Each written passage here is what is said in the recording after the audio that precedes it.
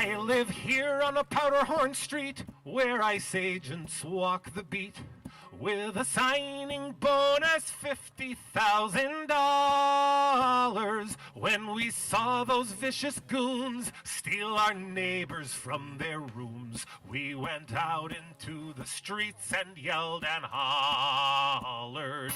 Come out, ye cowards' eyes, peel away your grim disguise. Tell your wife how you take orders from the fascists, how the city you betray made you run like well away from the white and snowy streets of Minneapolis. Very good. Won't you tell her how you stood in the way of Renee Good? How she tried to leave, but you were too afraid of her. How she did just what you said, so you shot her in the head for the crime of standing up for her own neighbors. Come out, ye cowards' ice! Come out, ye cowards' ice, peel away your grim disguise. Tell your wife how you take orders from the fascists, and how the city you betray made you run like hell away from the white and snowy streets of Minneapolis. I bet you felt so big and strong when Nurse Freddie came along, and he tried to shield a woman you were beating. 6 agents held him down, and you shot him on the ground and stood around to watch him as he lay there bleeding. Come out, ye cowards' ice, peel away your grim disguise. Tell your wife how you take orders from the fascists, how the city you betray made you run like hell away from the white and snowy streets of Minneapolis. Come, let us hear you tell how you serve the country well, gassing children in their schools and cars and houses, and how the nation's great distress can be solved by DHS if you repress the rage your cruelty arouses. Come out, ye cowards' ice, peel away your grim disguise. Tell your wife how you take orders from the fascists, and how the city you betray made you run like hell away from the white and snowy streets of Minneapolis. Come out, ye cowards' eyes, peel away your grim disguise. Tell your wife how you take orders from the fascists, and how the city you betray made you run like hell away from the white and snowy streets of Minneapolis. From the white and snowy streets of Minneapolis. Thank you so much. My name is Ben Grosscup. Good to be with you. Hello, everybody. Hello. Salty Turtle Cupcake. Thank you for the $75 dono right off the bat. We are jumping in real quick here. Here we go. We're jumping in with, we're going to be covering some of this. I am then going to be jumping in about 30 minutes to participate in a panel discussion as a part of this program. So just as an FYI, everyone, that's what we're doing today. So let's hop on over. Countless people have been rounded up and disappeared with no due process, including a 5-year-old boy, Lieu, who luckily the other day was released from a detention center in Texas along with his father, thanks to some work that Democrats have done in other progressive groups to raise awareness and get him out. There is no reason for the U.S. federal government to come to a 5-year-old child with masks and whisk them away, put them on a bus, and ship them 18 hours to a facility in Texas, which is what happened to this young boy, Lieu, and thankfully he's back home. And a lot of that is due to everybody watching tonight and everybody telling us are telling the world about what is going on in Minnesota and all the ways that this is not what our democracy is supposed to be about. So tonight, you're going to hear from a whole host of people, but the main reason that we are here is to raise money for groups on the ground that are helping the communities that are affected most by this absurd and illegal ICE rage. And folks, you can scan the QR code on screen to get three Minnesota. great orgs So in the I want to talk Twin to you a Cities little bit area. about the organizations. I believe There in you the go. bottom He's about to right-hand talk about corner, there may be a QR code that you can use your phone and get the website to donate money to them. But the most important thing now is funding these groups. And I think another thing that's really important is that a lot of groups that are doing this work on the ground are losing their funding from the federal government due to the, excuse my language, but the big bullshit bill that was passed that cut tons of services for poor working class, middle class families in order for them to put food on the table, to keep their costs down and things like that. So it's going to be very, very important, even if you can only afford $5, $10, $25. All of that makes a difference, and all of it will go to these groups. And I'm going to list them, and I apologize that I have to read them because I cannot memorize all of them. Also, but this I got want to put tell together you in about some like of these a groups handful in of particular. days. So one of them, and I have to go glasses mode here.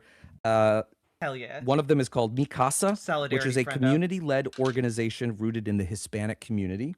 Together with local partners, they connect families to essential resources from basic needs and referrals to cultural navigation support and community education. That includes food assistance, diapers, formula, and other resources for infants and children, and volunteers to help immigrants navigate everyday life. And one of the things that is most important in Minnesota and other states like my home state of Maine right now is many immigrant families and communities do not feel safe going outside. Yep. So it is very, very difficult for them to get the things that they need to just live their daily life. So Mikasa is one of those really great groups that we need to get our checkbooks out and our credit cards out and make donations to them right now. Another one is called the Immigrant Law Center of Minnesota.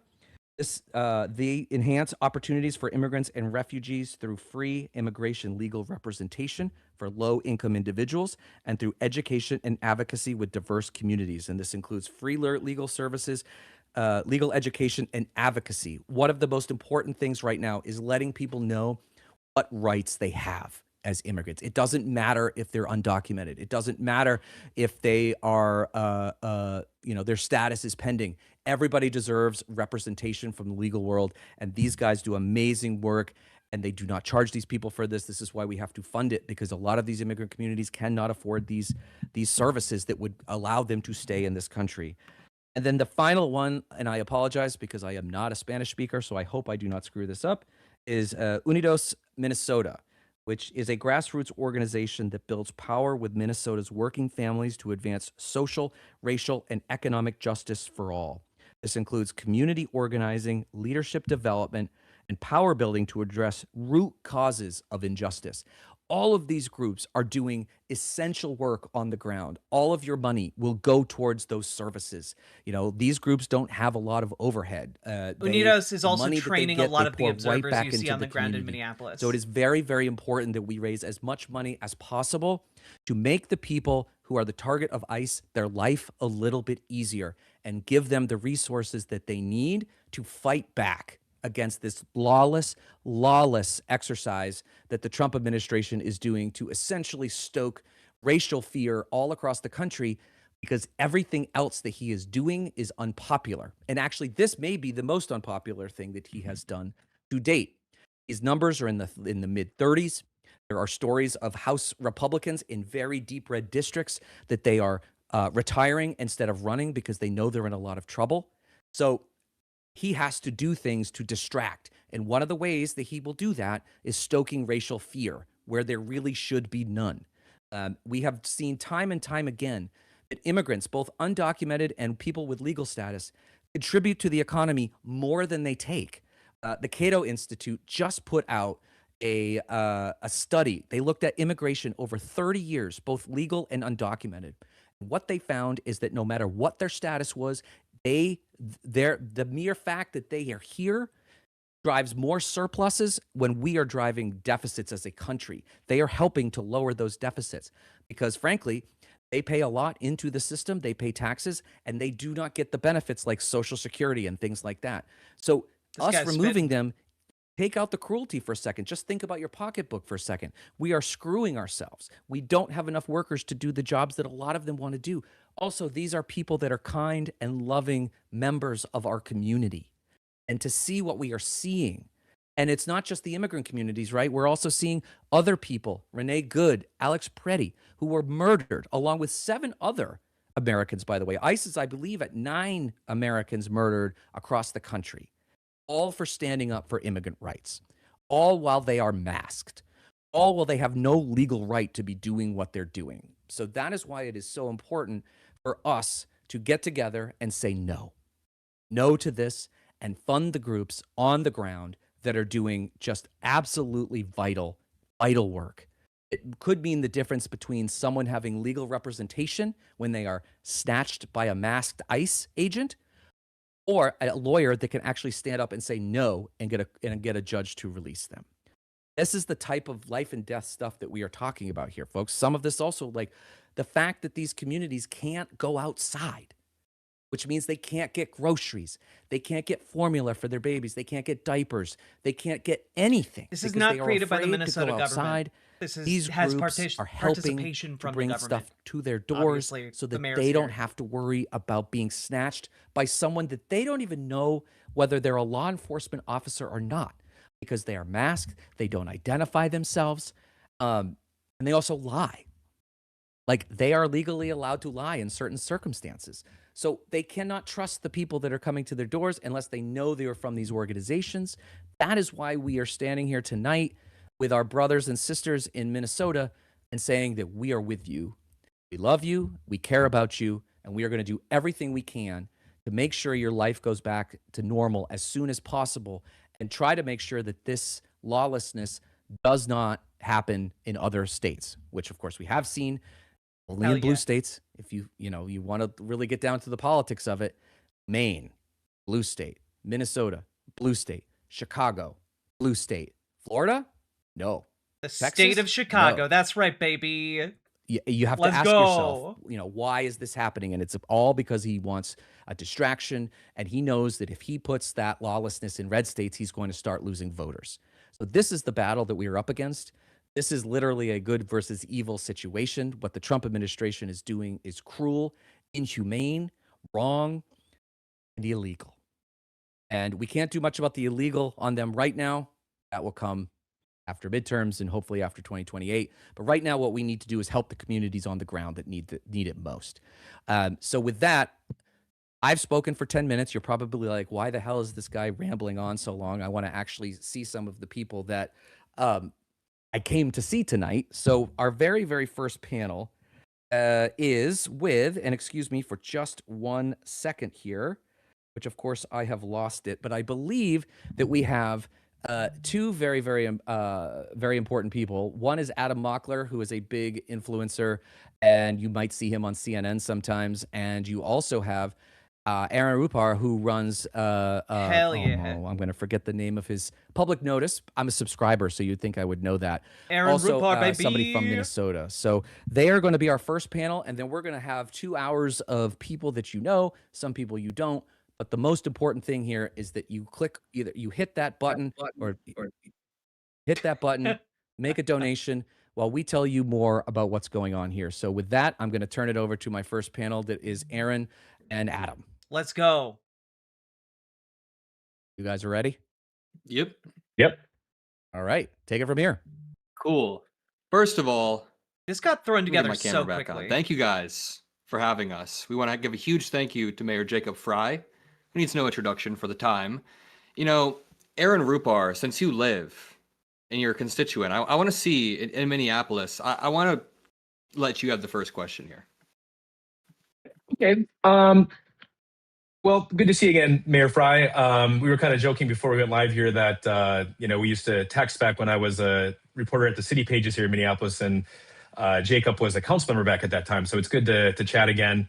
One thing I've been curious about that I think hasn't been covered too much is just kind of the business impact of the ongoing, ICE. I don't know if occupation is too strong of a word. It kind of feels that way a lot of the time. But I'm sure you're getting around talking to business owners. What's your sense of the impact that it's having, and is there any way to kind of quantify that at this point? Yes, thank you, Aaron. Good to see you. By the way, can you guys see me? I could see you a second ago, but you can see me all right? Okay, Yep. good. See you.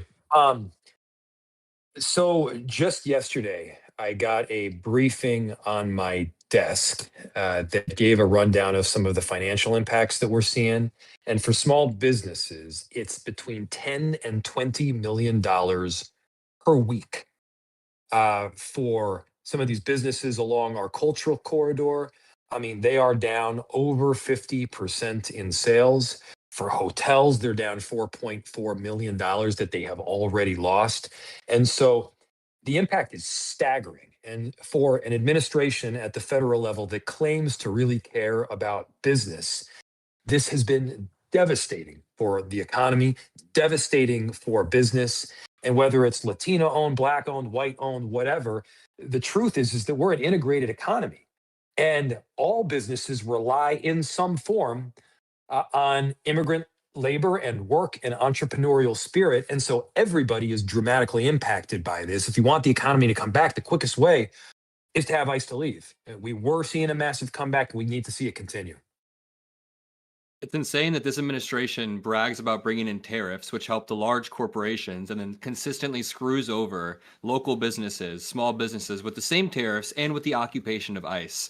I guess on a quick separate note, I feel like we see this administration invert reality a lot when it comes to how they speak about what's on the ground and what's actually on the ground. So they call the peaceful protesters, quote unquote, agitators. Rather than investigating ICE, they have investigated you and Governor Tim Walz, quite literally just inversing what's happening. Can you expand a little bit more on the 96 court orders that have been violated by ICE? Judge Schiltz said that in January, apparently, they have violated more court orders than most agencies have in their lifetime. Is that true? Yeah, and if it weren't so terrifying, it would be comical. I mean, look, abiding by a court order is one of the most foundational principles of the endurance for our republic. Um, it's not like our judicial system has a sitting army, but you trust in the judicial system. You abide by it. And when there is a court order, you work with the court order and you do what it's telling you to do. And to have, whether it's two court orders that you're not complying with or 96 court orders that you're not complying with, this is ludicrous. And people, regardless of partisan stripe, should absolutely be freaking out right now and be incredibly angry because this is not okay. It's a violation of the separation of powers. It's a violation of our Constitution. It's a violation of these orders themselves. And on top of that, as you mentioned, they've got the Department of Justice. That I have always had, traditionally this immense respect for. These are some of the top attorneys that you have in the whole country that go to work for the Department of Justice. I guess bureaucrat would be the traditional derogatory term, but it's really not. Like, these are public servants that do this work not because they care about making a heap ton of money as like a lawyer. They care about it. They do it because they care about our democracy. And they have served for multiple different administrations, multiple parties. And it's this sort of service that rises above partisanship or any one leader. It's about our country. Now, of course, you've got these top-notch attorneys that have all said, screw it, we're out. This is wild stuff. We're jumping ship. This is not about working on fraud anymore. They were all for working on the fraud. Now the top fraud lawyers have left. I'll be on at 7:30. For those that say the about stream gangs, started the at top 7. gang lawyers have left. The top safety lawyers have left. The top lawyers, for the most part, have all left. And instead of investigating the person that killed Renee Good, they're investigating me. They're investigating Governor Walz, based on allegations that I guess we have done the responsibilities that we're required to carry out as mayor, which is to speak on behalf of our constituents. It's very concerning. I have one question for you on kind of the public safety component of this. I'm sure you have seen, as many of us here in Minneapolis have seen, some of the videos of, even beyond the Peretti and Renee Good, other instances where federal agents have really behaved recklessly. There was one just yesterday of them drawing guns on a carload of observers, and then on Sunday at the Powderhorn Recreation Center, which obviously I understand is a more of a park issue, but where they were kind of gassing people over there. Obviously, even after the quote unquote drawdown, there's something like 2,000 federal officers versus like 500 Minneapolis cops. But is there anything from like a public safety standpoint that the city can do, when you see a video like that, to try to hold any of these agents accountable who are acting really recklessly, or just what precautions can the city take to try to make it so that there isn't another Alex Peretti or Renee Good? Yeah. So I'm curious to hear about that. Yeah. Well, first, let me start with the obvious stuff that may not be obvious. Record them. Use your cell phone. That is a completely constitutional activity where you use your cell phone, you record what's happening on one of the best disinfectants is sunlight. Second, call 911. As you know, we have a separation ordinance. We in Minneapolis and our police officers do not enforce federal immigration law. That being said, we do respond to make sure we're keeping the peace. And importantly, we also document. Our police officers do have body cameras. They have had body cameras for, I don't know, 8 years or 7 years or whatever it's been. They're going to be turning them on. We gather information. We collect that information as evidence. We use it in court. And the more eyes that are watching what's happening, including, by the way, our police officers, the less likely they're going to do something that is horrific. Look, I am hopeful, not certain, but hopeful that they will both be drawing down the numbers of ICE agents and Border Patrol, and the conduct will be changing in the sense that, it's not these roving bands of, ICE agents just kind of randomly going around the street picking up people that look like they might be Latino or might be Somali. But it's more targeted. At least that's what they are saying. But again, I'll believe it when I see it. You're asking the right questions though, because this is a very concerning time when the limited numbers of police officers that we have are dealing with these. It used to be 3,000 to 4,000 ICE agents. Now it's probably somewhere around 2,000 is what we're looking at. But either way, it's problematic. And I'll give you one just anecdote here. When Alex Peretti was killed, at that moment in time, we had 30 police officers in total, that were working on shift for the city. It was a Saturday or a Sunday morning or something. And 30 officers in total throughout the city that have to do all their regular work. Meanwhile, there were, I don't know, dozens and dozens of ICE agents on site on that location when this happened. And so that's kind of what we're up against. Yeah. Can I ask you a little bit about the vibe on the ground, the difference between the different leadership? Like at first it seemed to have been Greg Bovino was leading the charge. Now Tom Homan is on the ground. Can you explain what the vibe has been like with Tom Homan? How has it been with him leading the charge lately? I mean, I can't speak for the vibe internally within ICE. I can tell you the intent, or at least the stated intent from Trump when he brought Homan in. The intent was supposedly to bring down the temperature. I've never met Bovino. I've never met Kristi Noem. I have sat down with Homan, and he did make clear that what was happening was not okay, and changes would be made. He did make clear that the purpose of him being there was to bring down the temperature and to change the chain of command structure. Now, as he's stated, there's a number of things that we obviously disagree on, and those disagreements continue. And as far as the statements that he's made about drawing the numbers down, look, I'll believe it when I see it, but two, numbers are all relative. And while 2,000 is less than 2,700, 2,000 is still like 20 times greater than the numbers that we had pre-Operation Metro Surge.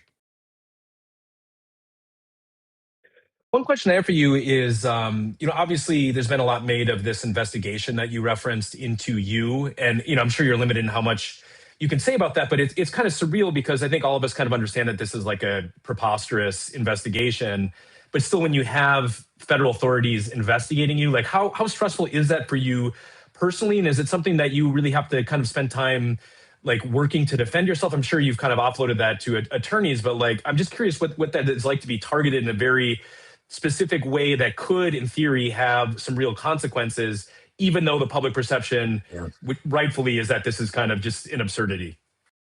Yeah, well, I think you're right in that it is an absurdity. You're right that there is no merit to any of it.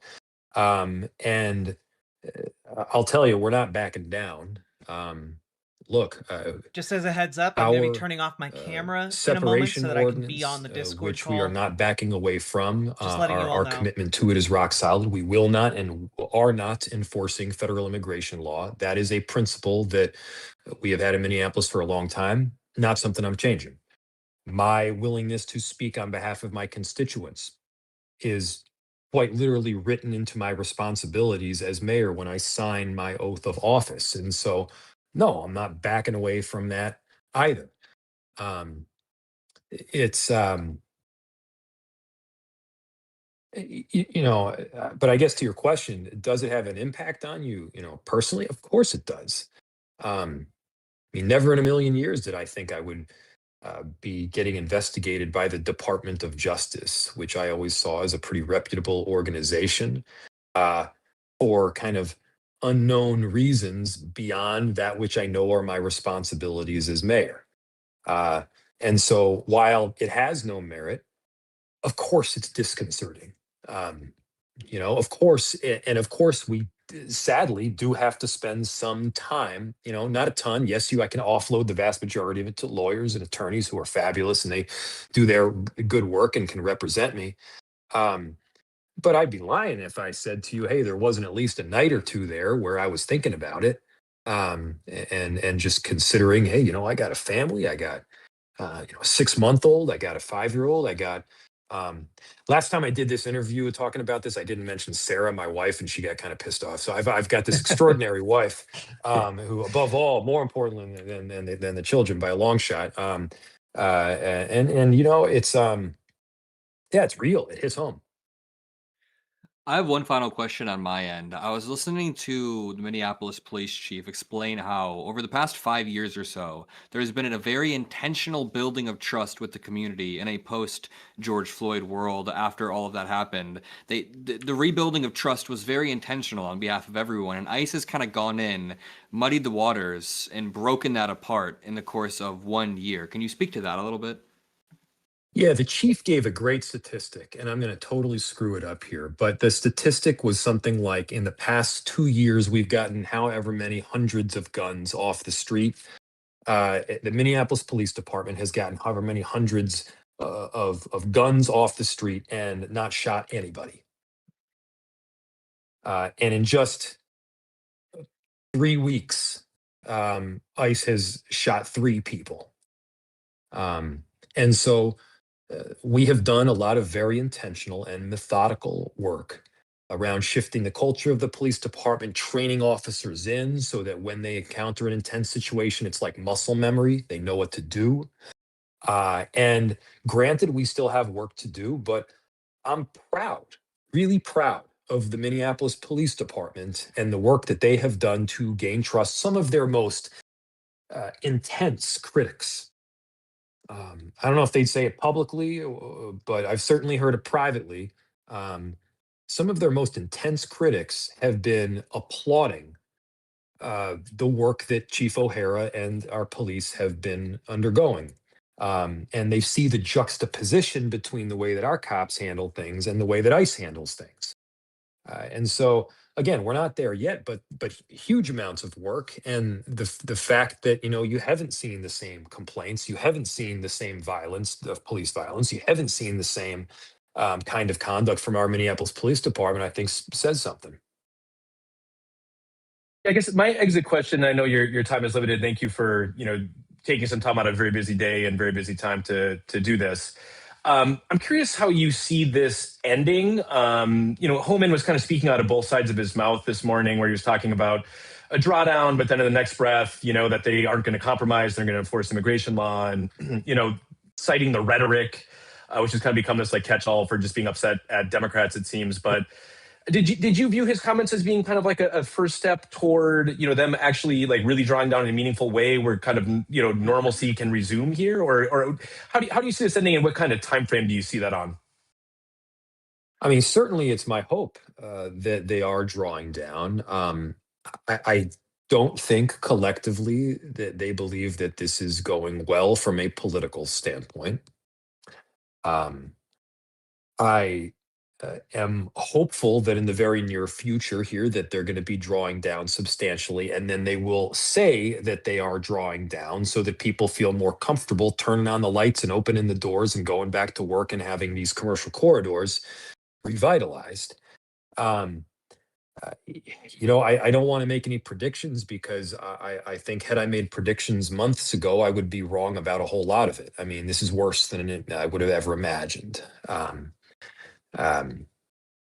and so I don't want to give you an exact time frame because candidly really don't know. I do know that here's what I do know. I do know that for people around the rest of the country, I've heard some public officials, some electeds, some CEOs say a phrase that is something close to, well, I got to keep my head down because I don't want to be targeted next. That is a bullshit argument. You will be next. You will be targeted. If we don't all speak up when we see violations that are wildly unconstitutional, then ultimately there's a ripple effect and they come for every city and every business that isn't just complying.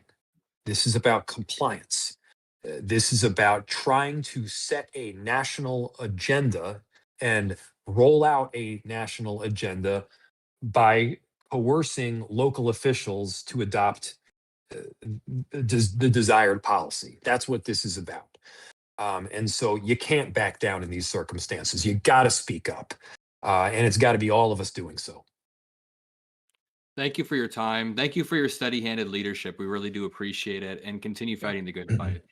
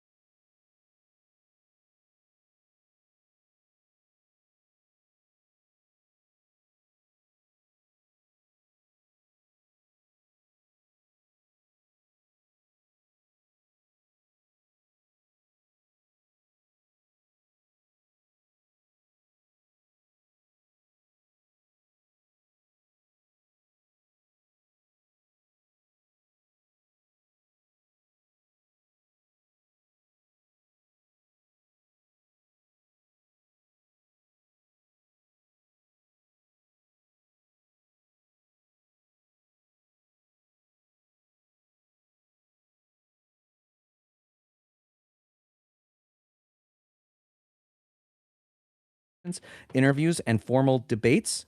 We also have Riverboat Jack, is a Minneapolis-based live streamer who discusses politics, news, and gaming. We also have the well-known social media influencer Jolly Good Ginger, who is a community builder, digital storyteller, and public advocate whose signature blend of warmth, humor, and insight has earned him a devoted following of more than 2 million followers across platforms. Jolly has been on the ground in Minneapolis covering the recent events, so we're really excited to hear from him. We also have Toussaint Morrison, who is a Minneapolis-based artist, activist, and influencer. He creates spoken word-driven content focused on social justice, race, and community empowerment. Morrison blends poetry, performance, and political messaging to engage audiences around cultural and civic issues. And last but not least, we have Sean McPherson, another resident of Minneapolis, who is a musician, radio host, and podcaster. He's been doing great coverage of the ICE occupation, and we are excited to have his perspective. So everybody, take it from here. Hello, welcome everybody. Well, I'm excited to have you all. I can see we have participants flashing in and out, so hopefully this will be steepled. So for the purpose of this discussion, I want to encourage you guys, if you guys are noticing somebody's talking for too long, do feel free to jump in. I really want this to be like a really casual, flowing conversation. But I kind of wanted to start out when we're talking about Minnesota and everything that's been going on. And obviously ICE has basically been the largest pushback against the Republicans, unfortunately, that we've seen across the nation, basically since Trump got elected, which has been nice to see, a little, I would argue, light to see, but it's nice to see. Are you guys, especially people in Minnesota, have you guys been surprised by the number of Republican officials that have actually come out so critical of ICE?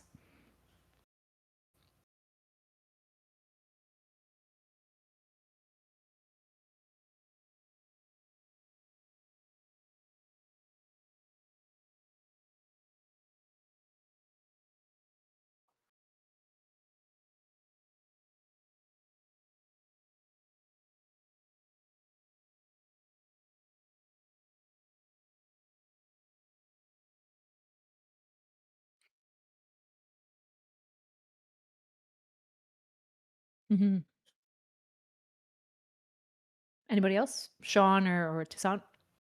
Yeah, I was gonna say I'm surprised more so at the Republicans who are still standing 10 toes down on their stance on ICE. When you see Lisa DeMuth's daughter speak out against her and openly refute her in Lisa's own comment section, that was pretty embarrassing for Lisa. And as for what was just mentioned with Chris Medell, that was interesting that he bowed out because he's made a career out of defending killer cops. Brian Londrigan to be one of them who killed Ricky Cobb. And it seemed like it was damage control for Chris because we'll see him back in court defending another killer cop. But when it becomes too obvious and it affects his bottom line, then it becomes a problem for Chris. So it was interesting to watch him bail out with the words that he used. That 10-minute video probably could have been 30 seconds. But yeah, I've been surprised by some of the Republicans. Yeah. I mean, a lot of them are defecting out of pure self-interest. You know, it's not they suddenly found their better angel. For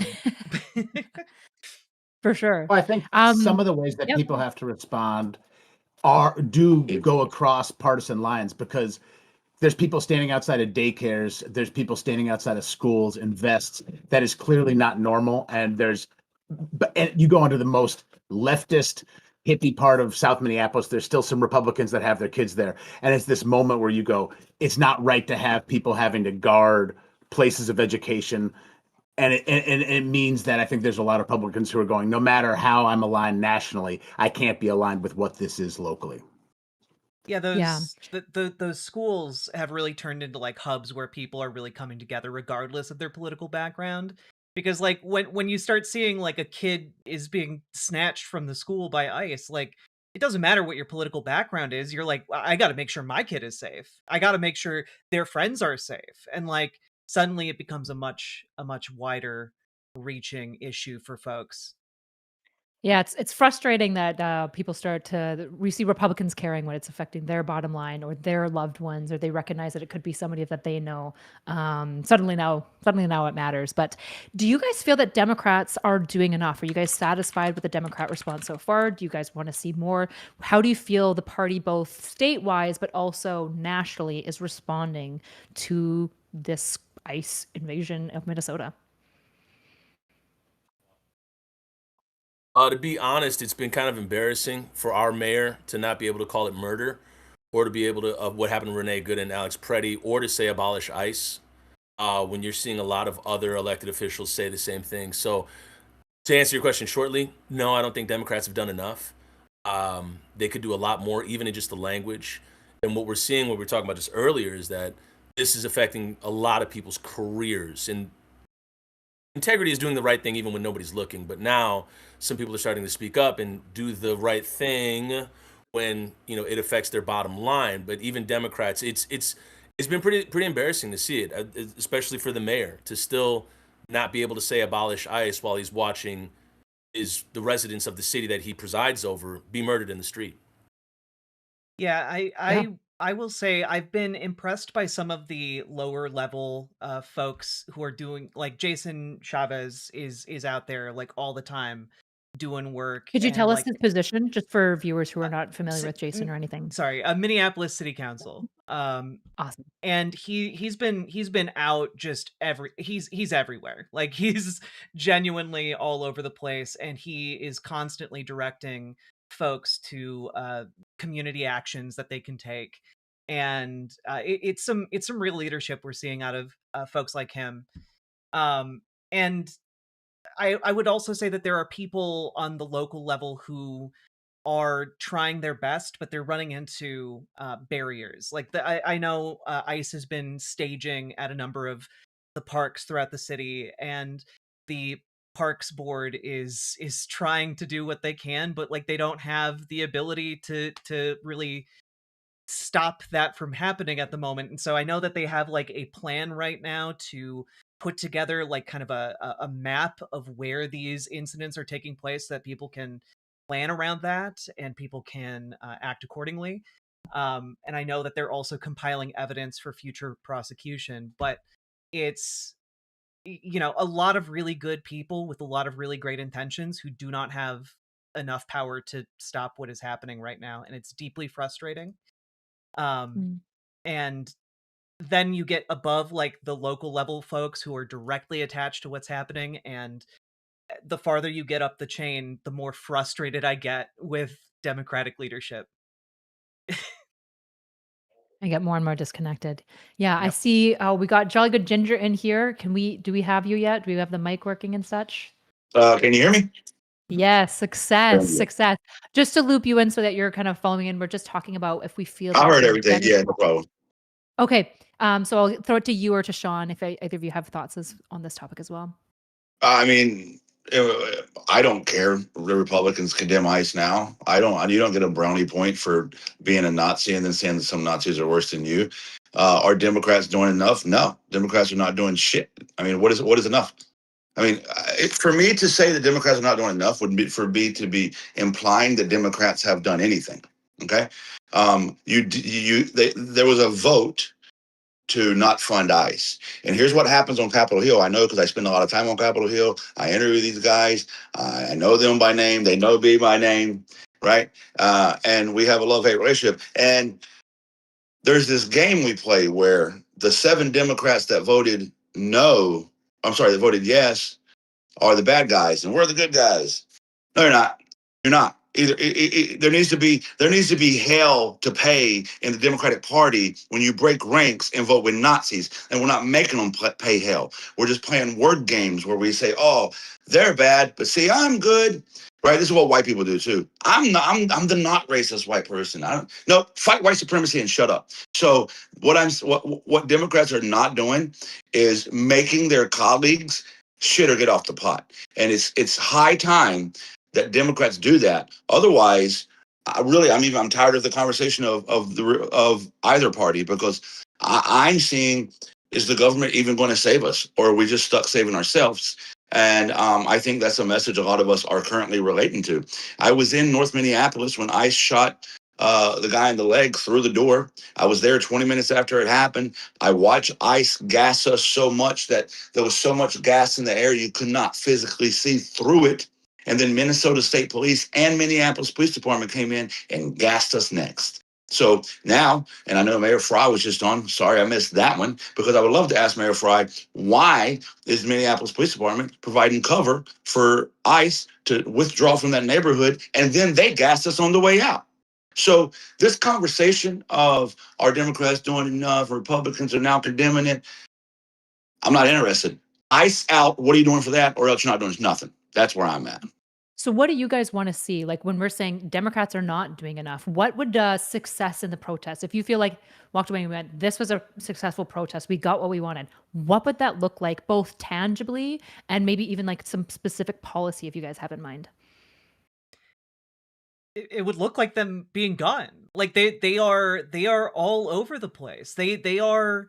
I mean, like frankly, I got so angry today because Chuck Schumer yet again goes out there and starts talking about reforming ICE. And like I'm sorry, I think of the Jackson family in Minneapolis who had 6 of their kids in the car and they were trying to get out of an area where protests were happening, and ICE heard them say that and then shot deliberately a flash grenade under their car, disabling it, and then shot a gas canister into their car. One of their kids almost died, had to get CPR, 6 months old.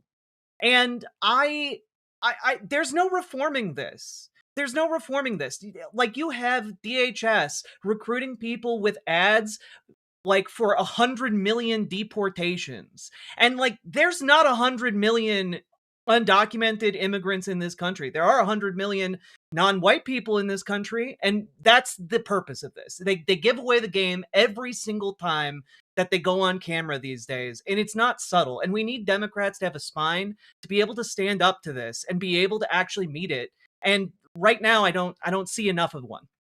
And it's If I can interject, I know I just went on a little rant. I apologize, but I'm a Riverboat Jack. Agreed, 100%. Because here's my thing about this: Democrats showing up to detention facilities and being denied entrance. I want my Democratic leader beating the door down, right? I want the local, hey, you're not letting me in? Well, I'm not. Well, that's not how this is going to go.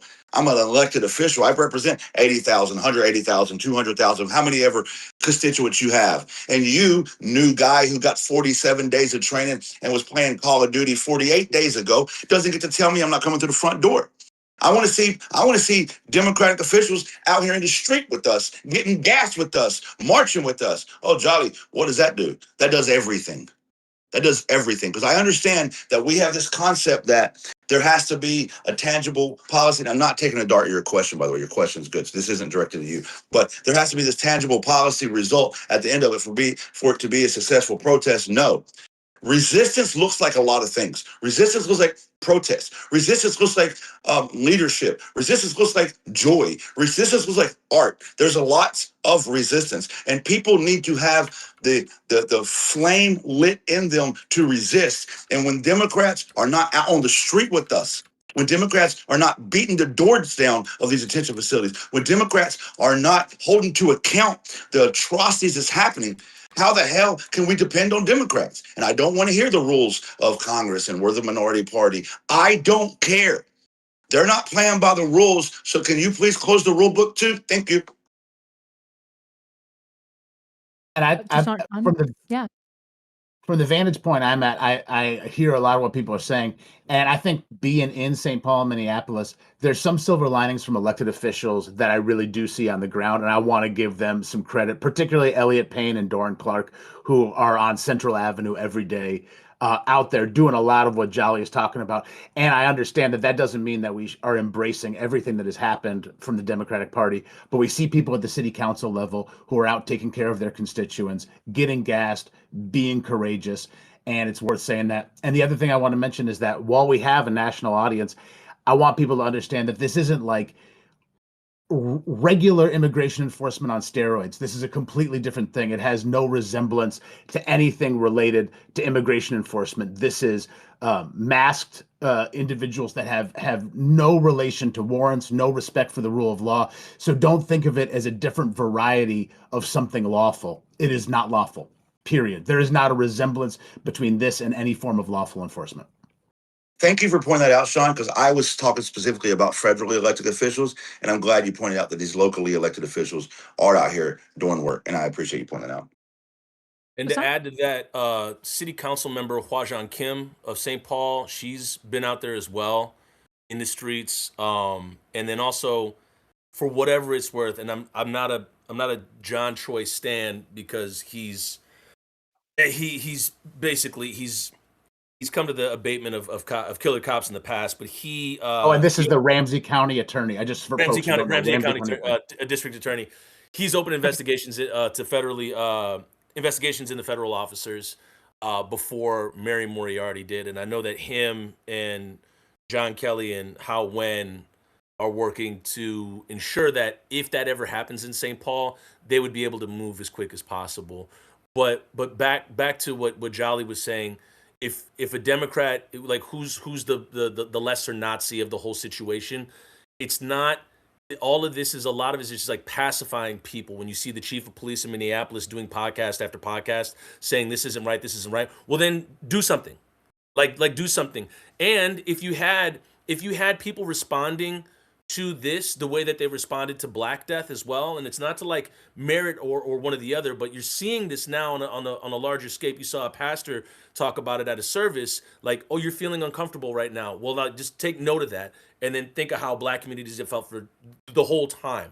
And so when we look at a poster of Renee Good and Alex Preddy get spray painted over it in D.C. that says George Watson, and people are trying to frame it, be like, hey, you have these great messages, you have this great graphic design that's getting the message through, and we want you to understand that all of it is bad, and let's not be selective about it. And the thing is that because it's affecting a white community right now in Minnesota, affecting white Minnesotans, like the mayor and the chief of police are in the proverbial hot seat, but still have not done enough. And you're talking about a mayor who voted against the ceasefire that the city council put up. He's promoted killer cops in the police department. So it's hard to expect anything from him or Brian O'Hara, even though Brian O'Hara talks a good game and can hold a conversation for a long time on a podcast. So if you guys were like, go ahead. Maybe I'll toss it back to you guys. But yeah, just to quickly, if you guys were finding a politician that you'd like go like, you are getting the soul of what we're talking about. I think Mamdani did a really good job in his run because I think he connected with the soul of his people in a lot of way.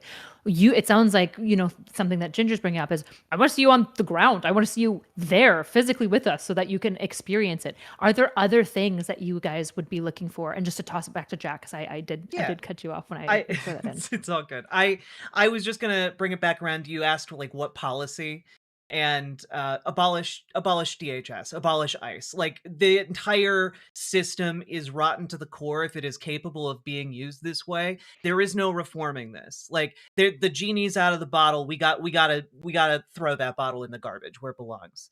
And as far as like locally, what I would like elected folks to be doing, I want to see, like, it is a beautiful story of community coming together, that like, these impromptu pantries are being filled. People are volunteering to deliver groceries to folks who are too scared to leave their houses. And like, it is a level of solidarity that I have not witnessed before, or at least in a very long time. And I want to see the city and the state stepping up in those regards. I want to see an eviction like moratorium. I want to see like bigger guns being pulled out regarding like supporting the material needs of people on the ground, because it's kind of ridiculous. We elected you guys. Like, help us. And like the level of rage that people are feeling right now, like it is immense. And I know I'm not alone in feeling it, but it is burning every day under the surface of all of this solidarity. And like, we need some help. So I really, you brought up the DHS thing. Thank you. Because I want to tie right back to what, I don't want to say it wrong. Is it Toussaint? Am I saying it right? Toussaint? Yeah, Toussaint. Okay, cool. So right back to what Toussaint was saying. I said the other day, I believe I was with Don Lemon, I think I was with, on his live stream. And I said, let's talk about this case. He had a legal, he was a legal gun owner. The officer approached him first. He complied with the officer's orders, and he was still shot to death. And I asked the live stream, we're all talking about Alex Pretty, right? They said, yeah. I was talking about Philando Castile. Mm-hmm. So what people need to quickly realize is what ICE is doing is what we've allowed police to do to Black, brown, and indigenous people forever. When you bring up DHS was formed, for anybody who may not remember this, post 9/11 Patriot Act, as a way to racially profile Muslims. Okay. So DHS was never like this good program that had good intentions. It was built in the height of Islamophobia and the height of pre-Afghanistan, pre-Iraq war. We got to go fight the terrorists, which meant Muslims the whole time. And that's what DHS was established for. We don't need it. Abolish DHS. So when I look at the federal level, that's all I want to hear from politics. I don't want to hear this Alyssa Slotkin neutrality where we need immigration enforcement. I believe it was Sean that said this isn't immigration enforcement on steroids. This is just something different. Bingo. If you want to talk about immigration enforcement, whatever, I don't care. It's not ICE and it's not DHS. Bye. Right? We did it just fine through 2001 without it. So that's what I want to see at the federal level. And on the local level, I'm going to tell you something as an out-of-towner. And I chased ICE in Chicago. I chased ICE in DC. And I came here and I chased ICE in Minneapolis. And I documented the whole thing. And I'm telling you something, Minneapolis, and this is no shade to Chicago or DC, because I love Chicago. But Minneapolis is an amazing city. And they have one of the most sophisticated network of mutual aid and rapid response that I've seen out of any city. So what would I like to see from local leaders here? The leaders that this city deserves, because this is an amazing city and they're putting in all the work. And if you're not one of the leaders doing the work with this city, they deserve better. Just in our last 5 minutes, I just wanted to make a mention. I've heard a lot of really amazing stories of local businesses, as you said, becoming pantries, just giving up their day-to-day business and supporting protesters, giving them warm spaces to just sit in and get drinks and food and use the bathroom. Do you guys have any stories, or have you guys been connecting with these small local businesses and people kind of supporting each other at this organic ground level? I'll go Yeah, first. I have. Go ahead, Sean. You go, Sean. Go. You don't really go into many businesses that don't have these signs that are printed out from Monarca, which is another organization doing amazing work in here, that says everyone is welcome except for ICE. And you see these saying you need to have a warrant to come in. And that's quasi universal for small businesses in the worlds I traffic in. And what you're seeing above and beyond that is almost every spot you go, you just go to the bathroom and you go, oh, there's the food drive. You go to some different corner and you go, oh, that's where the Venmo links are for people to support it. It's not 100% of places that are doing that, but the way that small businesses, and I really need to underline small businesses because I've been very disappointed by what the Fortune 500 companies have done in the Twin Cities, but small businesses have responded in a disproportionately important way to make sure that people get support they need. And you mentioned how amazing Minneapolis is, Jolly, and I just want to say that's because we've been through this before. And a lot of that came from Black and brown activism, starting with Jamar Clark and the killing of Jamar Clark in Minneapolis. And those networks are not 2 months old. Maybe the signal chat is, but the networks that support it are over 10 years old and in some cases longer. And that's why I think small business knew what they had to do, because people would come with questions if they didn't. That's my litmus test of whether I walk through the front door in Minneapolis. If you don't have the everybody's welcome but ICE sign, I'll go to the next business. But I just want to shout out one business specifically, Smitten Kitten. It was the first one that I went into. Right. There's plenty of them here. I can name 10 off the top of my head that are doing a lot of mutual aid. But Smitten Kitten was the first one I found. And what blew me away was they're a sex shop, by the way. And you walk in and it's a shop. They sell things, but they couldn't do business because they had diapers and food and other supplies from the floor to the ceiling. There was a line of people waiting to just hand out donations because they're also, by the way, in contact with people that can't pay their rent because they can't go to work, because if you leave your house, ICE will snatch you up, right? And then they had volunteers out front of their store guarding the store because, by the way, ICE was harassing their mutual fund operation. I mean, if we're talking about immigration enforcement, what part of immigration enforcement is assigning some of your agents to go harass mutual aid sites and small businesses? So, there's a lot of them doing it. Hola Arepa, Rectangle Pizza. I mean, the list is very long of businesses that are doing this. And I beg everybody who's not in Minneapolis to get online and find out what those businesses are and please support them. And I would just like to shout out Powwow Grounds in Minneapolis. They have been that like genuinely like it's wild.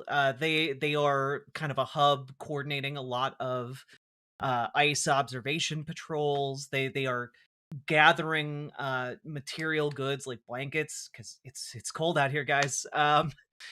For folks in the community who need them, like folks who are really, because again, a lot of business has slowed in the Twin Cities area as a result of this occupation, and like people are afraid to go to work, and so like some of these things that seem like basic necessities are really required for people out there. And I just also want to note like Powwow Grounds, it's indigenous, and like the indigenous community here in Minneapolis has especially been targeted by ICE as well. Like it doesn't matter if you're a citizen or not. If they think you look different or talk different, they're gonna harass you at best, and at worst disappear you. It's it is really difficult to put into words like the aura of terror that they have unleashed on this city. And the solidarity is the thing keeping it at bay right now. We're keeping us safe, but it'd be great if we had some help. IndigenousProtectorMovement.org. Go there. I would shout out Ben, large white man who works at Rectangle. When in 2020 in June, when we were at an anti-protest, which I would not recommend anybody to go to before getting informed on it. I remember Nerd D, Matt was at the counter protest, and he made an announcement on the megaphone. He said, "White folks, I need you to be a shield and not a sword right now, because provoking these people are just going to bring violence to the brown and black folks that are out at the protest here." And it many times, I mean, in this fight, like Sean mentioned, back to Jamar Clark getting murdered by the Minneapolis Police Department, what was needed in many times was for white folks to, be a shield or get involved at all. And when it seemingly doesn't affect you. Remember when Justine DeMond was murdered by the police, that everybody pulled up, and all of Southwest Minneapolis did. But Ben put himself between, the place that he's employed at and an ICE officer, and scared the shit out of him too, rightfully. The guy reached for like imaginary things on his chest. He didn't even know what to do about it. So there's certain people that are pulling up and doing the things that need to be done. And also a litmus test to piggyback on what Jolly said. If an elected official says, we just need to train them better, you can't train the racism out of these people. You can't train the fascism out of them. The training is not the issue. So when Cory Booker or Jake Frey, boy mayor of Minneapolis, says that, it's just mind-numbing, because it's like, do you not see the public executions in the street? You can't train that out of those people. So just to add that in. Yeah. I think one thing that strikes me is I think there's really interesting conversation that has to have around race and around what ICE is. But there's a really interesting thing. You guys are describing this there's a class conversation here, right? You've got small, probably middle and working class and lower class people all donating, all helping each other, serving each other foods, where you've got Fortune 500 companies. It sounds like basically not engaging. They don't want to probably affect their bottom line, and they understand that some of their bottom line is voted for this insanity. It's quite an interesting conversation of, again, the people on the ground, the people most affected by wealth disparity, most affected by ICE agents, are also the people banding together and supporting one another. Do you guys have any thoughts kind of about this lens? There are certain communities that are coming together for that, like St. Anthony Park and St. Paul, high property value. There are some places in Southwest Minneapolis, and I think a lot of people, it's uncomfortable for them to talk about that, because a lot of the redlining and racial covenants are the reason why some of these white communities can exist in Minneapolis and St. Paul. And now that they're seeing themselves in Renee Good and Alex Preddy, they're chipping in. And I forget the psychological word for it, but there are some communities that are actually chipping in, as before in 2020, and I'm sure Sean can speak to this, or Jack, but there were certain communities that were like entirely in 2020 that was like, hey, I'm Paul and this is between y'all. And it was like, really? I'm pretty sure they're coming for you next. Like, now that they have checkpoints off of like highways and whatnot, there are certain communities that are chipping in. Awesome. Tim, I noticed you popped in. Yeah, I think this has gone by incredibly fast, and I just want to thank you all. And it's in particular, I am not from Minnesota, and it's been very, very fascinating to hear from all of you talk about what you need on the ground, and I really appreciate it. And I know I've learned a lot about this, so thank you all for joining, and keep doing the work you're doing. And also, people who are watching, please donate to these groups on the QR code below, because this is Jolly. Do you have something on your tattoo? Is you showing us on your tattoo something? What does it say?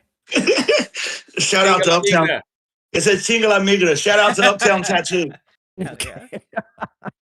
I love it. I love it. And it's so great to hear about all the local businesses doing great stuff. So thank you all for doing this. Keep doing your great work, and we've got your back 100%. So thank you for all of this. Thanks for having me. Appreciate Thank you.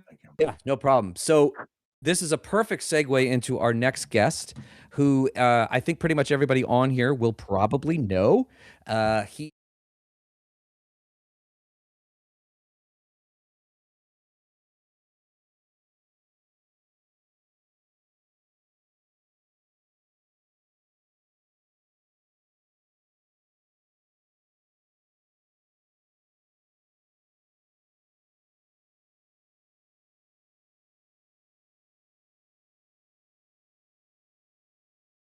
ladies and gentlemen, we have Senator Cory Booker with us tonight. Senator, are you here?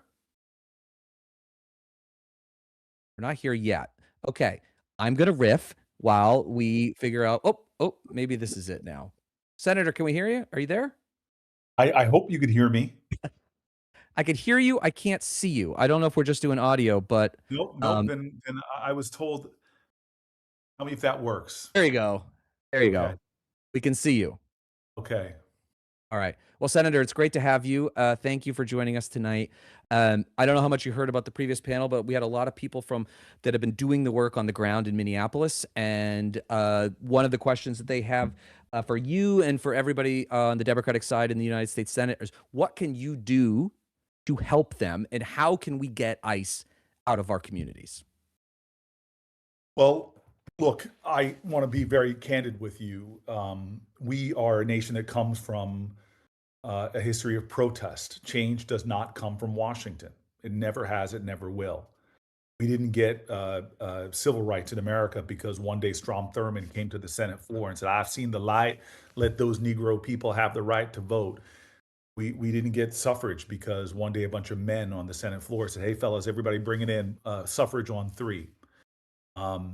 Every single step of American progress has had to overcome often challenges from some government entity, whether it was George Wallace and state governments, or even, as I know from here we are during a Black History Month, whether it was the federal government itself. I love what Frederick Douglass says: find out just what any people will quietly submit to, and you found out the exact measure of injustice and wrong which will be imposed upon them. And these will continue until they are resisted. And that's where we are right now. Our country was founded not by the statesmen that dominated, but it was founded by people who were willing to stand up against the unjust imposition of power from elites, from wealthy, from people that were willing to suppress freedoms and rights. Remember, even our Bill of Rights, the first 10 amendments, didn't come from the framers. That came from people that were demanding things like the right to petition government, the right to assemble, freedom of speech. So I'm where I am, and when I got to Washington, I was the only Black guy in the Democratic caucus. 1 second. And Sorry, looked I'm around at a fiddling with place the tech that, because the tech never imagined me. I was the is 4th Black person ever elected to the wonky United States Senate, and with I never Discord. forget that I didn't get there because of the action of I'm senators. not being quiet because I I'm got there so because of the thoughtfully actions of listening to people Cory like I Booker. watched today in your state. So I'm one of those Democrats right now that's upset. There are conversations going on about, frankly, accountability measures on bills I've carried since George Floyd. Things that are obvious, from body cameras to not letting masked agents run. But I will tell you this right now: when you have an agency invading our communities that is lawless itself, which violates laws, violates our Constitution, violates our rights to privacy, violates our civil rights, violates our lives, kills people.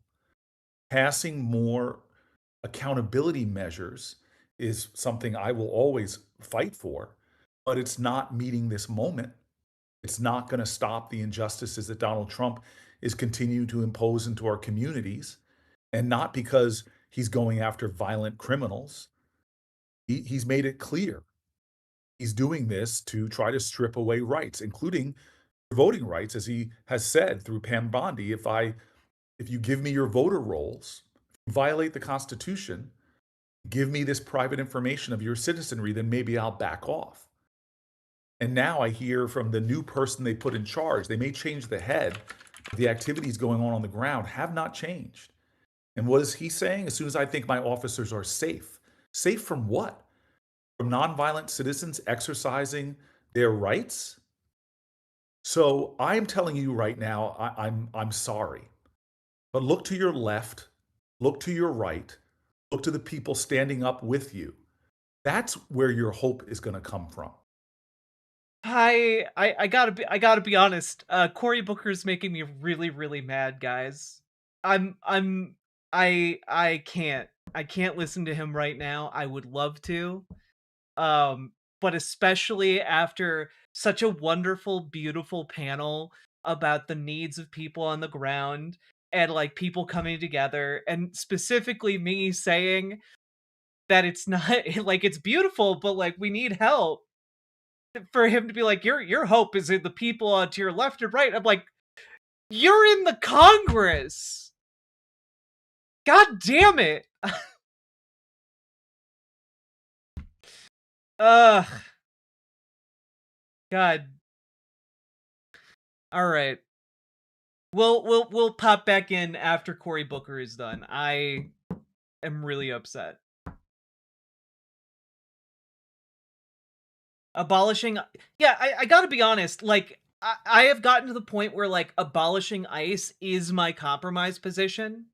We need to abolish DHS. Like, we took both sides into consideration here of the equation is abolish ICE. Abolishing DHS is 1000% what needs to happen, though. You were much more measured than me. I was trying to take into account that folks are tuning in to this who might not agree with my positions. So I was trying to be as diplomatic as possible while conveying the anger and frustration and needs that I could articulate.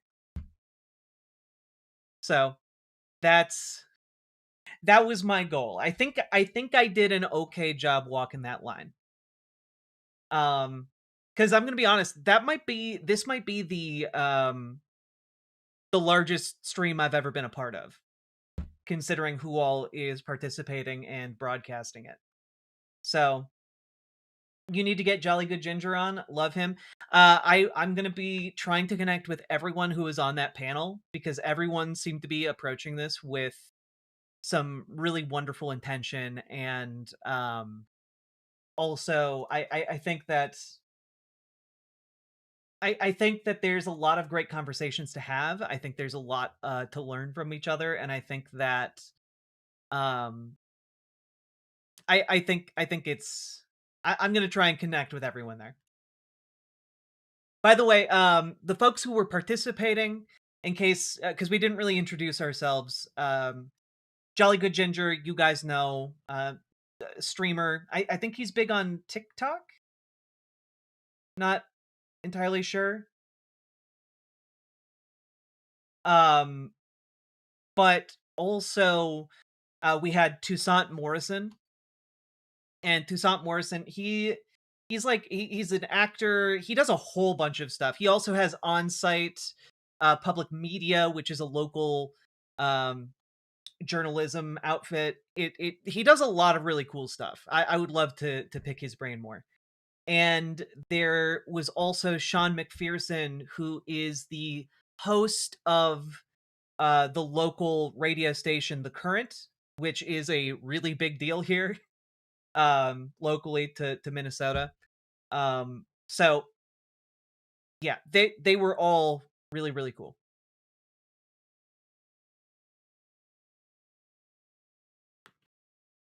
I think Toussaint Morrison was actually in VHS 85. Any chance of getting Jessica Denson? I don't know. I don't know who that is.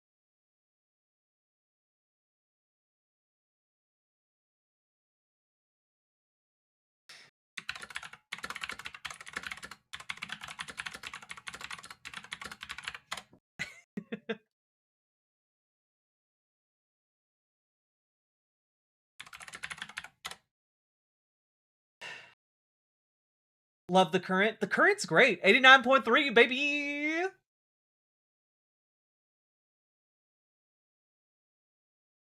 My dad is a centrist liberal who finds woke stuff annoying, and he thinks the Democrats are being too weak.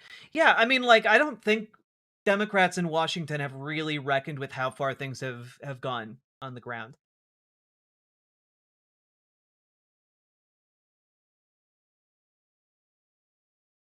There was a promise that the new room would be better for guests.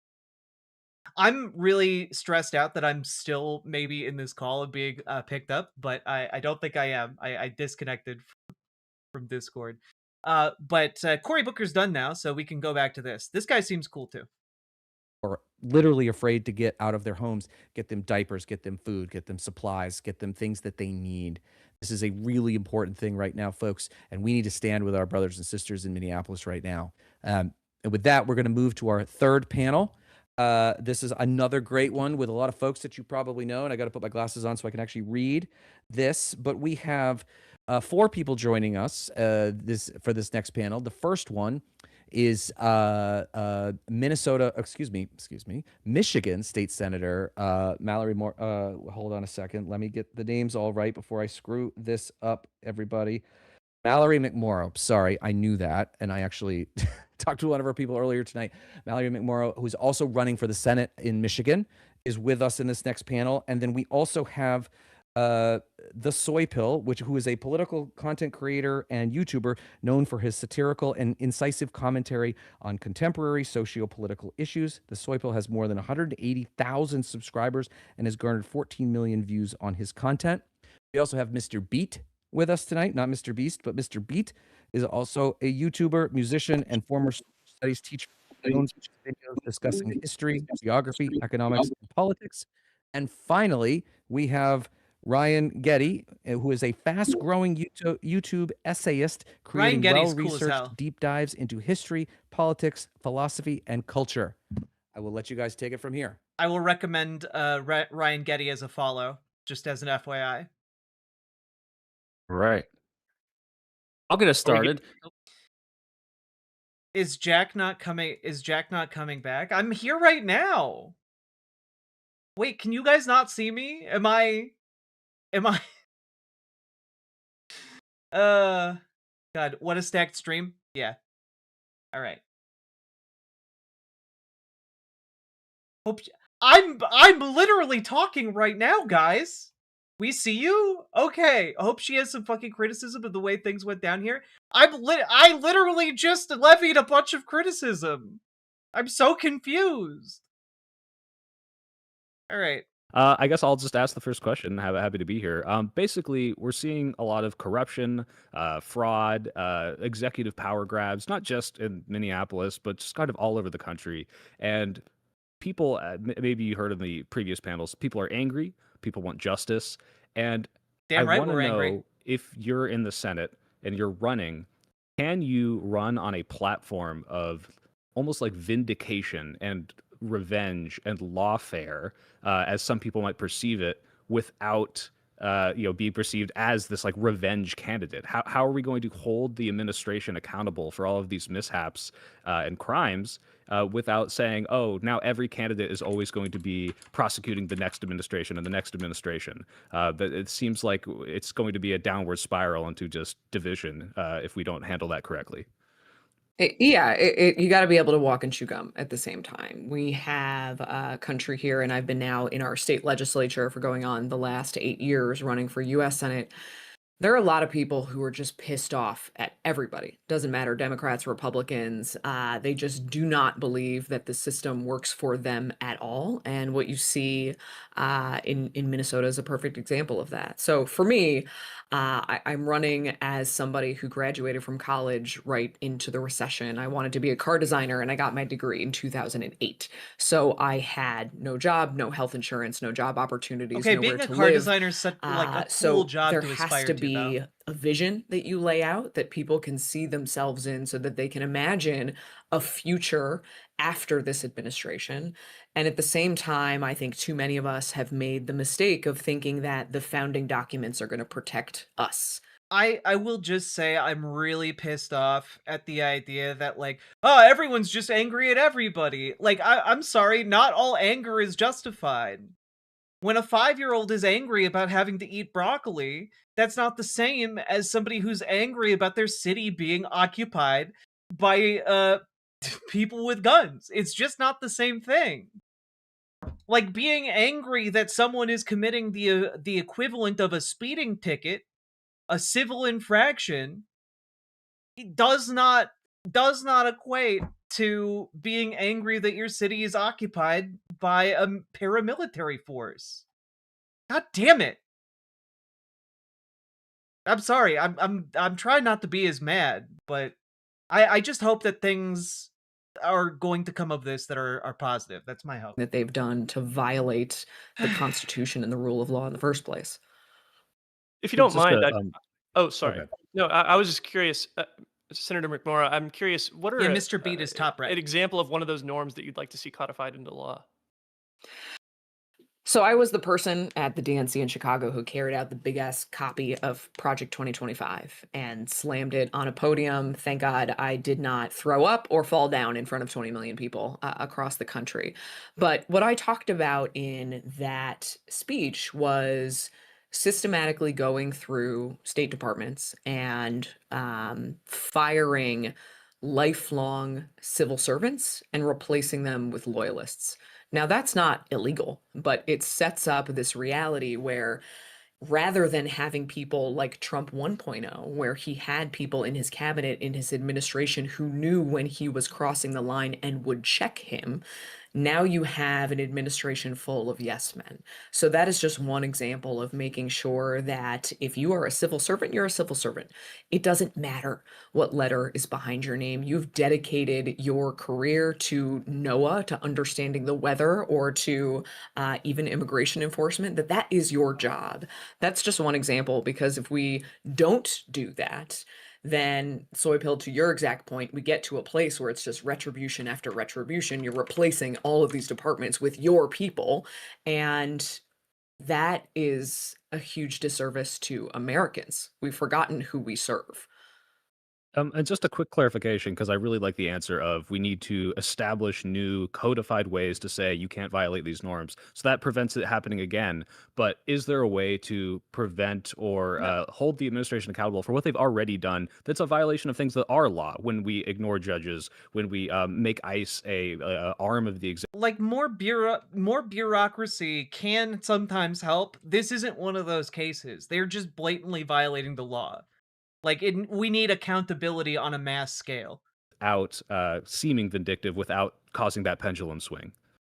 Yeah, one of the things that this administration is really good at is convincing all of us that we are powerless. It is this endless onslaught. It is a fire hose of horrible news. I mean, the way that they use social media content is just to piss you off.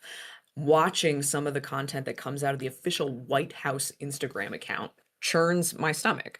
They're carrying out these immigration raids. I remember the video in Chicago when there were kids being dragged out in zip ties, when they are going into let me on the panel, please. To carry out preschool. Please let me on the panel. We just learned that raid was literally conducted by, like, at the request of the building owner in order to clear out tenants so that they could flip the building. Like, we've just learned that there is a level of corruption and weaponization going on here to serve capital in that particular case. Like, it's not just to piss us off and make us mad. It is to rally their base and get them prepped to hurt us, and to message to their rich donors and rich allies, hey, we got your back. Hey, snitch on your neighbors.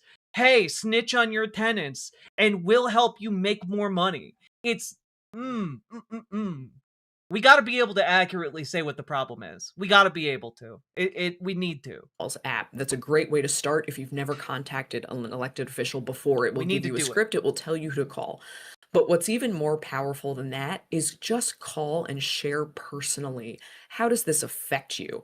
If you are a mom who is afraid to send your kid to school because your skin isn't exactly the right color, tell that story. Tell that to the person who is in charge, because we just need a few Republicans right now to vote with Democrats, to put restrictions on, to cut funding, and to actually push back on this administration, and then get involved in elections. Find a campaign and a candidate that you like, volunteer to knock doors, to make phone calls, to send text messages. Like, I know parents in the community who are terrified to send their kid to school, even though their kid and those parents are American citizens. They're terrified because their kid is non-white. It's an inexcusable crime what is happening right now at the behest of DHS in Minnesota and Minneapolis. It is, like, frankly, it's unforgivable. The only way we get back to any semblance of business as usual is mass accountability for every single person in DHS. Influences your politics, among other things. There's a lot of people on the right who use the language of religious faith in a way that I imagine you quite disagree with. Vice President Vance, for instance, has made news invoking his faith to defend the Trump administration's immigration policy. I wonder if you could tell us a little about how you're thinking about the role that faith plays in this political moment, how your faith plays with this political moment. Yeah, look, it was when I ran for office for the first time, you fill out a lot of these candidate questionnaires, and it will just have a list of things that they want to know: your name, your age, your spouse, and your religion. And for a while, I left that line blank because my faith didn't fit neatly into a line. I am somebody who was raised Catholic and has very complicated feelings about the Catholic Church. That I left the church. My mom taught CCD, but we had a priest who didn't uphold the teachings of the church. Then I went to Notre Dame. I found that I really loved the aspects of Catholicism and faith that had to do with service and looking out for those who had less, and the idea that faith without works is dead. I'm also married to a Jewish man, and that does not fit neatly on a line. So I didn't talk about it for a long time. And then I watched the rise of groups like Moms for Liberty, and exactly what you're saying, people who are weaponizing my faith, Christianity, as a cudgel to hurt people, as if somehow they have the moral high ground because they have the nerve to write Christian in their Twitter bio and wear an obnoxiously sized cross around their neck while they are hurting people. My faith teaches me to look out for immigrants and to look out for those who have less. Something that has been really stunning in this moment is watching, a priest who was on one of the protest lines get hit with a pepper ball in the head. Our faith leaders are standing on the front lines right now. And I think for those who do have that in your upbringing or your background, people are really hungry for a different way to express what faith is. And faith and politics are usually at odds with each other. If you want to make friends, don't talk about faith or politics. And I guess I have chosen to do both for some reason in my life. But we need it right now. We need to see examples of faith leaders and people of faith stepping out and saying, my faith teaches me that it is my responsibility to use my blessings to be of service to others, not to demonize or mark. Unrelated to anything happening here, Ryan Getty's background is adorable. Like this little stuffed bear, this little Revolutionary War soldier. Like I love it. It's cute. It's cute. Well, but yeah, 2026 does seem like one of the few years in American history in which we have, like, if you're an outsider, you have a better chance of getting elected. I consider you an outsider. Like you said yourself, you're not someone who ever envisioned yourself getting into politics. You like Googled how to run for office in 2016. That's pretty cool. So that said, it seems like this is a very populist time. And I think one of the rare examples we see of unity with Republicans and Democrats is the Epstein files. I know Yeah. there's some that are refusing to cross the line who are in the cult of Trump, but regardless, there's clearly a lack of action right now being seen after the Epstein files release. We're seeing action in other countries, but not here. So if you were in the Senate right now, the U.S. Senate, not the Michigan Senate, what would you do about all these revelations coming out in the Epstein files? Look, there is a lot of power in. Look, great question. I want to know what you're going to do about DHS if you were in the National Senate. Like, yeah, the Epstein files are important to talk about, but like this event is about Minnesota at the moment. And by extension, every place where ICE has boots on the ground and intimidating and beating and disappearing folks. The entire rotten system that is playing, a shuffle game with human beings, putting them into concentration camps. Like that's,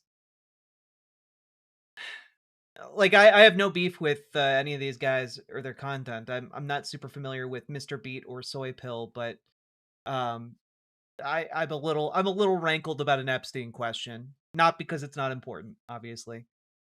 And what's true about the Epstein files is that either one of two things are true. Either this administration knew what was involved and intentionally hid it from us, or they flat out lied when they trotted out all the binders onto the front lawn of the White House. And yes, obviously they lied. There was nothing in those binders that wasn't publicly released before. Yes, they lied. They've been lying the entire time. They're lying right now. They're lying right now in breach of law. Like, it's all of the above. God, see, this is why when I'm on a panel, I'm on my best behavior, okay? I'm on my best behavior because otherwise I'm going to lose it. Hear me getting a little emotional. My daughter just turned 5, and I'm reading some of these emails that mention 7-year-old, 8-year-old, 9-year-old girls, and I'm sick to my stomach.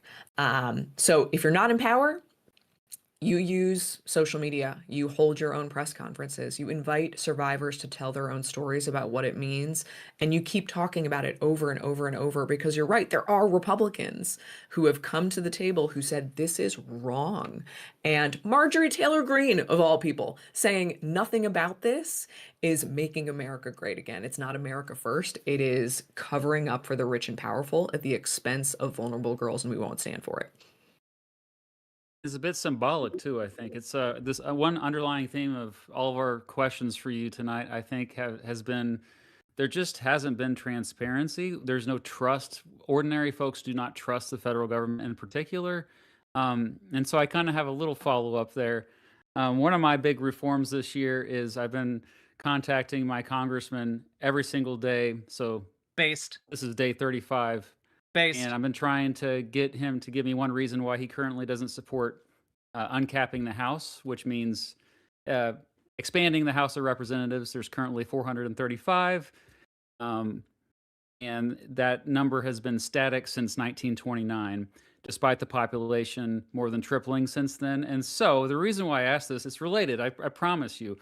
One reason I firmly believe there is this lack of trust between citizens and the federal government is because, well, frankly, the federal government members of Congress have no incentive to listen to their constituents. They have incentives to listen to their donors. And I'm sure you're speaking with donors on your, quite a bit right now. You kind of have to. It's the freaking game. Expanding the Beast, House, see, though, is this Mr. something Beast, you've even Mr. thought Beast about? Seems cool. What are your thoughts on that? Has anyone ever thought about replacing Mr. Beast with Mr. Beat? Just an idea, you know. Just like a small typo in the back end of YouTube could save us all. And That that many? many people. And as many events as we do, it's hard to see everybody. And I think it is really important to be able to meet the people you represent face to face. And I would be open to it, you know, because the House is supposed to be the people's house. You've got two chambers. You have the House and you have the Senate. It's not just that. There are comprehensive reforms that need to take place. You're exactly right. I have to talk to a lot of donors right now because in a state like Michigan with an open Senate seat, I'm going to have to raise at least $60 million to be competitive. It is a disgusting amount of money that keeps a lot of really good people who would make incredible elected officials away from even thinking about running for office. And I've made the decision not to take any corporate PAC dollars on the campaign. That makes it a lot harder. That means you're probably going to see a lot of Instagram ads with me. Currently, one that people see is I'm running out of the woods saying, stop scrolling. Please pay attention for 2 seconds. I do think that she seems like a decent candidate. She's not as radical, obviously, as I would like, but like, I'll take her over most centrist Democrats any day. Have access to information and become a multimillionaire before anybody else does. Like any Democrat that is refusing corporate PAC money is an ally. IMO. Makes some people uncomfortable. Why doesn't the party just decide? Well, when the party decides and puts their finger on the scales, people don't trust the outcome if we've learned nothing. So I think yours is a great idea. I think we have to explore a lot of ideas to, frankly, as we think about the next generation of elected officials in Washington, people who are not so wed to the institution the way that it always was, and instead recognizing that this administration is tearing the institutions down to the studs, that gives us an opportunity to build new institutions that I like live that up attitude a lot. to She the seems cool. promise of our country and of representation, and help to restore people's faith in their elected leaders, and that this system actually serves them. Awesome. I have to start officially endorsing candidates if they support uncapping the House, by the way. Hell yeah. Soy Pill, you got anything else? Well, I was just going to say, Brian? if we if we can track the stocks in real time, then we can all become millionaires, and then we can all run for Senate. That would actually 2 birds, 1 stone sort of situation. I think that was all the questions on the docket. Are we good on time, Jay? Reminder: feel- this is a Yeah, they're both- fundraiser. I feel like I have You- so many You You can- questions. can, if you guys want to go for a few more minutes, I think you can. Well, yeah. You've got 5 minutes. I have so many more Oh, questions. perfect. Real quick before Are we forget, there- because we'll Rapid fire. push it. Well, I just want to say, yeah, it is a fundraiser, so to everyone listening, please, Like what are you doing? Ask her about ICE. Ask her what she's doing. Ask her how she's organizing in her community. Like what are the contingencies when ICE starts abducting children from schools in her district? Like I want like every single Democrat in this country should be getting asked that right now and should have an answer. Like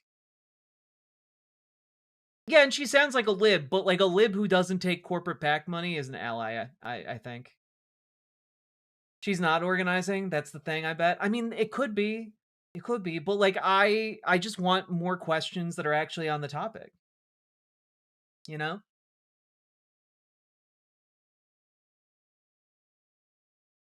Well, Abdul El Sayed is, I believe, is running for national, like in Congress.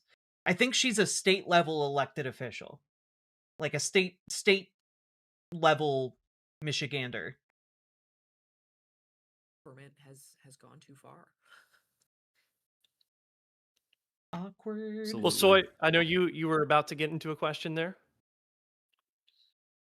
I was. Maybe Oh, you I can thought read you my were. mind. I'm curious. I'm curious if you have trust in government is something that I talk about a lot on my channel. I think it's one of the biggest problems that we have as a society is we have a situation where a lot of people do not have trust in the government. I wonder, Matt obviously talked about expanding the House of Representatives. Are there other things that you think that you would be able to do in the Senate that would help to restore people's trust in government. You know, beyond The filibuster. End the filibuster. End the beyond filibuster. abolishing. Yes. Yeah. No, but beyond that, silent filibuster. so look, we now live in a time where, you know, it's not Walter Cronkite anymore. It's not like everybody is watching the same news and they get the same facts and the same information. They go to bed. We now live in an area where everybody has different news sources, different media outlets. And I think that that is both a terrible thing and a good thing. I mean, the fact that we can all come together and just broadcast this out to whoever is watching, I think is a wonderful thing. What I would want to do in the Senate is Yeah, I would. Okay, she is in the primary right now against Abdul Al-Sayed. I would prefer Abdul Al-Sayed, but you know, like, if the worst case outcome is that we get instead someone who's still not taking corporate PAC money, I'll take it. You know, I need by hook or by crook any kind of thing that will get DHS and ICE abolished. She's willing to do that. All right. Voting on. Here is the input and feedback that I've gotten. Here's why I voted and why. And the best feedback that I would get from constituents, especially people who didn't vote for me, was people who would say, I don't agree with you on much, but I trust you because you explain what you're doing and why and your The rationale. third candidate and it is an makes APAC sense. candidate. And I just feel like a lot of that is missing on the federal level right now. Yeah, she's polling like 6 points ahead of Abdul Al-Sayed, but you know, it ain't over yet. That being said, she's probably gonna do pretty well come primary time. You know, come the primary election anyway. No matter how complicated, just like you would talk to your friend at a bar. Then I was Haley a Stevens doesn't creative seem like director she for has a much of a production shot. company that did documentary films and live events and Super Bowl commercials. Storytelling and communication matters, and you got to trust the people you represent to want to know what's going on. Don't talk down to them. Talk about what's happening every single day. On my Instagram, after the 2024 election, I started doing a series of Ask Me Anything, where you could type in a question, you could ask me whatever you wanted. And people asked, what's the difference between a bill and a resolution? What is going on? This is a very Michigan thing with the 8 bills that the Speaker of the House hasn't sent to the governor's desk. People ask, how do you balance being a mom and an elected official? And I would just take time. I've answered more than 300 of these questions so that people get to know me. And I wish more of our federal officials did that so that you're not letting Fox News or MSNBC or MS Now or whatever it is now kind of dictate where it is. Talk directly with people. We have all the tools in the world to do that. And I think taking advantage of all of those tools that we have would help people feel like you can build up a relationship with your elected official. And even if you don't agree with them all the time, because you're never going to agree with somebody 100% of the time, that you trust they are trying to make the best decision for the most. Oh, did we lose her? Did we lose? Rip. Did we lose? Froze. Oh, we came back. Oh, We you're froze back. there. You're back. We're back. That's all right. First Yeah, I think, priority after eliminating the filibuster. Expanding a program called RX Kids nationwide. I'm really proud of this one. Do any of you guys have kids? Sorry, I didn't even ask. Yes, I do. Yes. Okay, so RX Kids is a program that we piloted here in Michigan. It was created by Dr. Mona Hanna. She was the whistleblower of the Flint water crisis. It is a cash grant program for new moms and babies, $1,500 while the woman is pregnant, $500 a month for the first 6 months to up to a year of the baby's life. In Flint, in the pilot, we saw a steep reduction in evictions, reduction of postpartum depression, significantly better mental health outcomes, almost an elimination of babies being born and ending up in the NICU, healthier birth weights, healthier development. And it's just an amazing program that we've now rolled out statewide. And I think with everything being so expensive right now and nobody is prepared for how expensive it is when you start your family, that's something that I want to take nationally. Heck yeah. It's like Wait, UBI. can I ask but one for last? new Don't moms. forget to donate, folks. Oh, sorry. Yeah, don't forget to donate. One last question. This is super serious. If elected senator, will you build a Hot Wheels loop-de-loop racetrack on Mitch McConnell's desk so he's distracted and stops blocking bills? Yes. Also, I have the background to do this. I helped. You're gonna have to build it in the hospital, though. That bitch might be dying. Town Los Angeles. We sent 2 race car drivers through them and nobody died. So I can do this and we need to bring it to DC. That would put Mitch catatonic. That's awesome. Well, I don't even know how to follow up on that, but thank you. Thank you, everybody. Wait, really? Yeah, for Mitch joining us McConnell's not doing tonight. so hot, And guys. Mallory, I think if you become the next senator, you probably It's be the a only one that has Valentine's a Hot Wheels car miracle. named after you. So you know that's a badge of honor for sure. So thank you, everybody. Thank you again to all of you listening as well. Please make sure you hit that donate button. Use your phone for the QR code. Make sure that you give money. These groups on the ground that are doing this work, it's absolutely essential work that needs to be done. All of the dollars go to them. Nobody here is getting anything. It's directly to them. They're helping people who are afraid to go out of their homes, make sure that they have formula, diapers, food, all of these things. It's really, really important. So, and I just thank everybody here for joining and giving us a little of their time tonight. So, and I think with that, we're going to go to our next panel. We might need a minute, which I guess I'm going to, I think filibuster is probably a good term since we have a Senate candidate here to talk about, see if I can actually do it myself. But, you know, I think actually while we're waiting, I guess while we're doing this, maybe we should just ask, where can people, so Mallory, for you, example, like where can people find you? Obviously all over the internet, but if all people over need the internet, I am at Mallory McMorrow on all of the social media platforms. Or What does PAC stand for? It stands for Political Action Committee, and thanks to the Supreme Court's decision in Citizens United, PACs, political action committees, can receive uncapped numbers of donations and then funnel an uncapped amount of money into different political races, effectively unleashing an infinite amount of money onto any political race that a rich person or group of rich people want to rig. So that is what a political action committee is. And then there are of course, dark money political action committees, which don't report how much money they're spending or where they're getting their money from. It's a super fun part of our system that we should absolutely dismantle as soon as possible. Uncap the House. I love it. I love it. And I'm with you on that too. I think not to get into it too much, but I think, what is it? Like people are representing twice as many or 3 times as many as it used to be like decades ago or something like that? Yeah, in the beginning, in 1789, it was 1 rep for every 30,000 constituents, and now it's 1 rep for every 760,000 constituents. So. Oh my God. Yeah. That is insane. Yeah, I'm with you. Ryan, where can people find you? I'm Ryan Getty. I'm on YouTube.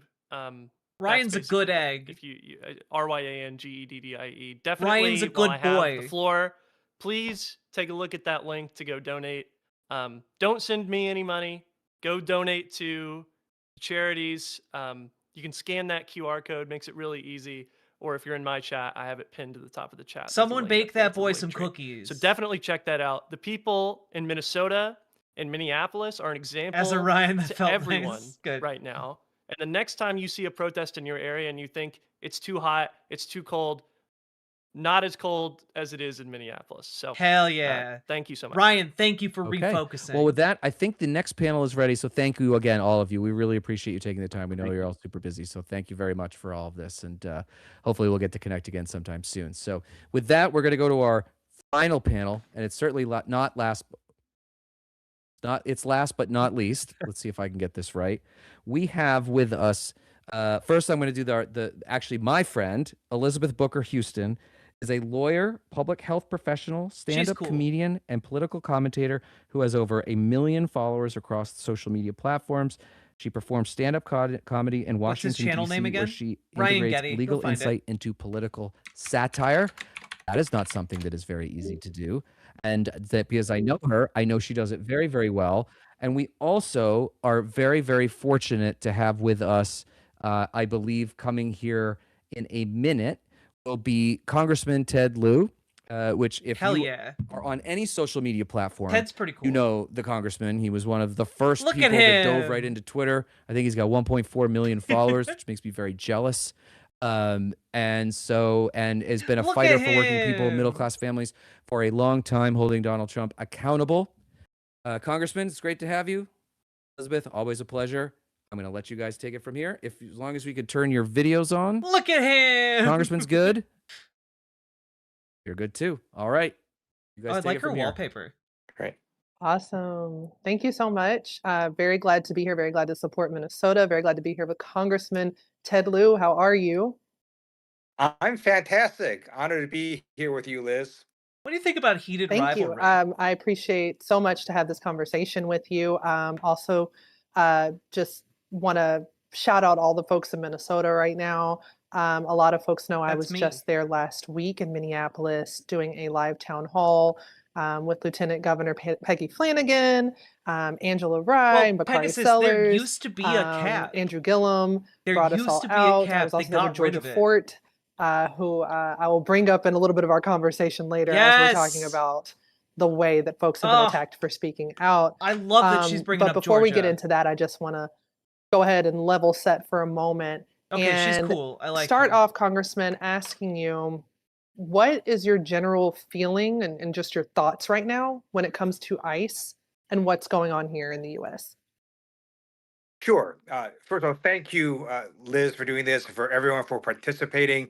Last month, I went to Minneapolis, St. Paul, met with nonprofit groups, with folks who were impacted by the raids, with local and state law enforcement, and then we did a Democratic field hearing. And I remember thinking I was simultaneously horrified and inspired. We heard horrific stories of abuse and lawlessness, and then amazingly inspirational stories of Minnesotans helping each other, of Minnesotans pushing back, of Minnesotans standing up for the law. We had a police chief testify at the hearing, which, when you think about it, is awfully strange because you have local law enforcement essentially criticizing another. Good night, Melody Queen. I don't want to call them law enforcement, but then, because to me they're not real law enforcement, but criticizing ICE and Border Patrol. And so we're simultaneously seeing the worst of America and the best of America. Simple way. And we're going to make sure that the best of America prevails, and the tide has turned. And, you know, I've been following what's going on your social media, the announcements that you have been making, and I want to point out some of the things that you are pushing for that I think are part of that best of America that you're trying to strive more for. The first one I want to talk about is that you have very explicitly stated Kristi Noem has got to go. She either needs to be fired or she needs to step down, and if not, you and other members of Congress are ready to bring articles of impeachment against her. Can you tell us more about that? 1,000%. Under her watch at the Department of Homeland Security, a number of Americans have been killed. And then you had a number of deaths at detention centers. She has turned ICE and Border Patrol into lawless entities. She has to either resign or be fired. And if not, then I support impeachment proceedings to commence. And in addition to that, you have also said that ICE and CBP and all of these other entities within DHS that are essentially engaging in this kidnapping and killing of American citizens needs to stand down all interior operations. What did you mean by that when you said they needed to stand down all of their interior operations? I served on active duty in the United States Air Force for 4 years, and then additional 21 years in the reserves. When the military has preventable deaths happen, what the agency or the department will do is basically order an operational stand down, where you basically review and change policies and procedures, go over training, go over safety protocols, go over whether the mission needs to be reassessed or changed. And I believe that needs to happen for ICE and Border Patrol interior operations. They need to have an operational stand down and number one, teach every agent what the Constitution actually says. You actually do need a judicial warrant before you barge into someone's home. Teach these agents that you can't deport American citizens. You can't even detain American citizens. Their only charge is to enforce immigration laws, not against American citizens. And then third, make sure that they know how to use force without killing people, without abuse, without excess force.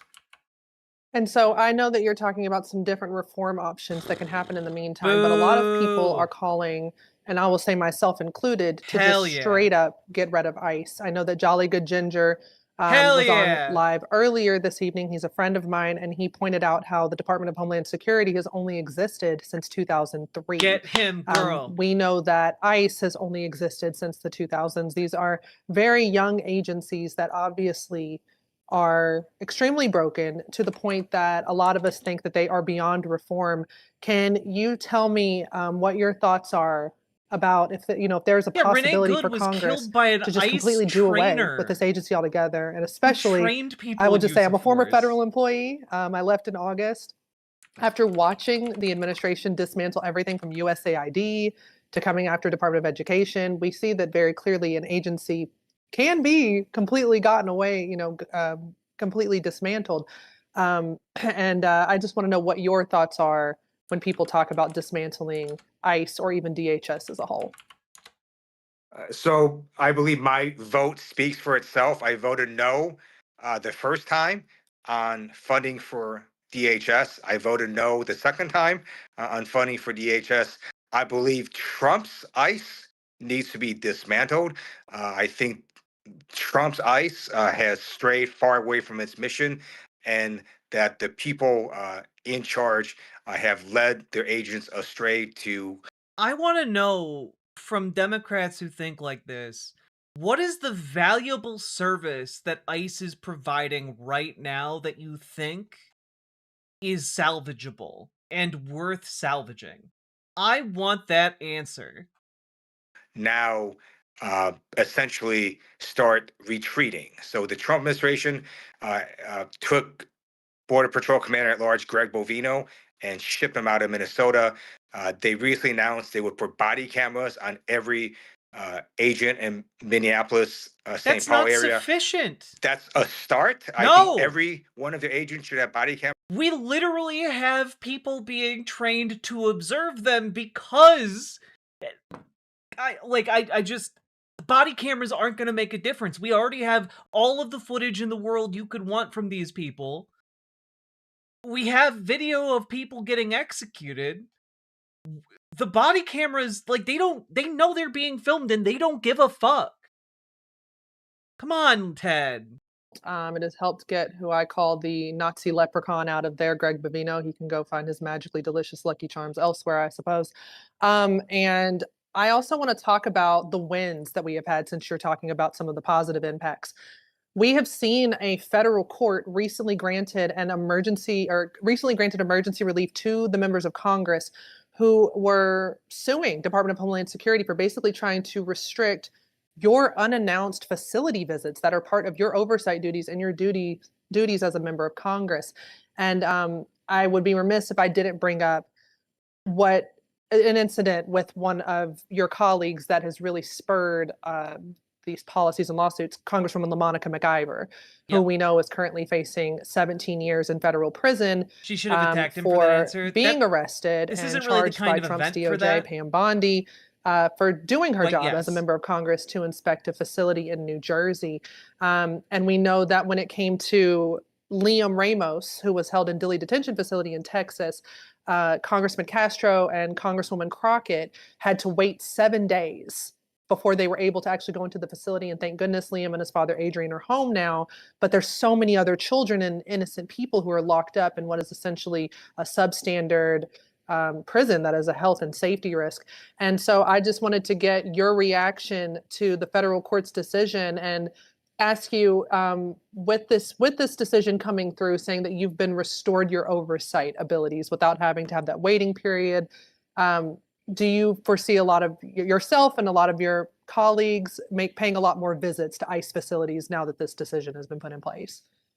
I do. I commend the federal court for that decision. Currently applies to 13 members of Congress who filed a lawsuit. However, I do believe this court will expand it to all members of Congress. I also want to note that many members of Congress have been doing their jobs, and LaMonica MacGyver was doing her job and doing oversight. I believe a jury will find her not guilty. And I also want to thank Congressmember Castro for his amazing work and oversight that helped get Liam, the 5-year-old, released from detention. And you just got to really ask yourself, what possible crimes did a 5-year-old commit? A 5-year-old, a precious 5-year-old in a little blue hat. Before we got on live, I was telling you about my 6-year-old. I know that you have grown children now, but I'm sure you remember when they were little, and I just can't imagine my child being locked up. I mean, and I want to just really hone in on this point because it is very key to remind people that Adrian and Liam are documented. The problem with the rhetoric of calling people illegal is, first of all, that is not a legal terminology to use for immigration law, right? But the reason why we push so hard to talk about undocumented versus documented is because when you start using that broad term of illegal, you dehumanize people and you don't actually look at the situation. And the fact is that Liam and his father have a legal right to be here, are documented, lawful asylum seekers, completely opposite from what Donald Trump said he was going to do. But as we're talking about broken promises from Donald Trump, can we have a moment to just giggle a little bit? I don't know if you saw this, Congressman, but the ICE agents who were hired on with the promise of a $50,000 pay bonus are finding out that the Trump administration is not actually paying their bonuses. As a matter of fact, many ICE agents who have been hired on in this surge are complaining about the fact that they're not even getting paid their regular paychecks right now. Are you surprised that the con man president has stiffed these ICE agents? Donald Trump, throughout his lifetime, has stiffed his own employees, contractors, all sorts of people. It should be no surprise that he is now stiffing ICE agents. And I also do want to note that you make an incredibly, really important point. Liam and his father came in here legally. They came in through a process that was legal. They are in the process of getting a hearing, but there is really nothing they did that was against the law. And that's one reason the judge released Liam and his father. So you got the Trumpization just not going after who they said they were going after, which is people with criminal convictions. They're just going after random folks who are still in the process of getting a hearing and so on, but they're here legally with status. And I also want to note that the whole purpose of this event is also, in addition to providing information to folks, is to raise funds for people who have been impacted by the abuses of ICE and Border Patrol. And I urge folks to make any donation they can, and they can look at their screen for ways to do that. Yeah, let's go ahead and talk about that. And thank you for bringing that up, Congressman, because we really want to make sure people have resources. And I know that people.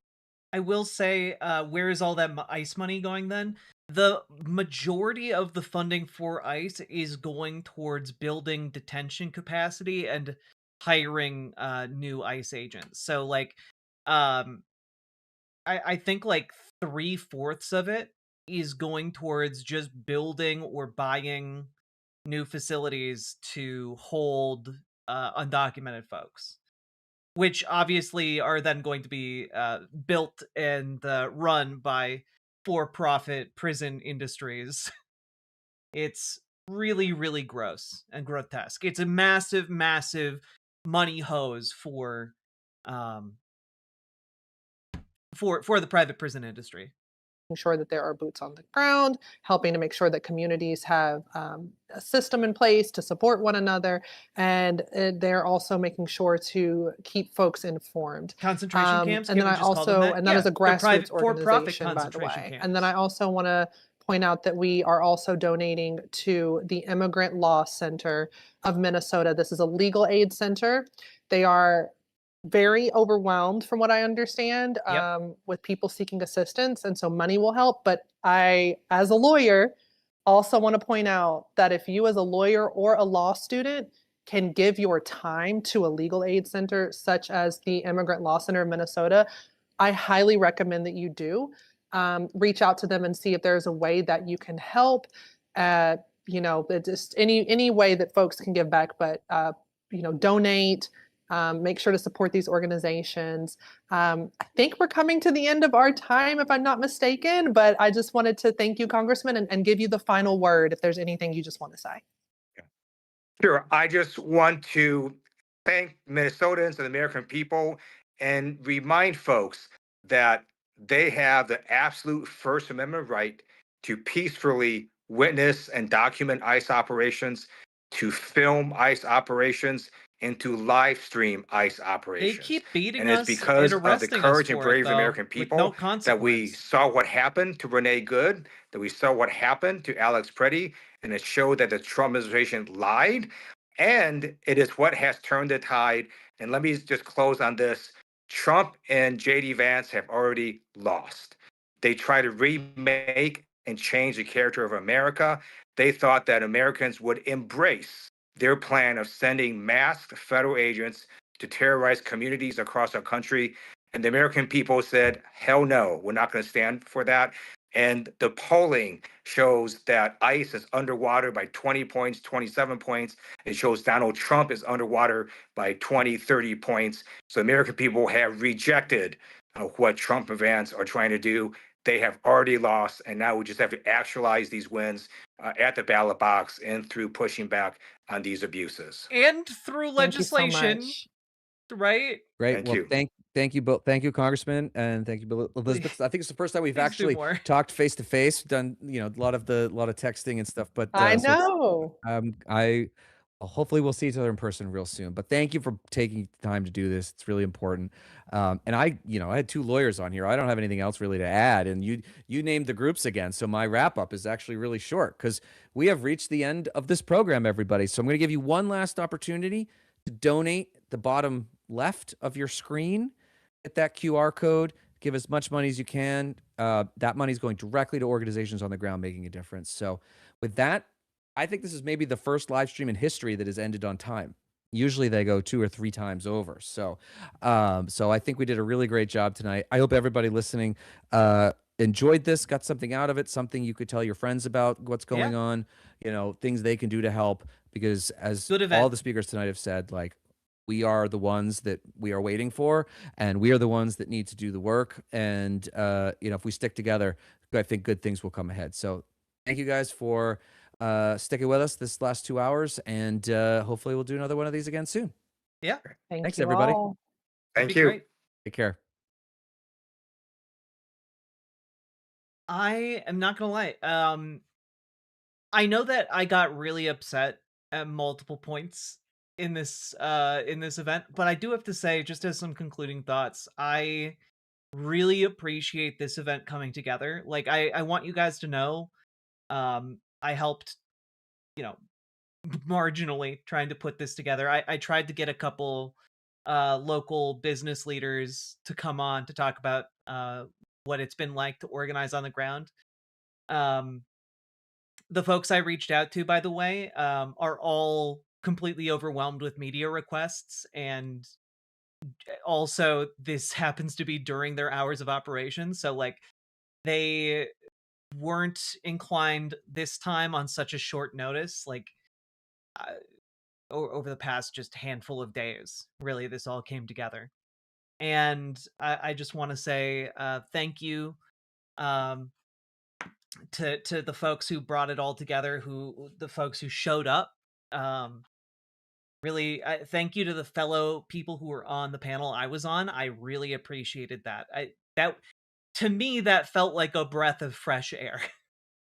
A much needed opportunity to talk about the situation on the ground in a way that, like, I think made it clear it's not just like a couple people upset about this. It's a lot of people who are upset about this. It is wide ranging. It is on a scale and to a degree that you cannot really wrap your head around if you're not here. Like, even with a scale down from what was it, 2,700 ICE agents to 2,000 ICE agents, that's still like multiple orders of magnitude bigger than the local police department in total. Like, I think it's still bigger by at least double the size of all of Minnesota's state police combined with local PD. So it's still huge. And like I don't believe any of this talk, by the way, of the 700 leaving the state until I see it. Right? The same way I don't believe that they have the murderers of Alex Preddy on administrative leave. I don't believe them. I don't believe that they are conducting an investigation at all. And so like I just want to tell you guys, like, I will believe it when they're gone. You know? And I'm hoping that events like this can start moving the needle a little bit. My hope, and I know that I personally wasn't on a panel with an elected politician, but I'm hoping that as these events, because I think this is not going to be isolated. We're going to keep trying to put together events like this and have conversations ongoing.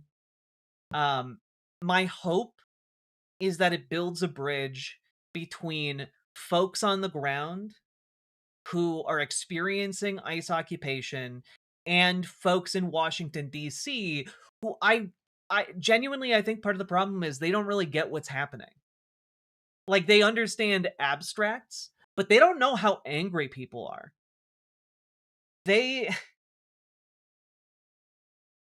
Are you relative not hulking out? Marocat, how about you rephrase that so that, like, it makes sense and is coherent? Like, it needs to be real for them.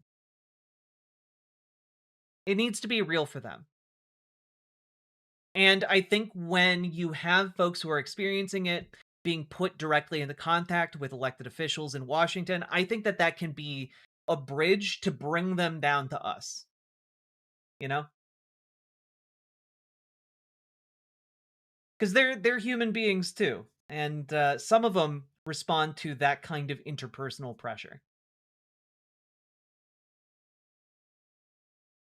You okay? That's pretty emotional. Marocat, how about you shut the fuck up? Have you considered doing that? Am I emotional about my city being occupied and people being shot in the street a couple blocks from where I live? I don't know, maybe. Would you feel emotional about the federal agents coming to where you live and murdering people in the street? I don't know, maybe check yourself.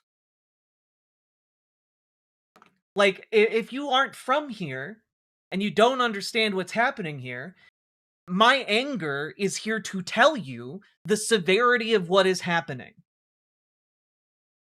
That's the entire point of me being emotional right now. So I don't know. Is it emotional to be upset that federal agents almost murdered 6 children in a van that was trying to get out of a protest area that ICE was shooting grenades into willy-nilly? Is that something you should be emotional about, that a 6-month-old needed CPR? Is it something to be emotional about, that when my partner goes to work, I'm not sure that she's gonna come back? Am I being too emotional about these problems?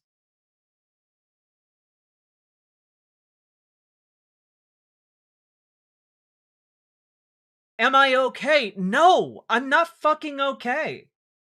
People in Minneapolis and people in Minnesota are not fucking okay. Like, the entire purpose of my stream, the entire reason I've been talking about ICE for weeks now, is to indicate the degree to which we are not okay. Like, I'm a little disheartened by the fact that that hasn't sunk in.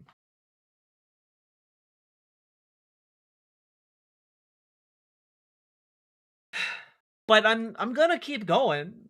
Like, I try and keep things, like, fun on the channel, and that is increasingly difficult as I get more and more stressed out and unraveling unraveled by this event. But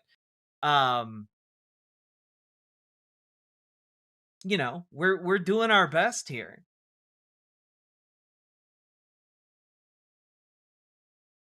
Oh, Nindreen, they're fine. They're a regular, but also like the fact that you're a regular Maro cat is a bit, again, disheartening that the message has not gotten through. I have to let my fiance know when I get to work and leave because she's terrified I won't come home. Yeah. Like, I said the other day to my partner, oh, it's going to be nice the rest of this week. Maybe we'll go take a walk. And I spent the next like 10, 20 minutes in my mind just going, why did I even say that? We can't go take a walk. It's too risky right now.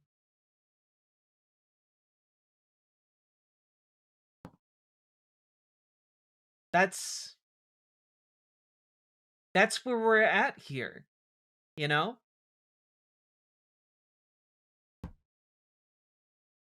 We're a queer couple, and my partner isn't white. And, like, that makes us very much a target for ICE operations right now. And it's very, very infuriating and scary. And I try my best to keep my shit together for this show. But it's hard. Every single day it has been hard. I'm not going to stop because it's too important. But, like, we're here for you, Jack, and anyone going through this insanity. Keep our passports with us? Yeah, my partner carries her passport everywhere these days. Stop the stupidity. Thank you for the $10 super chat. It's really fucking scary, guys.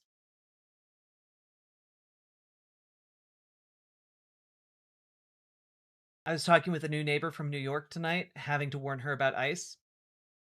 Yep. There are like so many like basic safety protocols people are taking just to like go about with daily business. And like the issue is, and again, this is why one of the reasons why I thought it was so important to participate in this event. It's because by coming into closer proximity to folks on the ground, folks like Jolly Good Ginger, who seems cool as hell, and Toussaint Morrison, and Sean McPherson, and myself, like, it makes this problem more real to Democrats.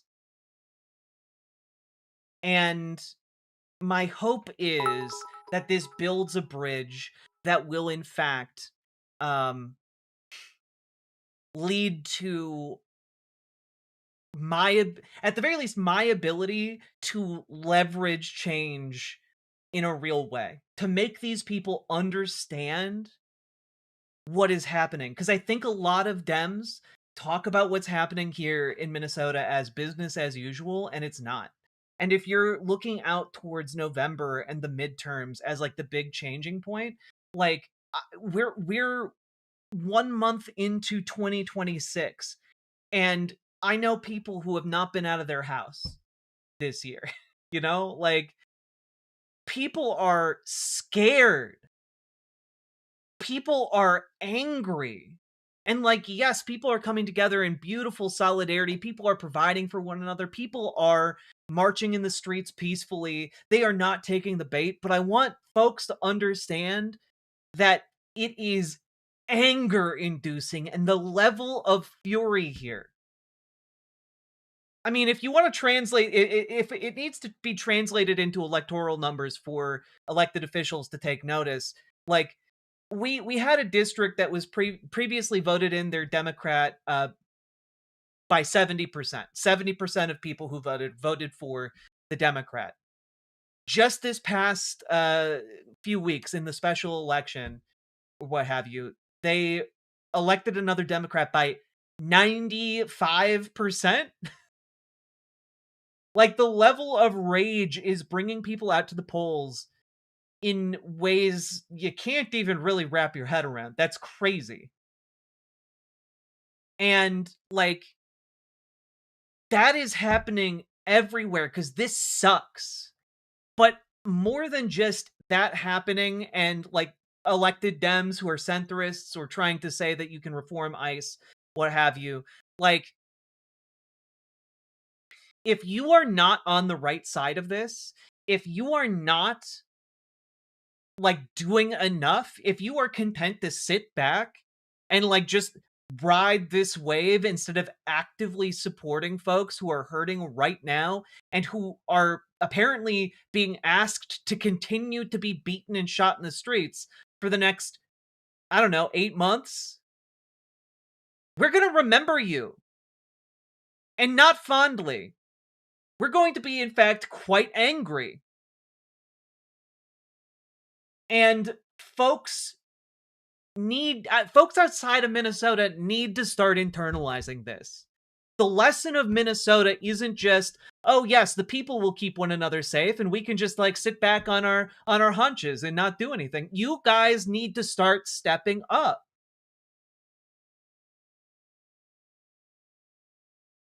Like, I like that Jacob Frey was a part of this event, but like, I want to start seeing action from the city government that isn't just some good-hearted folks on the park board doing what they can with the power they have.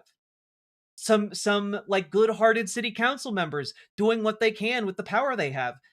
Because the power they have is to like write recommendations to Mayor Frey and Governor Walz, and it takes action from the mayor and the governor to make some of those recommendations happen, and the action has not been forthcoming yet. You know, a rent pause, an eviction moratorium, and like, we need that action. Yes, the city council's been doing great stuff, but like, we need action from Frey. We need Walz to do stuff. Like, yes, is it going to hurt some of these like landlords? Yeah, but they will survive it. There are people right now who can't make their rent and are terrified of being turned out on the streets because ICE will find them out there. And so more action needs to be taken right now.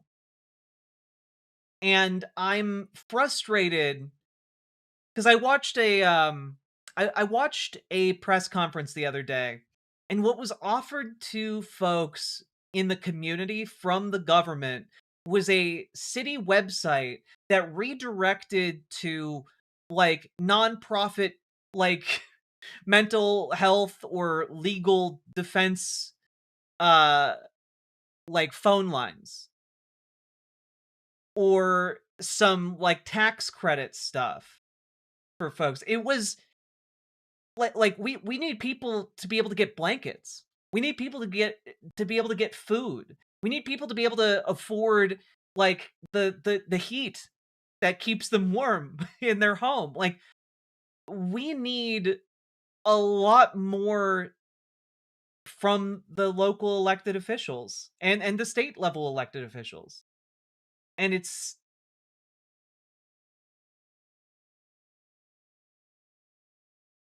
yeah, I'm angry. I am angry. As far as elections go, MAGA are afraid. Trump is implying anything he loses is fraud, and Bannon is saying ICE should be sent to voting areas. Yeah, and I do want to say, I don't think we should be, obviously we should be vigilant, and obviously the Trump administration is going to try some shit with the upcoming midterms.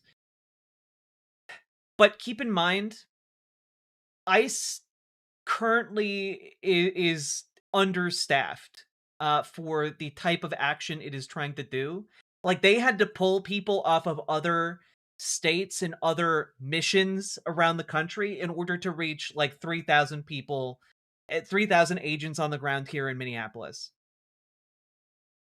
The amount of polling locations on election day is in like the tens of thousands.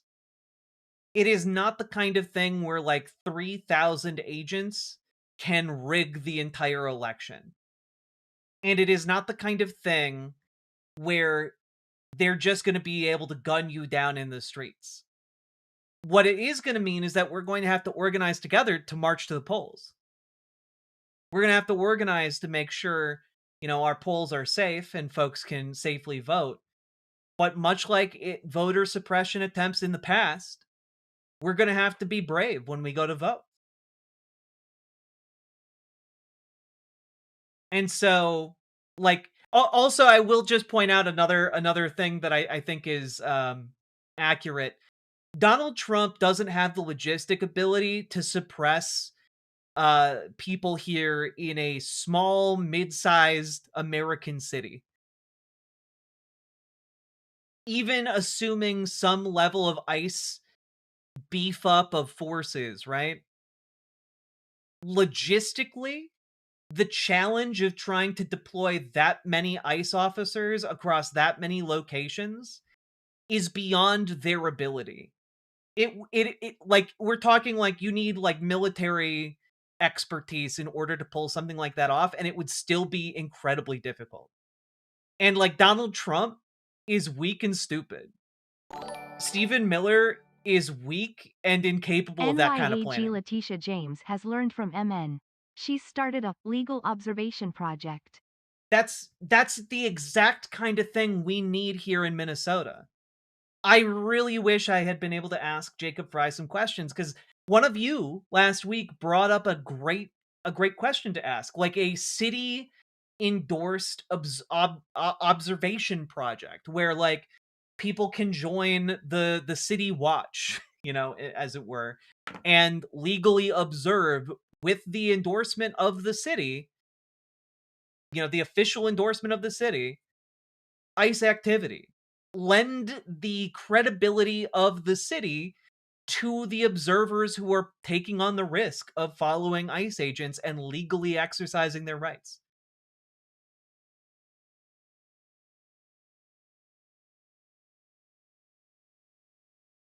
So that's yes. I'm glad Letitia James is doing what she's doing over there. Sorry, you're blue. Thank you for the $5 dono. Also, Shoot Bang, you had a great question that I just didn't answer earlier, but I wanted to answer now. Why do you think so many congressional Dems are so afraid of defunding or dismantling DHS? Is it a temperamental thing? Is it an ideological thing? Do they actually like the violent immigration enforcement, or do you think it's something else? It's electoral. It's because Democrats have consistently, for like the last, frankly, since like the war on terror, since George Bush, pulled worse on immigration. And doing better on immigration has translated to being tougher and tougher on immigrants, on the undocumented, making the system more cruel, making the system more opaque, and essentially making it more and more onerous, right? And you got some centrist Dems who are just like, yeah, no, I think the torture is good. But most of them don't think it's good. Most of them think it's bad. But what they believe from a long history of polling is that if they take a strong stance against DHS and against ICE and go for abolish ICE, they think they are going to pay an enormous electoral cost. They think it will be off-putting to voters, and they will lose these swing conservative votes that they have coveted for the last decade. That's the reason. And while their thought process is, well, abolish ICE is popular right now, but let's see where we are closer to the election. That's where a lot of them are at.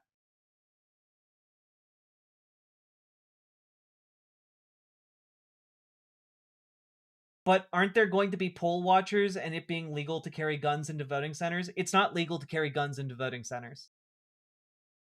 You can't, in fact, just bring a gun when you go vote. That's actually not legal. Any idea where we can send that suggestion? I guess to like Mayor Frey's inbox. also aren't those swing conservative voters also dying off? I mean, yes. Because a lot of those swing conservative voters are like McCain Republicans, you know? Like they're older Republicans who are essentially like conservatives, but they still believe in the project of liberal democracy. And a lot of them are in fact dying off. Yeah.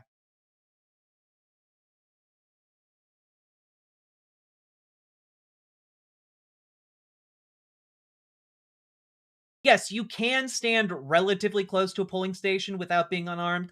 And if you are a registered poll watcher, like you can learn the rules of your local elections office and like watch the polls legally while carrying. But there are rules around that.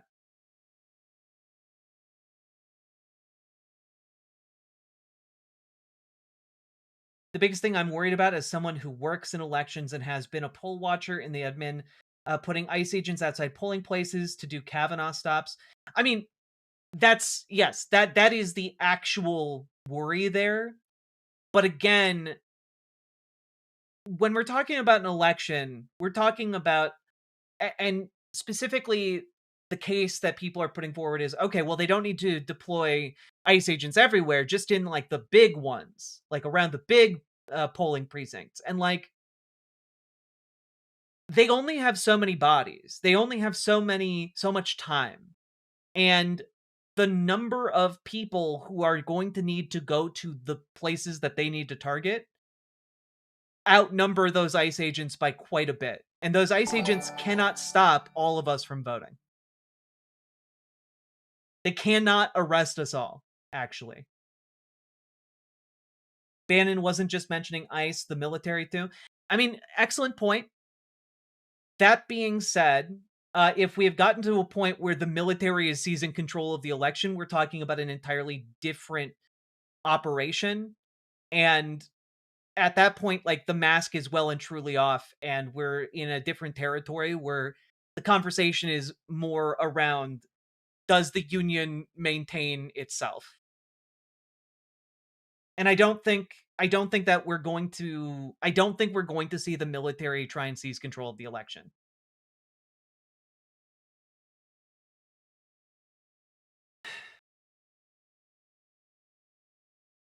Someone said in chat, the real threat is local sheriff / PD working with ICE to suppress votes. Yes, that is a danger, but I also want to point out that has been a danger, right? Like, that has historically been a big danger to suppress votes. We need to organize locally in order to out-organize said danger. That is historically what was done. And we must repeat the actions of those who came before us.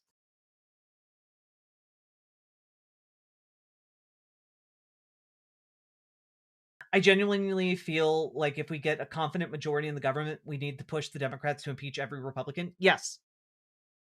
Like, every single member of Trump's cabinet should be impeached.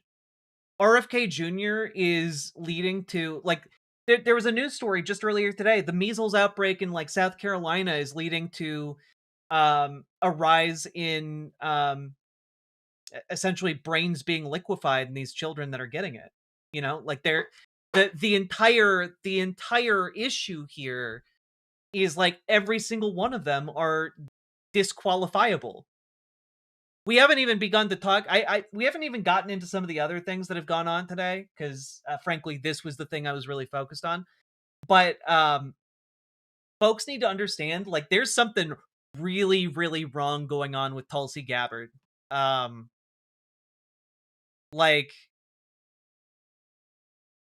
we're gonna put this here. Yeah, here we go. Senator Ron Wyden sent this letter. The Honorable John Ratcliffe, Director, Central Intelligence Agency. Dear Director Ratcliffe, I write to alert you to a classified letter I sent you earlier today in which I expressed deep concerns about CIA activities. Thank you for your attention to this important matter. And basically, folks, there is a whistleblower complaint that has been withheld from Congress for almost the past year. And it's been withheld specifically because it is apparently such a classified nature that it has not up to this point been able to be shared with Congress, you know? And the scuttlebutt is that it has to do with Tulsi Gabbard. Now, I don't know if that is true or not. That is simply the rumor. But what is true is that that whistleblower complaint is now in the process of being released to Congress. And Ron Wyden has a long history in Congress of alerting folks to the existence of CIA malfeasance. Specifically, you know, the thing that Edward Snowden got, had to skedaddle out over to Russia to avoid the United States government coming down on him? Well, guess what? Ron Wyden was sounding the alarm about said program years before Edward Snowden.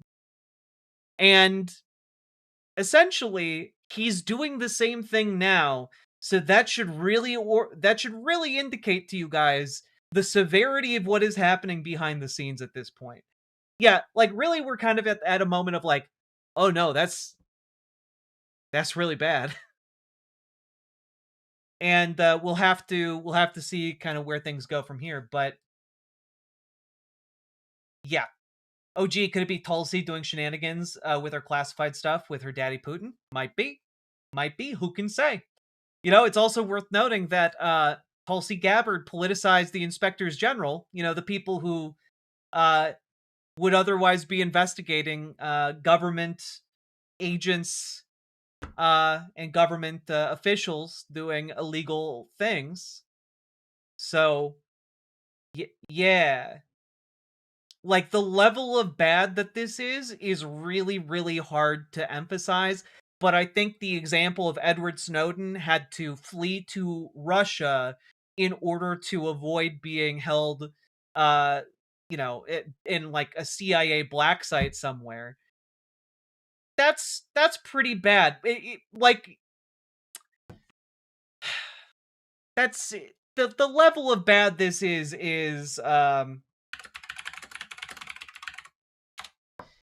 you know, might be this. Some light treason. This, you know, might be on the par of like some light treason, you know. Who can say?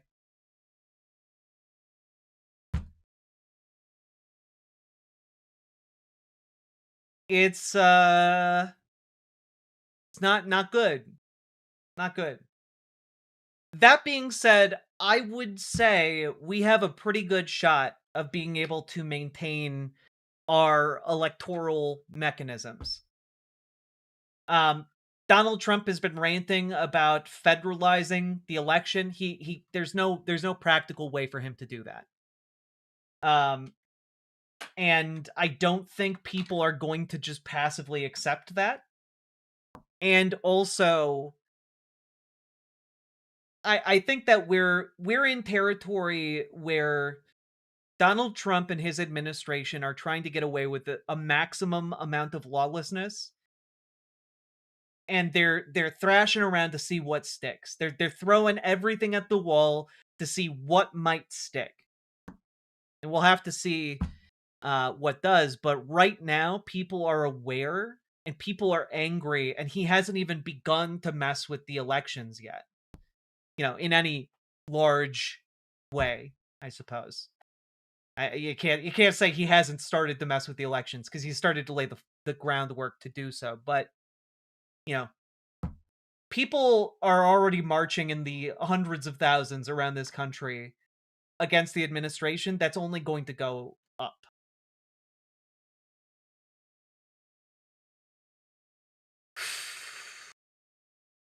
So, folks, all that being said, hit that follow button, hit that subscribe button, hit that like button. You know, let me know what you thought about all this in the comments. I saw some people being like calling it a neoliberal roundtable, but you know, I think this problem is a lot bigger than what any of our leftist groups alone can tackle. We need to be able to get some level of cooperation from folks who might not agree with us 100%. And my goal here is to get ICE out of Minnesota and to abolish ICE and abolish DHS. And I want to get close to these folks who are in power so that I can maximize the amount of leverage we all have. That's my goal. So hopefully this furthered that goal. All that being said, let me know what you think in the comments. And folks, check out ImogeneOlivia.com, gender euphoric lingerie designed from the ground up for trans femmes. Tested on cis men, cis women, non-binary folks. It is non-tucking lingerie. It's comfy. I'm wearing it right now. It does wonders for all your bits, all your girls. And check it out. Link down in the doobly-doo. Let's keep on going, huh? And join your local Dems. Join your local DSA. Radicalize your Dems. Make your DSA more effective. There we go. Knew I was forgetting one more call to action. Hell yeah. There we go. Take care. The stream's not done. I'm just ending the segment here. There you go. What was the link again? You.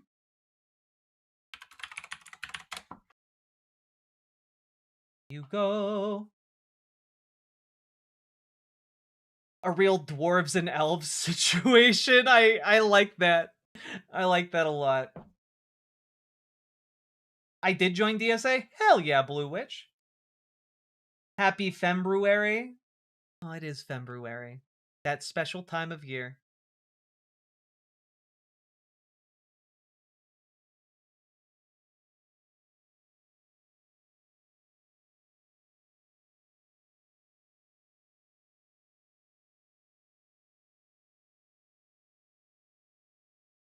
I have not read this Boston Review piece, but it was on my radar to read. The link on Twitch, here you go.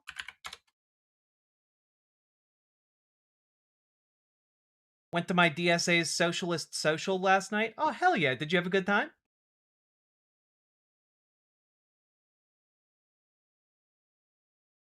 What happened with that meeting today, ending gender-affirming care because of threats to federal funding? Cass, you're going to have to be more specific. Which meeting?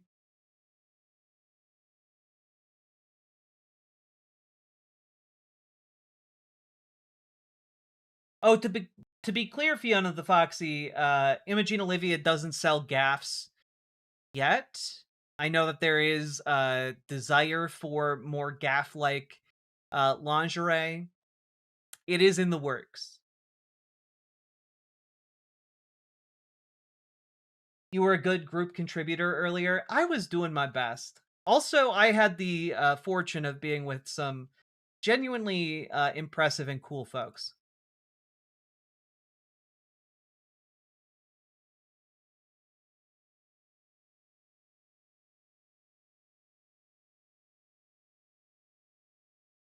Gotta shake up the loops.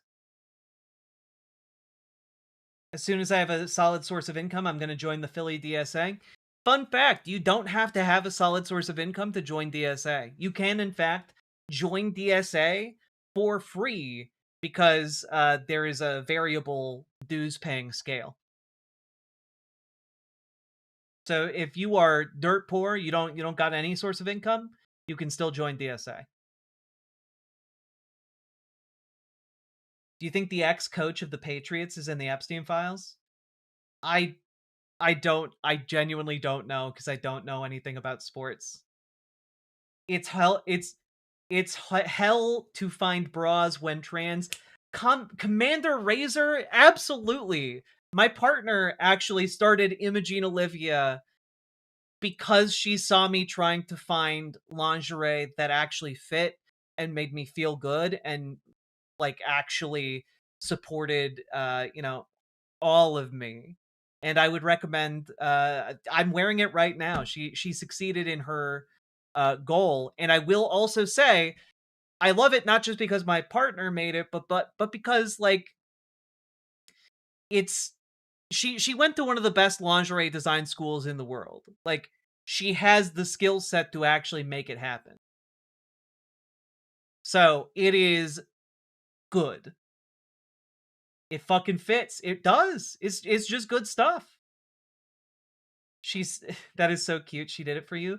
Yeah. Yeah.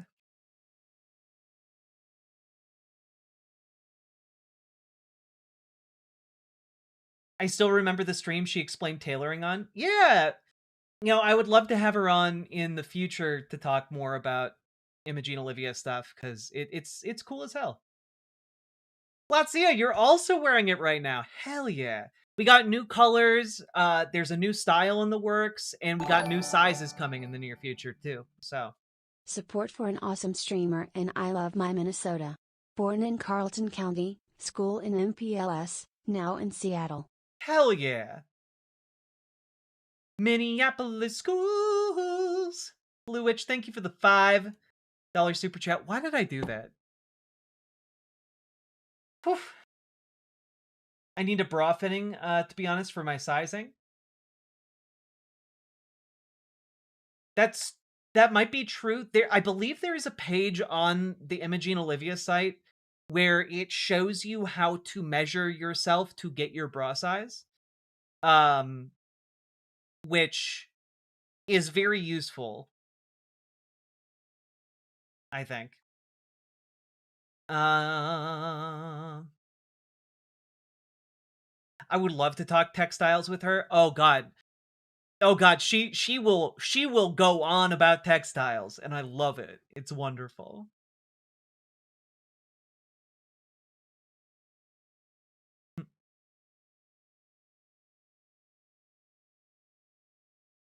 Special interest activated, exactly. She is the Ivy League designer.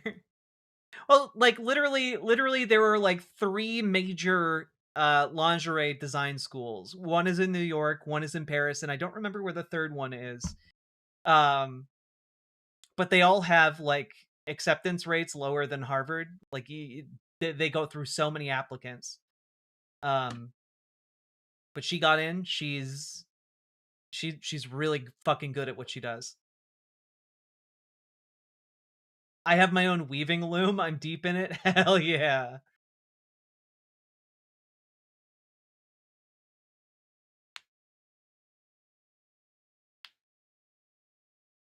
She was discussing distributing / spreading of forces in physics.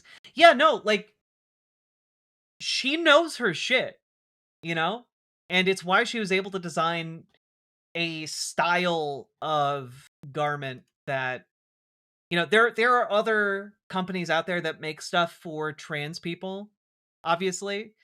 But like, she came up with the sizing based on like extensive testing of all of those other products, and me trying them on and telling her which ones worked, which ones didn't.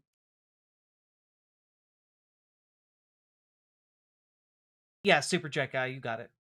I don't remember where the third one is.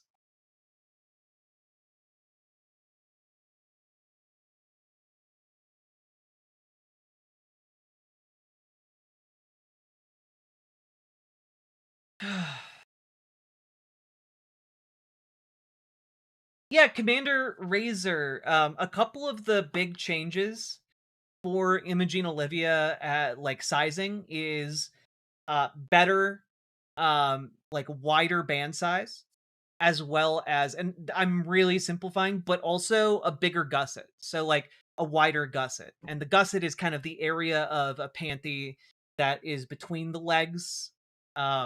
The part that gets really narrow on like a thong. But on a panty, typically it still gets really, really narrow, but that can be really uncomfortable for trans women, right? That being said, it is also very uncomfortable for cis women. Like when I'm like, tested on cis men, cis women, non-binary folks, it's because we did test that. We tested the fit with cis men, cis women, non-binary folks. And like, the feedback was that even cis women found it really comfortable because the gusset was bigger. And like you don't have to deal with a front side wedgie, you know? The bit between the toes. The panty gussets are ridiculous. I'm AFAB, but I need a big gusset. Yeah, Imogene Olivia might be what you're looking for, you know? And there are also a lot of cis women who need like larger band sizes. We got you. And that's why we call it gender euphoric lingerie, because it should be gender euphoric for you if you want to look femme, regardless of whether you're cis or trans.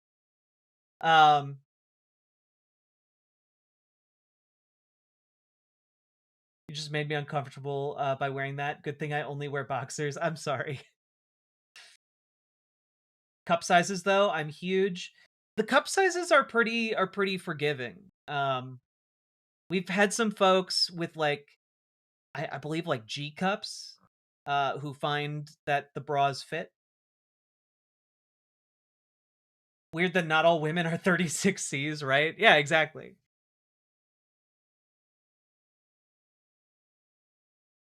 I'm reminded of a convo in line at a San Antonio library polling place years ago. Voter ID came up because the local law had recently passed. I was not happy about it, even though it didn't impede me from voting. Another older couple in line engaged me, took the position that they didn't want everyone to vote as long as the right people could vote. Looked at me like I was strange for wanting maximum turnout with minimal obstacle to voting. Yeah, looked at you like you were wrong for wanting democracy.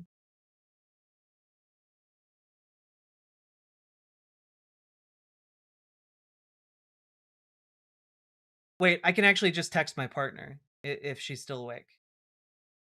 What cup size does IO support? I don't know that off the top of my head, but I know she will. Or God forbid you need a panty liner in normal panties. Exactly, sorry you're blue.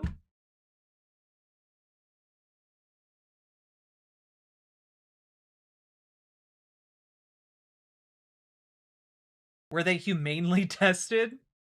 You know, I would say for the most part, though, some of the cis men who have been wearing it in the wild, you know, let me just put it this way. Bears look pretty good in Imogen Olivia. I don't know what to tell you guys.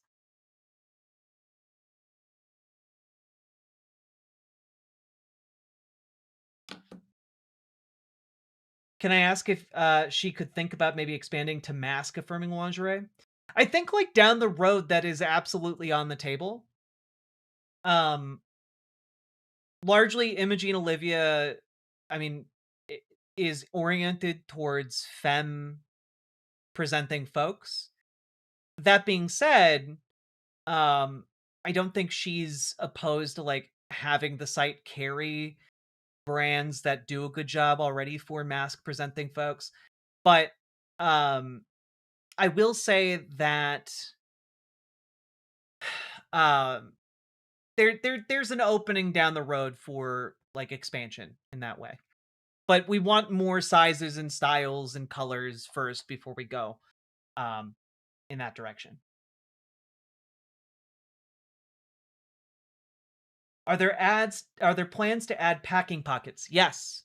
One of the new styles for the bottoms that we want to have coming out in the near future is an enhancing fit that will have a Packer compatible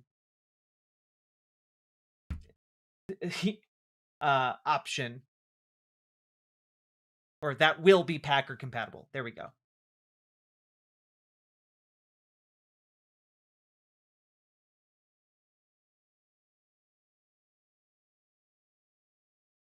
Because, you know, like some trans girls want to flaunt what they got, and, you know, that's great. And, you know, some people want Packers, and that's great too. And there's a way we can make that happen while still embracing a, you know, feminine aesthetic. You know? Or at least something that goes well with the bras that we put out. It's a whole thing. We're working on it.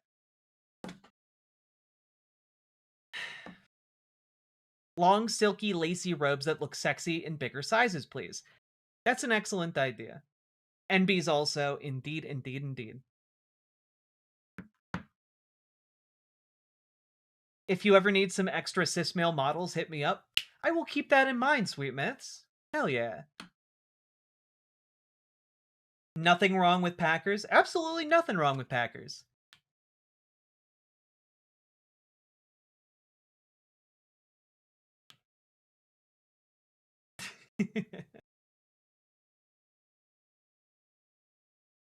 Working theory, every time you mention gender euphoric lingerie, your stream shows up in some alt-writer's feed.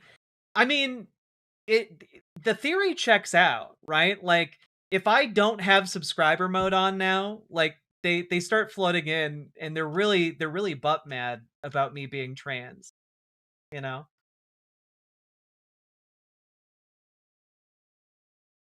Sweet myths, Maliki is correct. You are good looking. Want what you got? Let's see. How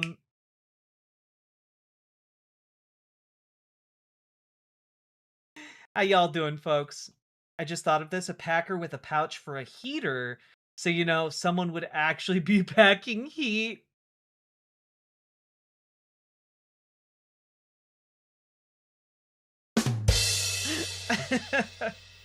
Oh, God. Orcs are rating your YouTube comments? Yeah, that's fine. They can do that. Hell yeah. Hell yeah. You guys, give me those sweet, sweet, sweet engagement. Do it. Oh, the vertical stream isn't working today. That's fine.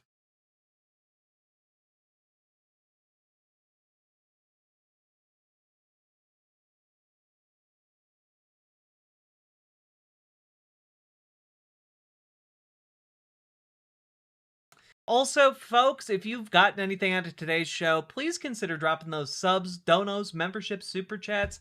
You guys make it possible for me to do this. And I really, really appreciate it. I love being able to do what I do. And it's cool as hell. Honestly, it was cool as hell to see my name on a, like, official event alongside actual elected members of Congress. That was pretty crazy.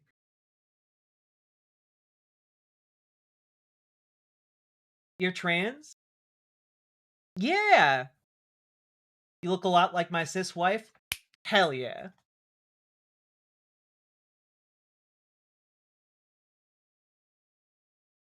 Climbing up, gonna beat Hassan one day? Yeah, a day will come where I'll have to get into the ring with Hassan. We'll have to duke it out. It'll be a David and Goliath situation. Hi, I'm kind of new here. Hello, Slicey Slicer.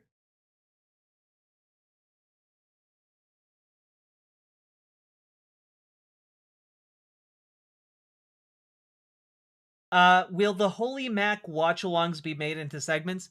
Yes. However, they may take a while to come out because we've been doing so much content on the show that my editor had to cut out shorts so that we could upload 3 segments per day now. So we've been going so hard that's where we're at. You know? I was just watching Hassan interviewing Yanis Varoufakis. I love Yanis Varoufakis. I miss the days when this stream when like news days were so slow that we could watch like a lecture by Yanis Varoufakis about the history of Capital. I missed those days. I felt so fulfilled and educated, you know? Folks, if you want to understand economics from an anti-capitalist perspective, go watch Yanis Varoufakis talks. They're very enlightening, and he's very funny and personable and cool. Former finance minister of Greece, by the way.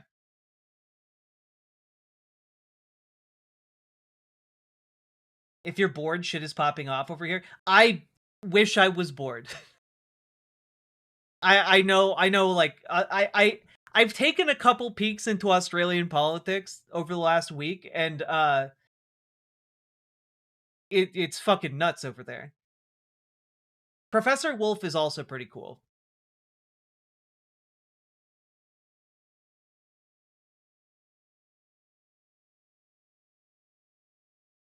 Thoughts on the Unlearning Economics YouTuber? I've watched a few of their vids. I think they're pretty good. But I haven't gone deep into their content.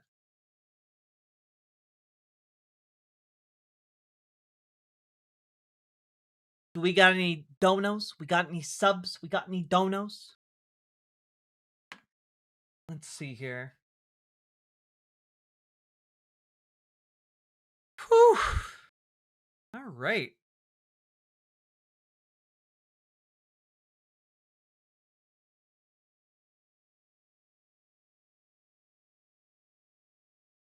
There are so many things that I want to cover right now that I'm a bit stun locked. Like I have a bunch of stuff to talk about related to ICE, but also we just spent the last like 3 hours talking about ICE, so that might be enough for today. Maybe we'll cover it tomorrow. God.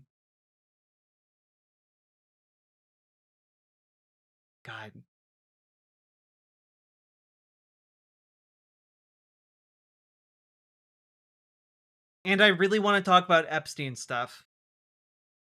Make a poll. Vigigames. We might do Vigigames. We might. I'm leaning towards Vigigames. I have a little bit of a headache, and that might be the kind of like lighthearted silliness we need. Jack, BWA, and Ban Ice. Hell yeah, Ashley J. Curtis. Thank you for the 5 tier 1 subs, and thank you for helping to invent the internet. Very much appreciate you, friendo. Thank you so goddamn much for literally everything you do. You're just a wonderful, wonderful person. Love the community over here and in Discord. I don't get to talk regularly to trans people. So great to be able to ask questions, not be made to feel stupid for not knowing. Yeah, like I want to make sure this always remains a space where folks can ask questions. It's not wrong to ask questions. It's good, in fact, to admit you don't know something and you want to know more about it.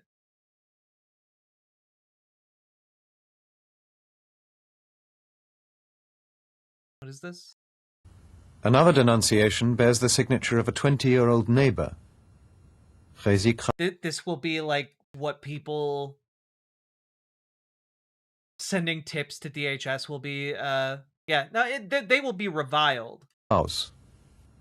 Since March 1938, Ilza Sonia Totska is a resident next door to us in a garden cottage. She rarely has visitors. Now and then, a woman of about 36 years old comes, and she is of Jewish appearance. She has always been sympathetic. I would like to mention that Miss Totska never responds to the German greeting, Heil Hitler. To my mind, Miss Totska is behaving suspiciously. I mean, that is effectively what all of those people who were calling in, right? Who were calling into that fake DHS tip line, like that teacher, that kindergarten teacher who was trying to report like two Hispanic parents dropping off their 6-year-old at kindergarten. Like this is effectively the same thing. It's effectively the same thing. Okay.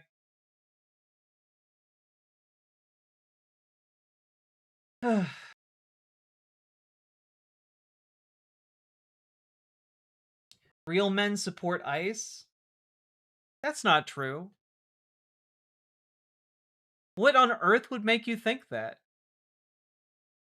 What real men support betraying your country's values? Real men need to wear masks because they're too cowardly to do what they're doing in the light of day? Real men beat women in the streets? Real men, I don't know. Like, what do you think real men are? Like, y'all are stupid as fuck.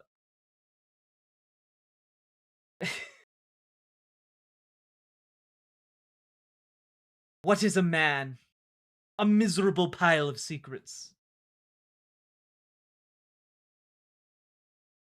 We support the Austrian man. Of course you do. Let's be clear here. Nazis aren't real men. Just, in case there's any ambiguity there, Nazis are worms. They're actually classified as an entirely different sort of creature. Their mouths are deceptive. They actually have two buttholes, one on their face and one at their the end of their body between their butt cheeks. It's deception. It is demon LARPing in the form of a man. Yes, it's a partially formed centipede that visually appears human.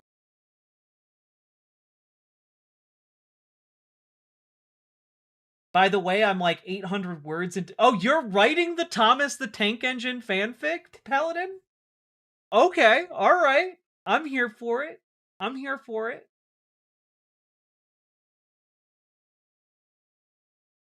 Form of a man, they sound like a bitch to me.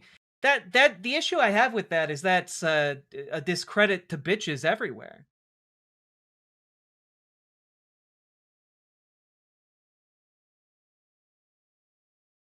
That's the extra 100 subs, me writing it. That makes a lot of sense.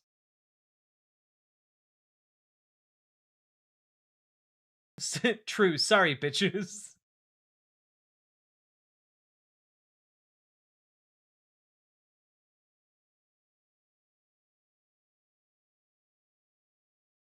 AEW crowd chatted fuck ICE tonight. That's how you know the Republicans are cooked, you know? Wait, that's not fair. Worms have an important part of the ecosystem. Nazis have no use. That's not true. Nazis have a very important use.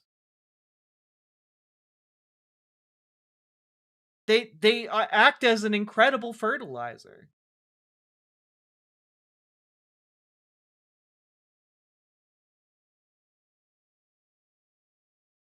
And I just also have to say, they also help create some of the best gender-neutral bathrooms. I know people give Nazis a hard time, but they're incredible craftsmen in that regard.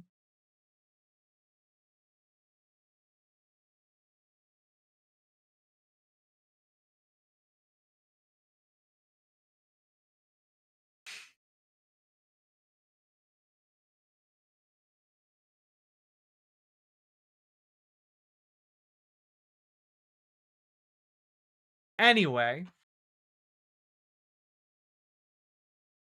you know what? I do have this, and I figure it's an excellent time for us to it's an excellent time for us to cover this. Let's do that.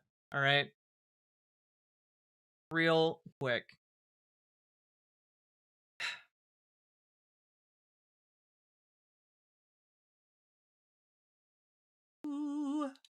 Also, I do want to apologize for the audio issues on stream earlier. I was trying to be considerate of the audio you guys were hearing,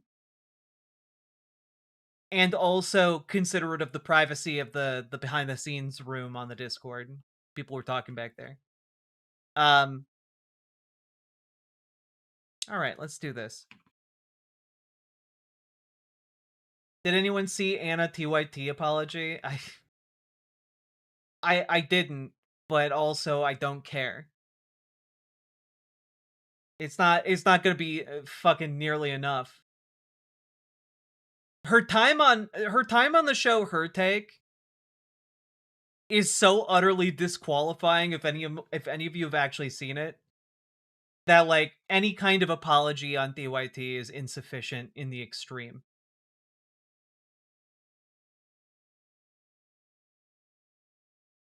You and Caitlin Collins have similar mouth structure. Your smirk is the same. Thank you.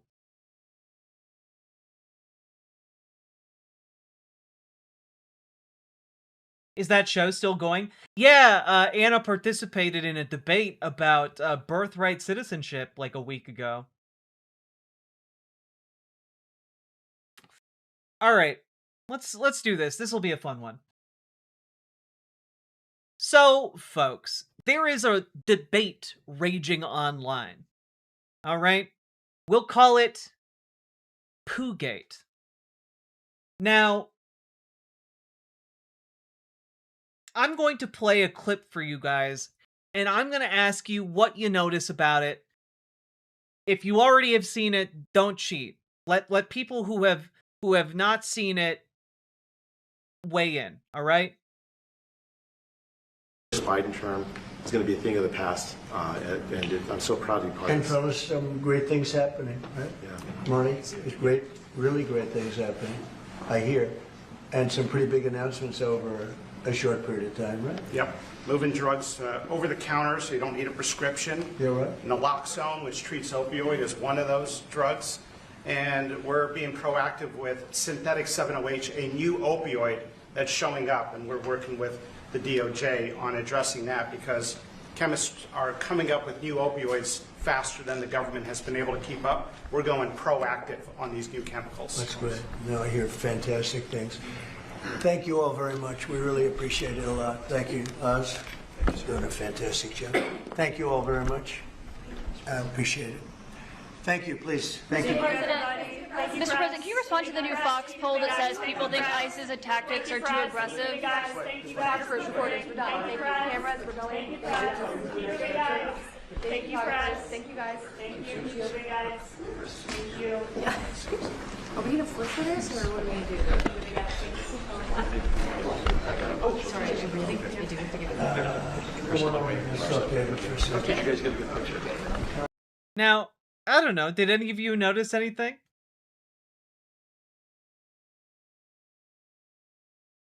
POTUS became Poopus. Dude shit himself. Code Brown everyone out. Clear the room. Yeah, so a lot of folks are watching this and hearing what appears to be the president pooping himself. An executive evacuation. That's great. No, I hear fantastic things. Thank you all very much. We really appreciate it a lot. Thank you, Oz. God.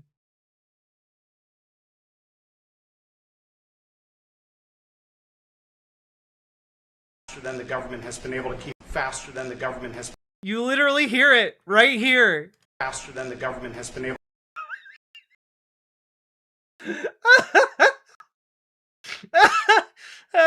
Oh God. Government has been able to keep up. We're going. Keep up. We're going. Wait. Chemists are coming up with new opioids faster than the government has been able. Right there. Like, you can see her look. You can see her look at him. This is Doug Burgum's wife, by the way. The woman that Donald Trump has been openly coveting for some time now. Faster than the government has been able to keep up. We're going proactive on these new chemicals. That's great. No, I hear fantastic things. Yeah, that's great. I didn't just shit my pants. I hear fantastic things.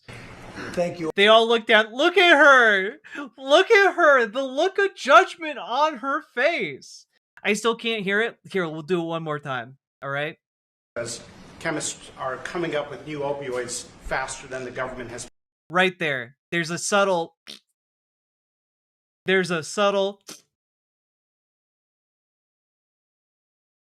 opioids faster than the government has. Faster than, like when he says faster than, there's a little. And can we slow-mo it? Yes. Actually, yes, we can.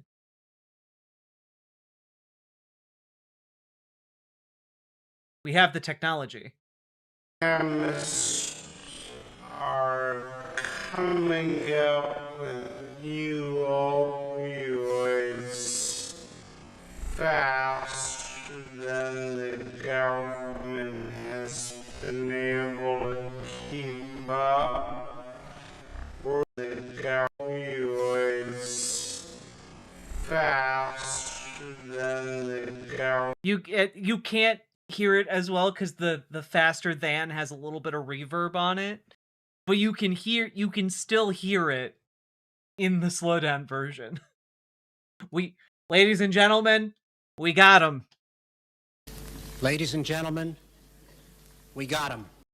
Now, of course, obviously, the question becomes, did the president in fact shit his pants during a live Q&A session, because there were supposed to be questions asked at this event.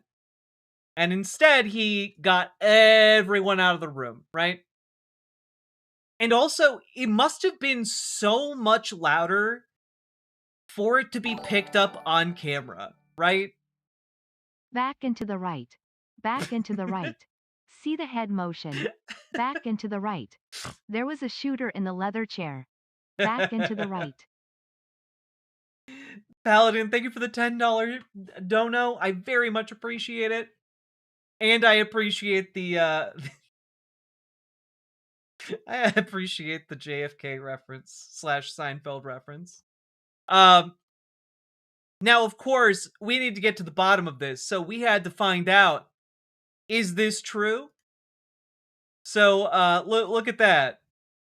Let's just take a quick gander here at what's happening. Did Trump poop himself during executive order signing?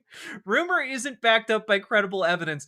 Now, this headline may lead you to believe that Donald Trump did not, in fact, shit his pants. However, you know, we go through this, and while the video was authentic and showed no signs of digital manipulation or content generated by artificial intelligence, there was no evidence to support the claim that Trump pooped himself during the meeting. There was no way for Snopes to independently verify the rumors, so we left this claim unrated. By email, White House spokesman Stephen Chung said the rumor was not true. So basically, they're like, well, we don't have evidence that he shat his pants, but we also don't have evidence he didn't shit his pants. Have left the rectum. Oh, sorry, you're blue. Thank you for the $5 dono. I just, you know,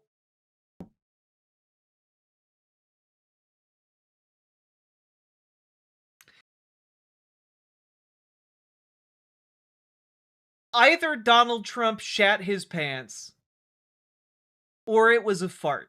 Like, those are the two things that I like those are the only two conclusions I can come to from this video. Now, the question is, would you evacuate the entire room if you farted? Because he was, again, supposed to take questions, right? Well, let's just watch the end of this clip. Government has been able to keep up. We're going proactive on these new chemicals. That's great. No, I hear fantastic things. Thank you all very much. We really appreciate it a lot. Thank you, Oz. Like, generally speaking, he loves taking questions. He loves taking questions. Instead, he's like, anyway, thank you all very much, Dr. Oz. Fantastic job. Thank you all very much. I appreciate it. Thank you, please. Thank you. And I've never seen him motion press to leave the room. Mr. President, can you respond to the new Fox poll that says people think ISIS's tactics are too aggressive? I have never seen them do this. Like, the only reason these two women spring into action, in my mind, the only explanation is that he shat it. Zoom. Enhance. Zoom. Enhance. Discombobulate. Discombobulate. Oh, we need discombobulate on the soundboard. That we need it. It's important.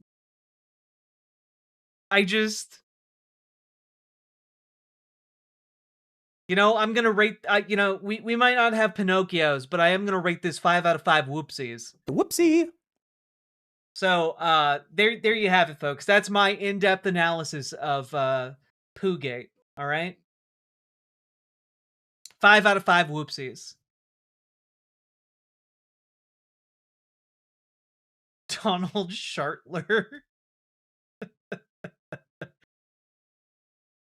I'm begging you to read the comments of the video. Why would Biden poop my pants like that? Thank you for leaving these comments open, Forbes. I came here to sign orders and shit pants, and I'm all out of orders. Lady in green tasted that shit? Yeah. She wasn't green before she walked in that room. I believe it. There's evidence he's been incontinent since The Apprentice or the 80s, allegedly because of a incident involving a tent stake. What? Gross. Ew. I'm judging that. I'm judging it hard. Thank you for your attention to this splatter. Bro, how is America even a real country? It's like straight out of a parody movie. It really is. It really fucking is. Every single day. Every single day. It is just a wild time. God. First president to audibly crap himself on live television. That's impressive. The fact that it got picked up by the mics while someone was talking means it must have been distressingly loud in person. Everyone in that room knows what they heard. Yeah, no kidding. No kidding. God. Is nobody gonna mention the other guy was talking about chemicals when Trump sharted himself? The timing was impeccable. What a time to be alive to watch the President of the United States shit himself on TV. The Founding Fathers would be so proud.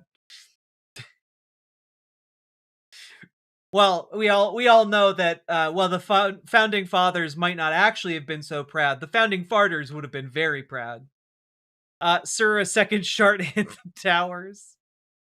Republicans be like, I'll wipe it for you, sir. Hey, relax, guy. That's alright. That was okay. Thank you for your attention to this splatter. Let's go! Radical leftist poop my pants. Dude, the next season of South Park just writes itself. Yeah, no kidding. Trey Parker and Matt Stone just rolling in money they don't have yet for a show they haven't written yet. God. I know it's not the first time he's sharded himself on television, but like it is very funny every time. They hit the shit a gun. God. I feel bad for the lady in green. I also, why are the alerts off? The alerts should be working.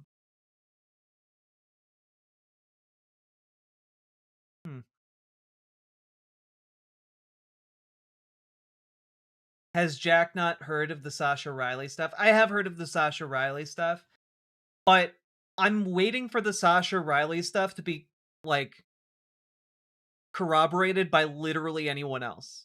Like, the amount of allegations from the Sasha Riley tapes are, like, there should be a lot of corroborating evidence that can come to light if they are true.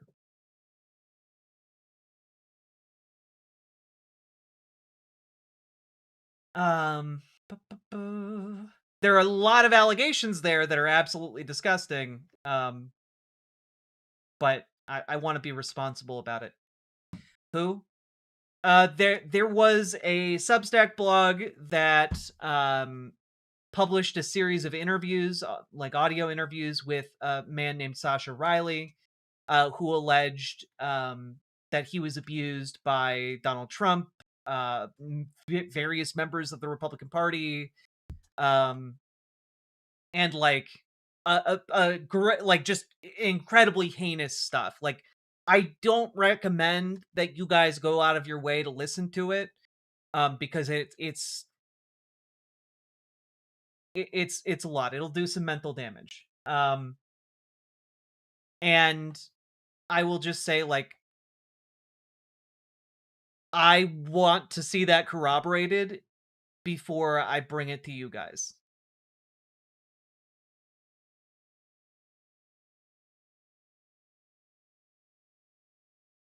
Yeah, massively not safe for work, not safe for daily life. It's some really heinous stuff.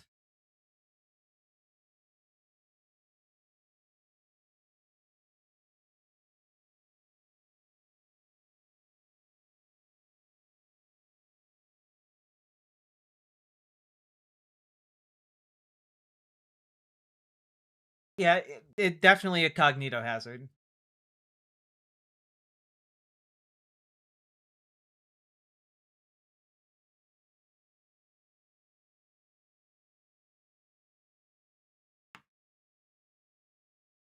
Whew. Anyway, Donald Trump shat himself. That's fun. Maybe he's, you know, maybe he's just casual. Maybe he's just a casual pants shitter, or maybe something's really wrong. Who knows? Anyway, let's keep on going. Hit that follow button. Hit that subscribe button. Leave a comment longer than 8 words. Apparently, it really helps in the algorithm. Join your local Dems, radicalize them. Join your local DSA, make them more effective. And folks, check out ImogeneOlivia.com. Gender euphoric lingerie designed from the ground up for trans femmes. Tested on cis men, cis women, non-binary folks. It is non-tucking lingerie, and you should check it out. New styles, sizes, and colors coming soon. Link down in the doobly-doo, and let's keep on going. There we go.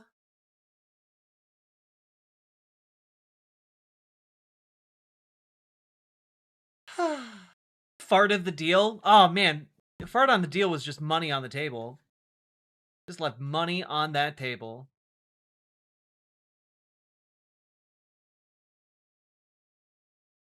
Biden term. It's going to be a thing of the past. Jump scare. I shall call him Shatner, indeed.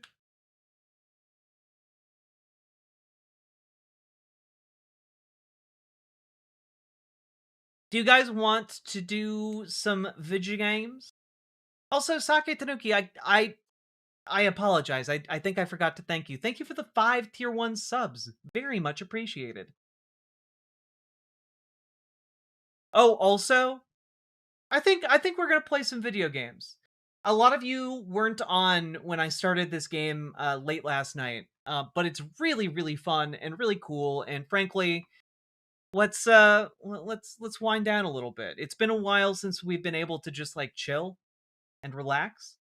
I am going to actually go change into something a little bit more comfortable, and when I get back, we will continue. So we're going to be playing Escape from Ever After. It is really fucking adorable, and I am having a blast voice acting all of the characters. So stick around for me doing silly voices and cracking jokes and playing an adorable Paper Mario game. BRB. I didn't prepare to play music yet.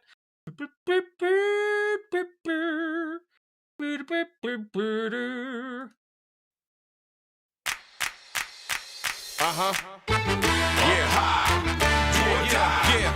Gangsta Rex in the building. Y'all know how we do. Most likely to succeed, least likely to give a damn. Kill a ton to get it done compared to all you milligrams. Stealing bread from the mouths of decadence. Like Chris and Eddie, if you're ready, time for checking in. The war and famine preceding the pestilence don't need to happen, so ladies and gentlemen, peep the valedictory speech for the board of trustees and the kids on these streets. Since the days of we three, we keep it deep in these beats, like seaweed, deep like the Marianas Trench, the 92 Dream Team's bench. Serving like a winch on the track from wrench, so intense it'll make your body clench. Warlock rock, excel with spells, like a document of Excel cells that chart the info that my intel tells. Ain't no limits when we put it all together. We be getting through it all, no matter what the weather. We be looking good, they be looking like whatever. Long as we got us, we can make it to forever.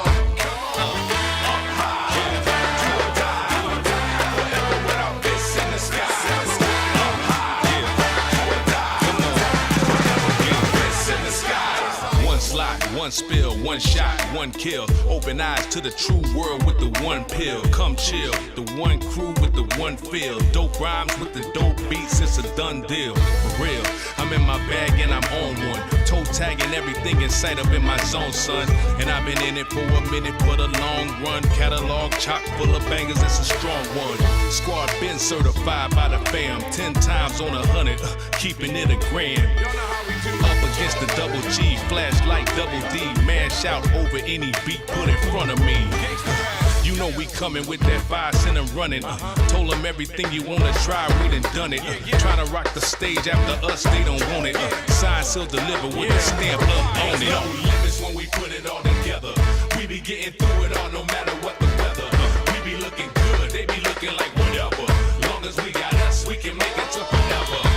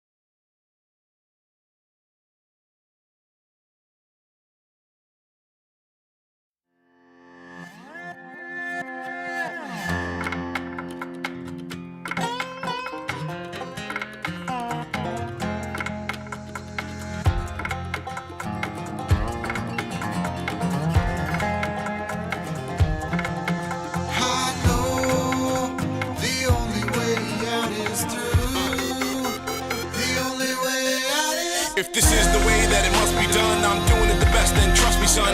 Rebel, no pauses, taking out your forces with a switchblade and a rusty gun. Doing this forever, you've just begun. Don't start none, it won't be none. Metaphors, similes, jokes, and puns. Got whole squad of rap cats on the run. Since the only way out is through, not around. Then line them up, I'ma knock them down. Look at the way I rock a crowd. Got a big head, how could I not be proud? A said no bites allowed, so I'm firing shots across the bow. Piece to Mike Jackson, ain't no doubt. Excuse me while I make my way out.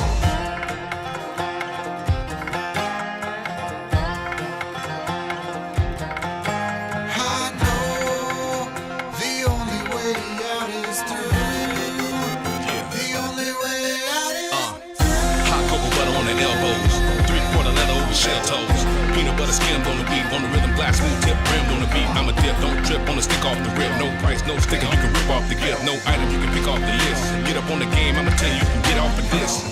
We taking a stand to get counted. Soon as we open it up, we get routed. Turning it up and get loud, cause we've been heating it up since we found it. Storming the barn to get down, see how we burning it up with thick cloud. Try to struggle away to get rounded. Better start stretching today, cause we bout this.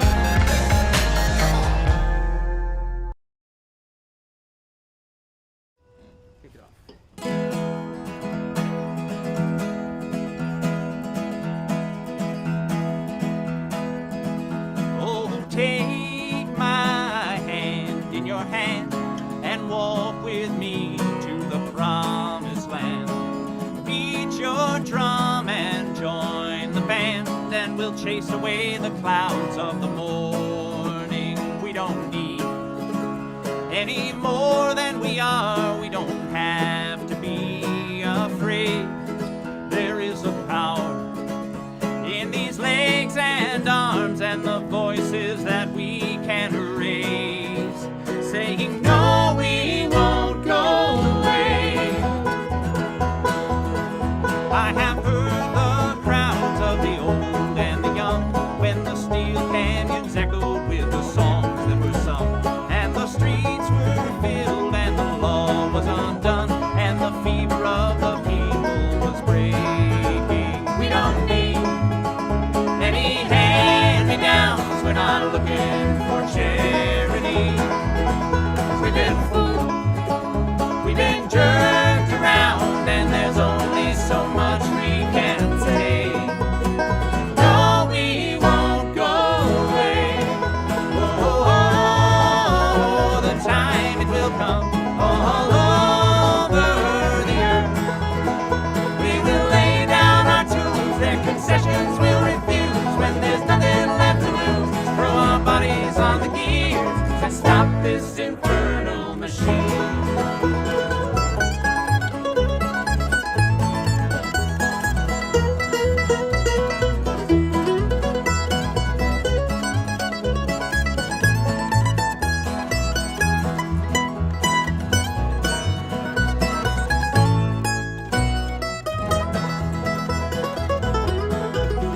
There's another day just about to unfold, when another world will rise from the ashes of the old, and the meek will follow in the footsteps of the bold, when we realize what's ours for the taking. We don't need any weapons of war, not a drop of blood will fall away. They are many, but we are many more, and the sky will echo our refrain. No, we won't go away. Oh, oh, oh, oh,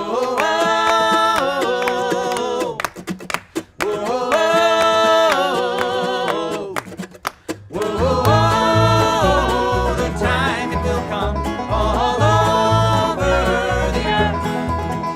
We will lay down our tools, their concessions we'll refuse. When there's nothing left to lose, throw our bodies on the gears and stop this infernal machine.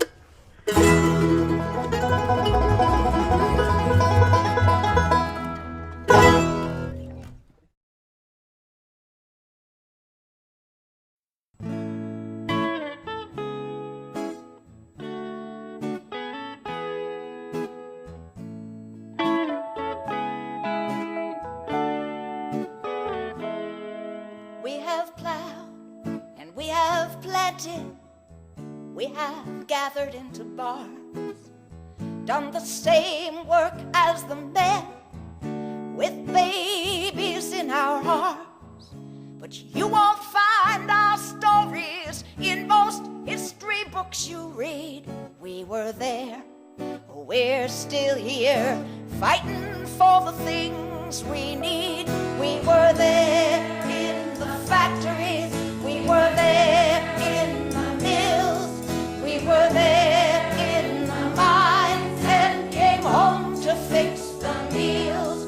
We were there on the picket line, we raised our voices loud. It makes me proud just knowing we were there.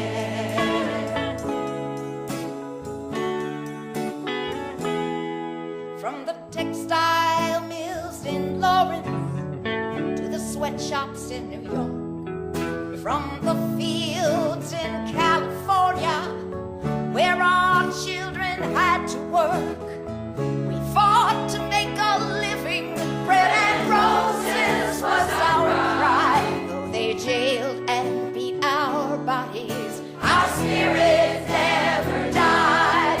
We were there in the factory, we were there in the mills, we were there in the mines, and came home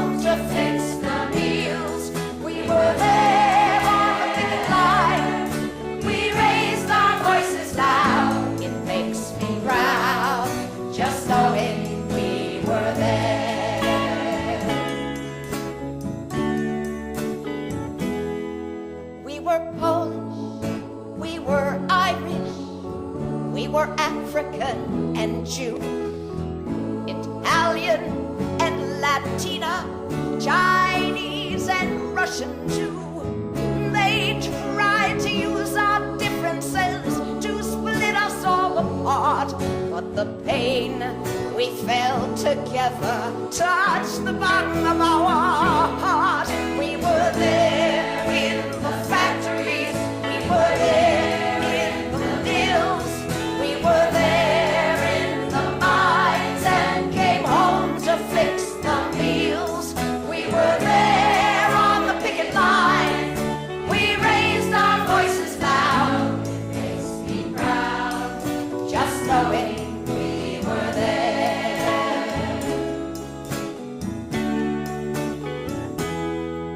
We are teachers, we are doctors, we are cooks and engineers, letter carriers, truck drivers, conductors and cashiers.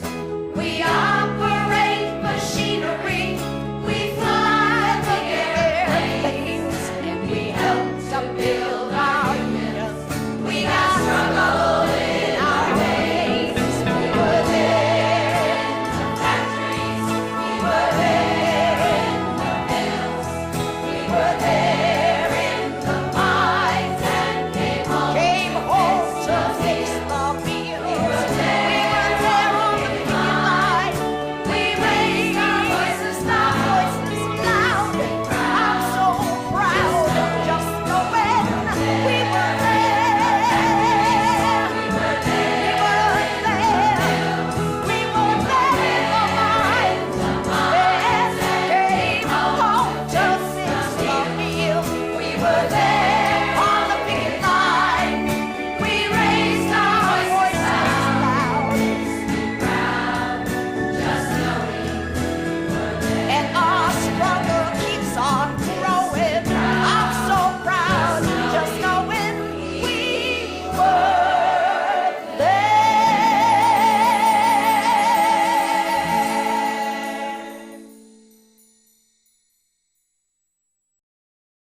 Hello, everybody. Hello, hello, hello. How we all doing? What was that banjo song? That banjo song was "We Won't Go Away" by the New Students. You ever have any question about the songs? They are almost always in the playlist. You just need exclamation point playlist in the chat. You'll get a link to it. Hello, Maliki. How y'all doing?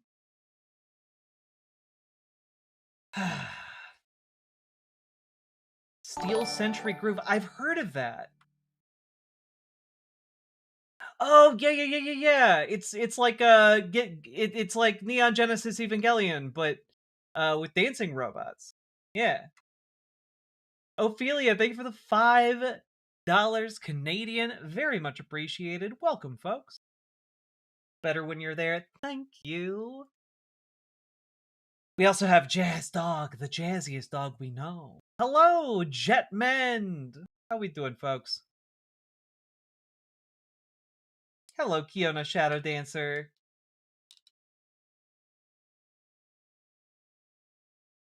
Also, just real quick, 2 updates for all y'all.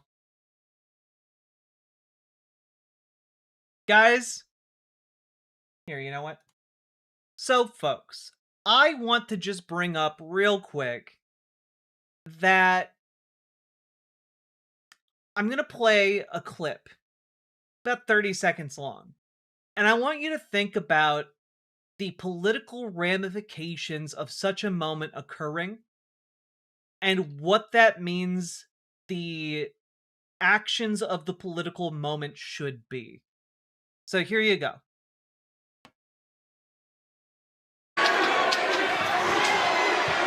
MJF, Brody King, AEW World Championship Eliminator match. A match that the champion wants absolutely no part of. Now the face in the eyes of the champion.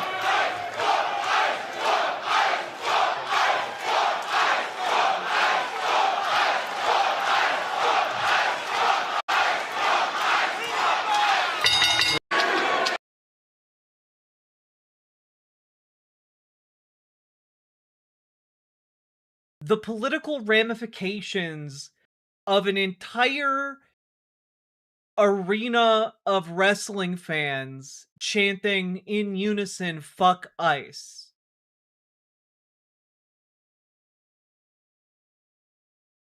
Like, as far as I can tell, apropos of nothing, just that sentiment can unite the political demographic that typically goes to view wrestling games. I'm going to call them wrestling games because I don't know the correct terminology. And I know AEW is more progressive than WWE, obviously. The McMahons have seen to that. But I want folks to really sit with that, because at the same time that took place, Chuck Schumer was rolling out his new list of demands. All right, here we go. We got Chuck Schumer over here. We got the new list of demands, because people are aroused. I haven't seen people so aroused in a very, very long time. All right. Yes, the wrestling game matches. Yes. Senate and House Democrats are united on reining in the abuses of ICE. Americans have watched in horror as ICE has terrorized communities across the country. Federal agents can't continue to cause chaos in our cities while more Americans are killed. We must rein in ICE. Here's what we're demanding. All right.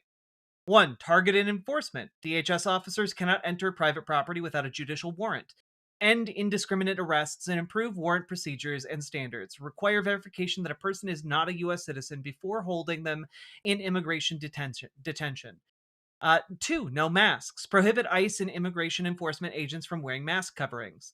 3. Require ID. Require DHS officers conducting immigration enforcement to display their agency require unique ID number and last name. Require them to verbalize their ID number and last name if asked.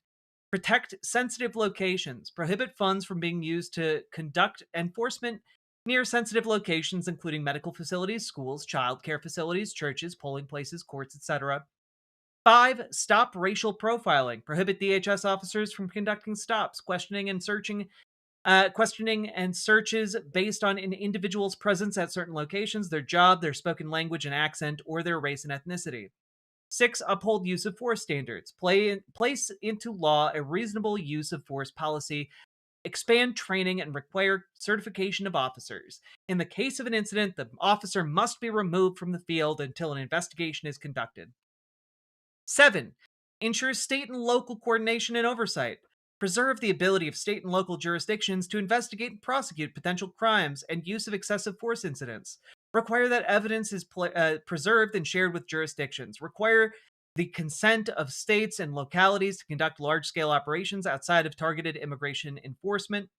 8. Build safeguards into the system. Make clear that all buildings where people are detained must abide by the same basic detention standards that require immediate access to a person's attorney to prevent citizens' arrests or detention.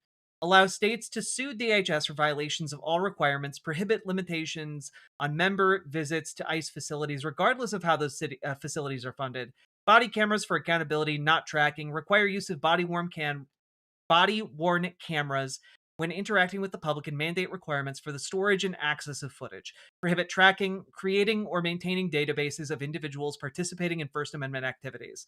No paramilitary police. Regulate and standardize the type of uniforms and equipment DHS officers carry during enforcement operations to bring them in line with civil enforcement. Now, I will say, all of these things are relatively unobjectionable reforms. Again, with the caveat that right now, they do not have the ability in Congress to actually abolish ICE outright. Abolishing ICE would need to be a stated goal in the future. Like, you state it now, and then you carry it out in the future. The fact that right now you can't even say you want to abolish ICE is frankly a disqualifying display of weakness, right? But as far as immediate interventions, these are good. Again, with another caveat, and that caveat is What are the enforcement mechanisms? Yeah, what are the consequences of breaking these, these rules? Because stuff like this stand out to me. Number one, targeted enforcement. DHS officers cannot enter private property without a judicial warrant. That's already the case. What does restating a lot of things that are already the case, what does restating them accomplish? Like,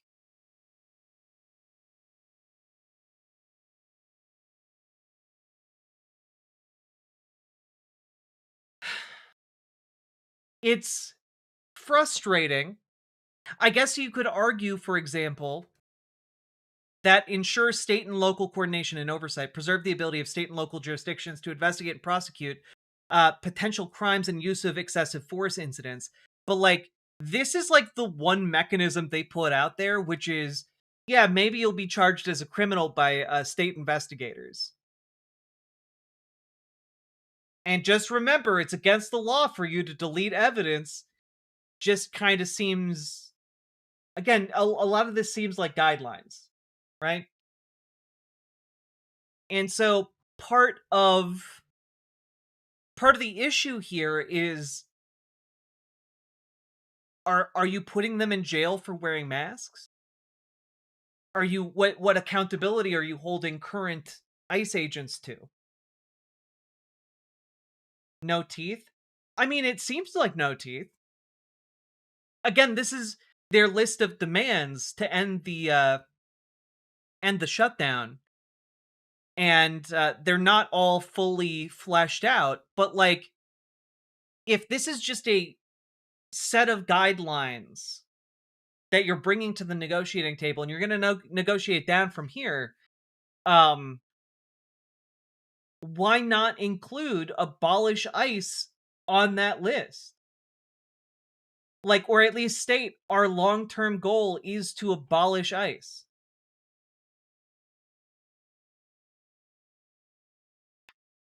Like, it kind of, like, if you are acknowledging that this is effectively a wish list you're bringing to the negotiating table, like, actually apply the wishes, like, actually write them down.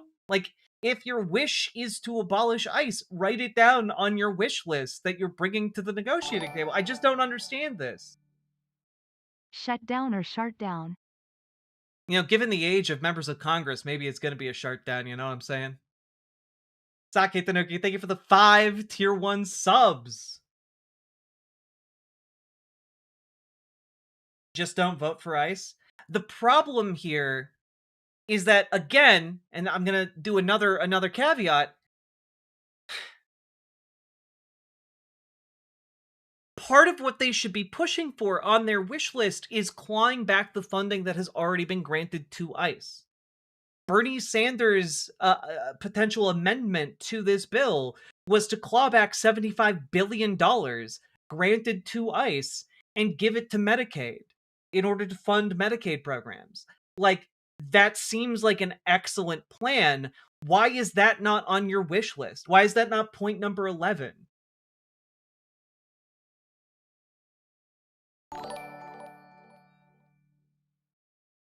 Schumer is the kind of person who would think that Make-A-Wish kids just want to do chores as a treat.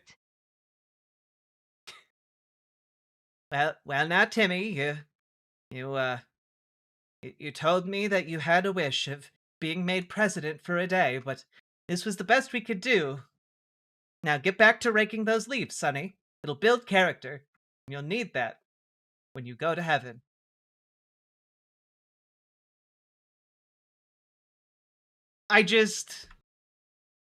People are aroused. I haven't seen people so aroused in a very, very long time.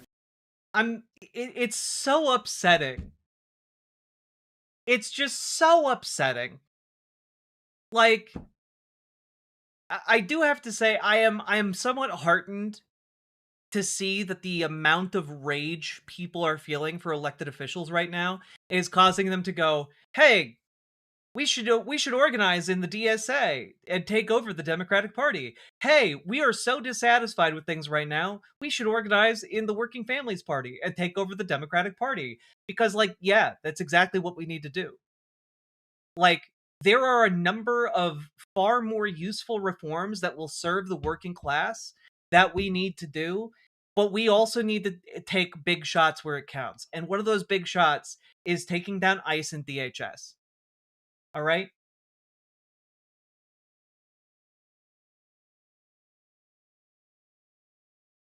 It is indicative of the unforgivable cowardice in establishment Dems that they cannot rise to meet the moment, even when the task is just imagining a better world. Like, the failure here is of imagination and a failure to understand working people where we're at right now.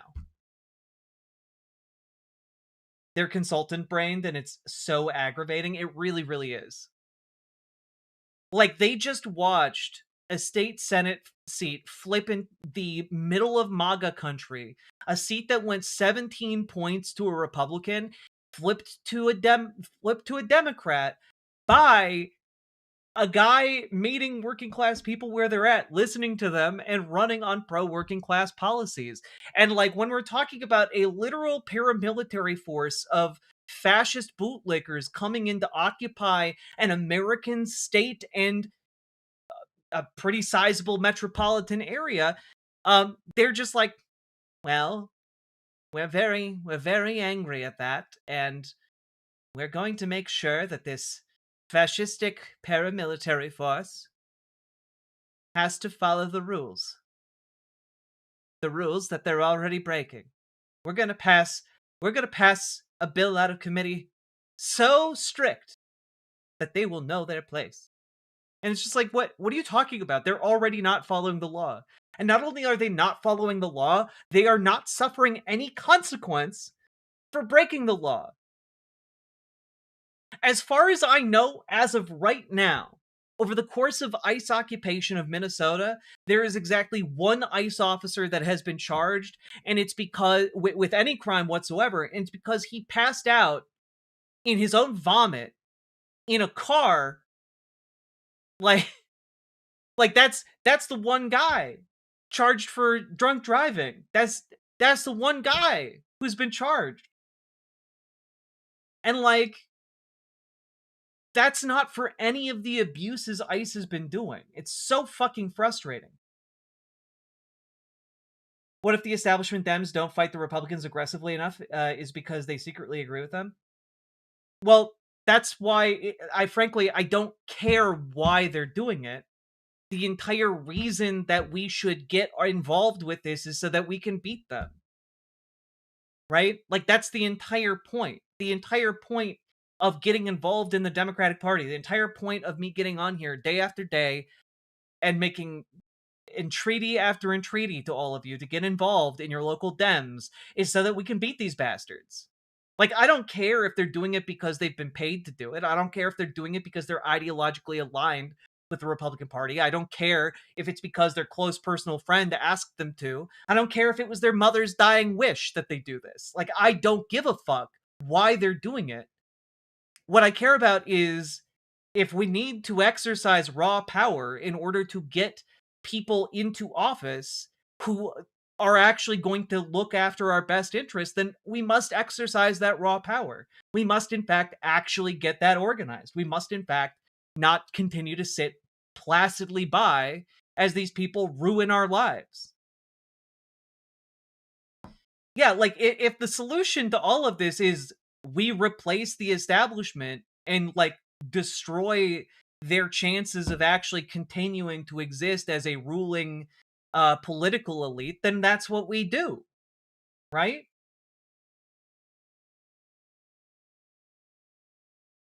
So that's my entire position here. Chuck Schumer has absolutely and utterly failed us And it is high time that we got involved on the local level, on the state level, on the national level, on every single level. These kinds of people who have fallen to corruption, who have fallen to idleness, who have fallen to complacency, we must replace each and every one of them. If they cannot wake up, we must wake up ourselves. There you go. Video of Angie Craig being booed by grassroots DFLers. This is what I need. I need this in my life. Here, let's restore some faith. This is why you should go to your local political events, folks. All right, our next speaker is Congresswoman Angie Craig, who is running for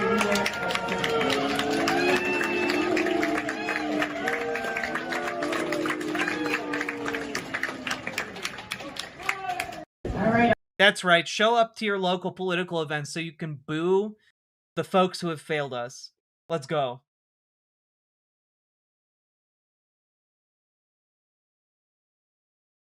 Sam's Chuck Schumer imitation is the only silver lining.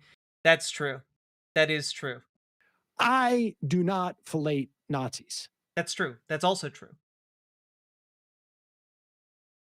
All right. That's where I'm at, folks. Anyway, if you have any thoughts, let me know down in the comments. Hit the like button, hit the subscribe button. Get involved in your local Dems. Get involved in your local DSA, folks. Radicalize your Democrats. Make your DSA more effective. Let's go. Let's have a Mamdani revolution everywhere, okay? And, folks, check out ImogeneOlivia.com. Gender euphoric lingerie designed from the ground up for trans femmes, tested on cis men, cis women, non-binary folks. Check it out. It is non-tucking lingerie. New styles, colors, and sizes coming soon. And also, let's just watch that wrestling clip again, just for funsies. It's pretty cool to see. MJF, Brody King, AEW World Championship Eliminator match. A match that the champion wants absolutely no part of. Now the face in the eyes of the champion.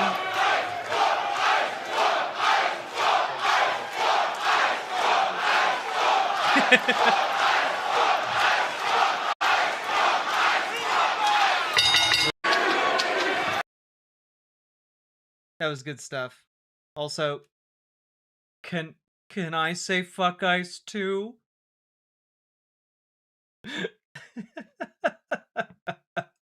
This has to be immortalized as a reaction image.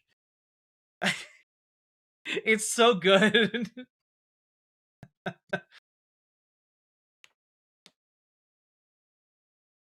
Anyway, let's keep on going.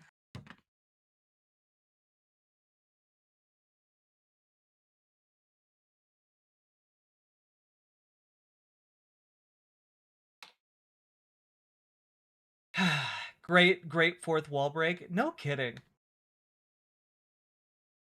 That man is the heel, so he can't cheer with the crowd. Oh, he really wants to, though. You can tell. He really, really wants to. All right. Oh, also, this won't be a segment, but I need to make you guys aware of something, okay? Maybe it'll be a short. So, folks, real quick. There is an organization of religious zealots and bigots called the Westboro Baptist Church. And their entire thing for most of my life has been showing up to, like, military funerals and chanting about how this happened because God hates gays, right? And like, their entire thing is doing that. And, of course, they try to revamp their image every so often, and they try to make sure that they're going after targets that are, more relevant to the current era, right? And so I saw this going around social media, and it's real. They Signs of the Times, shining Bible light on current events. They made one of the hardest anti-capitalist pieces of propaganda I've ever seen in my life, and it's completely by accident. It's not because they they are anti-capitalist. It's not because they they believe in Luigi Mangione. They made this to threaten Luigi Mangione's soul with eternal damnation, but like this really comes across as a threat to the entire the entire capitalist class, and I think it's very, very funny.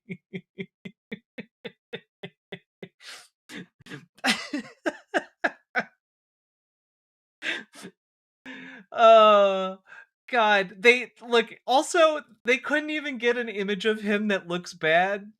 Look at look at him. He's still handsome. He's still so handsome.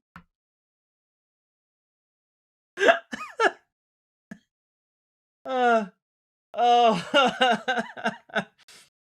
oh, God, it's so funny. It's so fucking funny.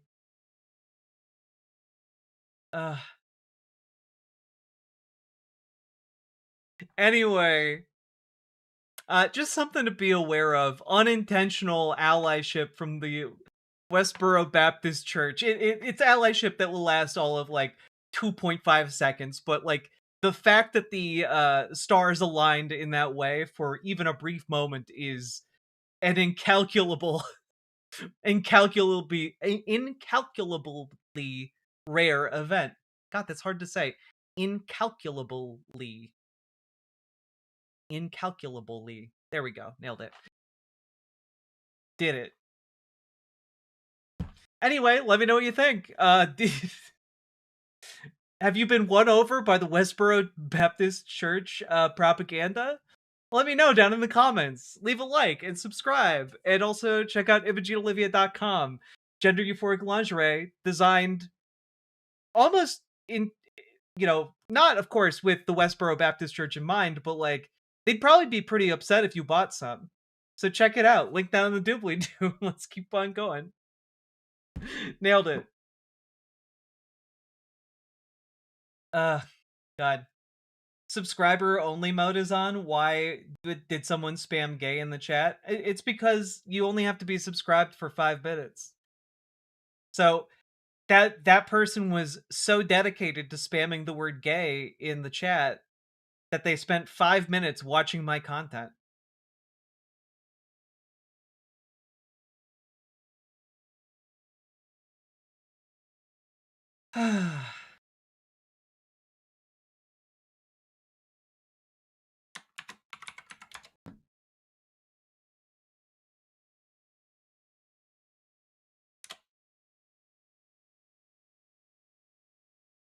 See ya, Ashley. Get good sleep. Why are you gay? But aren't you gay? I am gay. It's true. I am gay, destroyer of worlds. I'm a lesbian and find Luigi attractive. Unironically, if you build Luigi Mangione as like a kind of soft butch lesbian, the gay ladies would be all over him. True. It's true. Yes, yeah, you guys understand.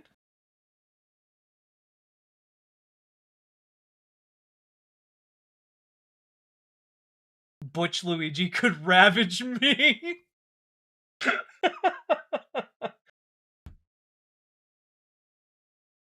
Lucy Hayes, hello. I also am gay. It's true. Also, it is time for us to have a collab of some sort. I agree. I gotta be honest, I am stretched so thin right now that I would charitably call myself teetering on the verge of a mental breakdown. But hopefully ice is ramping down in the Twin Cities, and when I have a little bit more sanity, I would love to collab. Lucy Hayes in chat.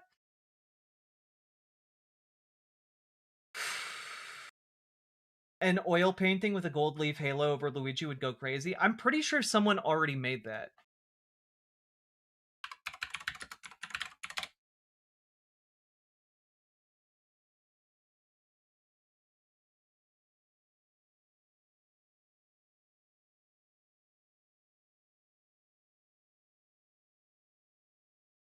Like I'm pretty sure. Yeah, like somebody already made this.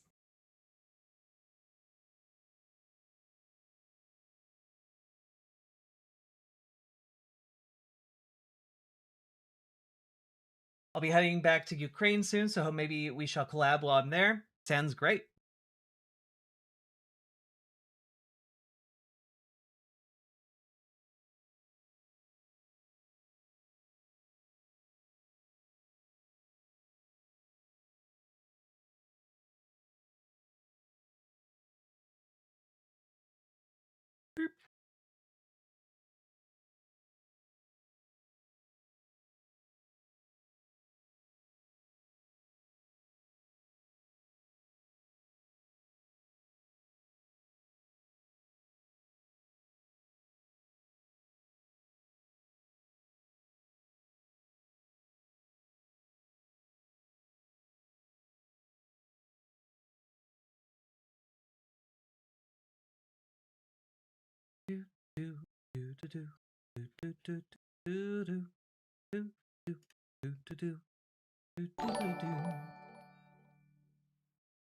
Jack, you can't read.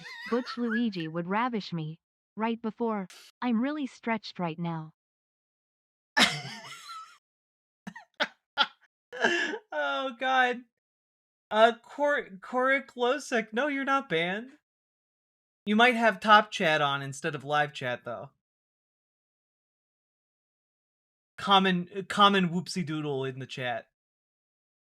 Sake Tanuki, thank you for the 2 tier 1 subs and for the reminder to be more mindful about my words and deeds.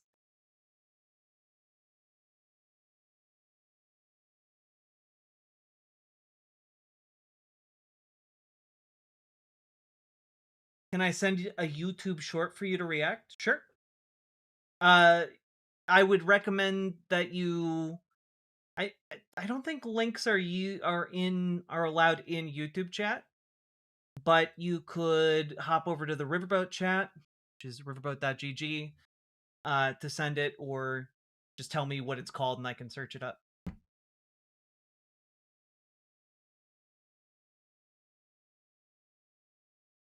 You could try linking it in YouTube chat, but YouTube chat might have an auto filter for that, so we'll see. We had to turn on the link filters because, you know, a bunch of people were Nazi posting without even subs only mode on, so happens. Come to bottom chat, which would make you, I don't know, a switch. Hey, ayo, ayo. The spirits like to convey the message that you should mentally see me as Gandalf.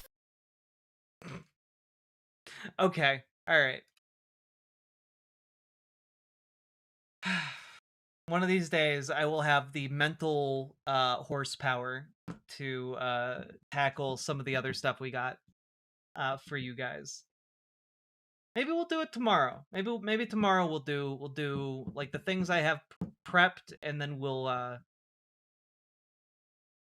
do some Rudyard.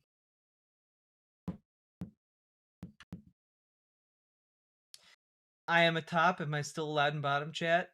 Yes, but you have to be very careful in bottom chat.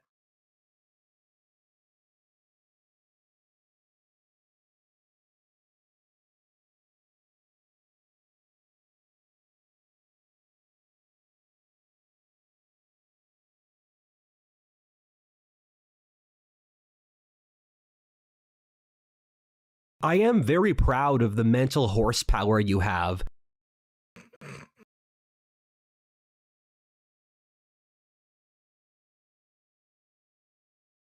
A new top touches the beacon. Suddenly they're filled with an advanced warning from an alien civilization far beyond their ken.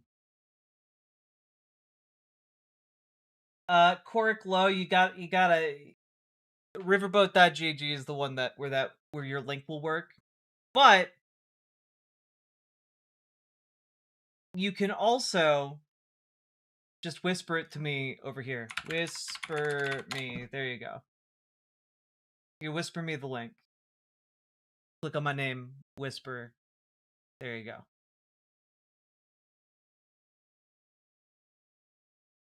Beep beep beep beep beep boop boop boop boop boop boop. Someday I will have the unwavering confidence to tell people to call me Gandalf. Yes, you will also be... I am the intellectual equivalent of an assault rifle. Jesus Christ. Good night, GamerG. Get good sleep. Thank you for helping to onboard so many people into DSA. Appreciate you helping to get folks organized.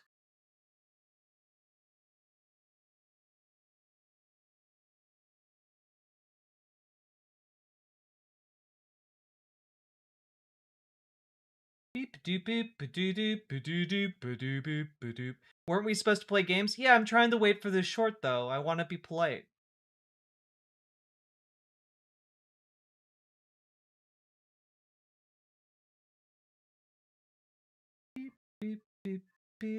What does that mean, though? What does what mean? Being the mental equivalent of an assault rifle? I assume because you're firing ideas at the speed of sound. Thank you, Maliki. I appreciate that.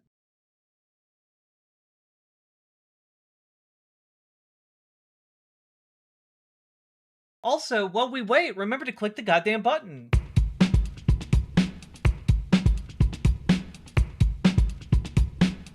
Go, go, go. Click a button. Click a button. Click a button. Click the goddamn button. Click a button. Click a button. Click a button. Click the goddamn button. Click a button. Click a button. Click a button. Click the goddamn button. Click a button. Click a button. Click a button. Click the goddamn button. Click a button. Click a button. Click a button. Click the goddamn button. Click a button. Click a button. Click a button. Click the goddamn button. Click a button. Click a button. Click a button. Click the goddamn button. Click a button. Click a button. No, you got. Click the goddamn button. Click. You gotta whisper it to me, Cory.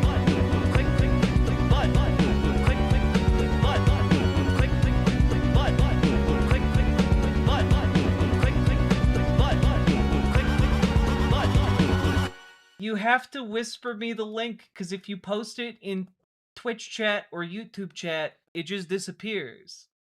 Like, it doesn't show up for anybody else in YouTube chat, and when you post the link in Twitch chat, it shows up as 3 asterisks. So, I know you posted a link, but I can't click it, and I don't know what it is. Unless you whisper to me, which involves clicking on my name, and then clicking the whisper option. You can whisper me it, or you can go over to riverboat.gg and join that chat. So if you go to riverboat.gg, anyone can post links, because on riverboat.gg, I can IP ban people, which means that they get permanently booted from the website. Whereas I can't IP ban anybody on YouTube or Twitch.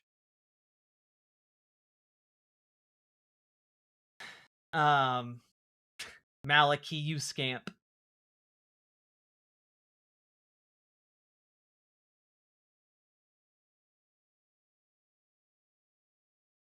So if you click on my username in Twitch chat, there will be an option called Whisper. And then you can send me that link. Here, I'll whisper you first. There we go. Hello. Link me.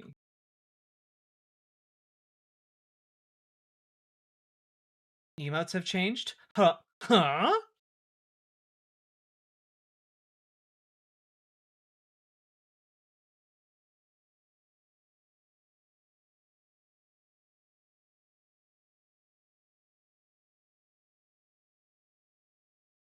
Aw, hell yeah. We got our lunk.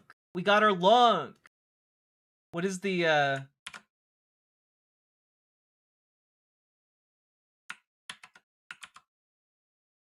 can he ask? Can I ask? All right. I opened up a DM with you, Cory Lieu, so that I can you can just whisper it right in that DM over on Twitch. But if you can't get it to me today, we'll check it out another time. Or you can just tell me the name of the video and I can look it up.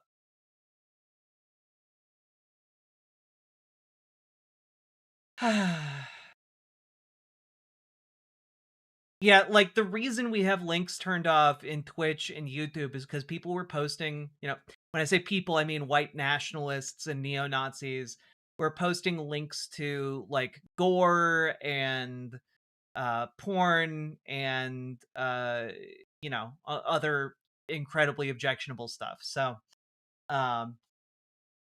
yeah, we had to turn off linking. It's why you can't have nice things. People ruined it for everyone else. All right. Site OMG, Site Chat has a new emote. YouTube chat looking at all of the emotes that Site Chat has, like Squidward looking at SpongeBob and Patrick. All right. All right. Do DIY eyesight deleter? All right, I'll take a look. Hi, let me. Okay, I think I found it. There we go. Introduce you to our newest innovation, the Vision Deleter Junior, a portable, lightweight, inconspicuous, entirely non-lethal light bulb-based self-defense tool. You simply insert 2 AA batteries and 1 General Electric Type 50 flash bulb, and you're ready to go. Possibilities are endless. For example, you can use it to safely and courteously signal to another driver on the road that their high beams are too hot. That's fine for night driving, but what about during the day? Not to worry, the device is not affected by during the day. Do you live in a silly place where it's illegal to not let someone carjack you? If someone attempts to open your car door, simply press this button. The device will then non-lethally emit around 5 megalumens of light, safely destroying their corneas and or retinas. Holy shit. At that distance, that's about 73 times as bright as a welding arc. Then, once your opponent's eyeballs are toast, you're free to make your escape. Just remember, they cannot shoot what they cannot see. Hi, let me introduce you to our newest innovation. I cannot legally tell you that you can do this to anybody except in self-defense. But I will say, that's cool as fuck. He has a video on an air-powered LRAD. That's so cool. Squid Tips is doing good too. Squid Tips is amazing. I love Squid Tips. And Cory Lieu, in answer to your question, I cannot answer it at the moment. But I will say, fuck Jake Lang. I hate that dude. All my homies hate Jake Lang. Ugh. Let me just say, Jake Lang better not try and carjack anybody. All right. God, that was really cool, though. Thank you for sharing it. That was actually, unironically, very much worth the several minutes of finagling to try and figure out what it was. I really appreciate it.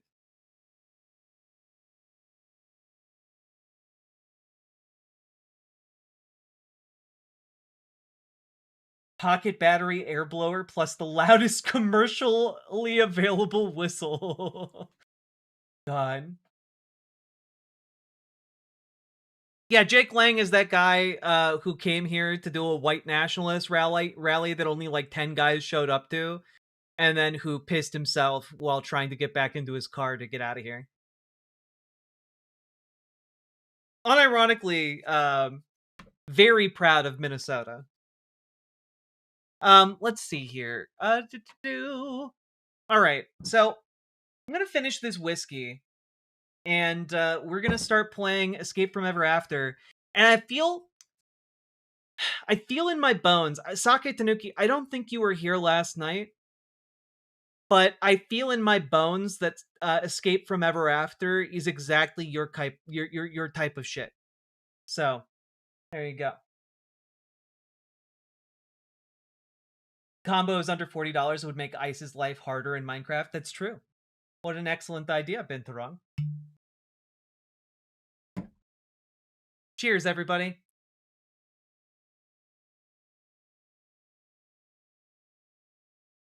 It has been a week.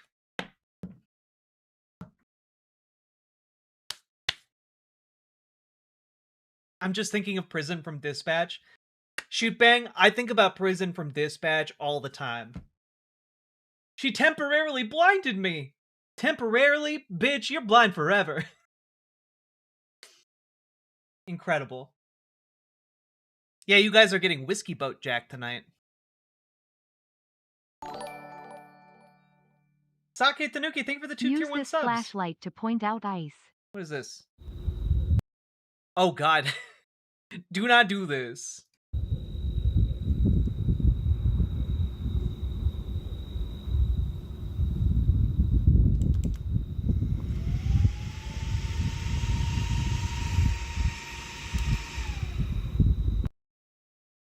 Do not use that. I feel like I don't know what kind of crime you would be arrested for by both local and federal authorities, but you would almost certainly get arrested by somebody.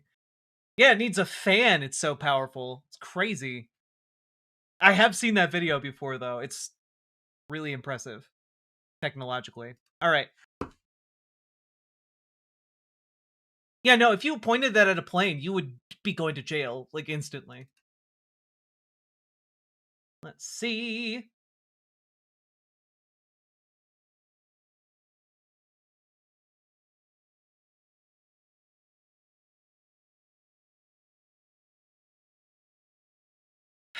There's a Neo 3? Whatever. Okay. Here we go. Get ready, folks. I hope you have quality headphones in for the dulcet tones of Escape from Ever After. And I will be continuing my attempt to voice act it.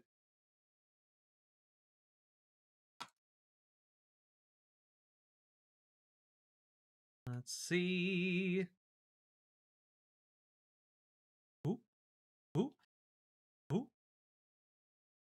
You have something for me? It's too late. It's too late to apologize. Oh. It's too late to apologize. The first Neo was really good, but I have yet to play Neo 2. You're raw dogging it with your ear holes? Huh, like a peasant?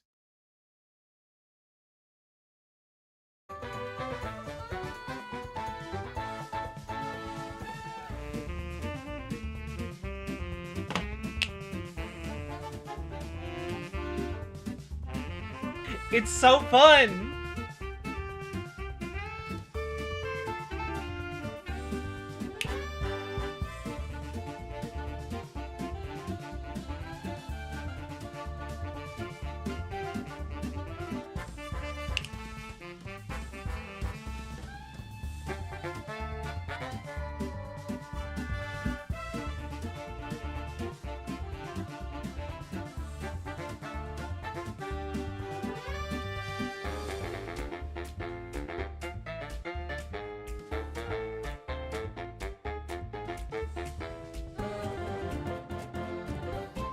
Good night, Binturong!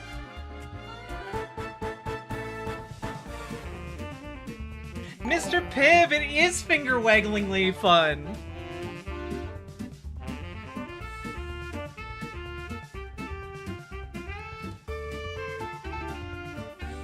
I will definitely try Ariana's in St. Louis Park. I believe you. PLS try Ariana's in SLP. It's 20x better than Wally's at UMN. Yeah, Wally's not great, but I trust your rec. I'll check it out.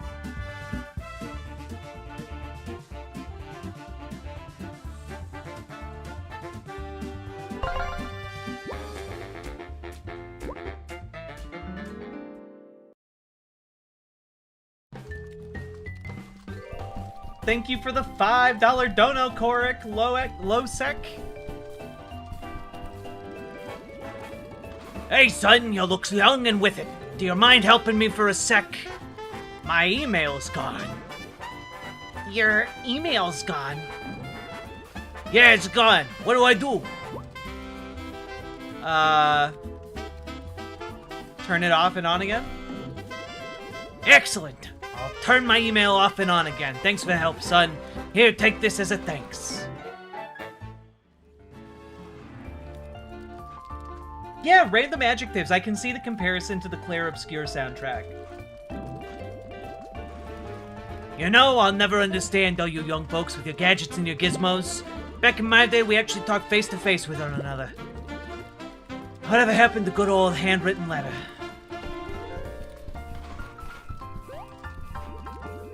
Yo, you want to come up with drinks for me after work? I work hard, but I also play hard. I'm busy. Sorry. No biggie, my bud. I'm so lonely.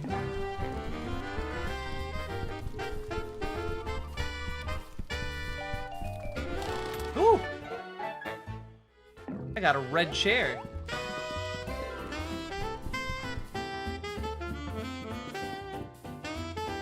Free time is bourgeois decadence. Wait, if I put on a little outfit. Maybe if I wear this business suit, she'll trust me.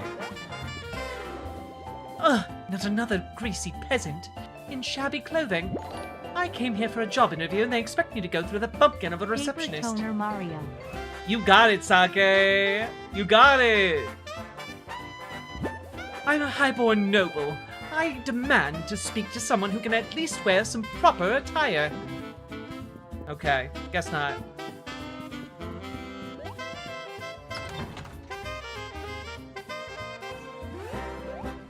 Look at how happy he is when he jumps. I love it.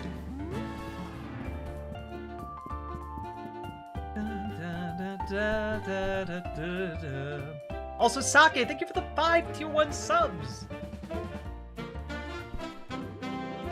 Why, isn't it two of my favorite new employees? We just finished up our yoga session. Great job, team. See you all tomorrow. So, how are you two settling in? It's going well, thanks. And how about you, my fire-breathing friend? Everyone here makes me want to rip my scales off one by... I mean, yes, everything's just fantastic. Learning about the email system was truly invigorating. I can tell life in the office is just one non-stop adventure. Well, that's just excellent. Glad to have you folks on board. So anyways, I have a challenging assignment for you two that I think you'll be perfect for. Have you ever heard of the 3 Little Pigs? Yeah, the fairy tale. So, ever after Inc. recently hired the pigs to lead a major construction project. We're building apartments in their storybook.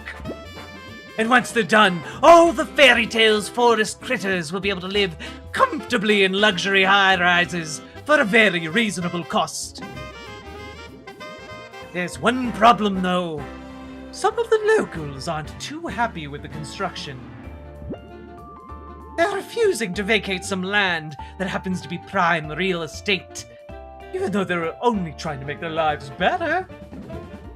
So your job is going to be to go into the storybook and talk to some of these locals. See if you can convince them to see some reason from the one fairy tale character to another, eh? That sounds... Wow. Why us? Are you sure you can't trust us with such a big task when we've only just started? I like to think I can see potential in people, and I see it in you. Flint, Tinder, I'm gonna be real with you fellas for a moment. I know how you're feeling right now. Before I worked for Ever After Inc., I used to be a storybook character as well. And believe me, I know adjusting to this new way of life can be challenging. But you should know that many of our employees come from stories that are very violent or unhappy. Characters like myself joined Ever After Inc. to get away from all of that for a happier, stable life. All that being said, though, I want you to know that you can come talk to me at any time. I'm here for you and on your side. Oh, thank you, sir. Please call me Mr. Moon. Okay, next steps. Head over to the library. It's just east of the entrance hall. A copy of The Three Little Pigs is being prepared for your entry as we speak. I fell asleep listening to this yesterday and had dreams about the game. It's so fun! Also, M68 Ken, hello! How do I feel about a second channel? Too much work. And maybe stock up on some items for the cafeteria before you go away? Never hurts to go prepared!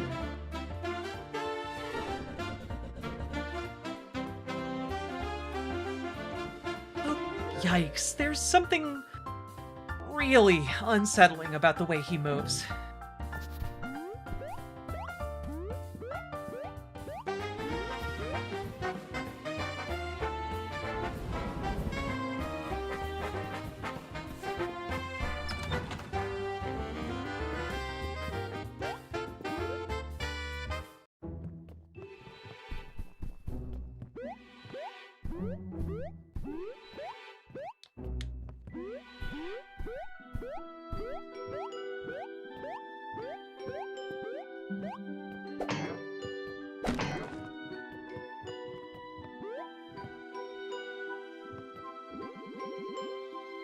Is your name a reference to the Motorola M68K? That'd be so cool.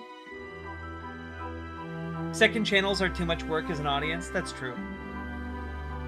Does your lady want to watch? My lady does watch. Are we fighting capitalism Paper Mario style? Absolutely. Hello, Flint and Tinder. Welcome to the library. This machine behind me is a type of machine, I guess, called a telepager. It can send you into the world of any book. That is, any book the company approves. Personal trips are not allowed. Here's your assigned storybook. The Three Little Pigs, a fairy tale where the three little pigs in their newly built houses are terrorized by the big bad wolf. And of course, to get home, you'll need a copy of the book we're in now. The Adventures of Flint Buckler, a familiar story about a brave hero's quest to defeat an evil dragon. The Adventures of Flint Buckler? So we're in this storybook right now? So I'm holding the whole world in my hands? If I destroy this book, will everything here cease to exist? No, once a story is written, its world exists. Book copies just serve as portals into those worlds. Whoa! I'm having trouble wrapping my head around this. What? Our storybook is named after you? Are you kidding me? Is my entire life purpose just to serve as the antagonist in your story? Please excuse me while I have the biggest existential crisis. Welcome, Raiders! Come on in, make yourselves cozy. When you're ready, place the three little pigs onto the machine and jump in. Happy travels. What is this game? Escape from Ever After.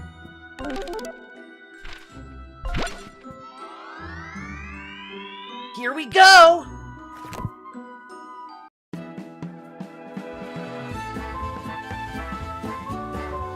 Chapter 1, The Three Little Pigs! I found an inconsistency in the game. The, title of the book is The Three Lil Pigs, not The Three Little Pigs.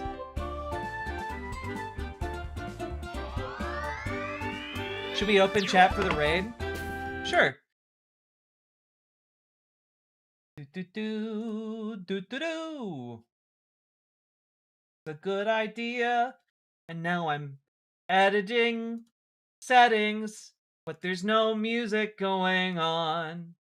There we go. The settings are open. Please behave yourselves from now on.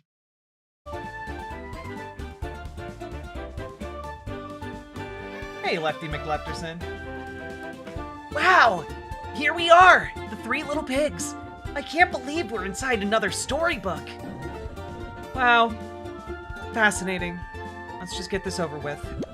It's humiliating enough to be stuck traveling with you, but doing ever after Ink's bidding, like some common pencil pusher, is truly degrading. Well, I don't love this either, but can you at least try to enjoy yourself? We're on an adventure! Adventure, give me a break. All we have to do is find the Three Little Pigs and help them convince the villagers to vacate their land. I doubt it's no doubt it's slimy, but it'll be a piece of cake. I'm not sure it'll be so easy. According to the story, there's also a big bad wolf we gotta watch out for. If some Neji Munt is the worst thing here, then I'd say we're in pretty good shape. Come on, construction site should be pretty close to here.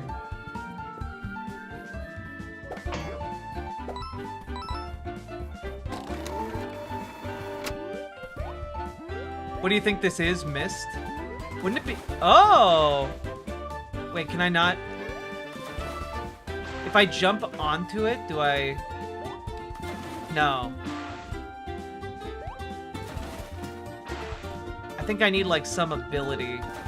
Yeah. Okay. This just came out? It literally just came out like the other day.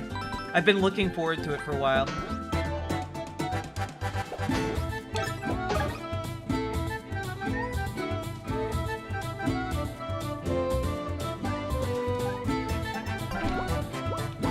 Gotta research this unicorn beast.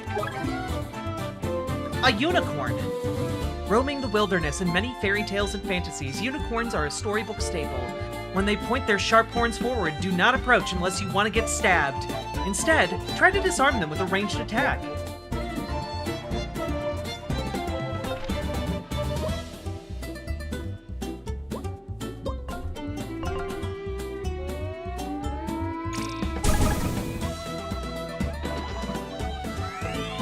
What? They have a laser blast? That's so funny. I love it.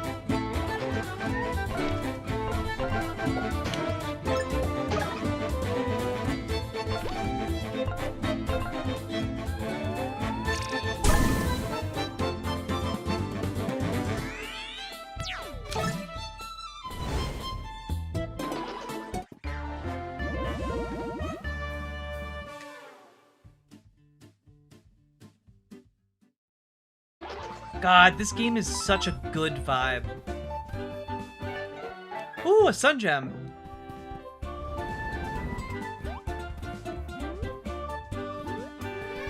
I really want to jump into the hole. Let me into the hole. I want to get in that hole. It won't let me in the hole, guys. I'm sorry. I failed you.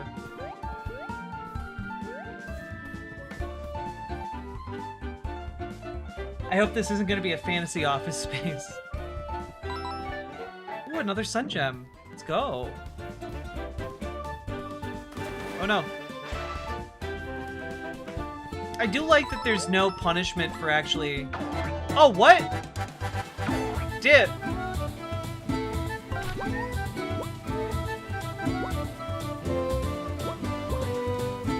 Here, let's...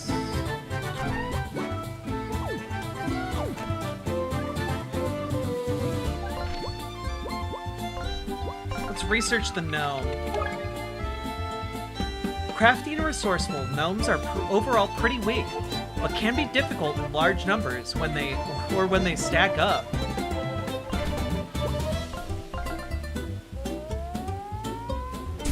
Oh no!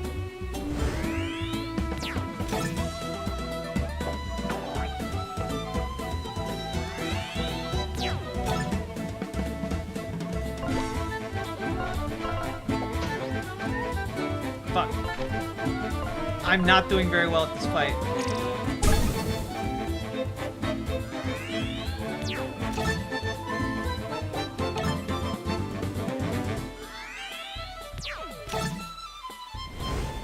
go.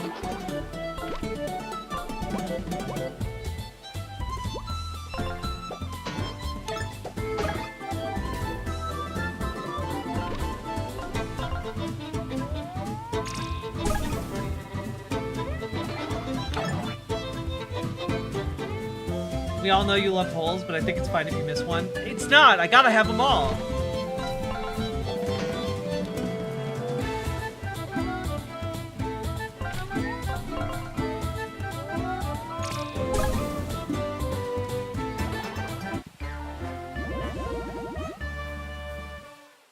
God, this game is delightful. No, the coins. I can get the coins still. That's okay.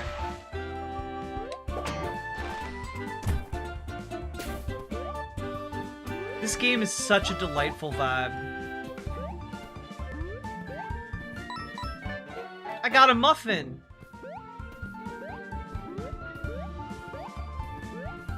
That's because I'm a muffin. Little cutie muffin.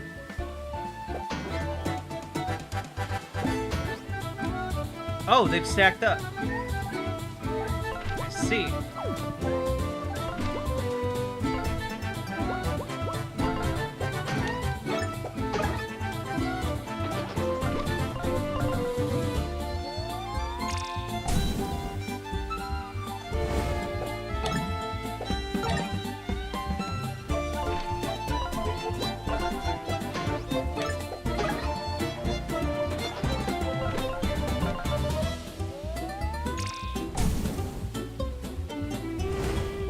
Oh god, it threw a rock!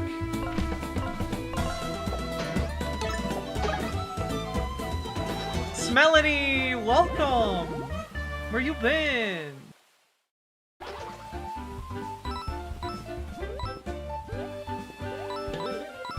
Oh, bouncy mushroom. This is exactly the vibe I needed today.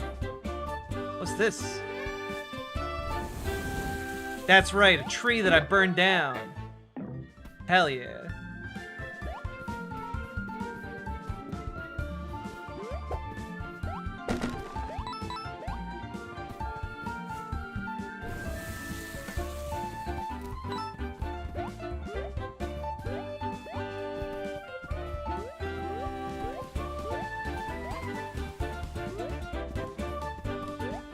Can I jump in this hole?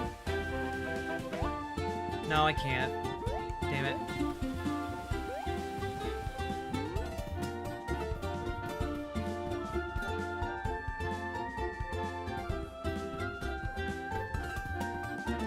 Construction site. Happy Howl Hollow. Oh god. Caution! Bomb plants are highly flammable. Do not expose to fire or you will get hurt. Oh yeah? Huh. How about them apples?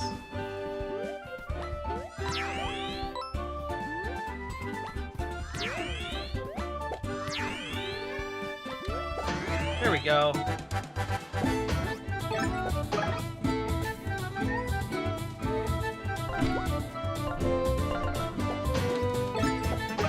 There we go.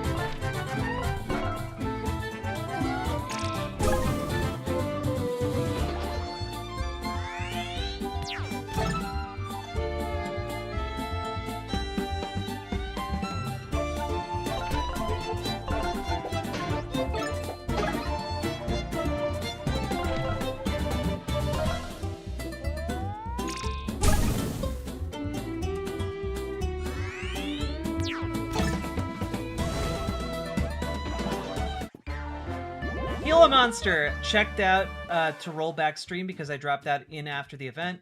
Still catching up, but I've seen your segment now, Jack. You did well. Crazy being on a panel that included a mayor and a senator. Gonna be lurking while I catch up. Hell yeah, thank you.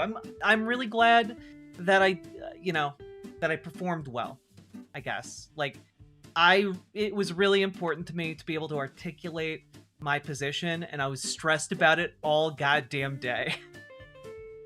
And honestly, it was really nice having Ginger on the panel too, because like his energy was righteous, you know? The righteous energy. What game is this?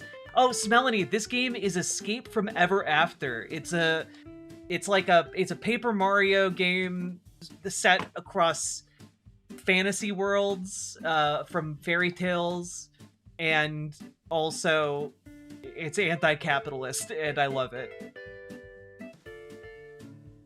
What game is this? For Axial, it is Escape from Ever After.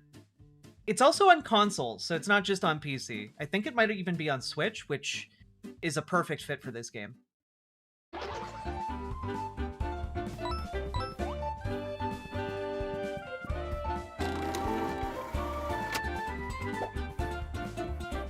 Oh god. Hey, you Flint and Tinder? Corporate said you'd be coming.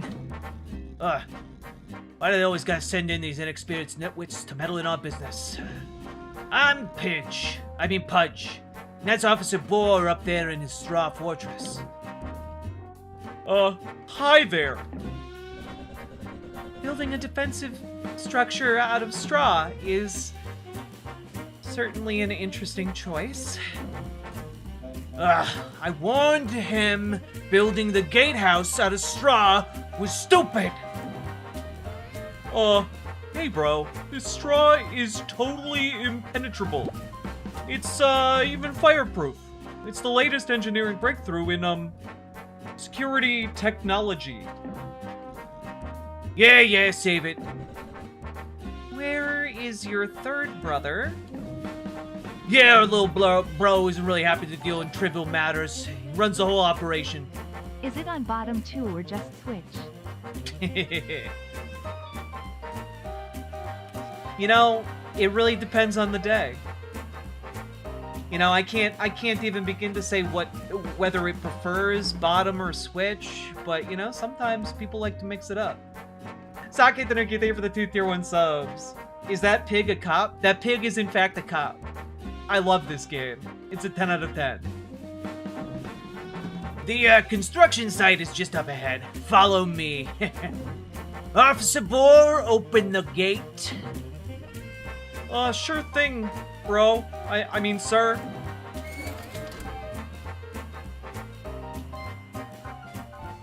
That pig is literally covered in his own shit. I love this game.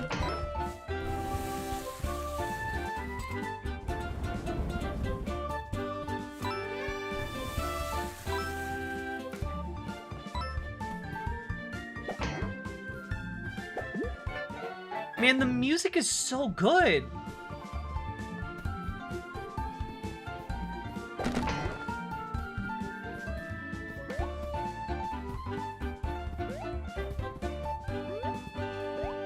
Okay, I definitely can't jump into that hole either. 0 out of 10 game.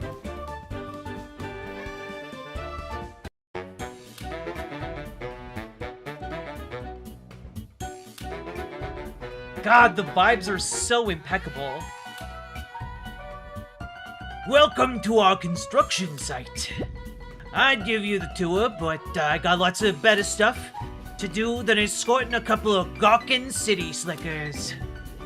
So here's the situation. We got this contract, see? Even Ever After Inc. bought up all the land to develop it into primo real estate and hired us pigs to manage the project. Problem is, there's a dingy village of wolves resting on our prime plot of land, and they ain't leaving. Wolves? Yeah, wolves. Truth be told, it'd be better to just bulldoze the darn place, but it'd be bad to look for corporate. So you gotta convince their leader to accept their offer. What is the offer? We'll give them wolves a 5% rent reduction in our apartments once they're constructed, for the duration of a year. Pretty darn fair for some good-for-nothing furballs, if you ask me. The leader's just over there. He's a real pain in the know-what. Come with me.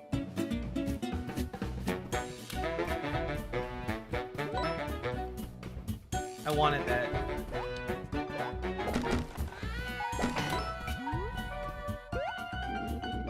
Hiya, friends! My name's Wolfgang, renowned musician of the woods and current representative of my fellow townsfolk. How do you do? Doing okay, thanks! I heard you were having some doubts about Ever After's construction project here, and they asked me to come to speak with you. What seems to be the problem? Well, gee, it's so nice of you to come all the way here, but the thing is, our happy little village is perfect the way it is. I'm no landscaper, but we like our trees green and our water blue.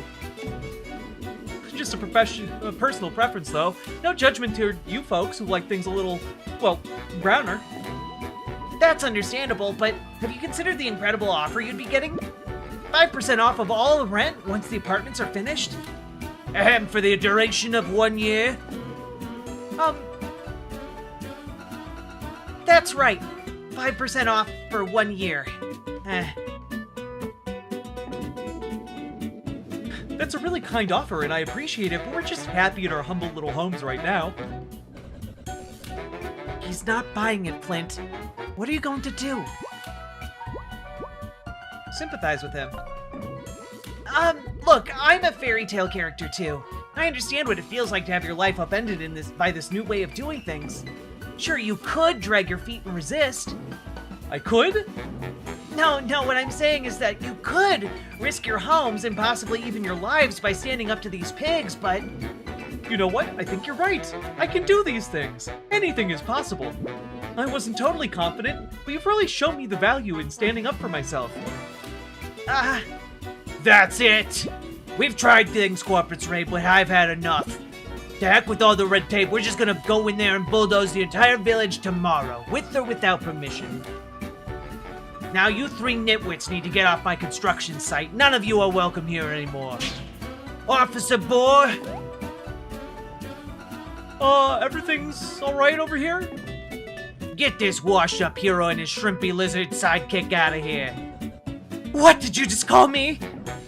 Alright, folks, come with me. Don't make things difficult for me, please. I'm a sensitive little birthday boy with a badge. Sorry, but you're banned from the premises. Boss's orders. Bye.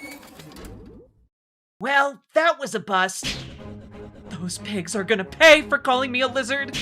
A lizard, as if the greatest, most powerful dragon in the world has ever seen could be compared to the common reptile. I'll show them who the lizard is.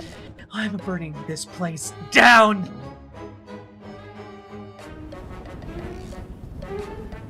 As I told you earlier, this straw is indestructible and bulletproof, and probably fireproof, and also bulletproof. You won't be getting through here, friend. You should feel really bad for making fun of me earlier. Dang it! Calm down, okay? So, what's the plan now? We can't get back in the site, we failed to negotiate. Get the job. I will get my revenge and rain fire upon these pathetic pigs. Sure you will, Tinder. Sure you will. Hey guys, sorry to interrupt, but thanks for standing up for me back there. No problem. We were definitely there to stand up for you, and not to protect the interests of our company. You're too kind. Allow me to officially introduce myself. Wolfgang, the self-proclaimed virtuosic superstar. I'm Wolfgang, the greatest musician in all the woods, but I'm sure you've heard of me. Nope. You haven't? Well, not to worry. You won't have to feel bad about your lack of musical taste. I don't judge. Hang on. Do you happen to be related to the Big Bad Wolf? So you have heard of me. The Big Bad Wolf is my stage name, of course. I love him. I love him. I would take a bullet for this wolf. Oh my god. I'm big. Kinda. I'm a wolf. Most definitely. And I'm bad to the bone. Uh-huh. But none of that matters now. The pig said he's gonna bulldoze my humble village tomorrow, and I've got to stop him. It's okay, I have a plan. I'm going to get back into the construction site and peacefully convince the Pig Brothers to spare our lovely village. And, how are you going to do that? With my wit, charm, and musical virtuosity. Clint, I'm thinking this construction project seems pretty pivotal for Ever After Inc. I've been looking for a way to sabotage them. I think this might be it. If we could just get past the straw gate and into the construction site, we can destroy their equipment and mess up their plans. Hey, Wolfgang, since you're the big bad wolf, can't you blow that straw house away by huffing and puffing? You know, like how the fairy tale goes? What a strange question. No, I can't blow the straw house away. I don't really know what you're talking about. But seeing as we're both trying to get into the construction site, maybe we could team up. I promise I won't bite. Flint, you're not seriously considering letting this hack come with us. I don't think I can stomach another clown in the group. I'll be outnumbered. Tinder, think about it. According to the story of the 3 little pigs, the big bad wolf is the one to blow the pigs' houses down. He might not know how to do that right now, but the fairy tale says he will eventually, so we should stick with him until that happens. I suppose you're right. At this point, I'll take any chance to hurt this infernal company. We're in! I mean, you're in! Woohoo! I won't let you down! Promise! My main skill is music. Anytime, I can whip out my lute and press it to harness the power of nature. For example, I can play a song to make sprouts grow. Let's try it. Press the X button to bring out my lute, and then play Sprout Serenade using the arrows displayed on the left side of the screen.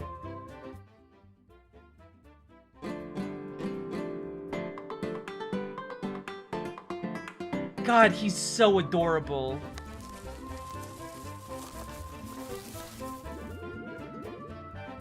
Whoa, that's amazing, Wolfgang. What other songs do you know? Just this one. Oh, I thought you were a famous musician. I'm working on it. But I'm a quick learner, so if you encounter any more songs in our adventures, I'll be sure to pick them up. So, what's the plan? First, I gotta go back to the village to warn my fellow wolves that the pigs are coming tomorrow with their bulldozers. God, it is so fucking funny. The writing in this game is so fucking funny. Like, holy shit. Just absolutely incredible stuff. I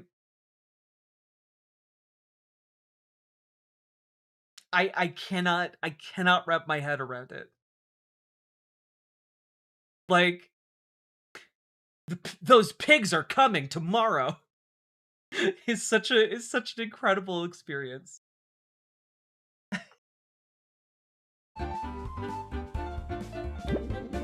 And construction workers sometimes hang out there, so maybe one of them could help us get back into the construction site. Follow me, the village is just back this way.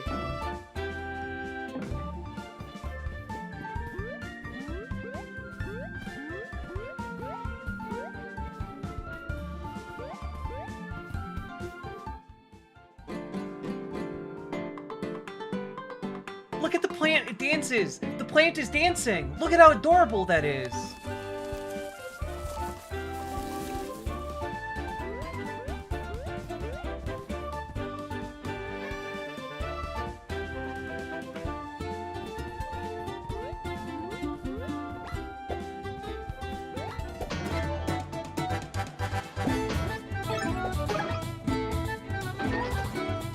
Oh, you can swap between companions in battle. Okay.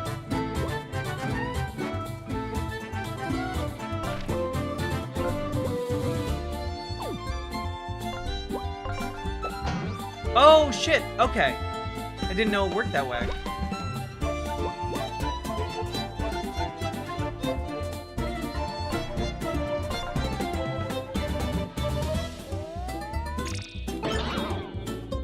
Okay. Interesting.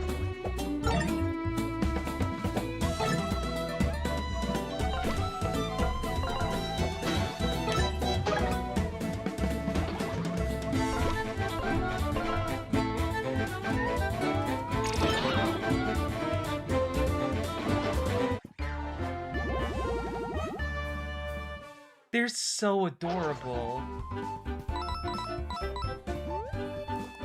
This is a reminder that fire can spread, so please be careful throwing projectiles near an open flame.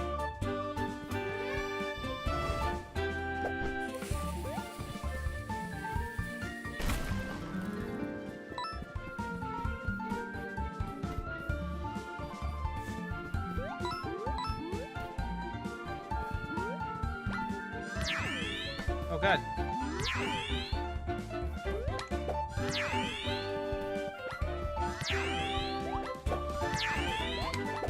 There we go.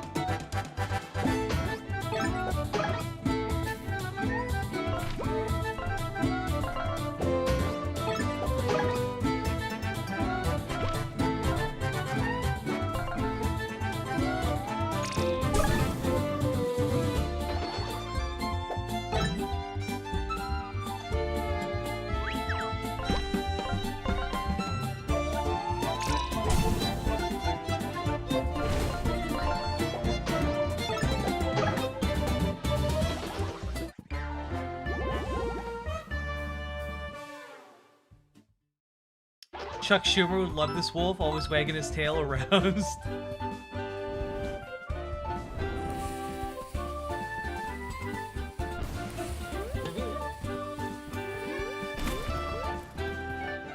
A coffee cake. Coffee and cake? Happy Howl Hollow. God, that's hard to say. No! Oh god, getting first struck sucks.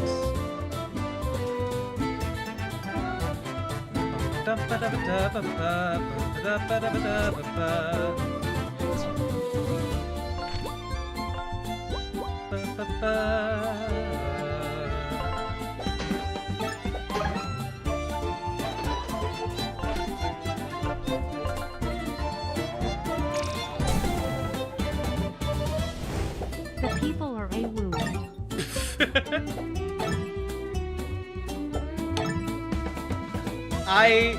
I wish I didn't understand that reference, but I do, and I appreciate it. Thank you for the 2 tier 1 subs, Sake Tanuki.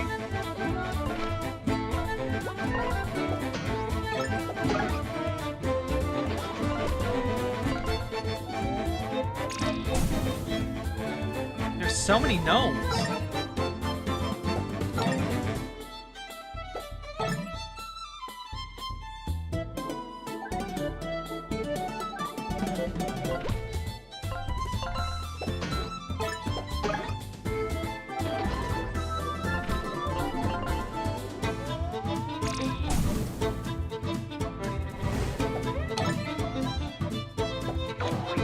Oh god! This rocks!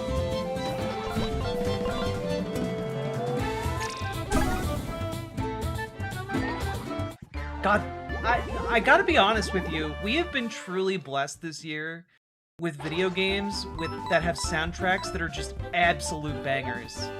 Just absolute fucking bangers. Wait a minute. You can climb these.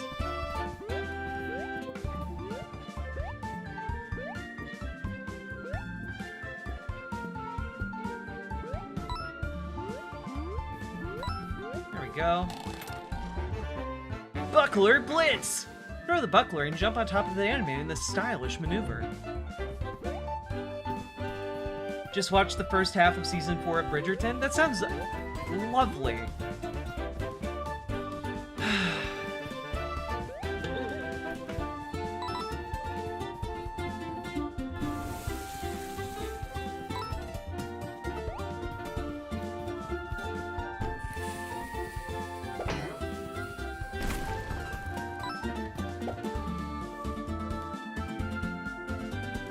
See. There we go, got him.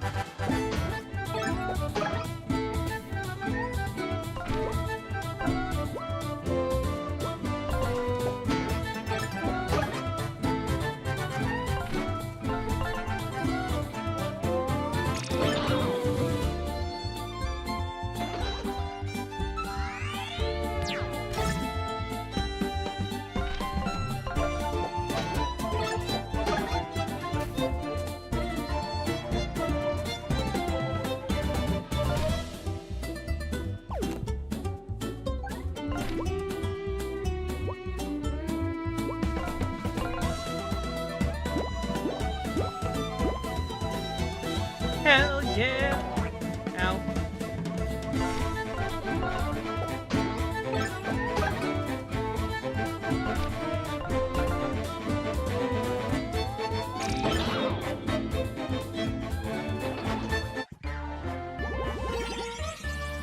Level up time, baby!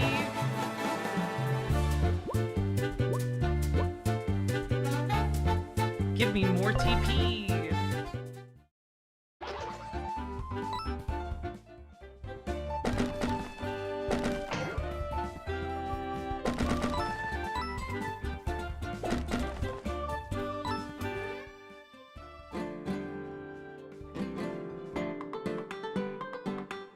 What game is this? Escape from Ever After.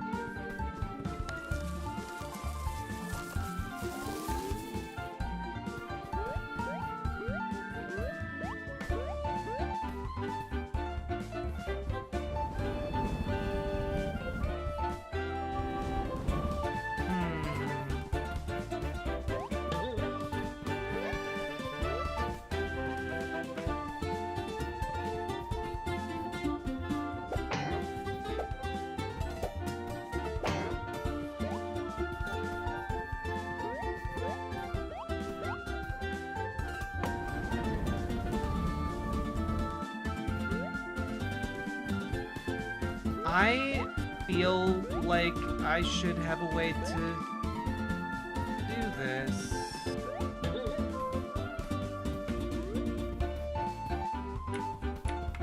No. Do I have to... No.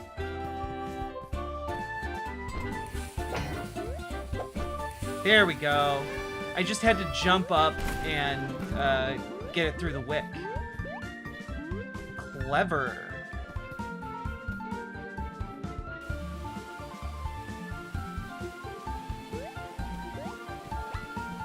Ah! Fuck.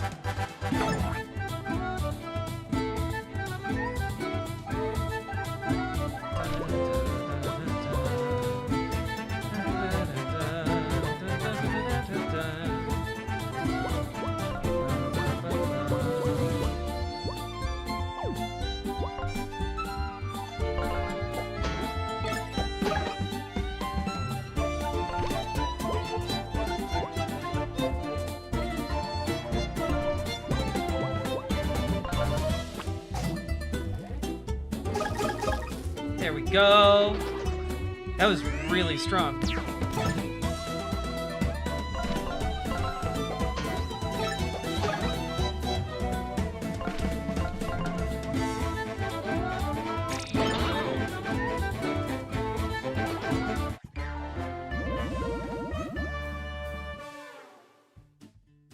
Liz Galahad, hello, hello.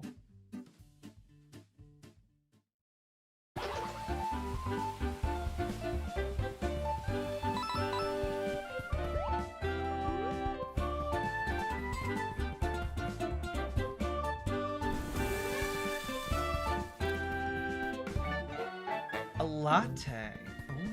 Ooh, a latte. Happy Howl Hollow. Look at these silly looking little wolves. I love them. Welcome to my hometown, Happy Howl Hollow. As you can see, it's a peaceful little place.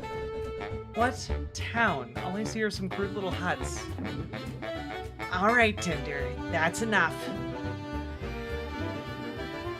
Hey, Wolfgang. Hey, new friends. Welcome. Hey, bud. Look, we don't have a lot of time. I was just at the construction site talking to the 3 little pigs. They're coming to bulldoze our village tomorrow. We have to do something about it and fast. Haha, classic worrying Wolfgang. This is all just a misunderstanding, surely. Those pigs are just the kindest neighbors ever. In fact, one of the pigs is here now, touring the village. What? Yeah, just over yonder. Hey, buddy, show me around this place, will you? Me and the boys are just so excited to be moving next door. Of course, future neighbor. It is my pleasure. This building is our library. It's the hub of several village activities, from nightly book club meetings to bingo night and... Okay, I got it. Let's go. You'll catch on quickly. That's amazing. Let's continue. Pudgy? Hello? Is the land survey going? You know I can't stand in this place. Right? It's absolutely filthy. Yes, sir. It's going good, boss. My new friend is showing me around. Why, hello, mother future neighbor. Whoa, whoa, whoa. Wait, no. Whoa, whoa, whoa there. Keep your filth, flea-ridden fur away from me, mutt. Officer boy.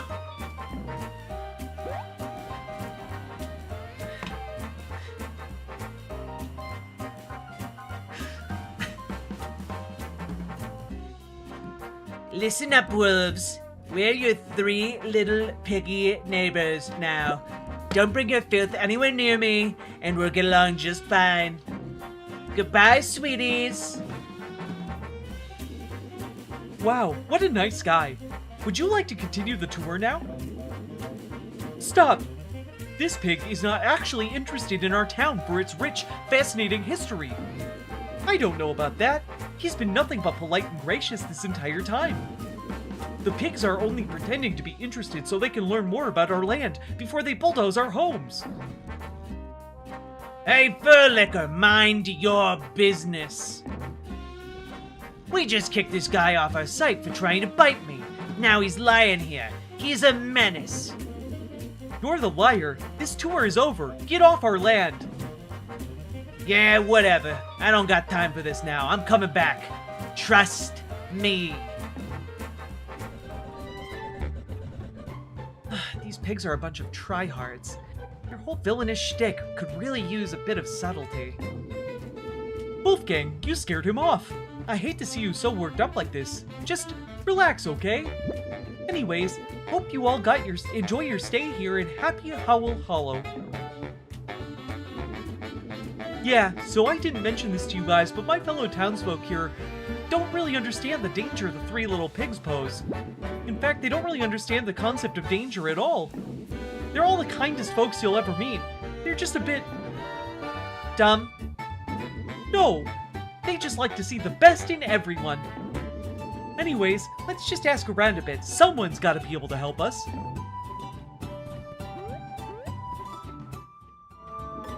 Hey there, you don't happen to have any Updog I can borrow, do you? What's Updog? Nothing much. What's up with you?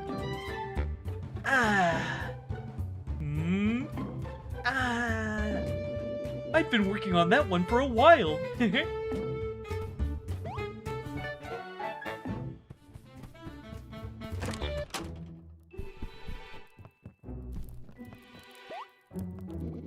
Welcome to our cozy little library. As you can see, we recently acquired this state-of-the-art machine, courtesy of Ever After Inc. I'm not sure what it does, but it's important we keep with the times.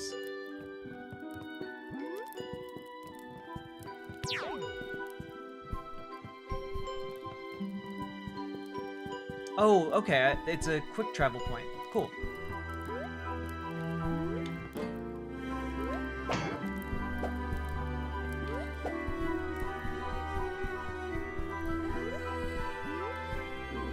Hey, I got a couple of knickknacks I'm trying to sell if you're interested. A sugar cookie. Ooh, heal both heroes for 10 each. Increase your capacity to hold items by 1 space. That's pretty cool. I guess I'll buy these 2 things. Here we go. Inventory upgrade. We're not gonna buy that cookie though. We don't really need a cookie. What's in here? That company, what's it called? Before and After Inc? Well, ever since they arrived, tourists from all over have been visiting our humble little village. And their nifty little construction project has created so many jobs for the forest folk. Between you and me, the 3 little pigs were just small-time merchants before they were hired to manage the construction site, yep.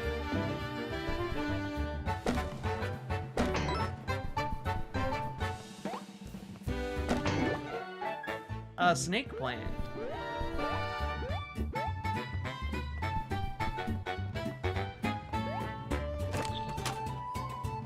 These wolf guys are so lovable. It's so good. It's so good.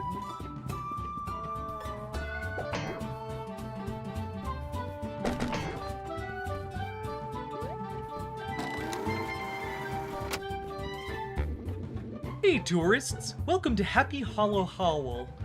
I mean, Happy Howl, Hollow Howl. No, Happy Howl Hollow. There we go. So embarrassing. Sorry to say our windmill is currently out of order. Without our main attraction, there's not much to do here, but I hope you enjoy your stay anyway. Personally, I don't mind all the construction happening nearby. Might be nice to have some new neighbors. Is it me or are all the shoes slightly too far back? They don't all have digitigrade legs. All the shoes are a little bit far back, but I think it adds to the charm. They look like they look like paper cutouts. I love it. I think it adds to like their cartooniness. Also, Sake, thank you for the 2 tier 1 subs. Aren't you worried that they're going to tear down more of the forest, or even worse, bulldoze the village to keep expanding? Of course not. Those piggies said they would only clear a couple of acres. Why would they lie? Because they already cut down way more over there? I saw the destruction on my way over here. Well, I'm sure it was just an accident. This is all a big misunderstanding that'll be cleared up in no time. You'll see. Have you been to the tavern yet? We've got some other tourists visiting right now. They seem like a rowdy bunch. Ooh, a guard expert. Cool. All right.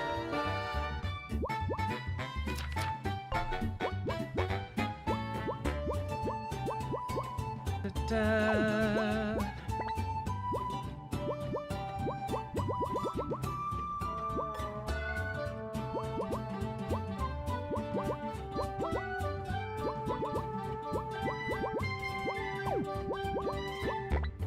There we go. Got some moves.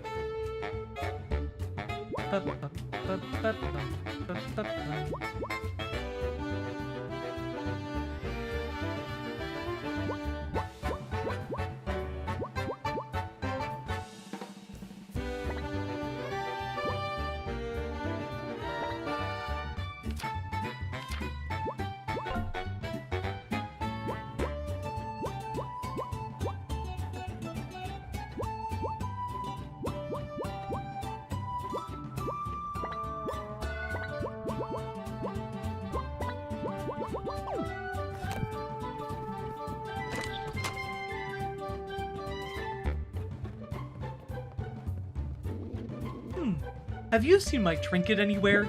I think I dropped it somewhere behind my house when I was rummaging for snacks in the bushes. If you find it, you can have it.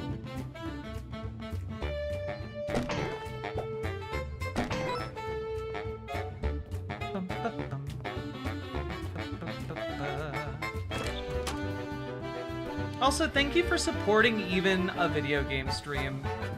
It's really nice that I can do this and, like, still have an income.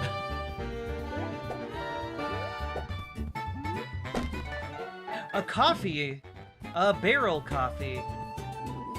Since the drilling started, the water coming up from the well has turned brown and goopy. Oh no, that's terrible!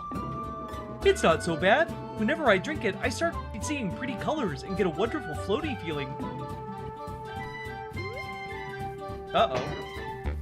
That's not good. Your local water supply is making you high. That's bad.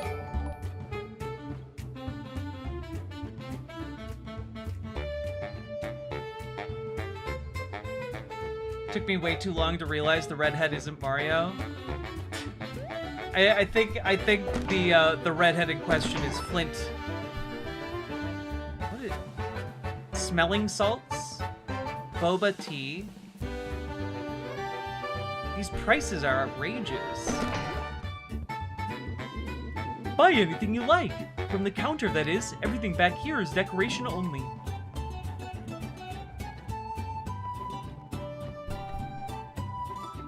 I guess I'll buy this donut. A nice little trait.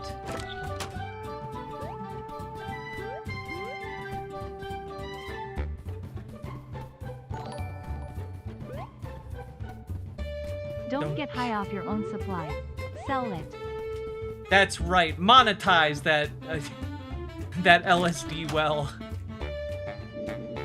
Hey, it's my house. Love what you've done with the place. Quite, minimalist. Let's be honest. This is nothing short of unhinged. Make yourselves at home.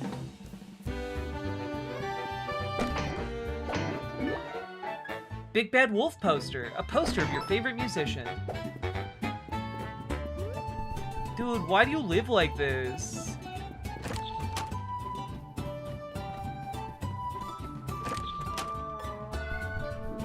Hey, pal. You must be a visitor. Are you friends with those 3 mice over there?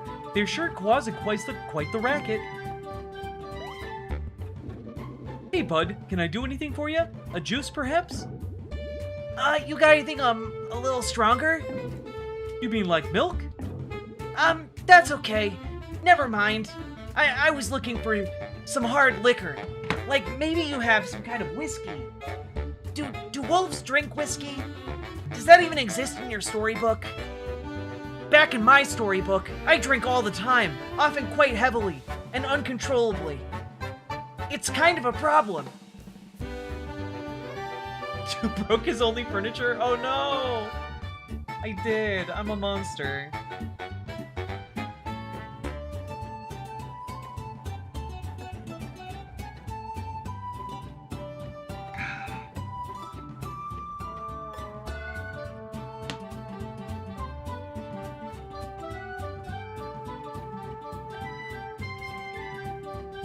Your voice acting is well worth the interest in the stream. I'm glad! I'm glad. I have so much fun doing voice acting stuff. I would love, you know, just as a brief aside, I would love to like voice act something professionally. I think that'd be super, super fun. It's not like my main goal in life, but you know, if it happened as a result of me doing streams like this, I'd be pretty stoked.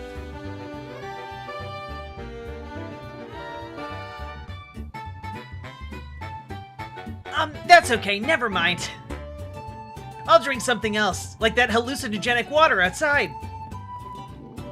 Hey, pal. Haven't seen you around here before. This tavern is my favorite place for a snack.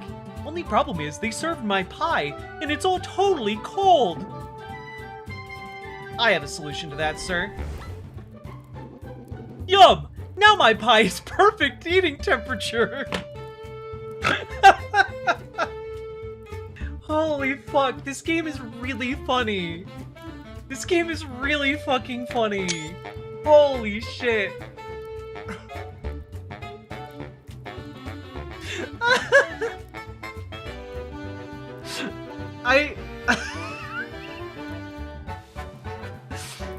The combination of them being just so fucking happy and content with this pie being on fire and how upset that would make me in real life.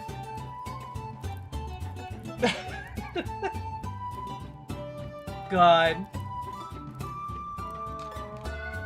Oh yeah, I've talked with Surus about voice acting. I don't have time to try and court people to like try and court folks to get into voice acting. But if someone approached my stream and was like, "Hey, do you want to do it?" Yeah, I'd be down.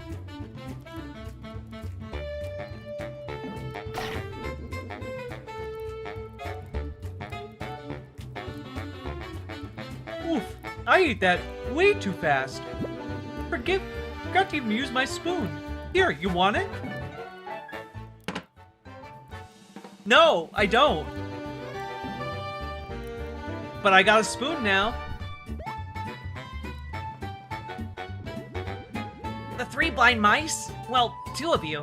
What are you doing here? Oh, it's Flint and Tinder. I suppose you grew a brain and took a job after all. We're just here following the next paycheck. Let us here to join Ever After's big construction project. Are you here to beat us up again? Because we're not in the fighting mood. Can't even get a proper drink in this dump. They only serve juice. Can you believe that? What's wrong with juice? So, you traveling with one of these wolves now? Too bad the village is gonna be gone by tomorrow. Just got the word from the boss. Hey! Sorry. So you're working on the construction site? Huh. Maybe you can help us. Long story, but we've been banned from the site and we actually need to get back in. But that straw gatehouse seems indestructible. Anything you can do? Huh. Sorry. Yep. That straw gatehouse, something in it. There's only one way I know that'll take that thing down. Oh, fantastic! How can we do that? But if you want our help, you're gonna have to help us first. You see, our pal Scratch has run off and probably gotten some lost somewhere. Yeah, you can find him, but then we'll tell you how to get past the straw gatehouse into the construction site. Oh, and sometimes Scratch gets paralyzing anxiety when he's alone. Might need to snap him out of it.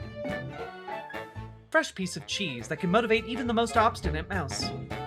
Scratch is definitely in the village somewhere, so don't be gallivanting off into the woods, you hear? Okay. We'll help you find your friend.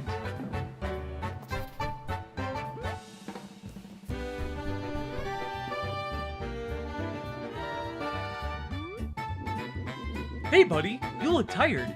Want to rest here and recover all your HP and MP for 10 coins? No. Wait. Yes, you don't have enough coins. Sorry, friend. I was wondering if they would let me stay for free if I didn't have money. They did not. Capitalism too strong even in Wolfburg.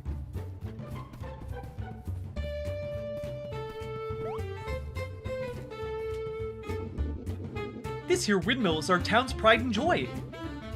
Oh, cool! May I see inside? No. Fine, I admit it. I lost the key. Please don't hate me.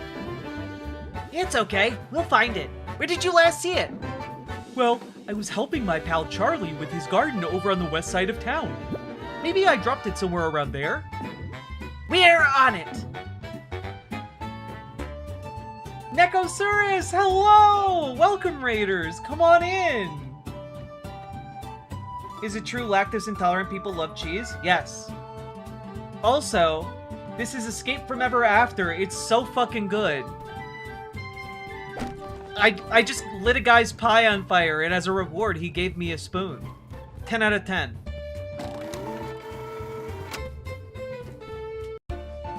Wait, the west side of town.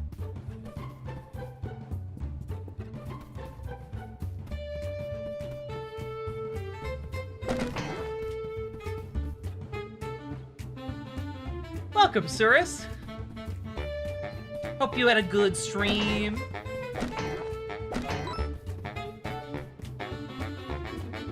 Hey, pal. How's it going?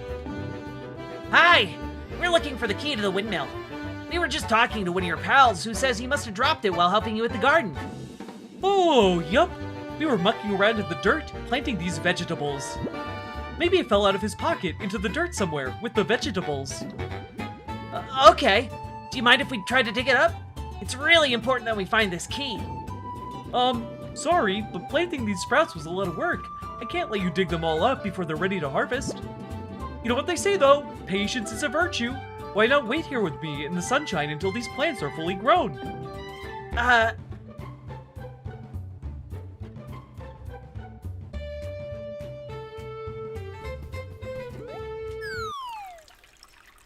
Well, that's fun. Wasn't expecting this. Neat.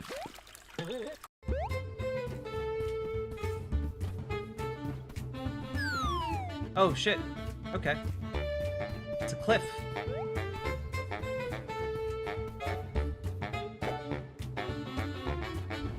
Oh, wait. I know the plan. I feel really smart.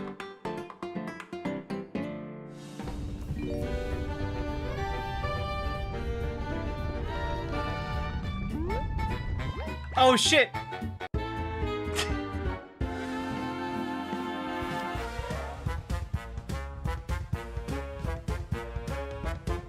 a vegetable attack. Good night, Melanie. Get good sleep. You happy you got a hole now? I love getting hole. I love obtaining hole. It sounds bad every time I say it. I'm gonna stop. Some enemies have defense that reduces the damage they take.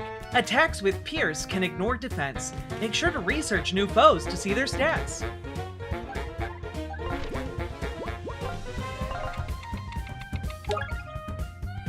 A carrot. A carrot come to life. Its skin is tough, meaning you'll need to use attacks that can get past its defense.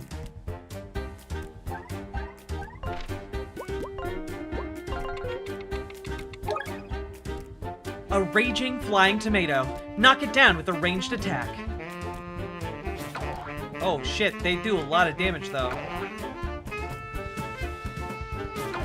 Oh man. The timing, I'm getting fucking wrecked by these veggies.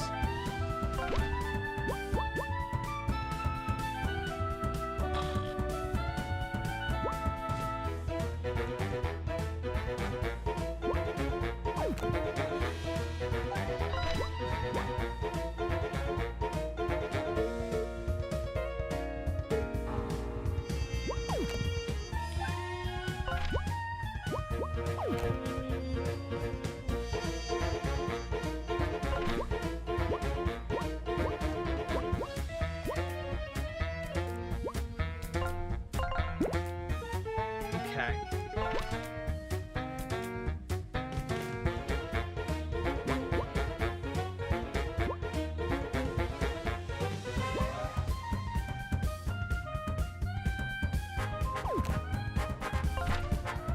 Okay, I got this.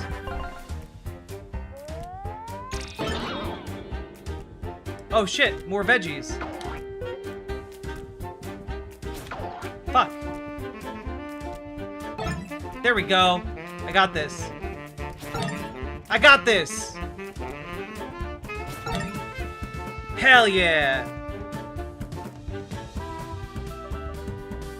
Ba-ba-ba-da-da-da-da-da.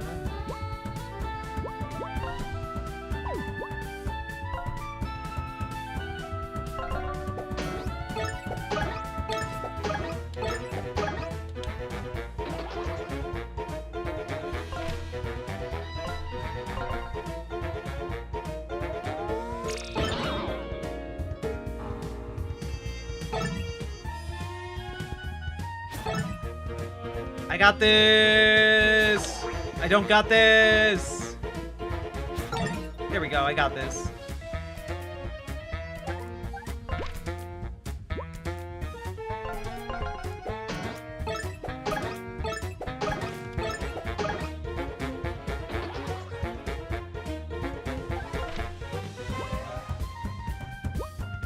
Ba-ba-da-ba.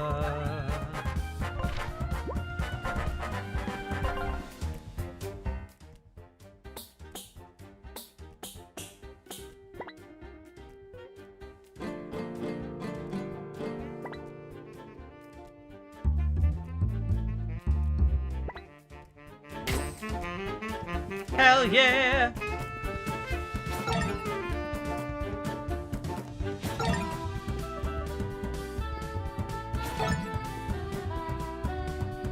Hey, Neon Mocha. How you doing?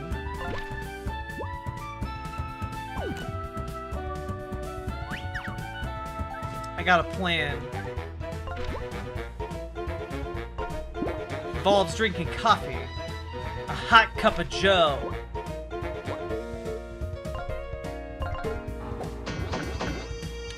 Ah, shit. I missed the button press.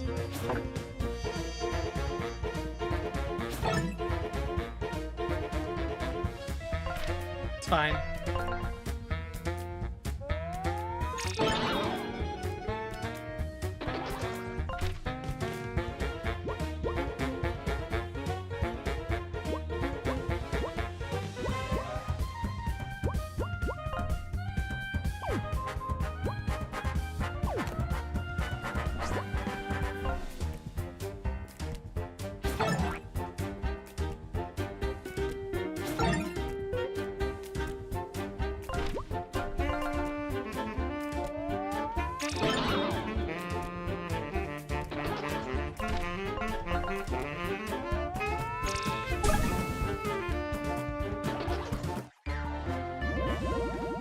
Bootleg Vegetables Gang?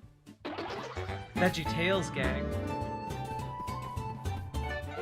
An old key that unlocks the windmill in Happy Howl Hollow. Phew! Those are some feisty vegetables. Next time I ought to use less fertilizer. My bad.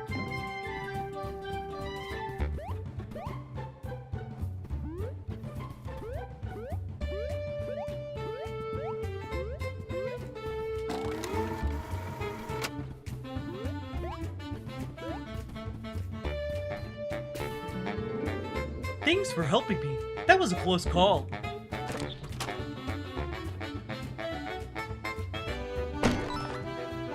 Oh god, what is that thing? Get the fuck out of here.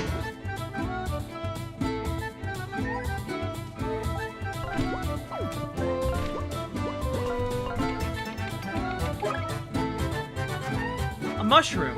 Highly poisonous and very tricky, these angry mushrooms populate the forests of fairy tale stories.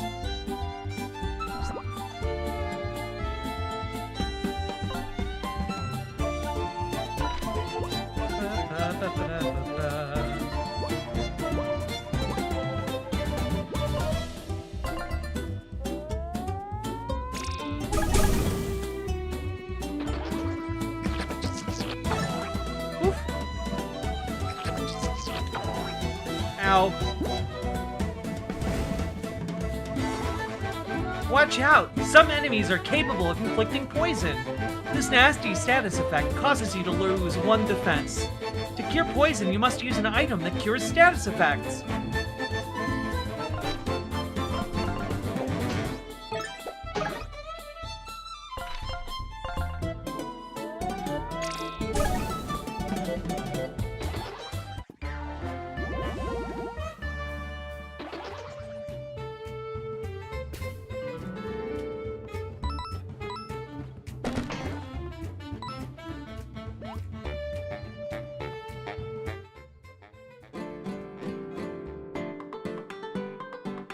Look at the little plant dance, it's so cute.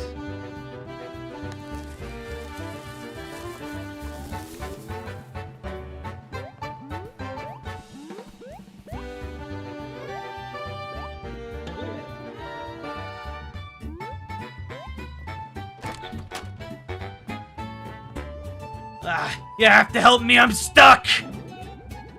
Scratch? From the 3 blind mice? Why are you up here? I came here with my pals. I wanted to check out the windmill. I heard it's a big tourist attraction. But then the door got locked behind me, and I'm afraid of heights! I'm paralyzed with fear. I'm gonna jump. It's the only way! Wait a second. Is that cheese you're carrying? I just need a taste. Then I think I'll be okay. Yes! Fuck! I can feel the courage coursing through my veins! Fuck, it's good! Oh shit, that's the stuff! Yeah! Whew! Thanks for the help, buddy. I need that rail of cheese real bad. I'm gonna head back to find my pals now. They must be waiting for me in the tavern. Woo!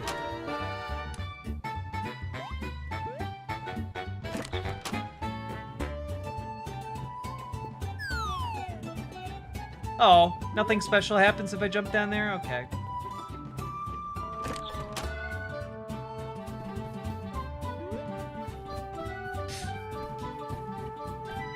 I feel like I'm adding a certain something to some of these characters. Jack, do you need money for your plan? Which plan? I have many.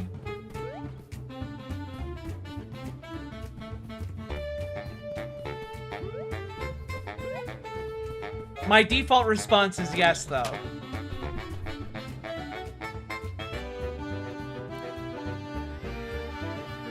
Oh, you found our scratch for us, did ya? Yeah, thanks for the assist, guys. I'm embarrassed about the whole thing, to be honest with you. Yeah, like you should be. Okay, enough. We did what you asked. Now cough up the information you promised us. All right, fine. So you know those enchanted woods away out east? Yeah.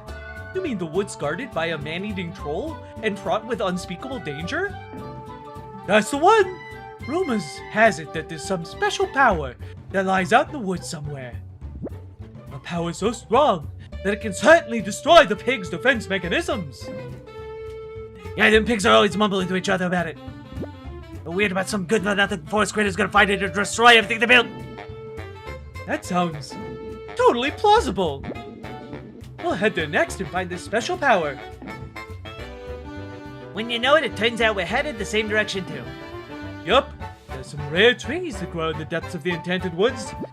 And I know them pigs are gonna pay a pretty penny for the lumber. We can travel together then! The Enchanted Woods are dangerous, and us mice aren't probably brainless, findy types, so we could use the protection. Oh! Yup, and you can escort us through them woods, and perhaps you sniff out that special power you're searching for. We'll meet you at the east exit of town. So, I guess we're headed to the Enchanted Woods. I'm really not in the idea of acting as glorified bodyguards for some squeaky little rodents. But I'll do anything to take down Ever After Inc., even if it shreds every last ounce of my dignity. They said it'd be at the east exit of town. This alleged power in the woods is only the lead we got at this point, so let's go!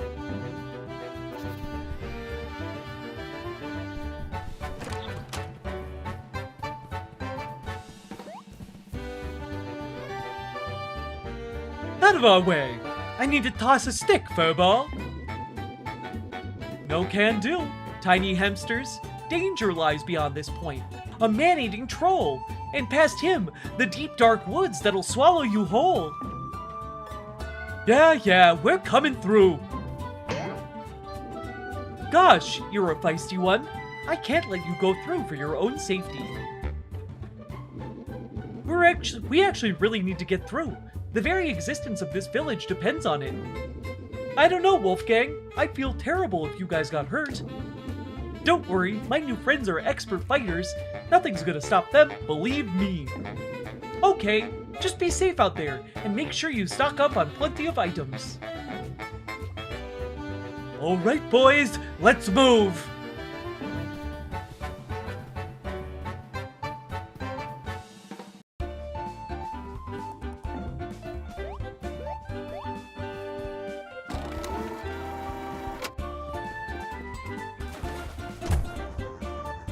Puny boy, I'm Trollbert, the business-savvy bridge troll, and you gotta pay the bridge toll to get across.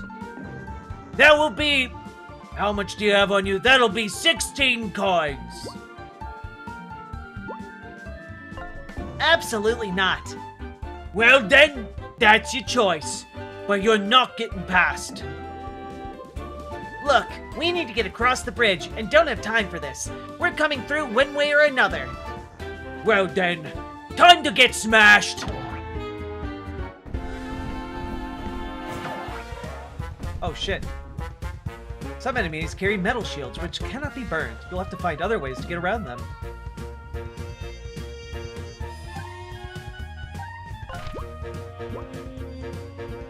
We'll eat a coffee cake.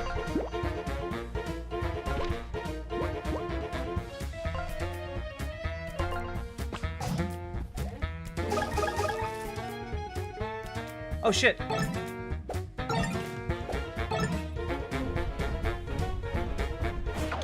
Ow. Trollbert is already a better name than all of Scott Adams. so fucking true.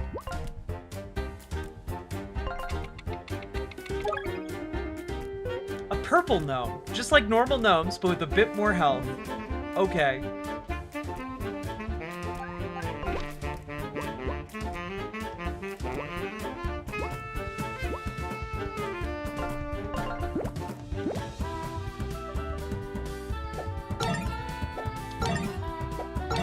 Oof.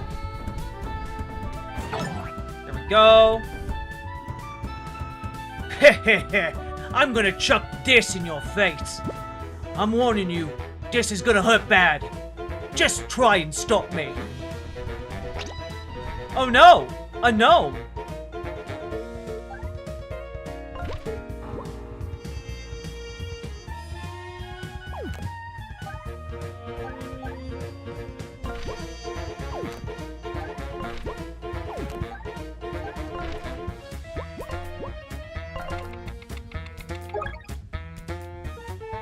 Trollbird, a self-proclaimed business-savvy troll. His clubbing attack isn't too hard to block, but when he picks up a projectile, he'll throw it at you for extra damage.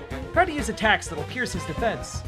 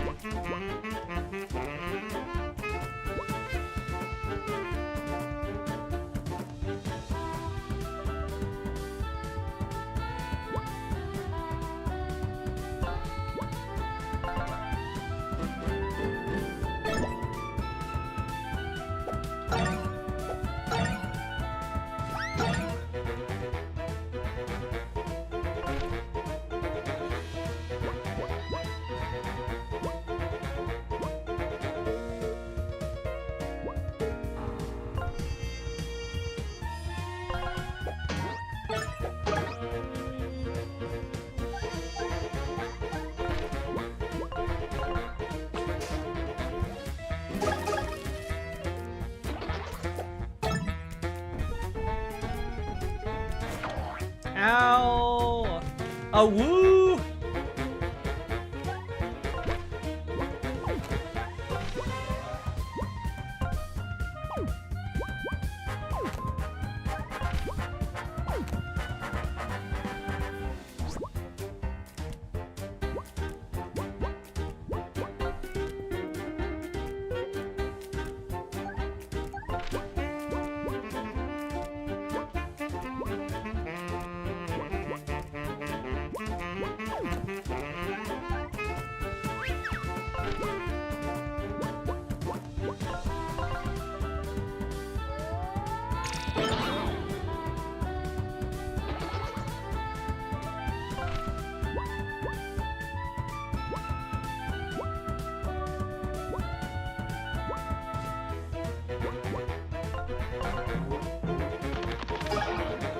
There we— oh, he can't be stunned. Oh no!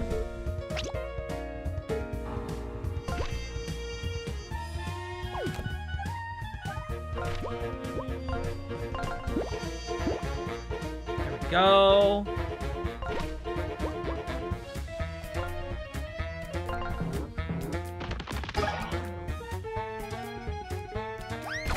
Ow. Okay, we got this though.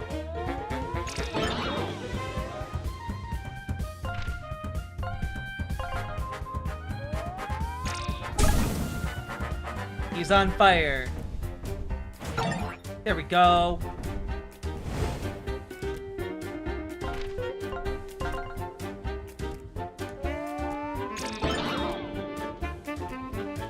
The troll's been ruined for me?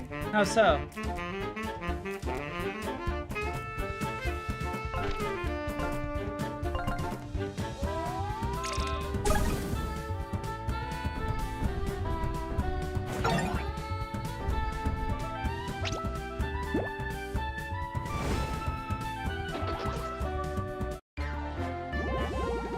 We did it!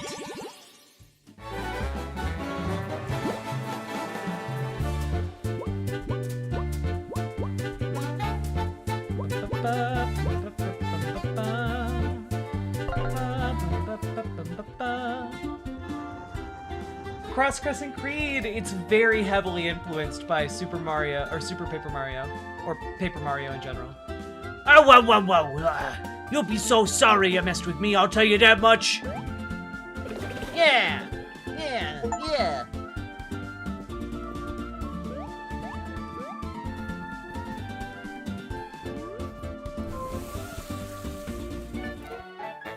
Aloe Root, a nifty root that cures status effects. Enchanted Woods.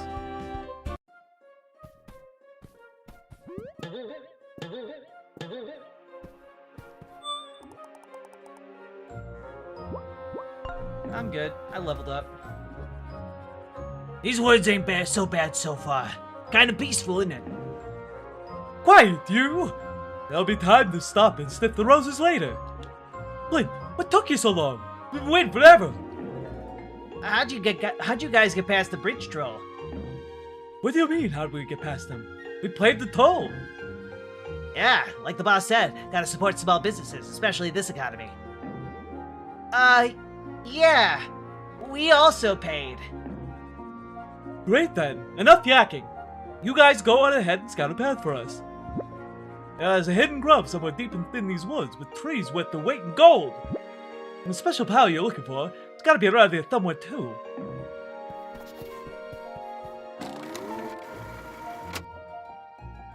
God, this game is funny. I gotta be honest, the writing is superb. It's so good.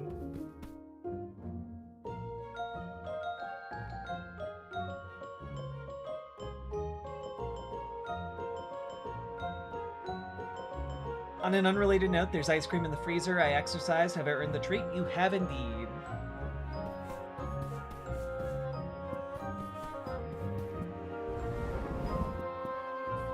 Oh shit, a time challenge. Okay. There we go. That's what I'm talking about, baby.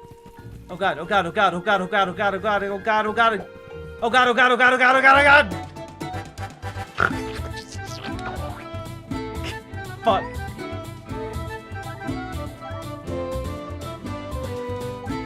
What's the name of this game? Escape from Ever After.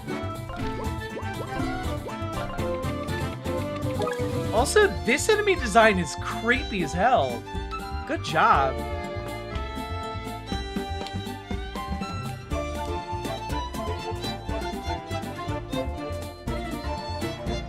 A business-minded troll would beat you up 3 or 4 times for money, then have its associates on the side of the river ready to sell you a boatload on the pretense that you may as well make boat payments to avoid the troll payment or a beating. This turns into passive income where the troll need not beat you up to get your money. Indeed! It's foolproof. It's rumored that these living trees contain the souls of those who lost their way in the enchanted woods. Their tough bark gives them some protection against attacks. But since they're made of wood, wanderers are vulnerable to burning. If left alive, these beings will plant a sapling that will grow into a new wanderer.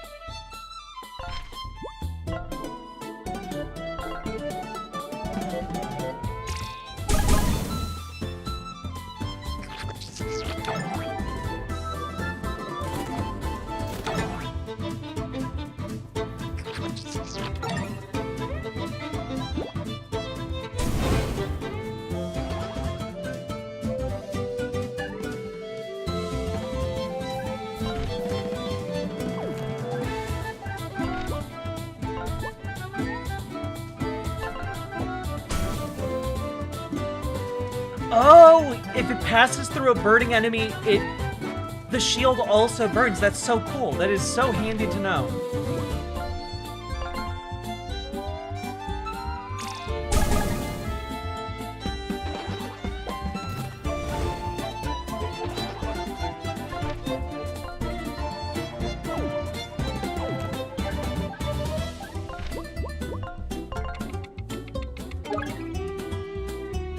A rooted wanderer sprout. The sprout will eventually grow into a rooted wanderer. Destroy it before it happens. Okay.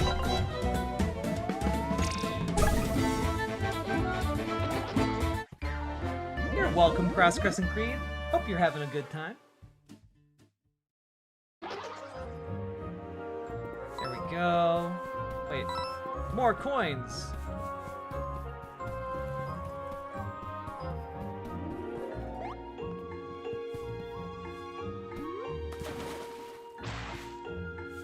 Wait.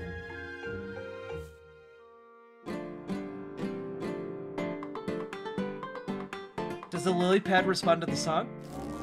It does! Oh, shit.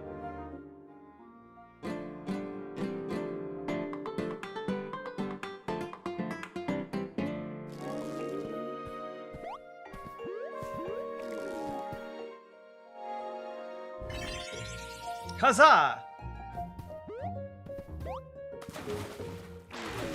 Oh no.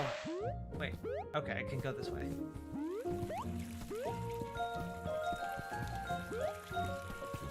Okay, I need to light 2 more. Having a good battle ost is so crucial to game feel for RPGs. It really, really is. Ah, shit.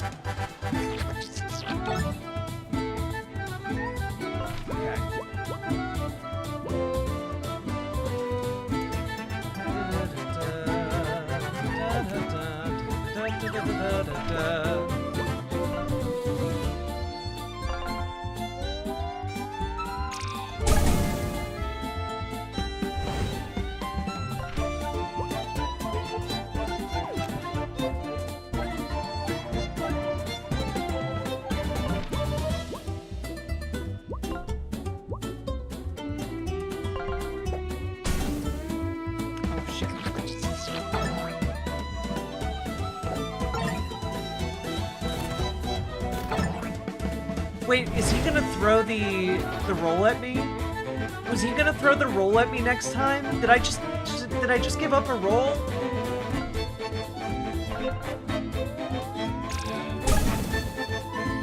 This game just has an absolute banging soundtrack. It's crazy.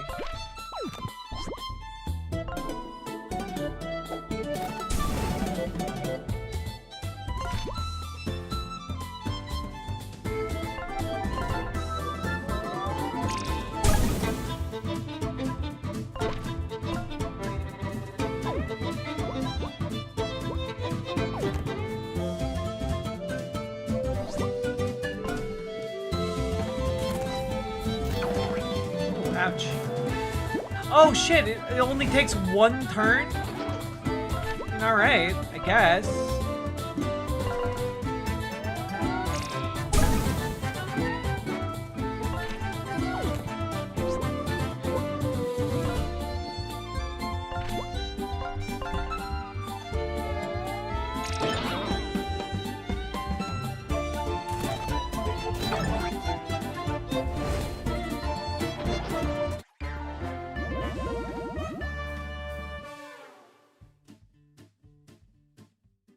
How's the game going? It's so much goddamn fun.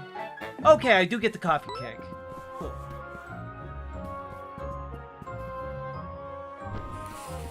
Go, go, go, go!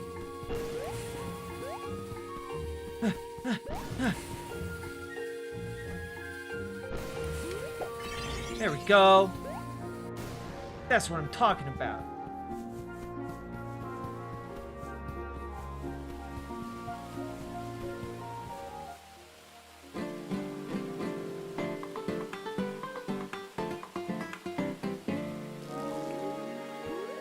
Oh, wait.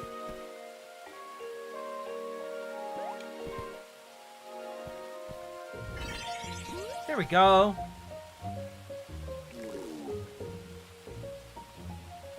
We done did it. Ha!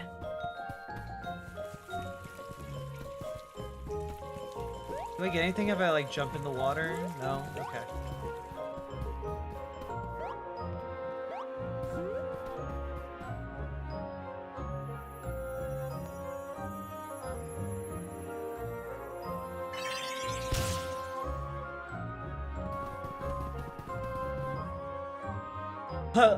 Wait up! Wait up! I hope you didn't forget about us.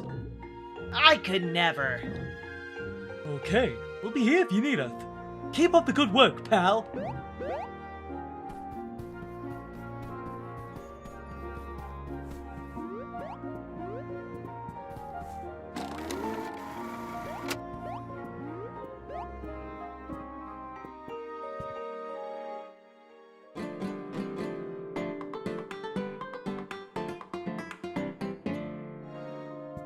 No? Okay. Follow. Okay.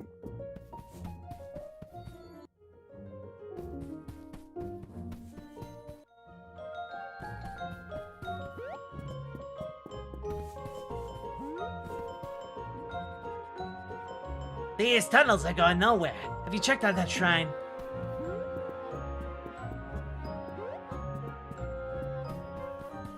What shrine?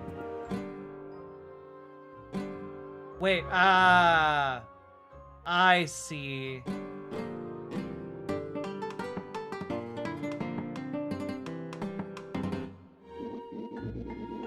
Hey, I just learned a new song.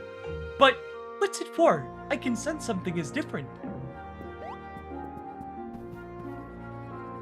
That was quite a nice tune you played there. Sounds so familiar, like I can hear it echoing in the distance.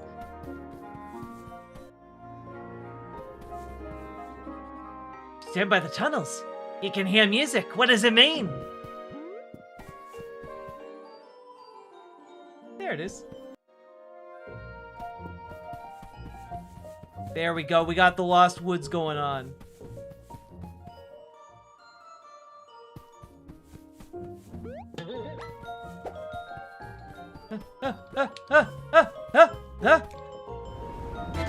There we go.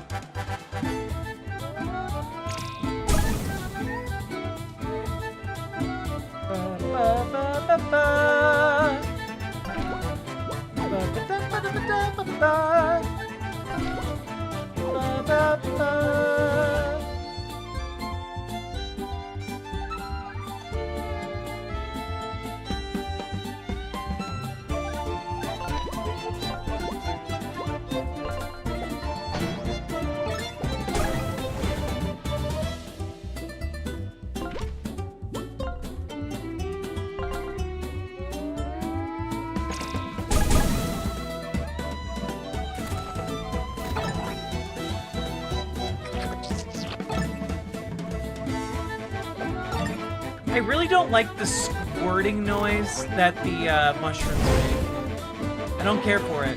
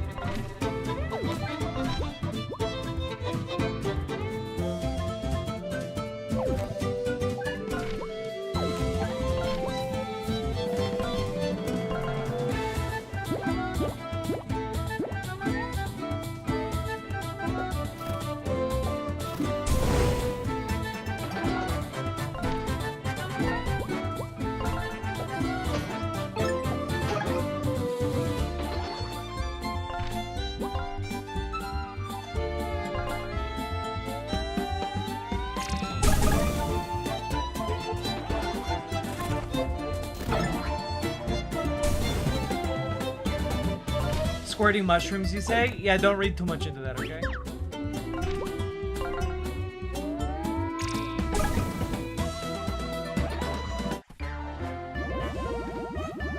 Also, I'm really enjoying the level of difficulty and the combat system in here. It's a very comfortable feeling.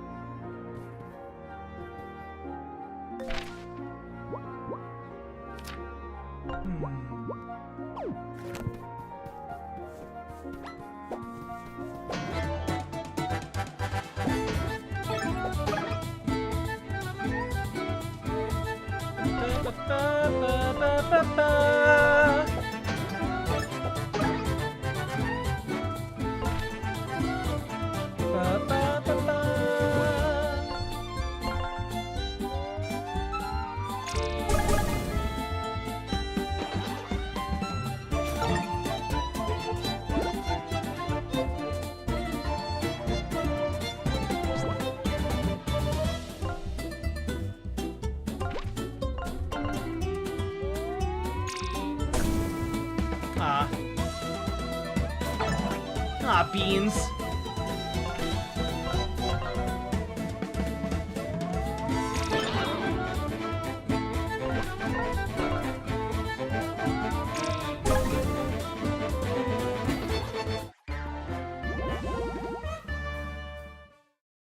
Yeah, I wonder why Nintendo hasn't invested in another Mother game.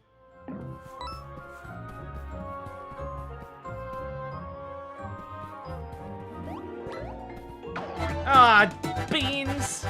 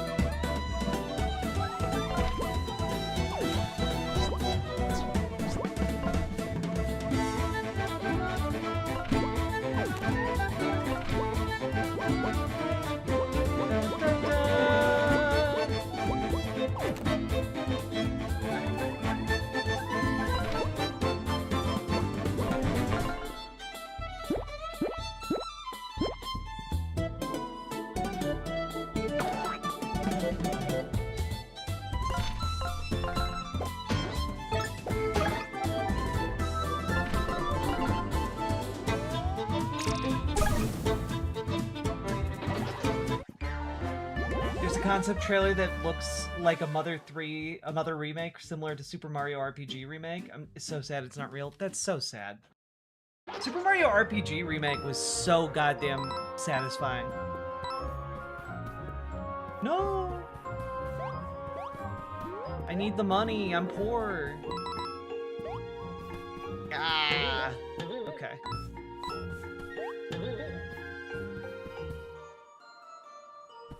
Nope.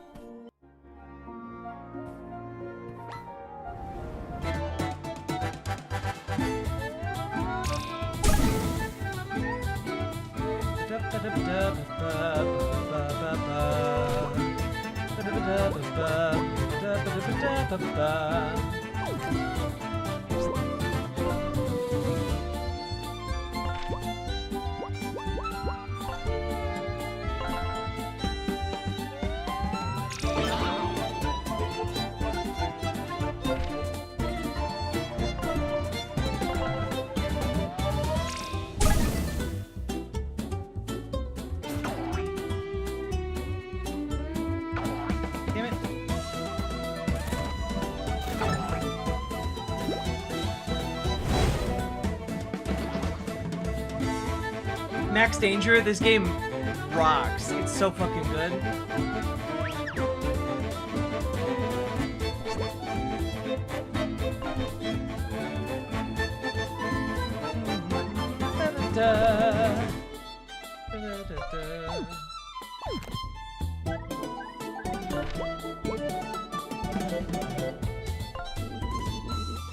You're my favorite fan.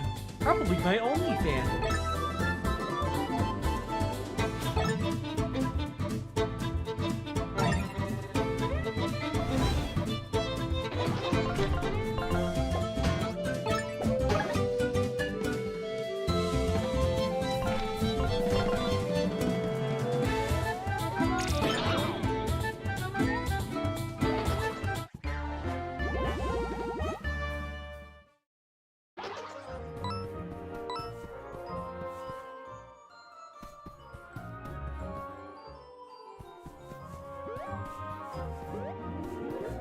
Wait.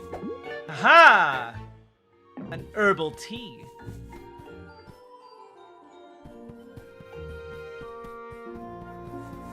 Wait. It's a different kind of plant. Alright, seems... Wait.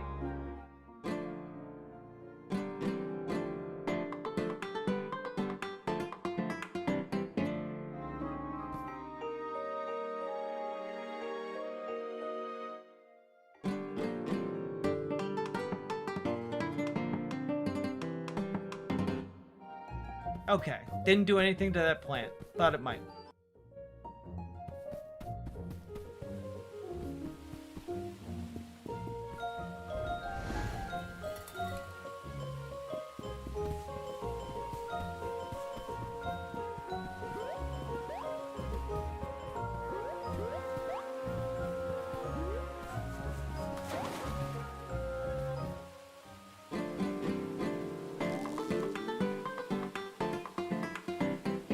y'all doing, folks? Hope you're all having a good day. Hope you're having a good time here. Oh, there we go.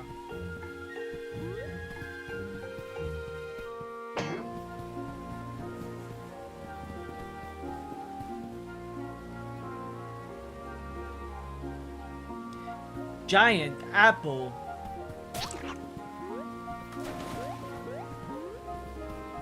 It's a giant apple.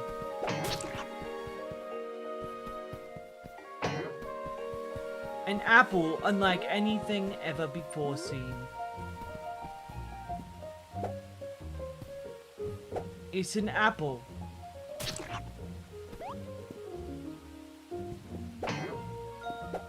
Wait.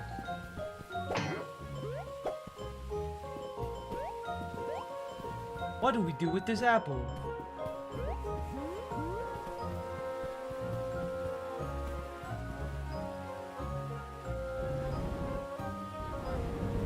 No.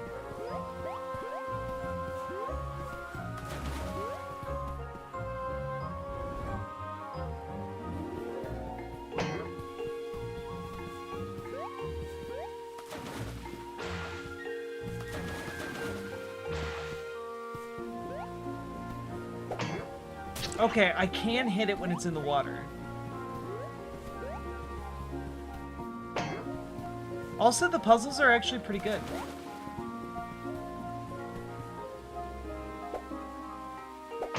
There we go.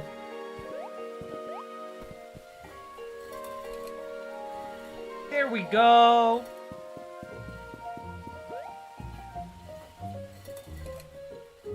Not when they make that sound, though. There we go. Oh, we're going back now? Okay.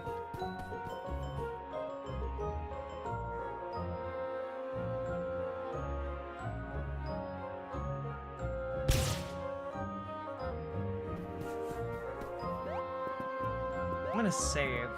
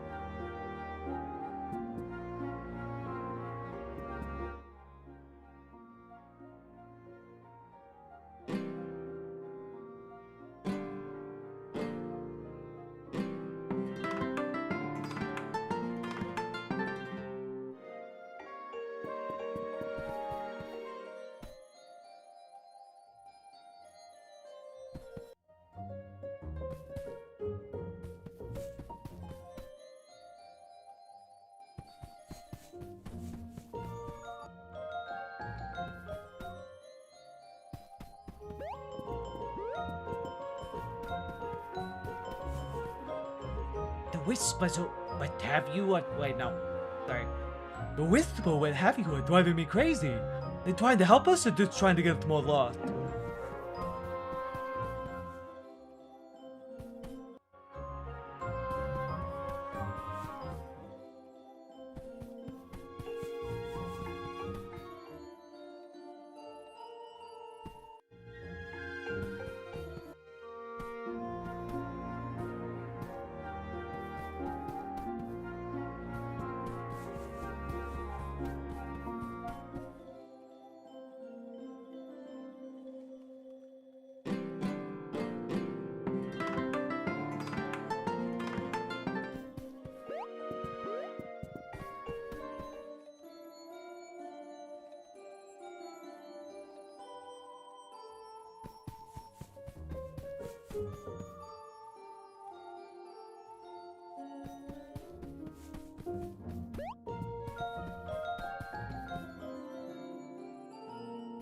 Oh, there we go.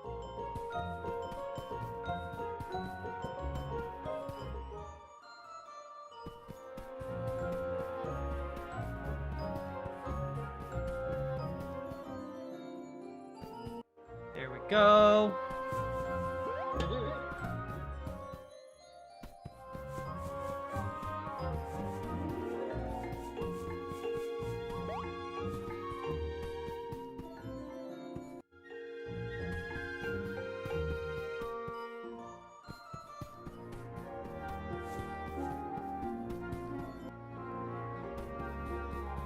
Aha!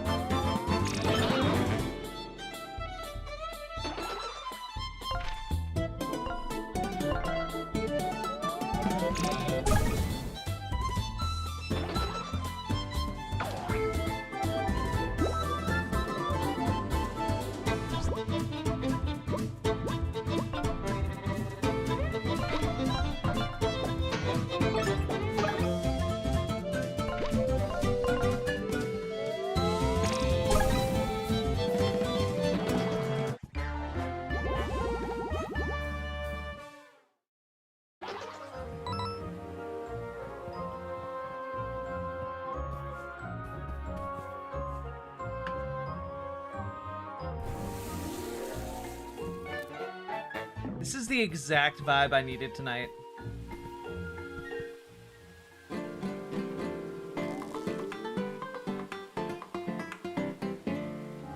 Chat, I hope you're all having a lovely time.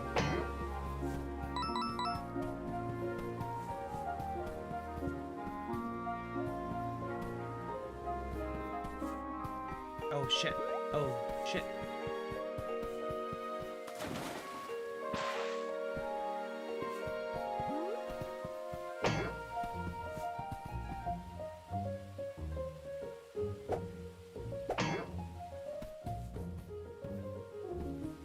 There we go.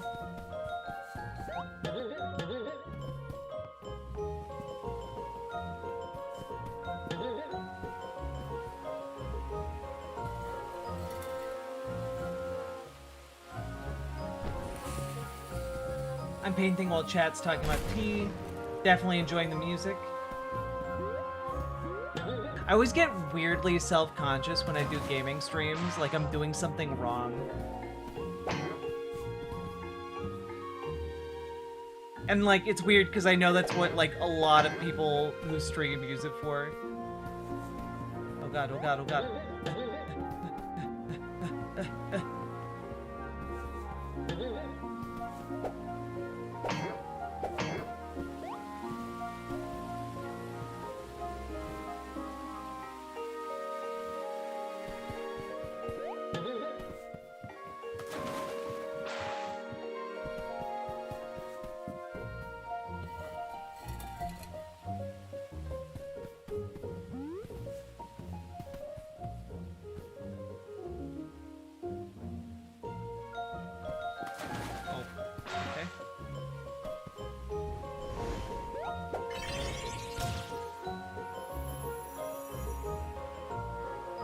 I think there's a massive pressure to be on it all the time while gaming, when really I don't think you need to be so hard on yourself.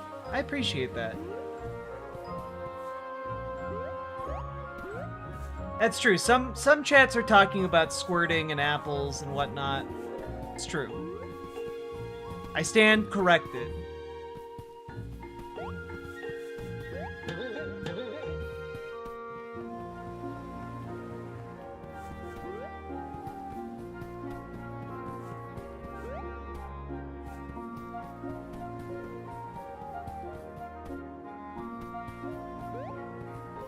Do I? Okay, I think I know what I need to do. The final challenge.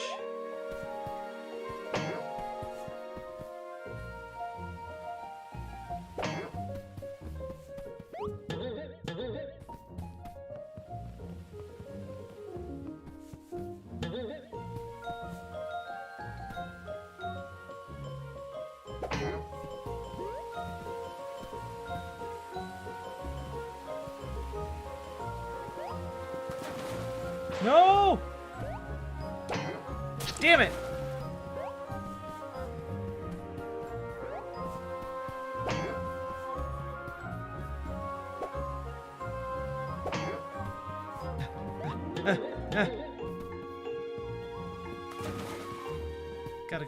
Gotta go right now.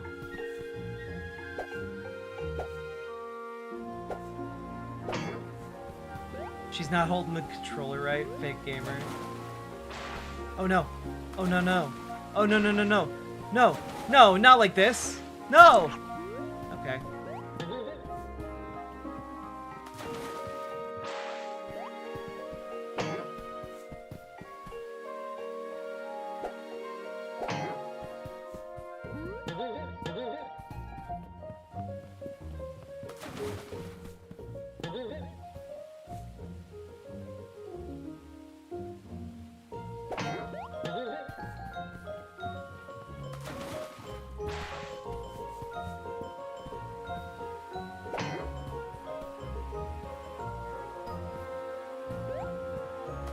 No! Fuck!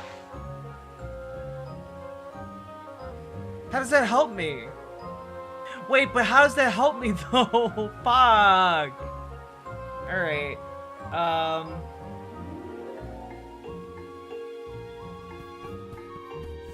So...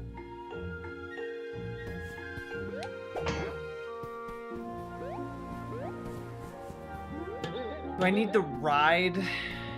I need to ride this apple.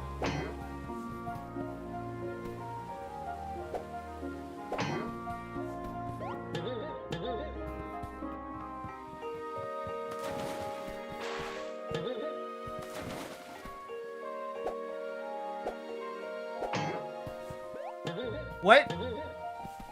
That was bullshit. Okay. Alright. App L, hey. Be nice. Okay, there we go. There we go. That was really hard.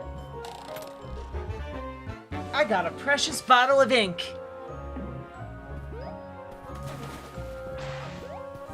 Also, that was not the quest's outcome, so I'm confused what I'm doing here, but I do like that I got a special thing. Oh! Oh, okay, that's all I needed to do. Alright.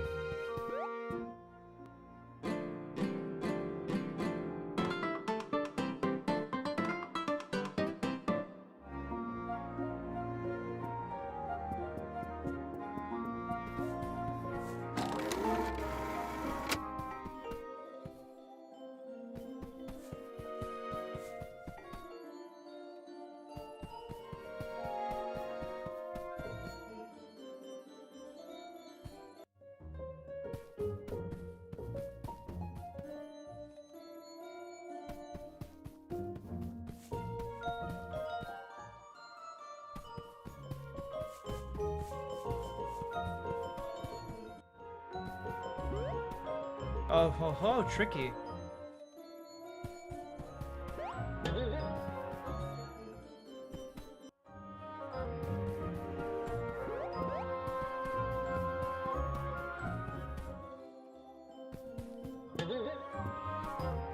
Wait.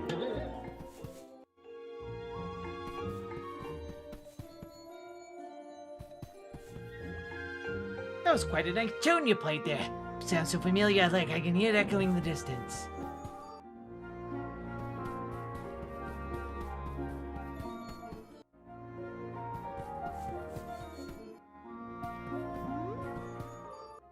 No!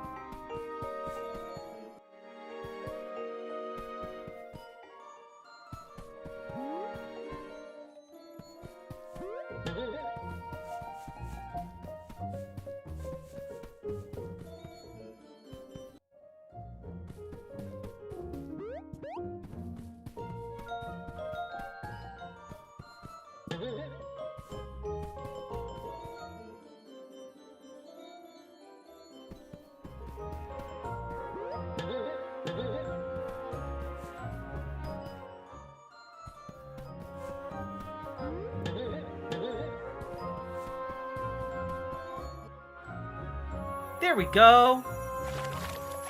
We did it.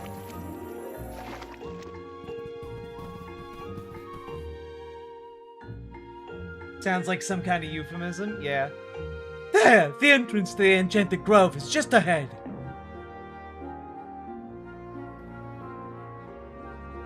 Ah. The entrance is sealed off. Where did those mischievous wisps get off to?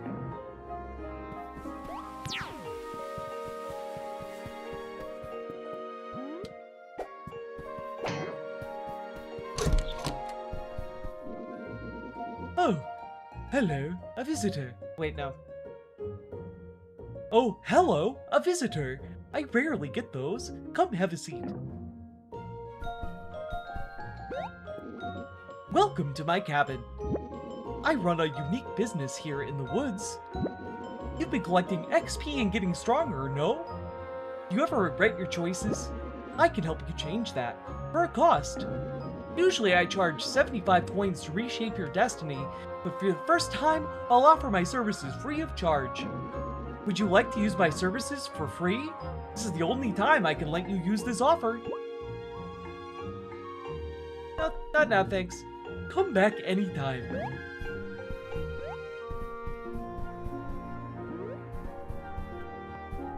Achoo!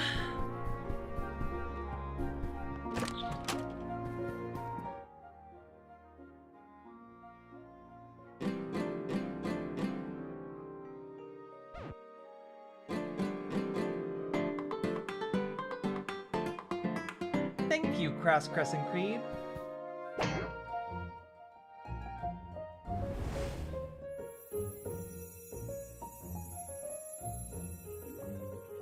All right. Gate's been open. Let's go.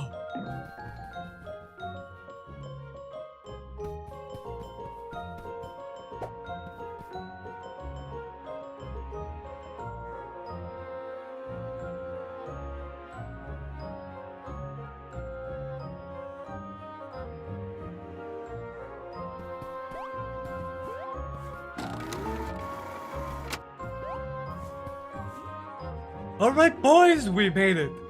This wood's gotta be worth its weight in gold! Let's get the job in! Gee, boss, are you sure? Cutting this down this ancient tree, it seems a bit, I don't know, cruel? Son, let me share some wisdom with you. There are two kinds of mice in this world. Those that chop, and those that get chopped. So get chopping! Rats, the wood's too thick, we're not even gonna make a dent! Put your backs into it, come on! Your generation is so soft, I tell you. You're welcome to jump in here and try yourself, you old prune. What was that? I didn't say nothing. Sorry, boss, it's not gonna happen. This tree is hard as stone. Ah, I'm not leaving until we got what we came for. Those pigs are gonna pay us a fortune for this lumber. Hey, sorry to interrupt, but we're gonna keep moving. Yeah, go for it. The secret power you're looking for is just up ahead. How much lumber can really be worth anyway? Starting to doubt this whole scheme.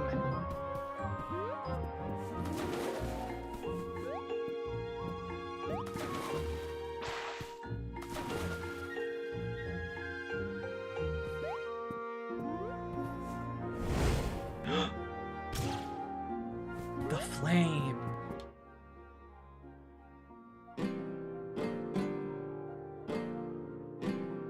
Oops.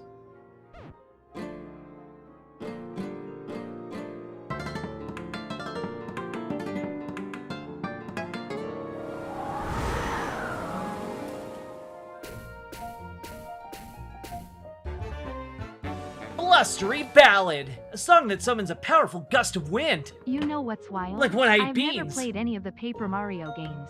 The only Mario RPG I've played is SMRPG. Yo, Sake Tanuki, you should fix it. I honestly, I played a little bit of Paper Mario recently. It completely holds up. It's so fucking good.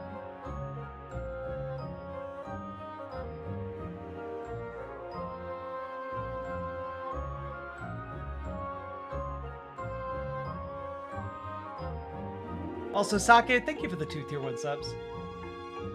Wait. Chamomile named Sleepy Joe T. Jeez. I love you guys.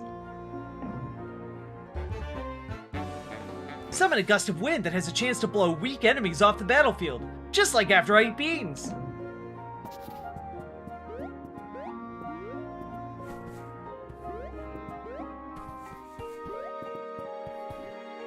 Hold it! You got that special power you came here for, huh? Well, that'll get you into the construction site for sure. But you need one more thing. Here. A construction vest. The fake mouse tail probably isn't gonna fool anyone. And, Oh, adorable. Safe. Stay safe. And no, those mouse ears won't improve your hearing. you can use these costumes to act like you're one of us. Might help. Yeah. I'll let you wear that, Flint.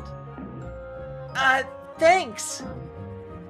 You, this is exhausting. I can't keep this up forever. Keep going. I'll say it again. We're not leaving until we have that wood. Honestly, boss, even if we do cut this tree down, I'm not sure you expect us to carry it out of here anyway. No more complaining. Come on, Flint. Let's get out of here.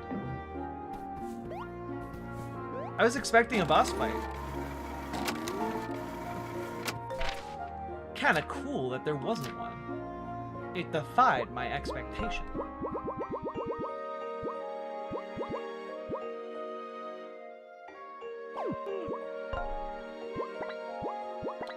I'm just a mouse man. I'm just a little mouse man. Can I get you to play the Bean song if I ask nicely? I'm in between jobs right now, otherwise I would donate. You can, of course, ask me to do that. Ooh. Give me 1 second. Look at how fucking cute he is. Oh, this is why they put the... They put it here. Look at that. I can now I can fast travel. Cool.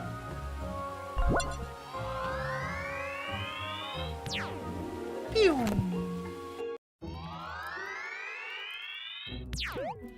Cool. Beans.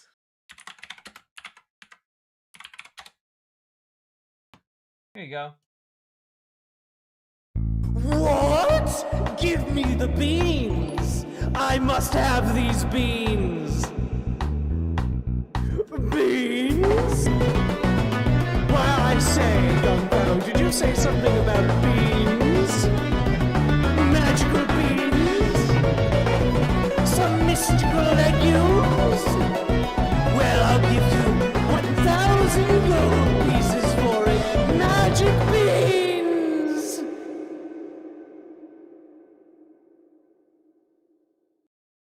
Hell yeah! There you go, Nine-Tailed Witch.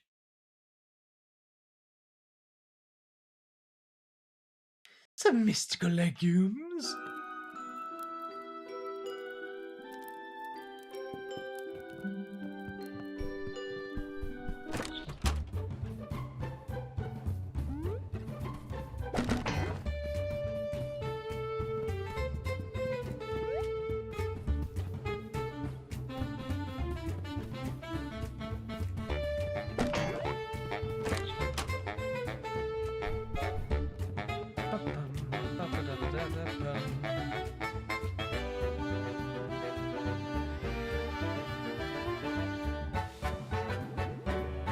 An explosive brew? Don't mind if I do.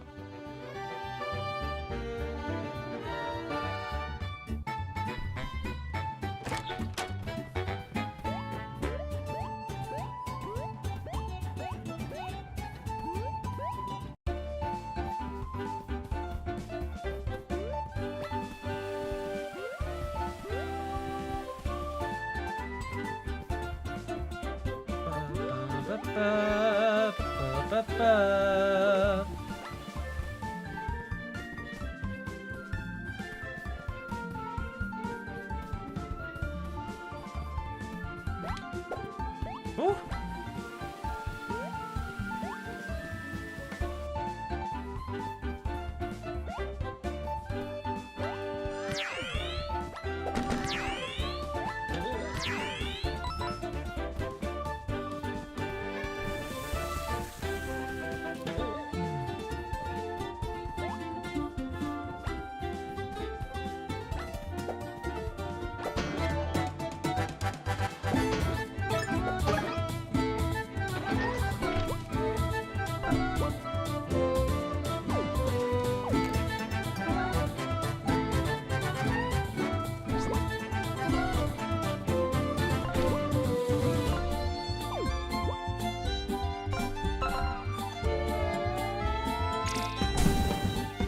What? Oh.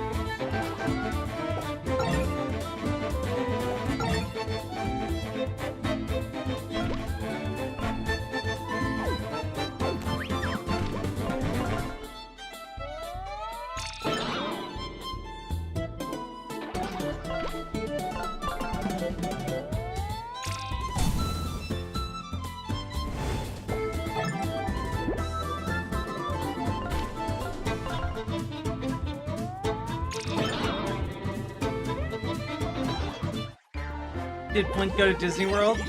Yeah.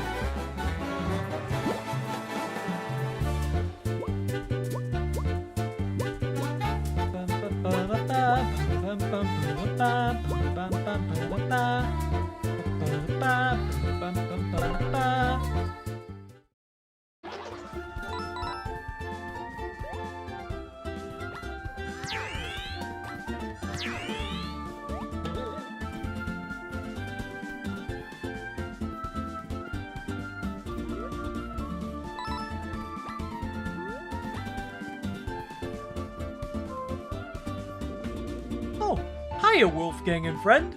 Great view, right? Used to be clearer, but since the construction started, it's been a bit smoky. Say, I found this shiny snack on the ground, but it's way too hard for even my teeth to sink into. You can have it. Enjoy!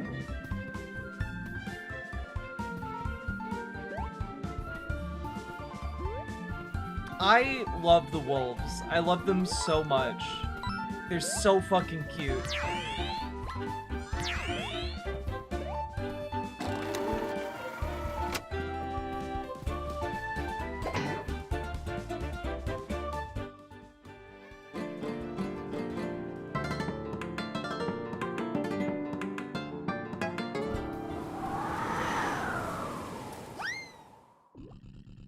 Huh. That's strange. Didn't see anything in the weather report about a storm today. Wolfgang, keep playing!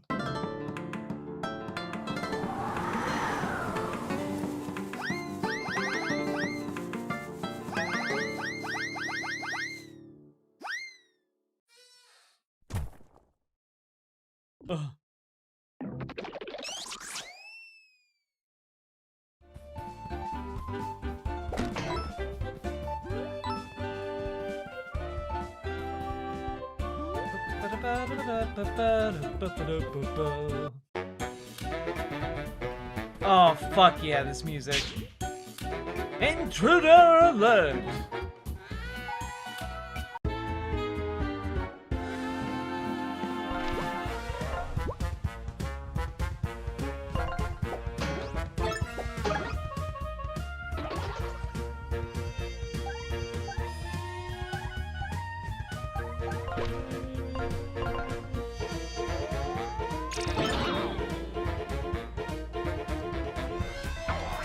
Ow. Ow.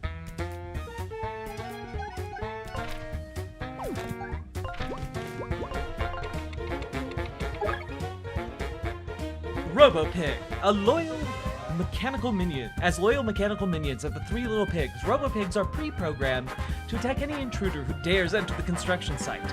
When powered by their beacon counterparts, RoboPigs are invincible. In these cases, go for the beacons first.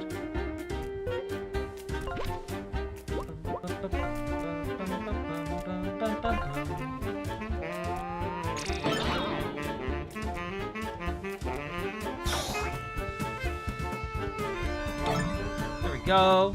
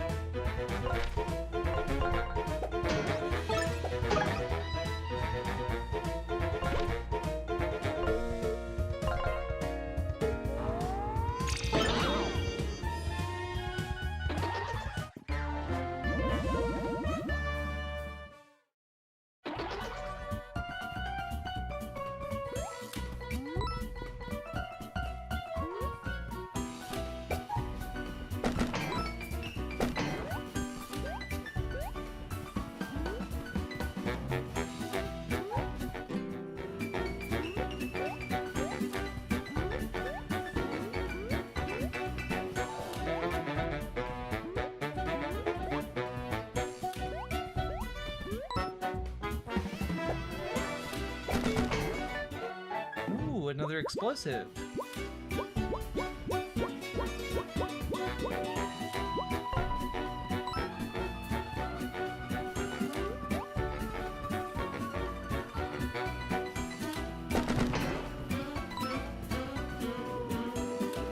Sorry there, pal. The doorway's blocked on account of the, fire. Well, there was a way to blow out these flames.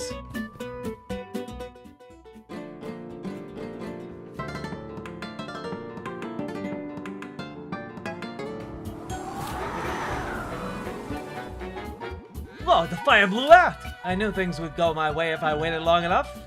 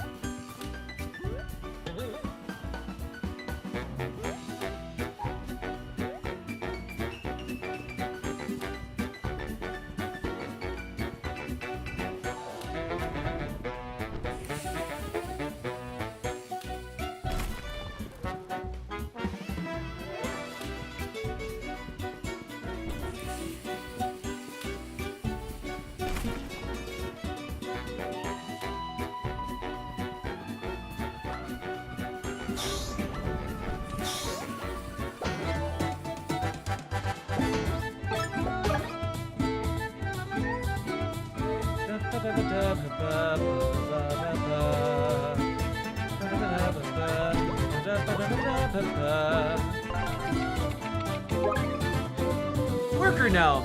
Not only are worker gnomes a bit stronger than their standard counterparts, but they have the ability to beef up any enemy robots in the battlefield with an extra attack buff. And like normal gnomes, these crafty critters can still carry shields and stack themselves.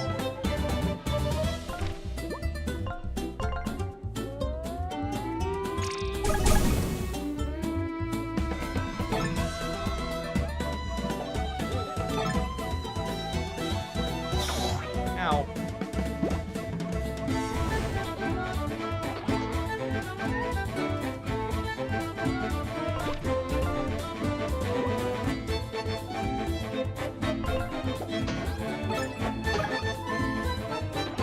Ba-da-ba.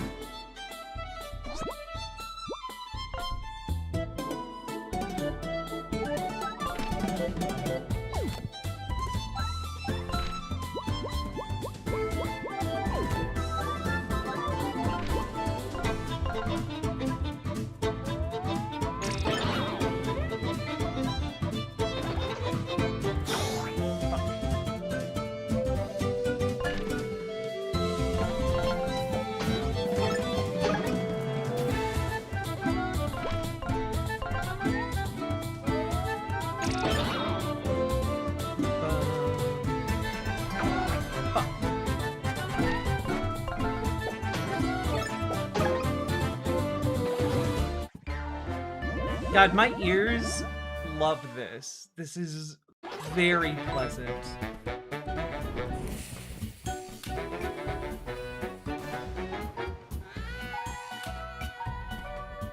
Just out of curiosity.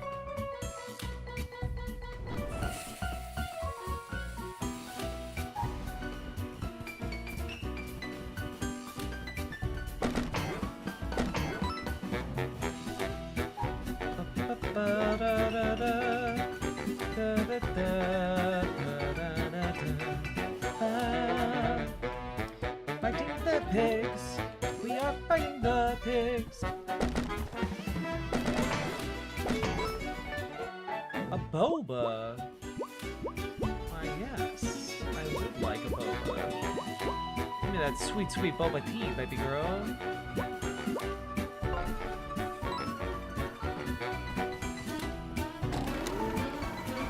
Oh shit, are they unionizing? Let's go!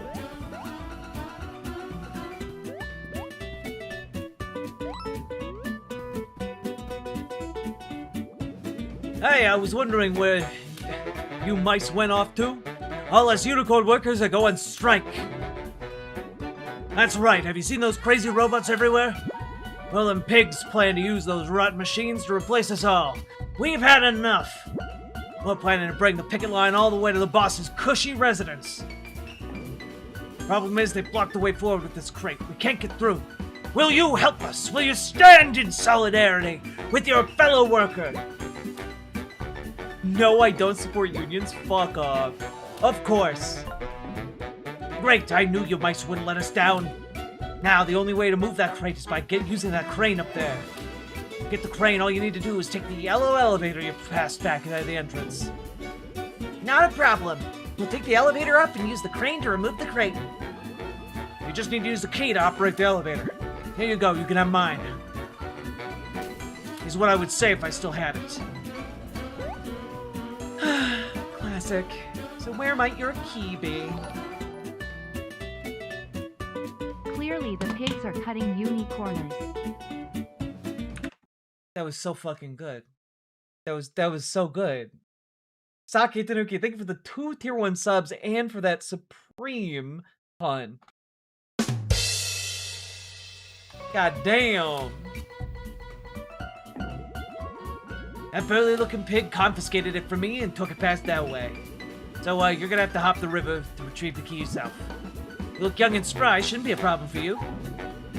We'll get out of your way. Don't forget to come back for us later, you hear?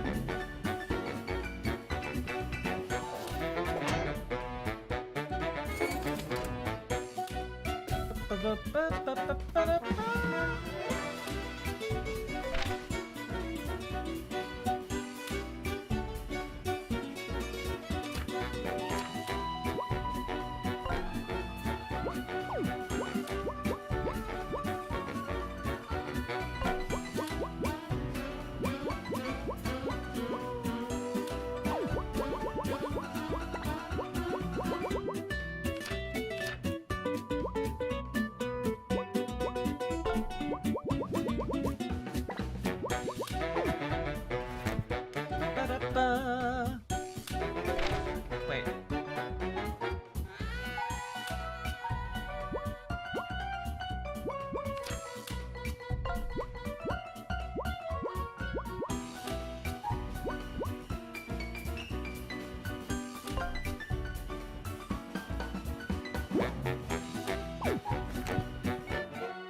There we go. Some classic ground coffee.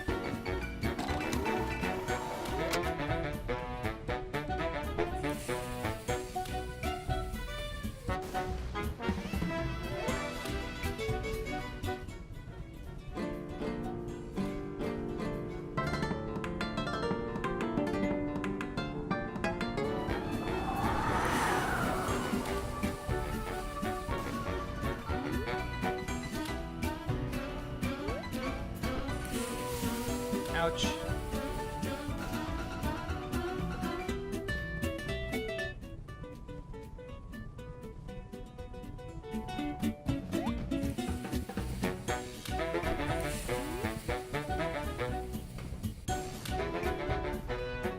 Maybe you have to blow up this thing?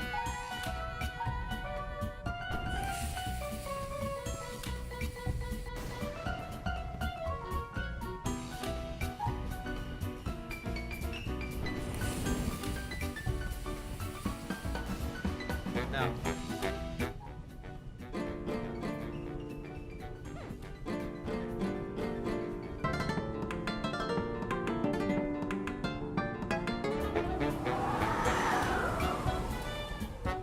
Okay, so it's not...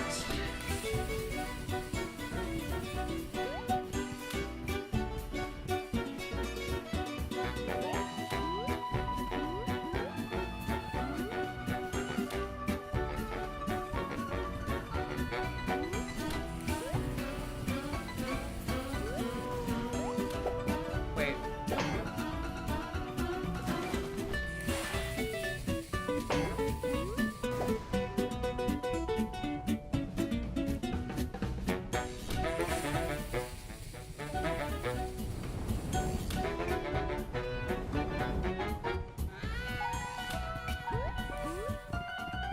I feel like I'm missing something.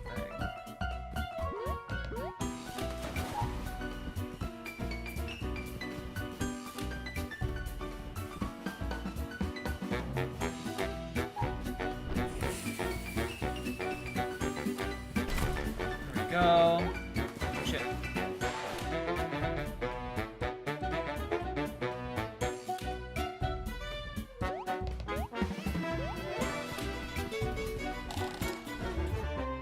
Confidence. Earn more synergy points when this character encourages.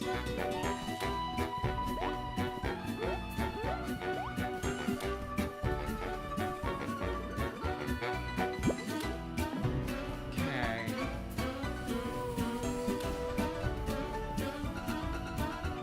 I don't think I can jump on it quickly. Oh, maybe I just have to jump. There we go. Hell yeah.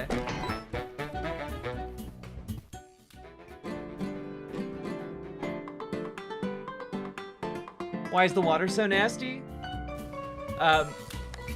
The filth of modernity.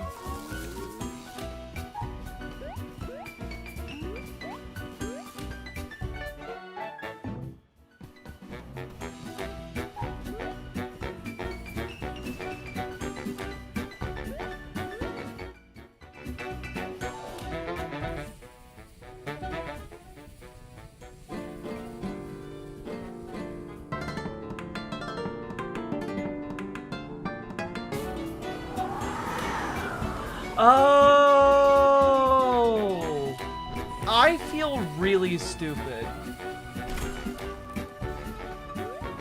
I feel like I should have solved that so much sooner. Well, that's on me. That's on me.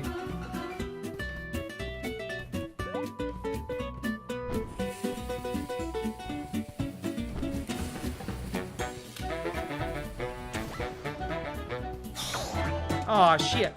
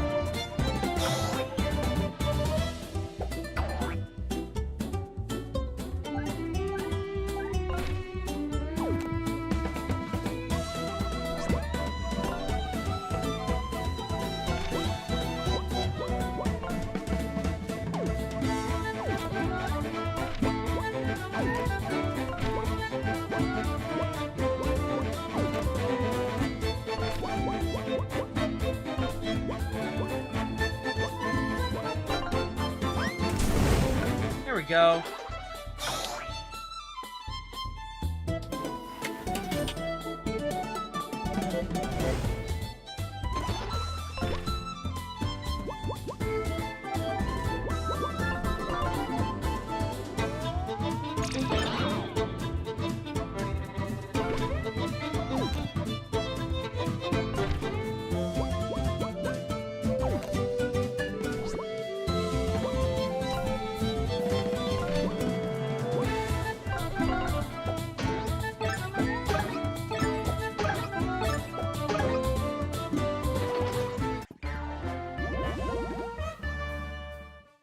Engineer gnome, right? Ain't this game fun?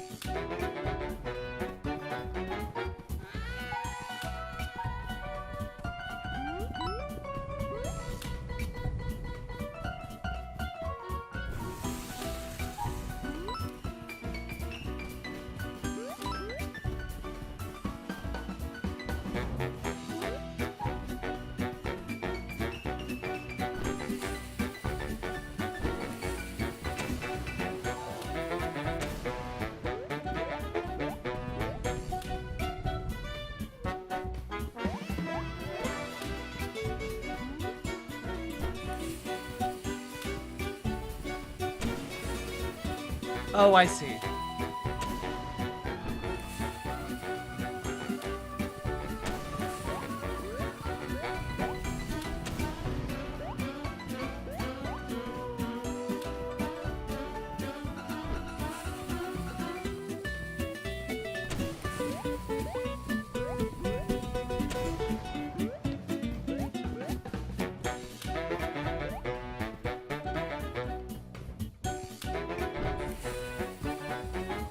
You have to do this one first.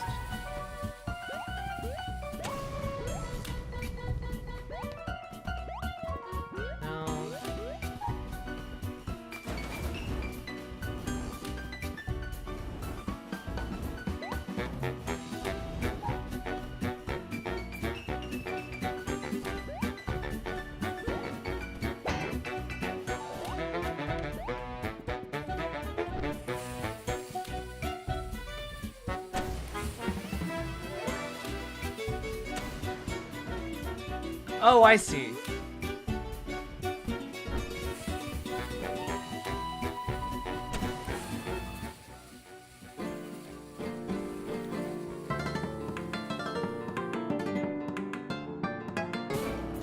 Gotta blow out that other bomb. There we go. This game is clever. I like it. It's not even like super clever, but it's clever enough to make me feel clever, you know? Strange Mushroom heals both active heroes for 5 HP each. Awesome. No!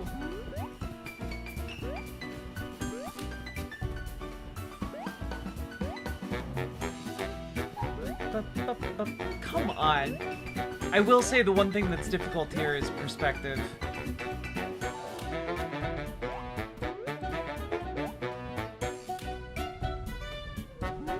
No. No! I'm really lucky.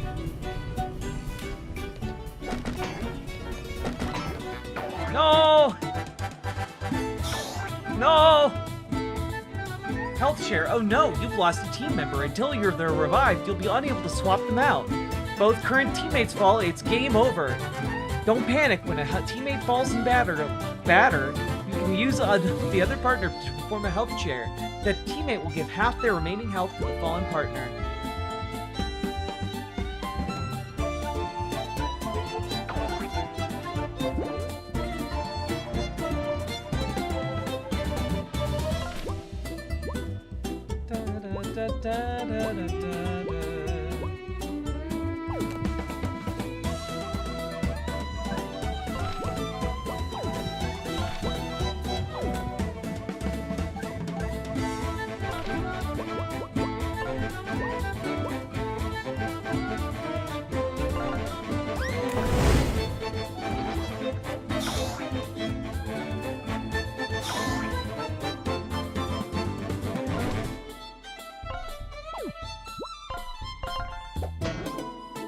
Damn it!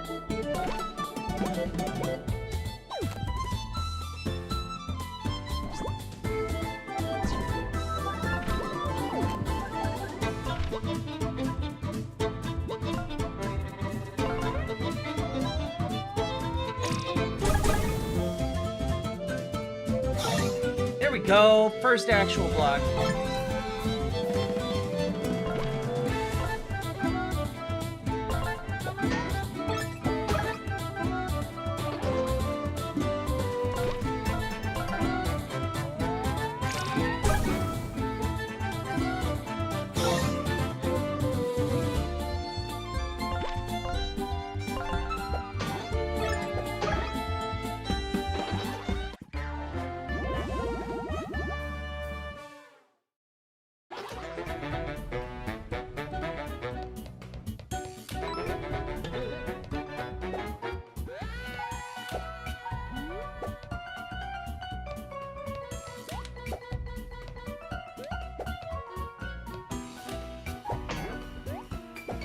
There we go. Got that sun gem.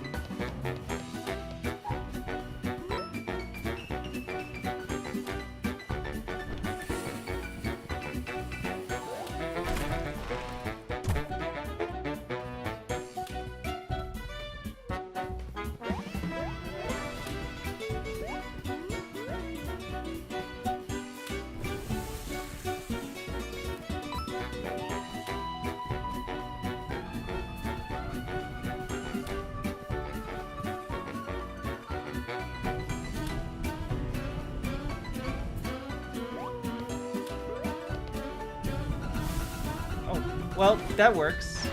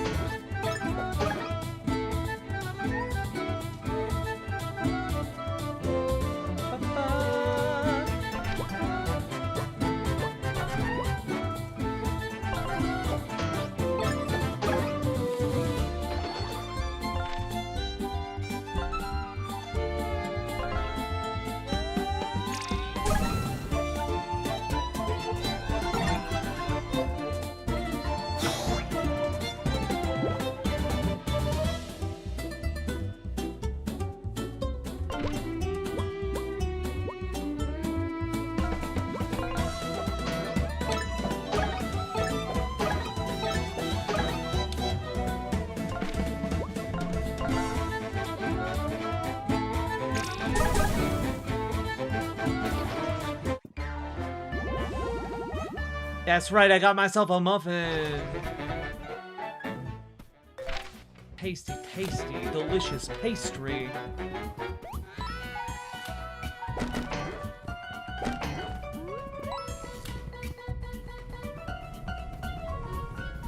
This is the world, like, no wonder they need a union. This is the world's most dangerous work site.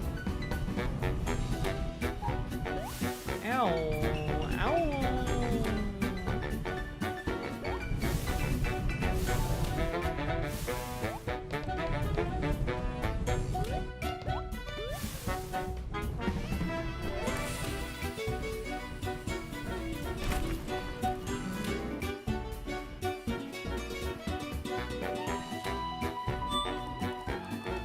$15 coins?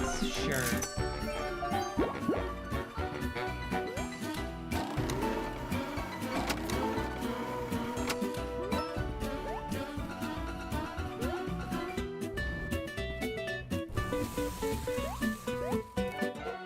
Another muffin!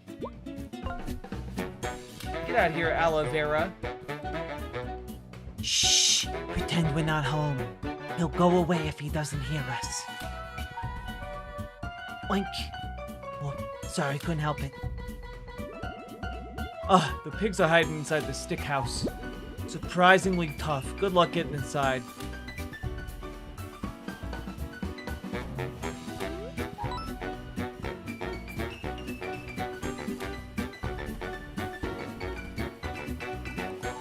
Door's locked, but you can hear faint oinking inside. I fucking love this twist on the Three Little Pigs.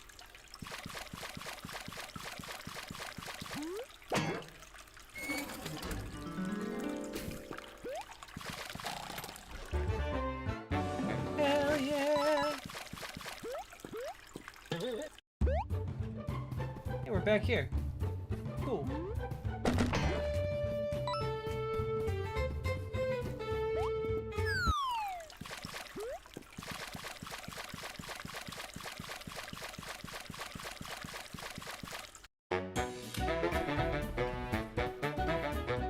Well, I know what to do in this situation.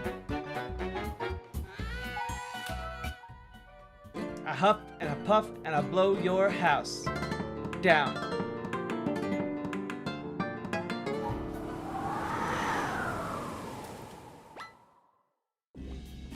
No, my home! It's gone! Gee, bro. You sure made a big stink about my house being made from straw, but, sticks don't seem too much better. Quiet, you! We gotta warn our little bro about these punks. I'm sure they're coming for him next. Going up, and just to make sure you punks don't follow me.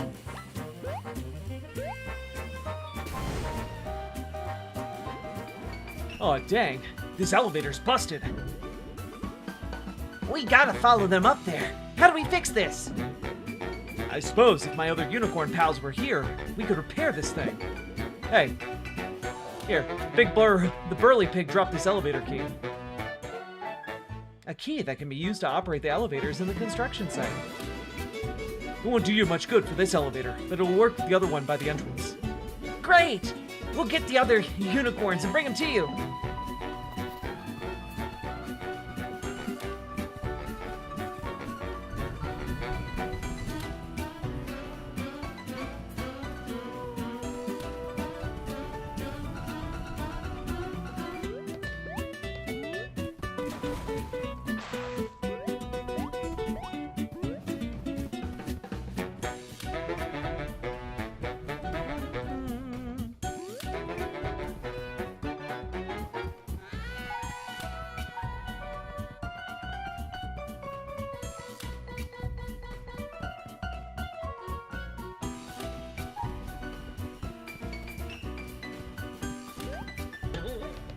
I have the key, brothers. I got the key. You got the key. I knew you mice were savvy. Next, head left to take the yellow elevator to the top so you can hop over to the crane. You may need to climb across a few buildings, but you got my... You mice got nothing to worry about with your 9 lives or what have you. Hey, that's racist. Stop it. Oh, I'm sorry. We haven't had our sensitivity training yet at our burgeoning union. And I apologize. I'll do better in the future.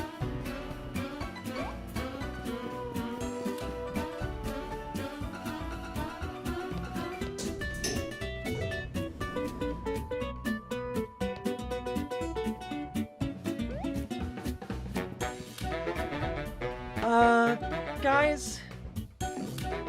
Yeah? We're like really high up.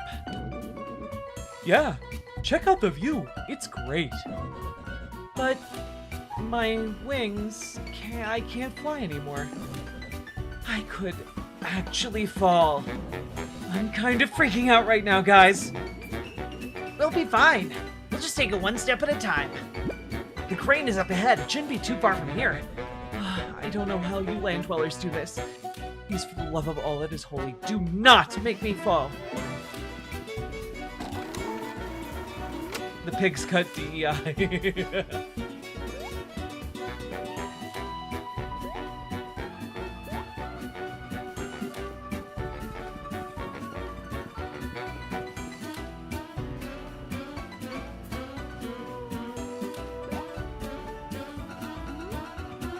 Oof. Oh god. Oh god. That wasn't too bad actually.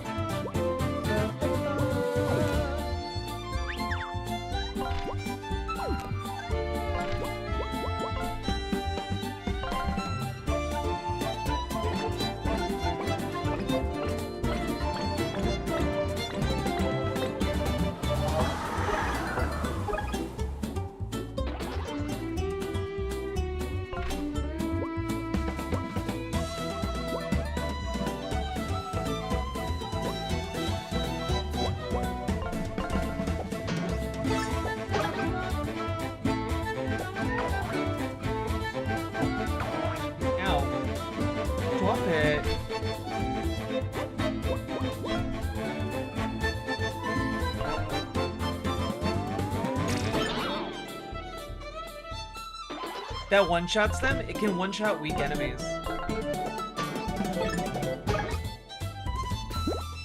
It ate the donut! Fuck you! I was gonna eat that. Damn it.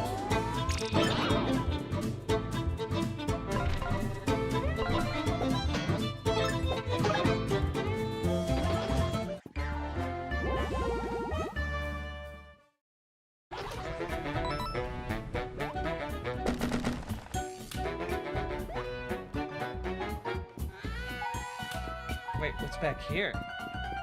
Secret!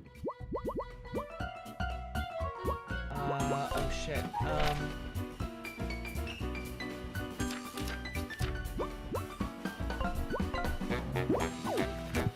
There we go. I'll drink the weak coffee and now I'll have the strong latte. The Chad latte.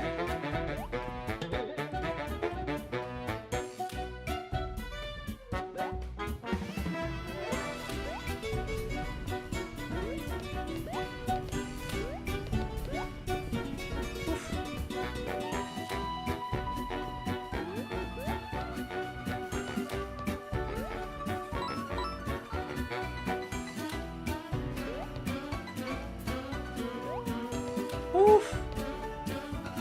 Sheesh. All right, we did it.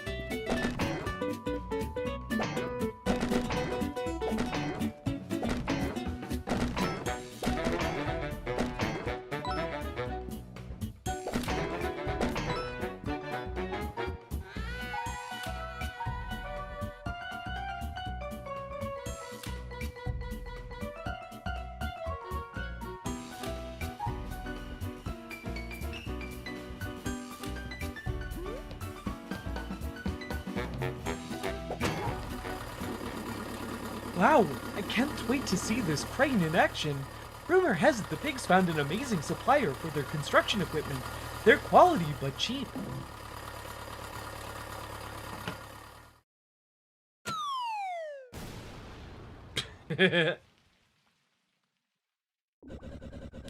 I think I got my castle's security system from the same supplier.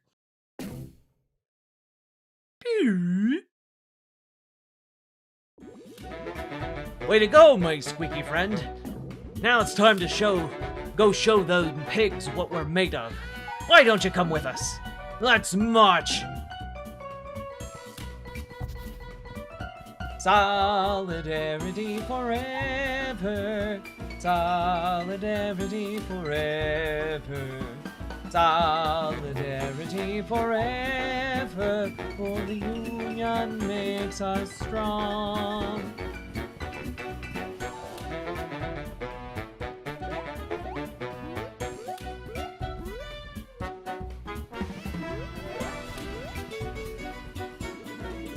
Hey, City Slicker, help us out here, would ya?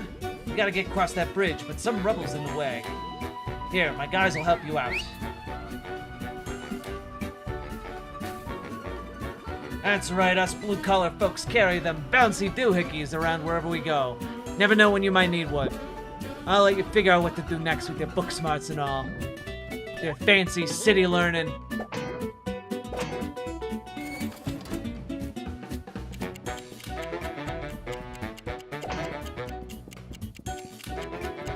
No! Alright.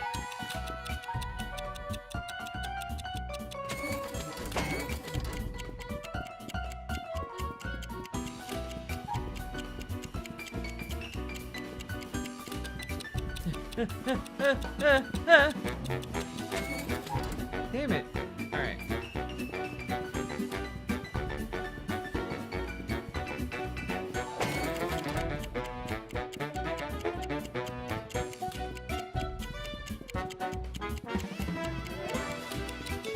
There we go. We did it with our fancy book smarts and all.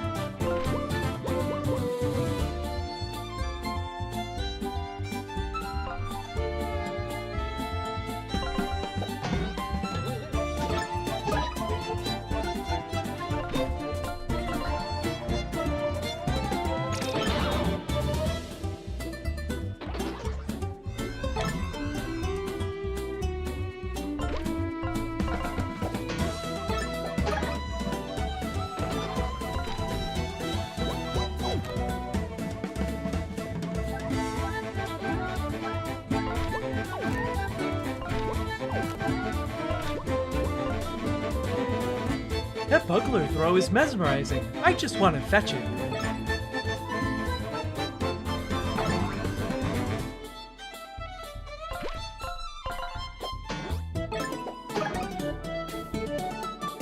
Hey, Hammock.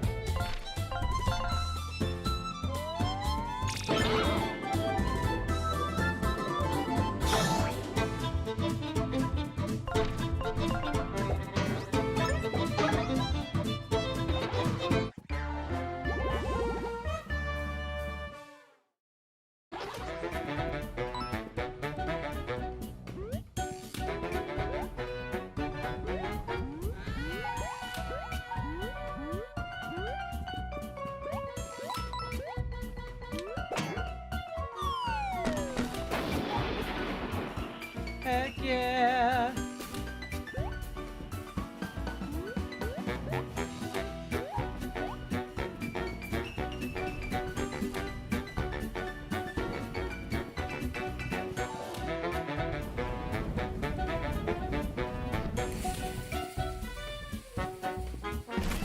There we go. The bridge is fixed! Come on, boys, let's roll!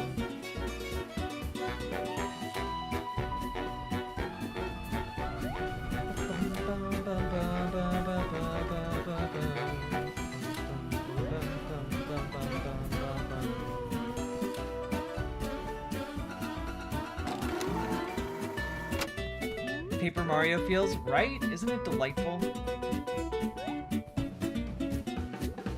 Looks like this here elevator's busted. Not a problem at all. Boys!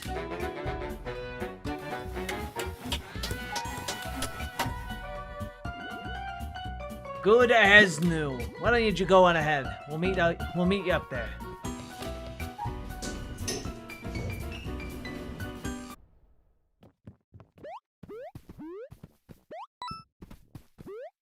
Sounds like we're about to have a boss fight. Feel it in my bones. Feel it in the waters, in the air.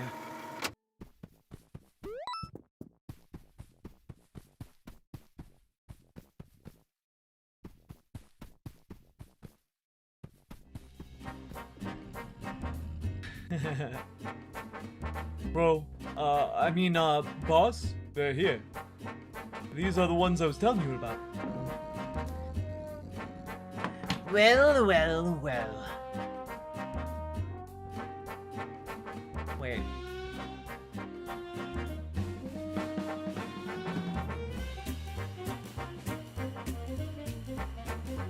These are the filthy degenerates that have been causing problems in my construction site. Yeah, these are the jerks sent from the corporation to help us, and they turned on us. They destroyed my house.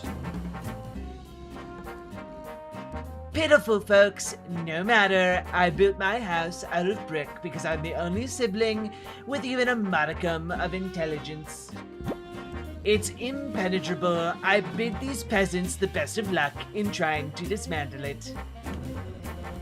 All right, Wolfgang, you know what to do next.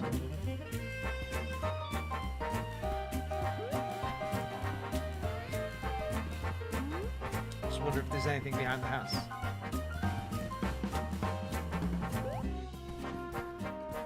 I like the little bird bath. That's fun.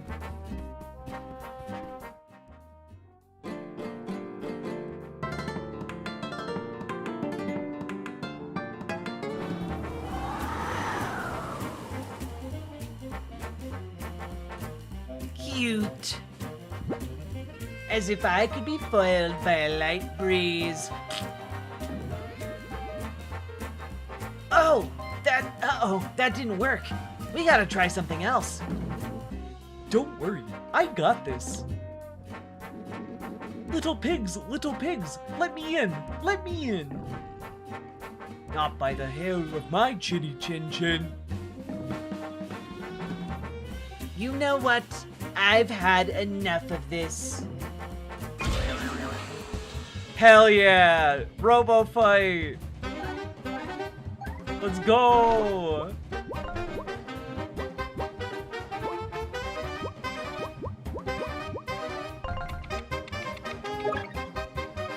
Equipped with the state-of-the-art weaponry, this impenetrable brick house is piloted by the youngest of the pig siblings. The arms are controlled by each one of his older brothers, and do a lot of damage. Try to take them out first, and then go for the house. He's a brick house.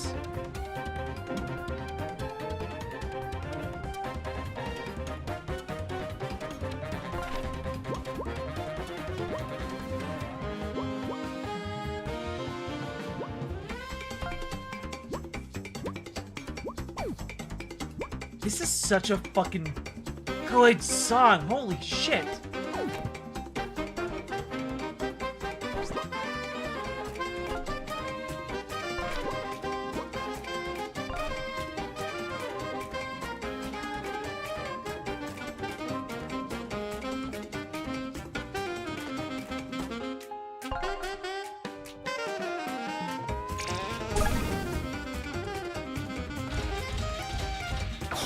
Oh, shit. Oh. I see.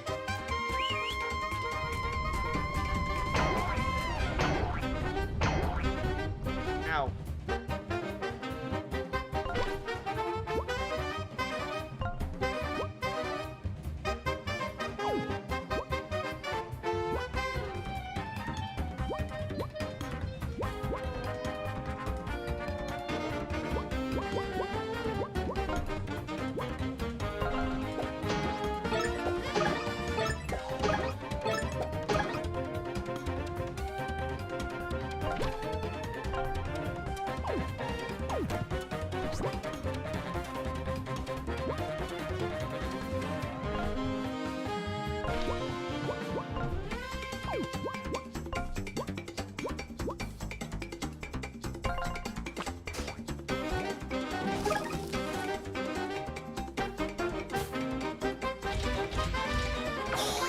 Ow.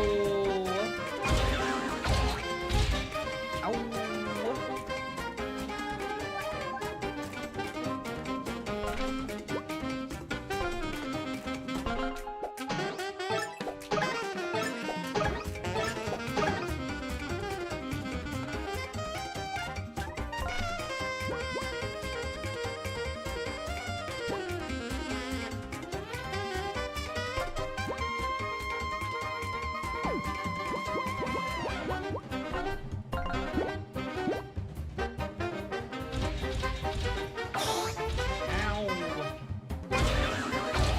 Ow!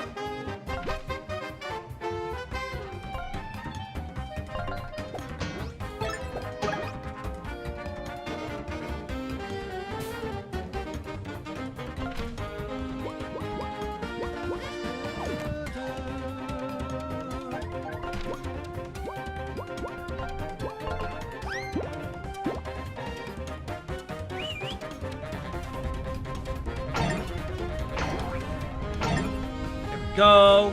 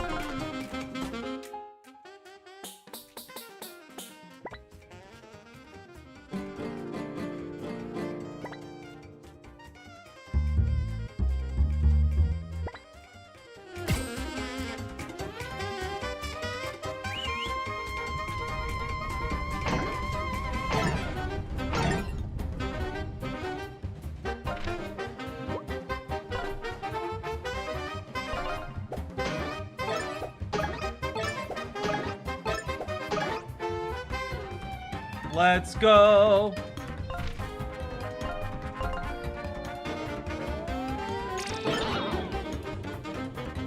Yeah, Lady Ringcloud, this feels great. Ow.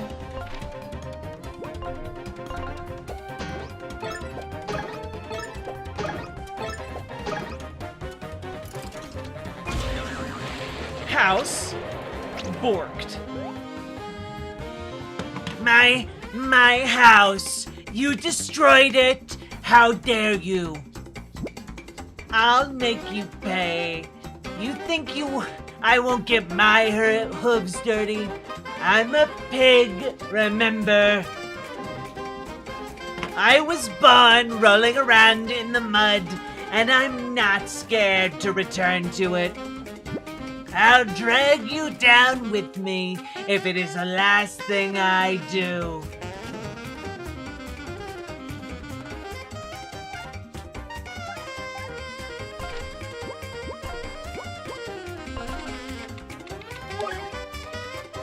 Pudge.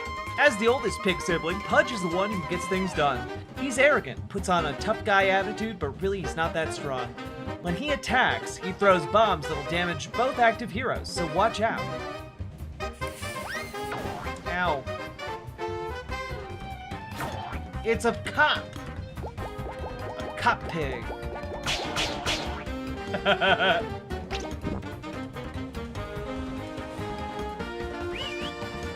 Uh-oh.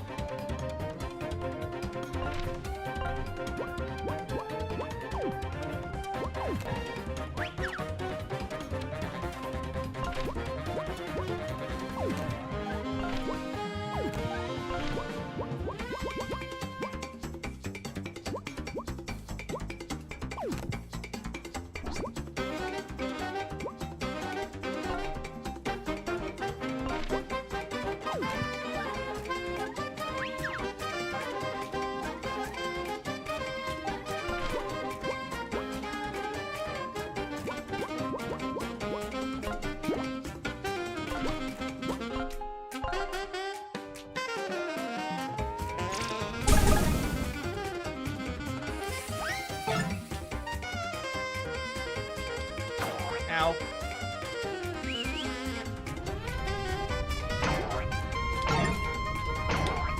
Ow. Ow.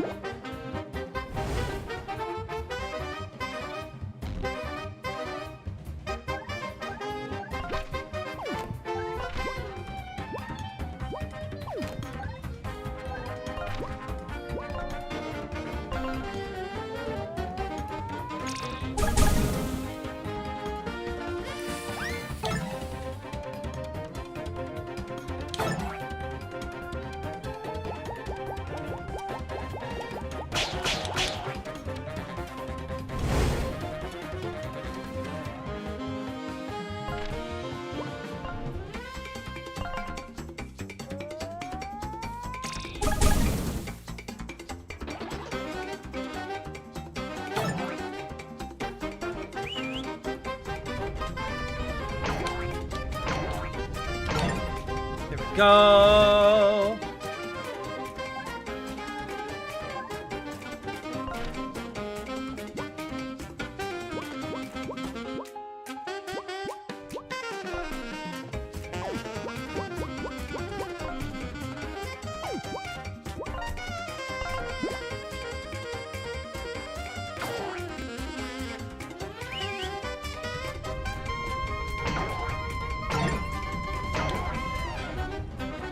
Don't die on us? I won't. I'm good.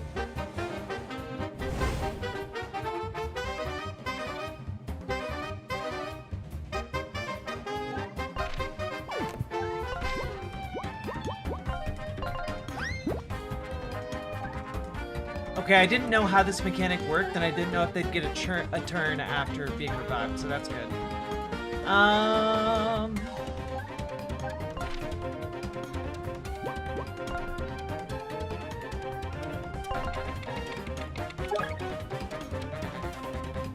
Officer Boar.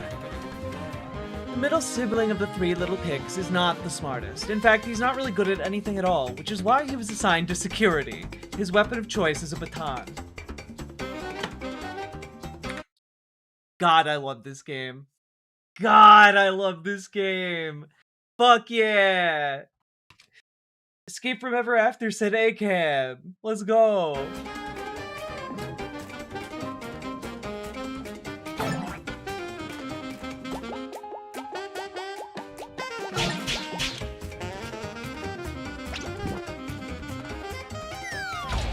Ow.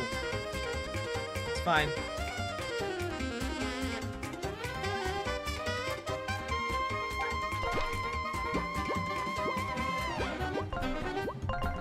We have gone through so many healing items here.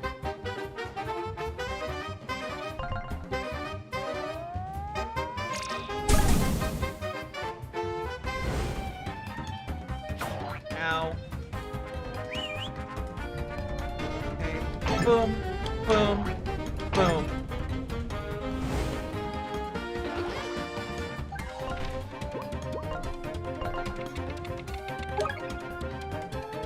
Robo-Pig Beacon. Pesky but ultimately weak, these beacons only serve to power their Robo-Pig counterparts. They shouldn't be too hard to dispatch of unless carrying a weapon or shield. Destroy these beacons before attacking any connected Robo-Pigs.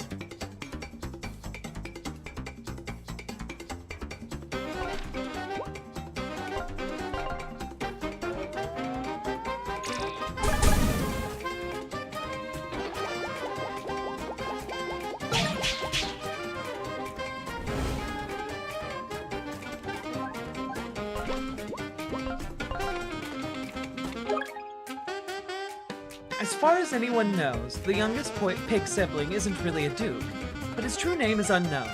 He is, however, incredibly cunning and has a whole host of technology at his disposal. Despite his appearance, the duke is one tough foe.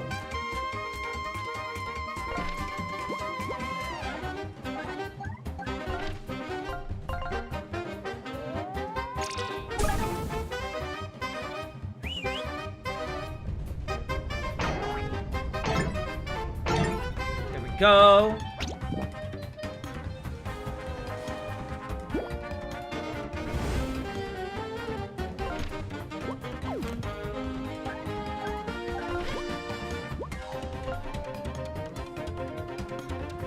As each team member of the team comes to help, press and hold the button to show.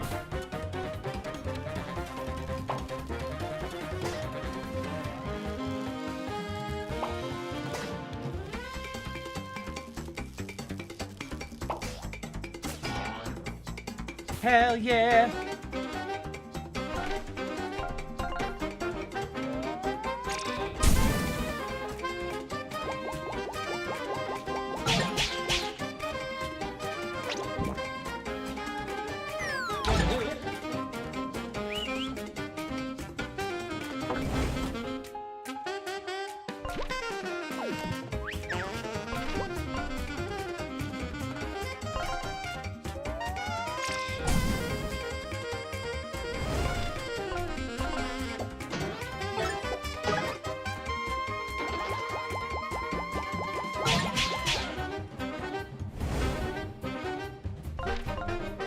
I'm gonna burn your heart, Duke.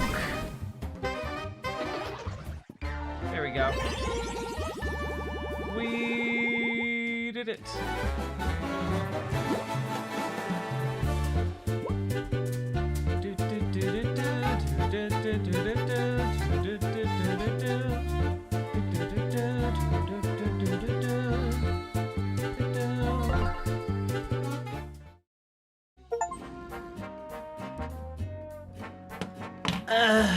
How could this happen? Gee, bro, you're in pretty bad shape. Let's get out of here. This ain't over yet, bub. We did it, friends! My village is saved! We're gonna be so famous, I'm already brainstorming some ideas for a new concept album based off our adventures. We'll call it Wolfgang and the Big Bad Buds.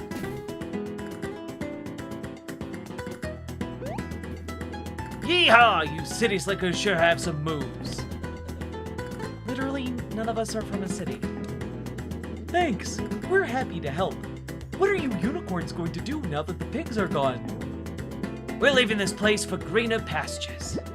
Without the corporation threatening us, we don't want to work this dead-end job no more. All right, friends.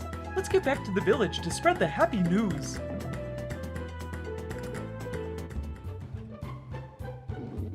Attention, everyone! We did it! We stopped the Three Little Pigs and Ever After Inc. from bulldozing our village for their construction project. Well, gosh, Wolfgang.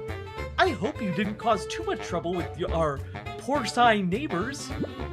They were just the nicest folk I ever met. No, but that's what I'm saying. They weren't very nice after all. They were planning to destroy our entire village to build some apartments. Oh gee, that can't be true. I'm sure we would have heard something about it if that was the case. Yep, those pigs never mentioned a word about it. Oh sweet Wolfgang, you do tend to get carried away sometimes. I hope you enjoyed showing your new friends around though. Once again, I apologize for our broken windmill. I'm just not sure what'll get us spinning again. Oh well, I hope you guys enjoy the rest of your stay here in Happy Howl Hollow. It's okay, my buddies are grateful in their own way. By the way, if you don't mind, I'd like to keep traveling with you guys. Worlds of storybooks to explore. Sounds exciting. Well, that might be a bit... Fine by me. You proved yourself to be quite useful.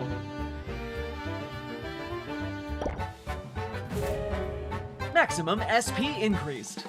Your synergy meter has increased by 1 point due to excellent teamwork. Anyways, it seems we're done here. With their construction project no longer operational, Ever After Inc. should be sufficiently crippled. I bet they're already packing up and leaving as we speak. We can leave through the machine in the library, right? Once we're done wrapping up here, let's head back to my castle and finish off what's left of Ever After Inc.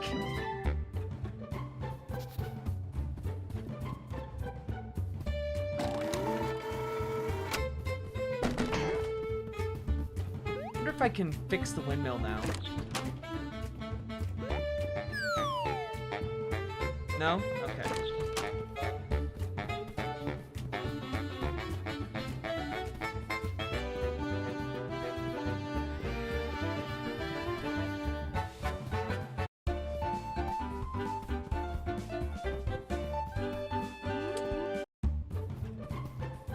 just gonna go back to the beginning just to make sure there isn't like a thing that I missed.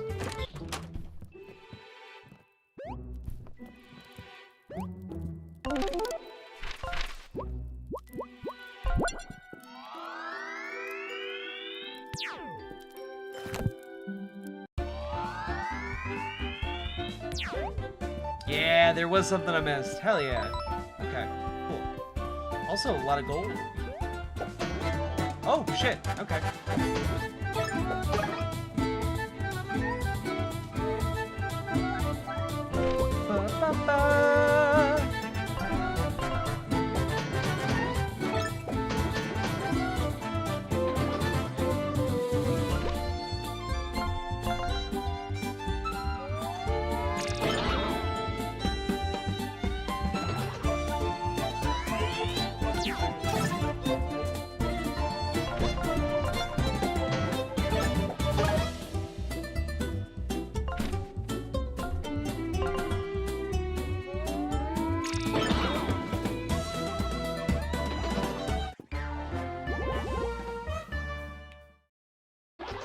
Yeah, they did tell you that it's broken. I just wanted to see if I could fix it.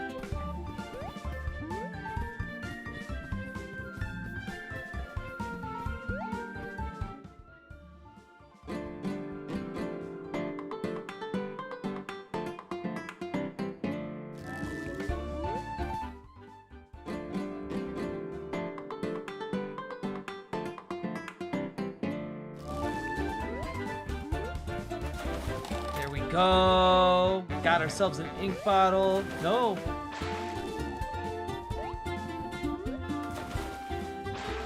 Damn it.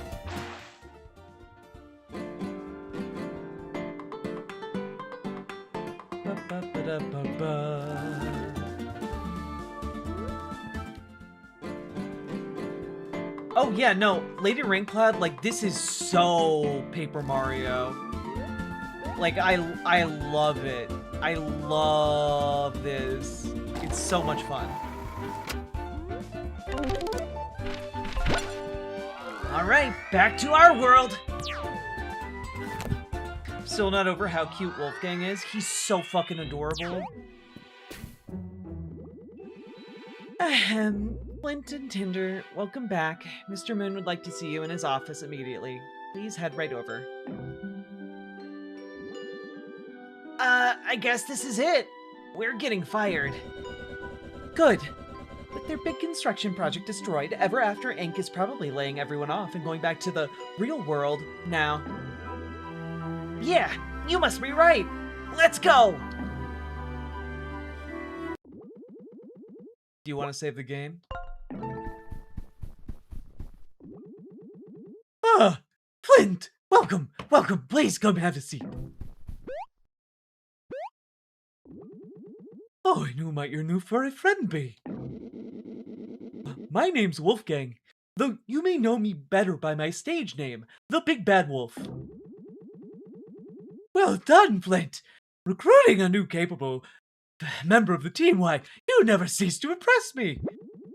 I was just gonna speak with you about expanding the team. Expanding? Hang on, aren't you gonna be laying off folks and leaving? You know, with the Three Little Pigs construction project falling through? Oh! Quite the contrary, my friend. Business is booming thanks to you. You're too humble. You see, that construction project was absolutely bleeding money. It was going nowhere. And on top of that, those Three Little Pigs were stealing our funding. That's right, they were lining their pockets with ever-aftering funds. But of course, you know all of that already. You saw what this construction project was a failure and took the initiative to shut it down. That's what we at the corporate world call trimming the fat. The higher-ups are all very impressed, by the way. I, don't know what to say. Because of your leadership and initiative, I have a special surprise for you. You're being promoted!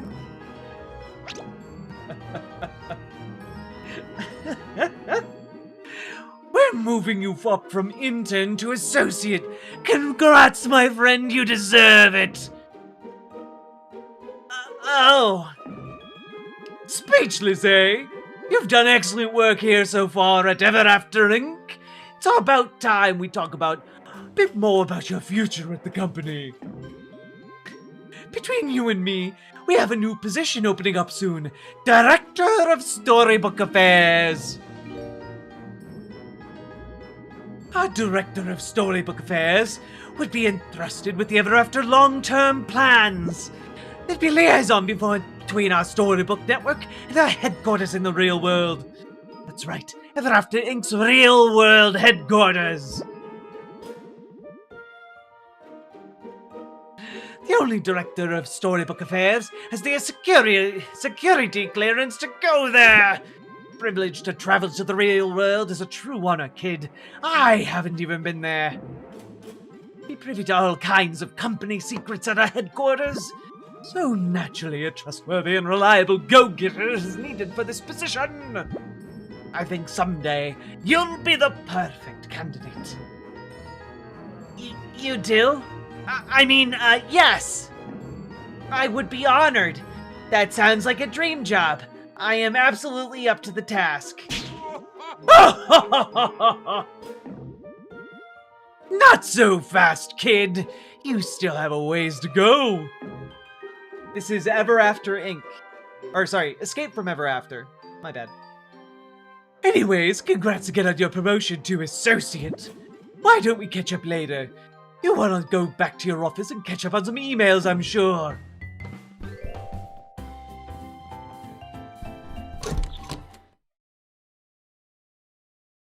We still just chatting? Yeah, kinda. Back and forth as we're wont to do. So, let's review the situation. By overthrowing the three little pigs and ruining their construction project, we seem to have helped Ever After Inc. This is so aggravating. I just want my body and my castle back. But I think I'm just starting to understand exactly how pervasive this company is. I think I've got an idea, though. Did you hear what Mr. Moon told us? About the new job opening up he'd like us to eventually consider us for? Our Director of Storybook Affairs will be trusted with Ever After's long-term plans. It'd be the liaison between our Storybook network and our headquarters in the real world. You'd be privy to all kinds of company secrets at our headquarters. So naturally, a strong and trustworthy, reliable go-getter is needed for the position. I think someday you'll be the perfect candidate. If we can get promoted to Director of Storybook Affairs, we'll have to get clearance to travel to Ever After Inc.'s headquarters in the real world. And with that, access to the company's secrets. Maybe including the secret of how to bypass Ever After Inc. technology.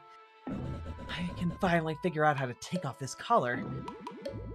Maybe at their headquarters we can even find a way to destroy their storybook traveling capabilities once and for all. Exactly. Wow, that's quite a plan. So what do we do next? As much as I hate to say it, we just keep playing the long game. We'll do whatever task we're assigned next, and do it well enough such that we earn our next promotion.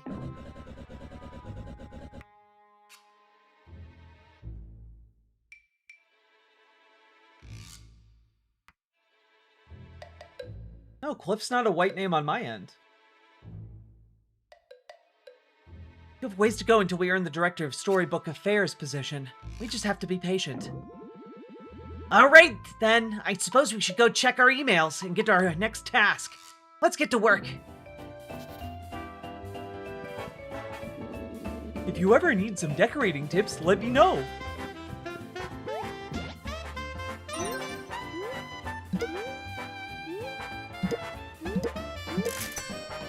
Oh, wait.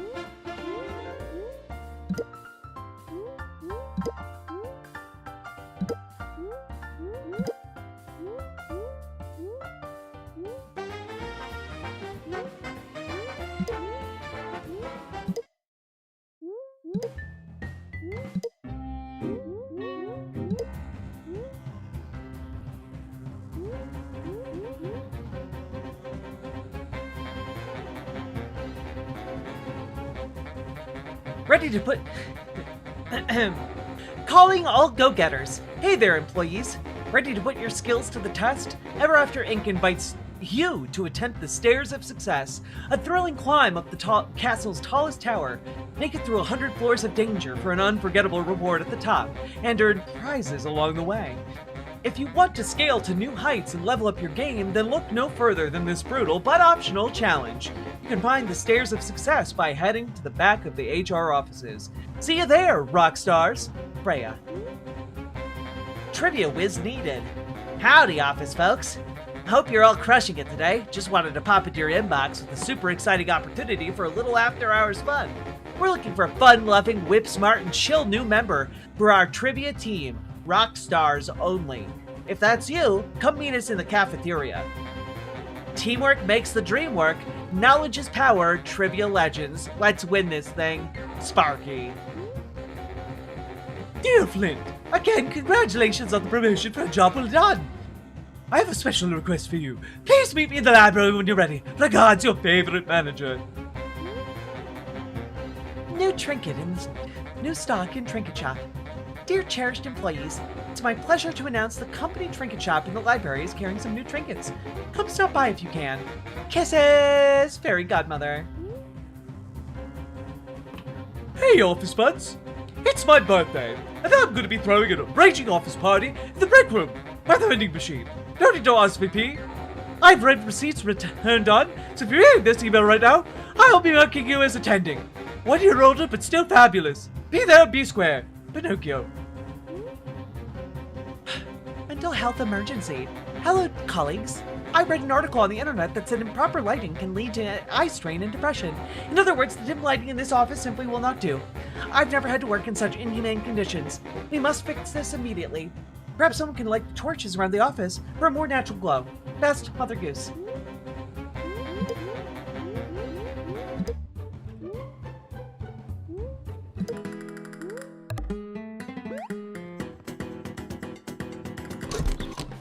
Oh, okay.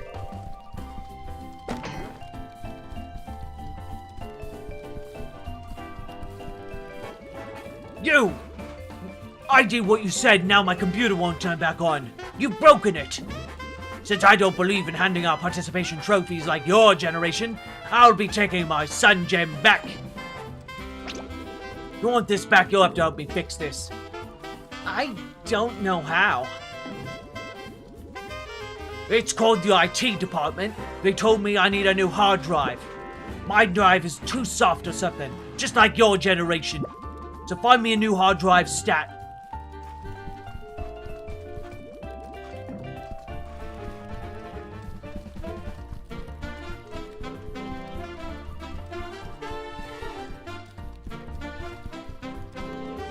Oh heavens, you went ahead and lit all the torches.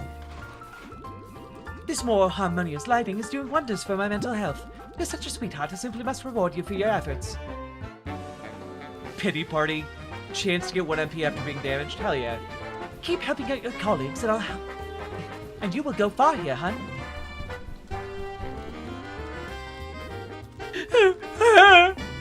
It's you! I mean, hey, Flint, my man. Did you come for my birthday party? Yeah! Oh, it's no use hiding it. I'm a failure! Nobody showed up, except for you. And you're not even popular! The office party planning committee is supposed to organize these things. I was expected to show up here with a huge crowd and decoration set up for me. How could they drop the ball so high? Well, maybe you're just not that likable. Look, I'll talk to the committee for you if you want. Really? Would you? You're such a pal. Head of the party planning committee is the bear with the yellow jacket a few cubicles over from here. You get to arrange my party, then maybe I'll share a gift or two with you. I'll try my best.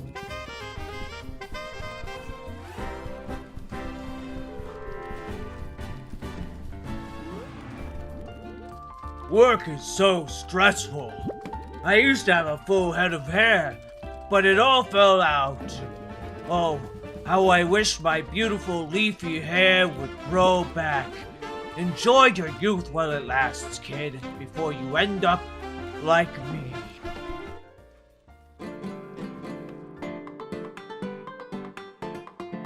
Bye, Lady Ringcloud. That melody! I'm feeling it in my roots! Something is coming. I'm coming! Ah! My hair! My beautiful hair! It's returned!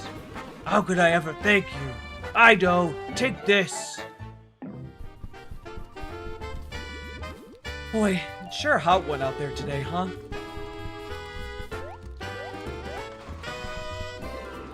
Let me give you a word of advice. Nobody's gonna take you seriously here when you're dressed like that. I recommend visiting Dracula's shop in the courtyard for a nice suit and hat.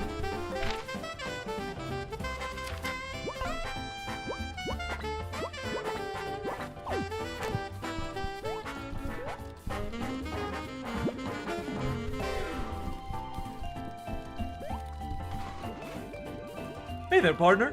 Here you got promoted. Congrats, bud. Wait. Hey there, partner. I heard you got promoted. Congrats, bud. So many hidden nooks and crannies in this castle. I don't even think I have to respond to them all. Need caffeine. You ever feel like you work so hard you never get noticed? No? You just got promoted? Well, good for you! Human detected in vicinity. Initiate destroy all humans procedure in 5, 4. Ahem, sorry about that. Sometimes programming from my previous life starts acting up. Heh. You have nothing to worry about. What's this? Another new hire? And what school did you go to? The name's Lila Slickwick, Esquire. I graduated summa gamma cum laude from a prestigious university, so naturally I'm going to go far here. You see, I'm a main character lawyer from the cleverest courtroom drama you've ever read. That's right, a book for intellectuals, not some fairy tale nonsense, so stay out of my way. I'm a strong, independent man who don't need no man.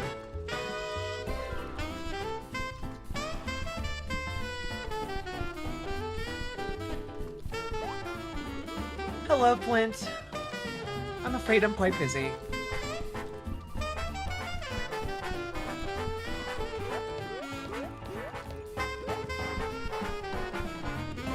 Keep it moving, pal.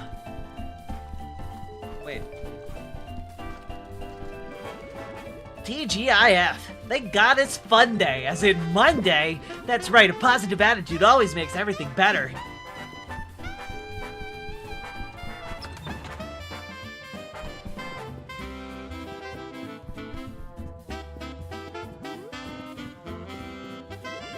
Hey you, I'm launching a startup enterprise. It's gonna be rad. Imagine social media combined with crypto combined with streaming. Gonna change the world. Believe me, it's never been done before. Need 100 coins. Just 100 coins, what do you say? No thanks, sounds sketchy.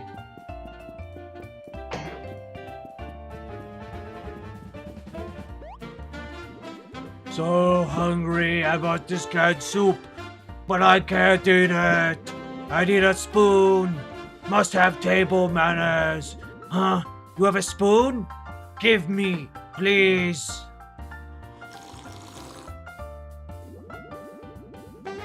Soup not good. Need brains. Why did I go vegetarian? So hungry.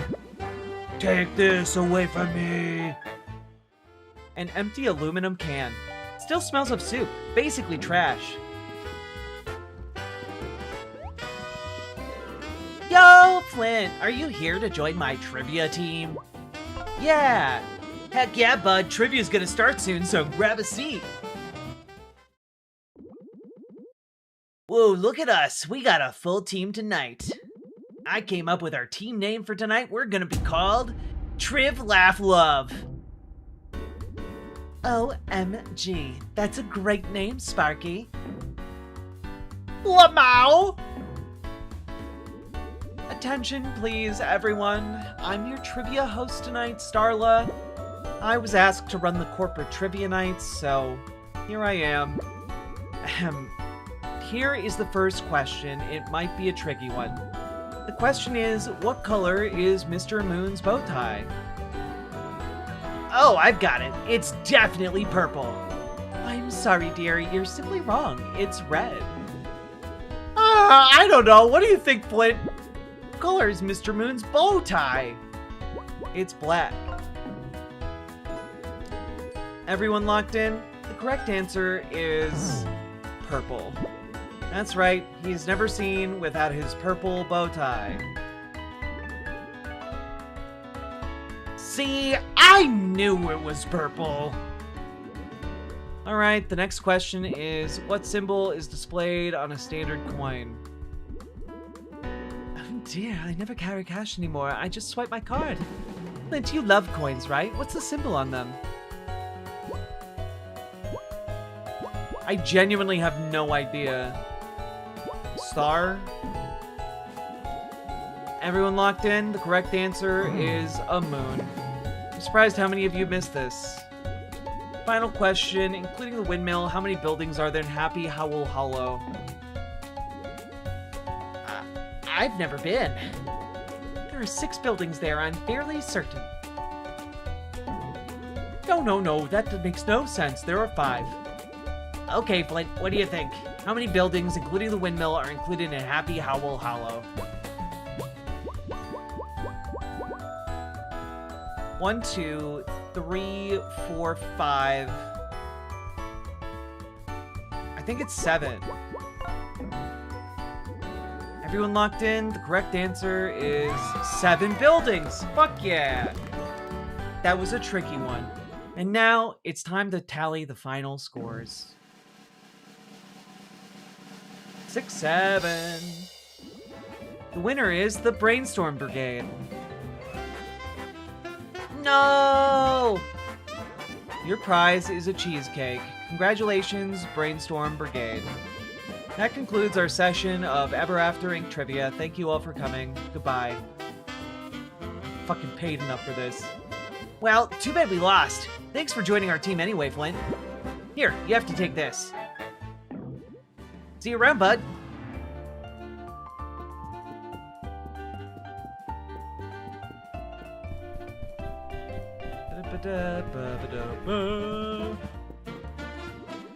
Want to buy some cafeteria grub? Go to the front of the counter.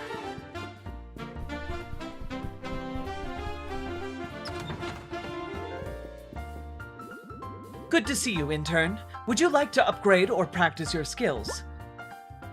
I want to upgrade. Jump pierces enemy armor. That sounds good. Hit a single enemy up to 5 times. Breaks all shields. Ooh. Burn 3 enemies. Inflict poison. Ooh, blow weak enemies and shields off the battlefield. That's also good.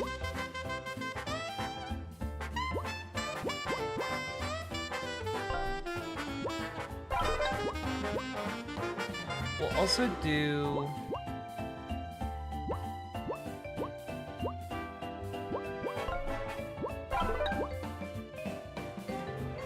Ooh, counters melee attacks. Let's go.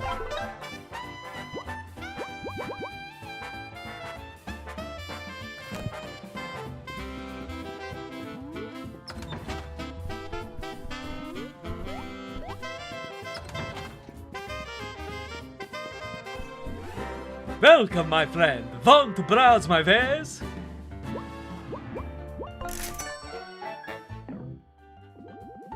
Welcome, my friend. Want to browse my wares?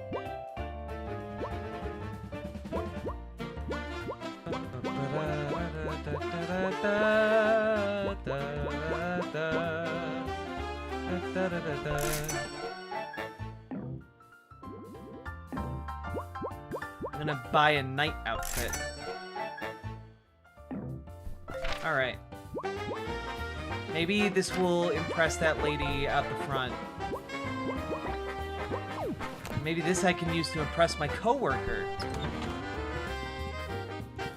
Now I have a full outfit.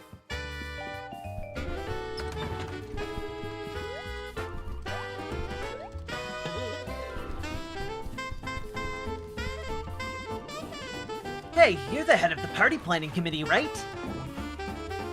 Yes, dear.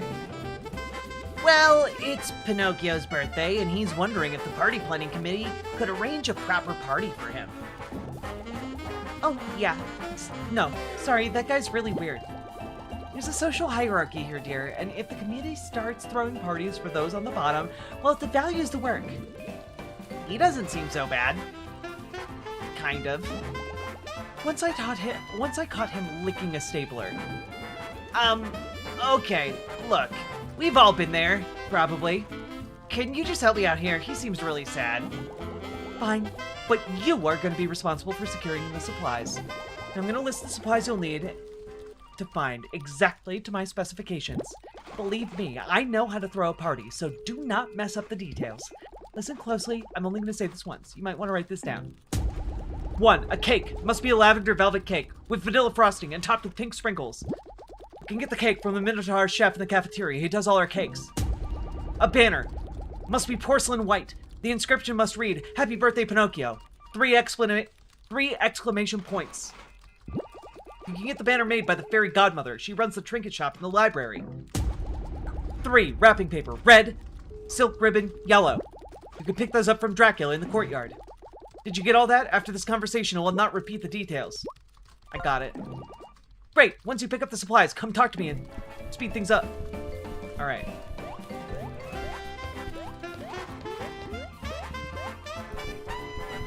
Write that down. Write that down. Now I'm gonna live dangerously.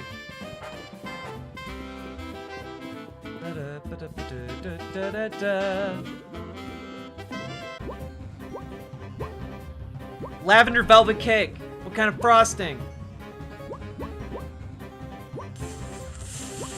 Fuck. Vanilla. Toppings. Sprinkles. What color did you want the sprinkles? Purple. Okay, great. Awesome.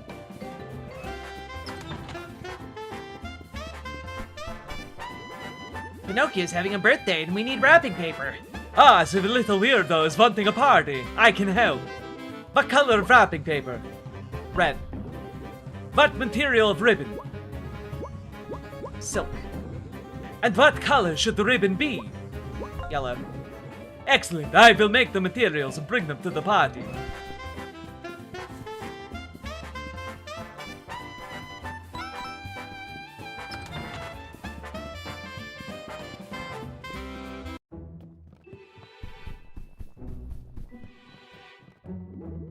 Hey, we need a banner for Pinocchio's birthday party. Can you help?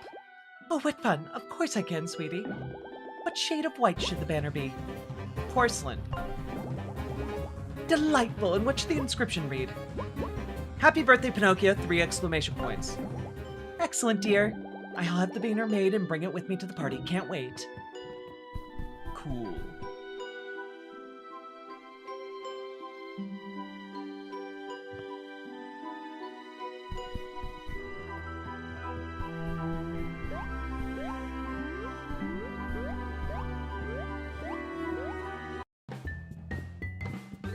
There we go.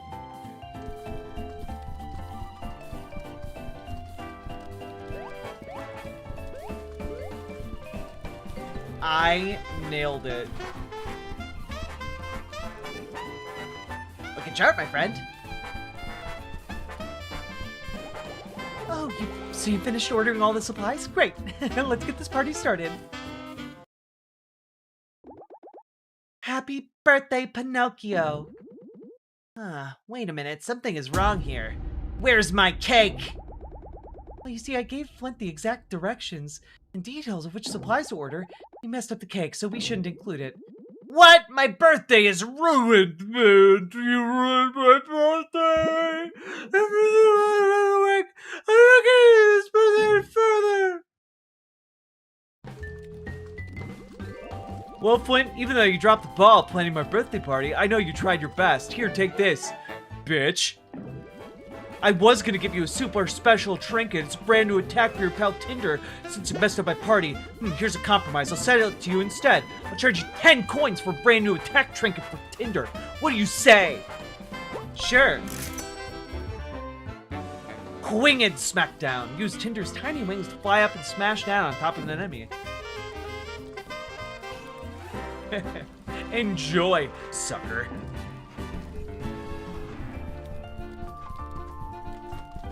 You hurt the pencil? I'm sorry.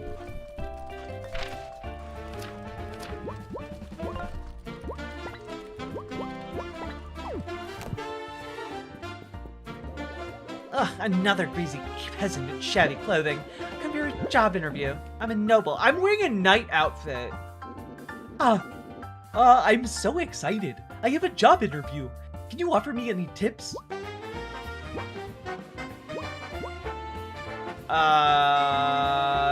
Be confident. I couldn't be more confident if I tried. Hey, Flint. Wait. Hiya, Flint. Can you please talk to me from the front of the desk? It's a little creepy when you come up behind me like that. Oh, you got a job. Congratulations. Please let me know if you're having any questions. I'm happy to help. Can I leave? No, I can't.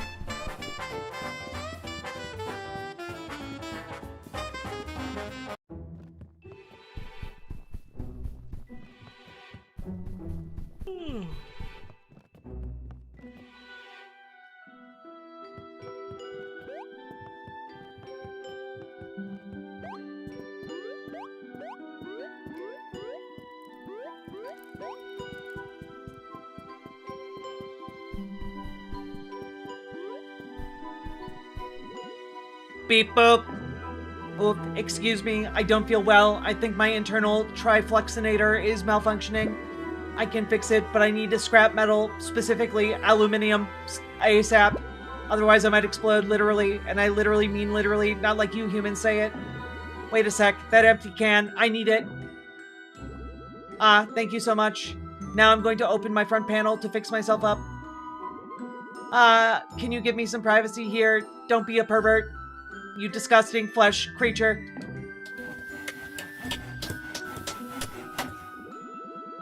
The deed is finished. I feel so much better. How can I thank you? Here. Aw, hell yeah. I'd like to give you another gift, but what else do you humans like? I know, I have a piece of technology that will absolutely dazzle you. It's a bit primitive for me, but I'm sure you've never seen anything like this before. Here it is. You can measure time with this. It's an hourglass. Welcome to the future, human. You can now measure time. Haha, it is amusing to watch the human mind try to comprehend such technologies. Okay.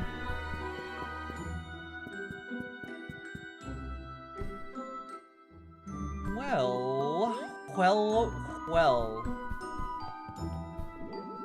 So cozy in here. Ever After Inc. is always so generous to provide us these lovely chairs. Shh, I ain't coming to the library to socialize, bub.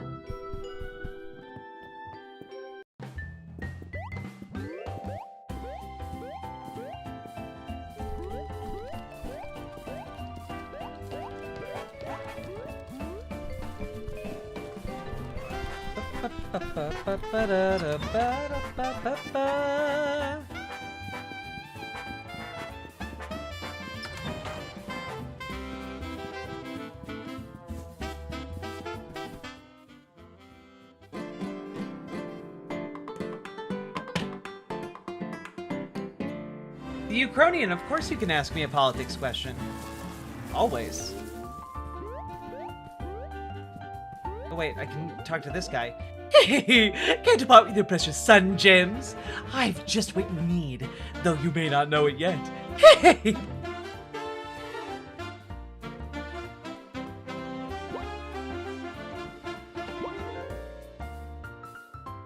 Charge through all ground enemies, that's cool.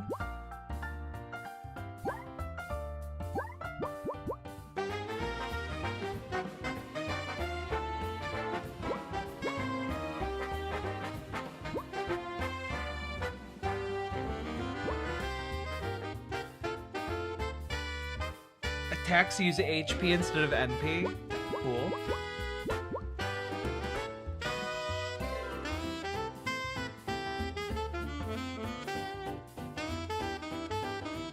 Oh, this is also good. Ooh! increase attack by 1. Let's do it. Let's fucking go.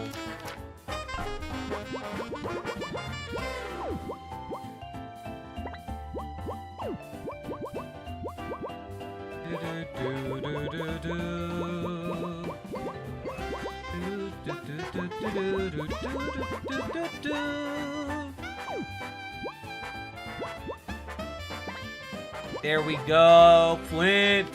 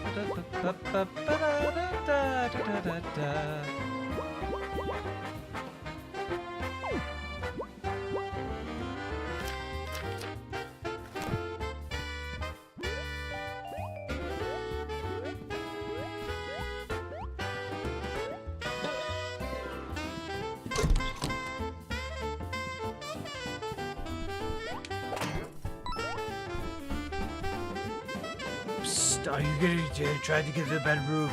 Rumor has it there's an alternative entrance. I think it was supposed to be somewhere near the cafeteria.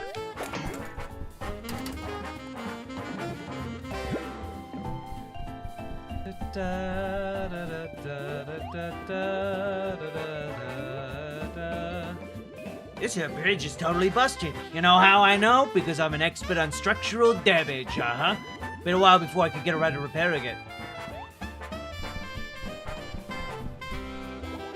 Hey there, welcome to HR. And no, I won't go out with you. Office relationships aren't allowed.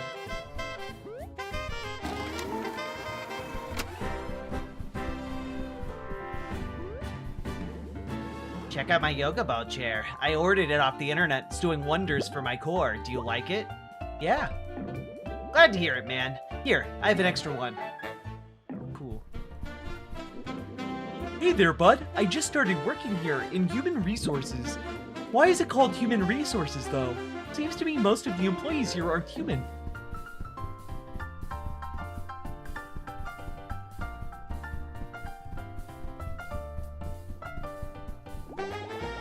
Hi there. I'm just a bit busy. Let's talk later.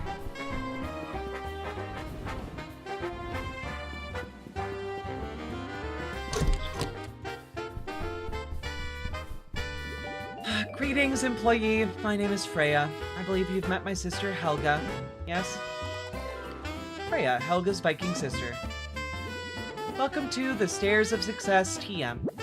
Prove your worth as an employee and demonstrate your company impact by climbing as high as you can. Would you like me to explain how this works? Yes. In the Stairs of Success, you'll be climbing a tower of 100 floors, each containing monsters from all over Ever After Inc. Storybook Network. You folks will have to defeat each enemy to climb the tower. Think of it as one big hands-on team-building exercise. Throughout your climb, you'll be rewarded with sweet prizes and maybe even company swag. Yes, folks, exclusive company-branded merch. And if you could make it to the very top, well, I won't spoil the prize, but it's amazing. Now, there's a catch, of course. While you are attempting this optional challenge, you will be unable to save your progress. That's right, if you die, you lose all of your progress, and there's no healing opportunities, so you better come prepared and stocked up. However, every 10 floors, you'll have the option to return back here and keep your rewards. Hang on, lady. Isn't it a little negligent sending employees into a death trap? How is this allowed? You signed a quite comprehensive employee waiver when you got this job, sweetie. Storybooks aren't beholden to the same legal red tape that the real world demands. Anyway, I'll go ahead and open the gate. The Vegan Rancor, you guys are the ones who make it so wonderful. I'm just facilitating it. Tempered Tide, congrats on going to your first local commie meeting. Let's go!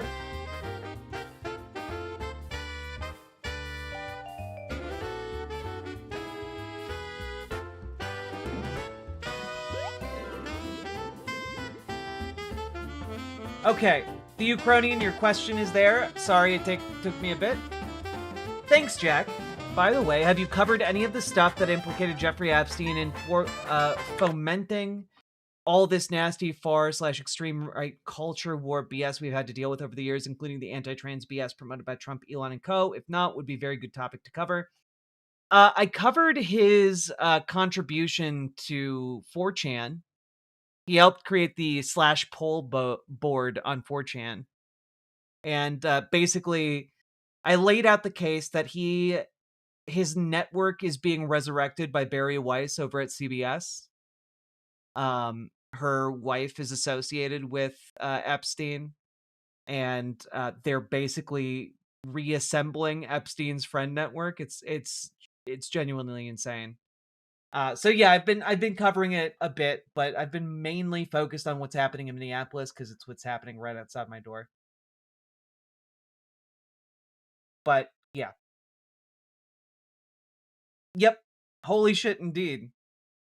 Like, you start looking into all of the people that Barry Weiss has either hired for CBS or been rehabilitated. Like, she did a softball interview with Woody Allen and has, like, had Alan Dershowitz on, and, like, Peter Attia is heavily involved, and, like, all these people are, like, Jeffrey Epstein's best buddies. It's crazy. And not only that, like, it's like 16 people that she has brought in on CBS. It's genuinely nuts. And when you then, like, put together the fact that her wife was on, like, a first name basis with Epstein and was, like, regularly talking to him after he was a convicted pedophile, it's super fucking gross. Yeah, J.K. Rowling's in the files too. Yeah, we'll talk more about Epstein I think tomorrow. So, yeah, I got a whole segment planned too. We'll get to it. It's fucking nuts.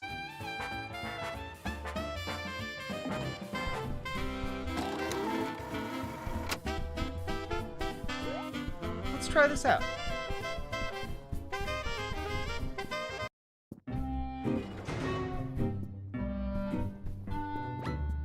Oh.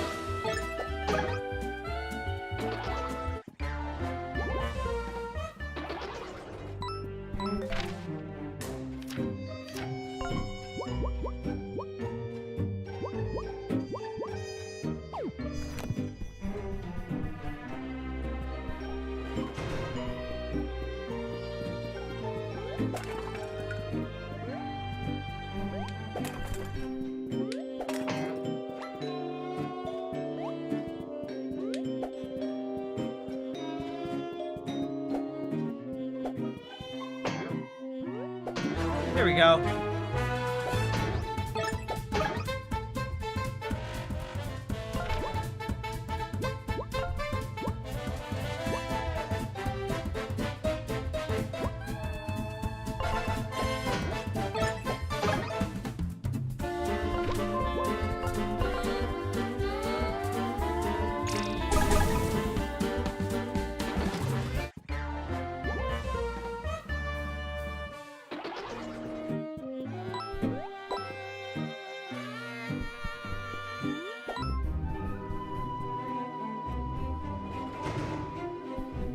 She said, I'm only trying to go up the first 10 floors.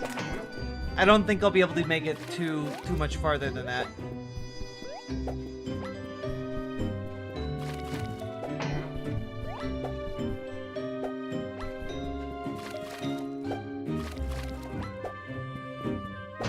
There we go.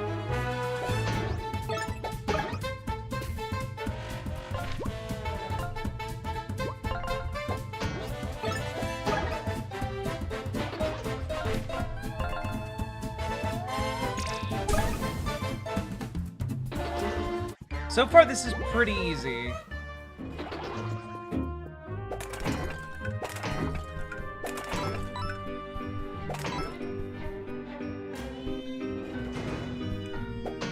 Oh no.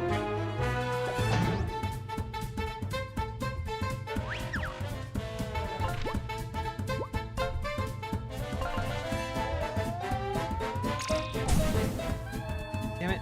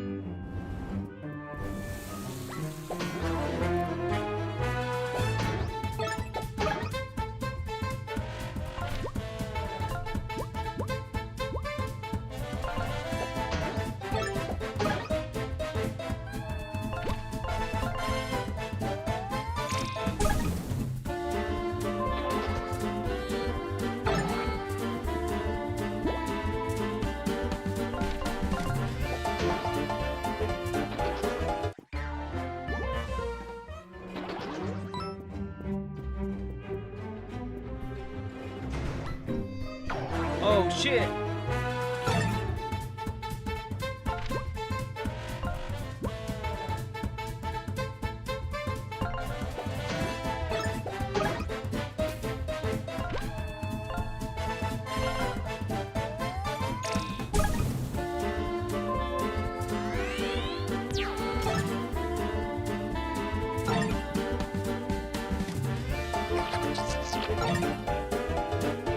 Not today, buckos.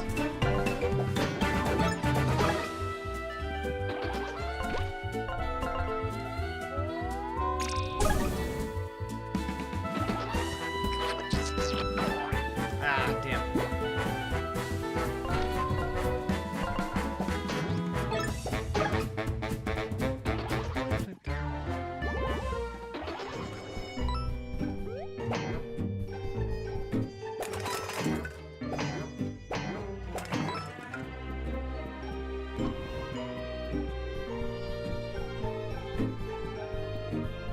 I don't know what level I'm on. It would be helpful if there was like a little number that flashed on screen.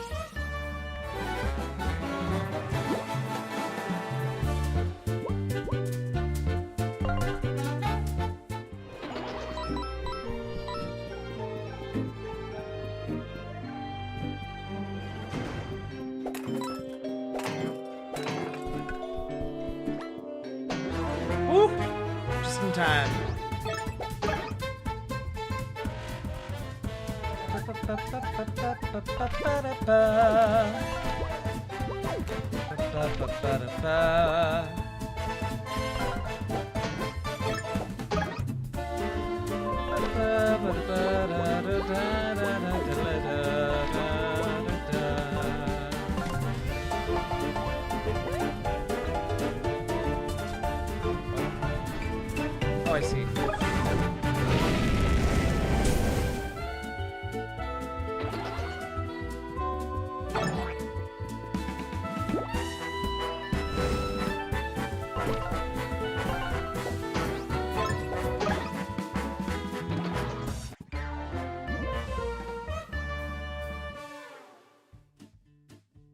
Shaichiko, are you holding out hope for me to return to being blonde? Or return to something else?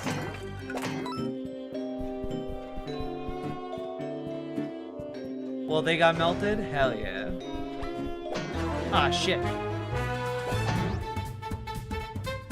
I'm back. What floor are you on? Not sure.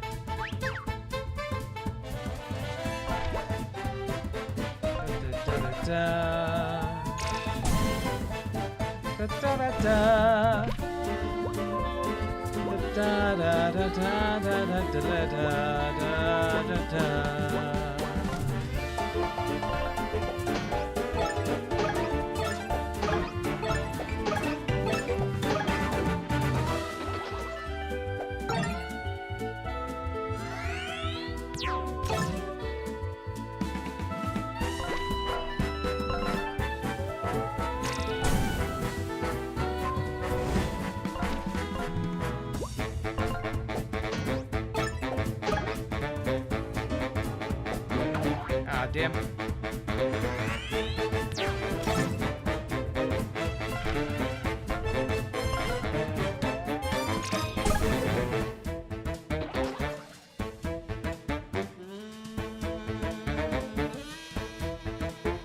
Oh no, it's okay, Salmonous.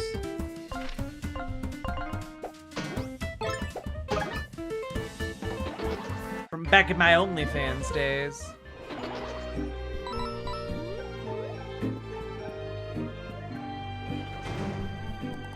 Caution, the pit behind this sign will bring you back to the ground floor with no option to return. Risky business. This character will only be able to execute perfect blocks, but it will be double defense if they do. Okay. So we're on floor 11 now. So far, this doesn't seem too bad.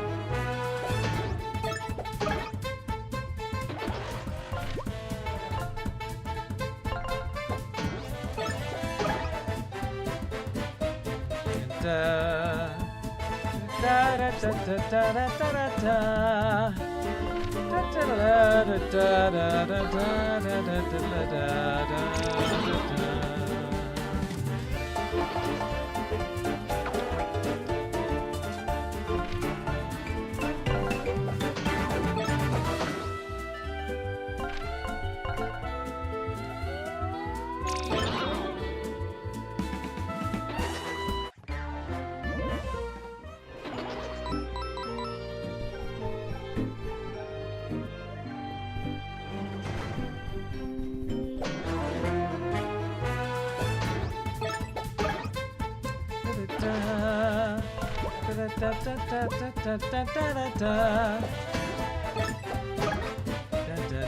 at that.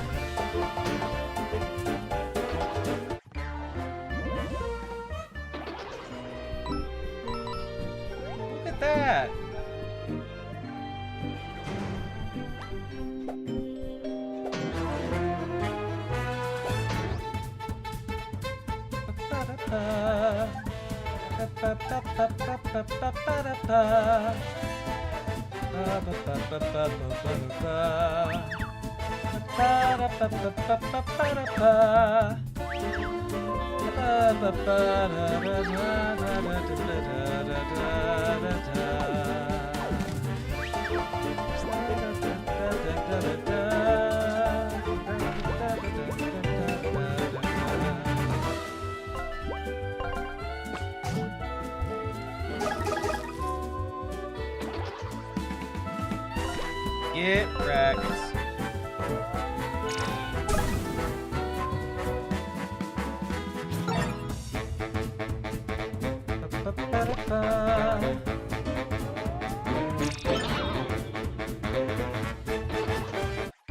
Yeah, I am cleaning house with these clams.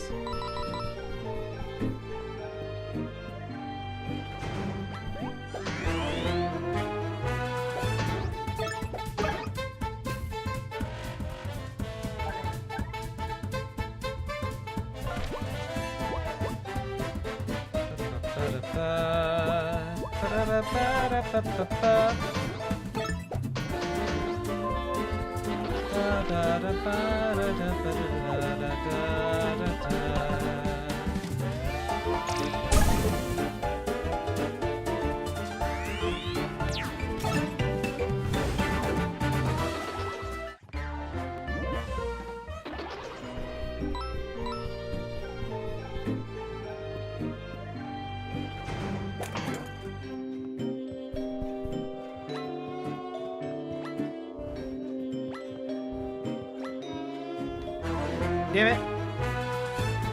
It's fine.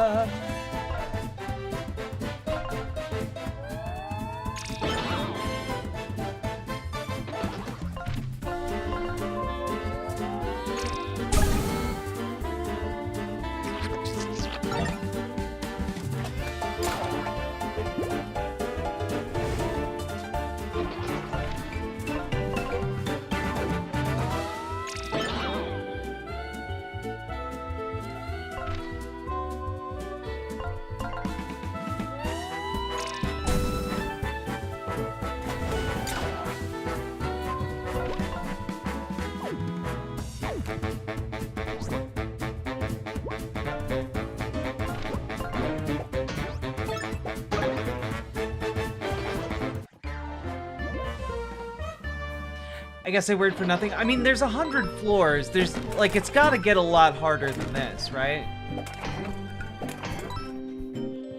I just think I can manage resources pretty well and maybe get to the 20th floor. So far, there hasn't been a huge increase in difficulty, but here we go. Here we go.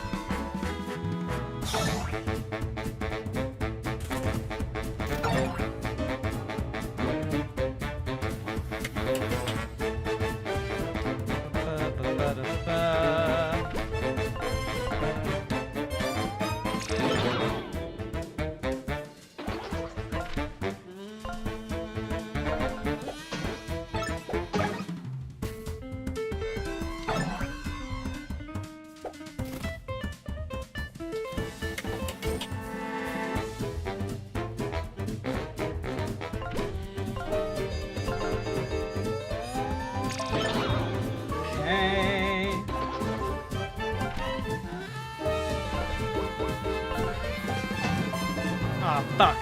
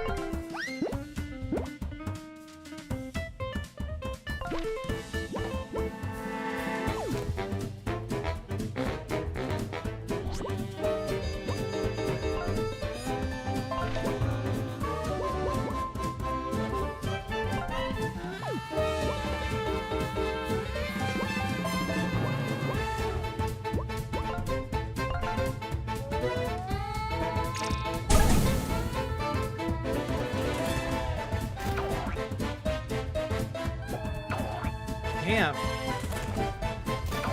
Damn!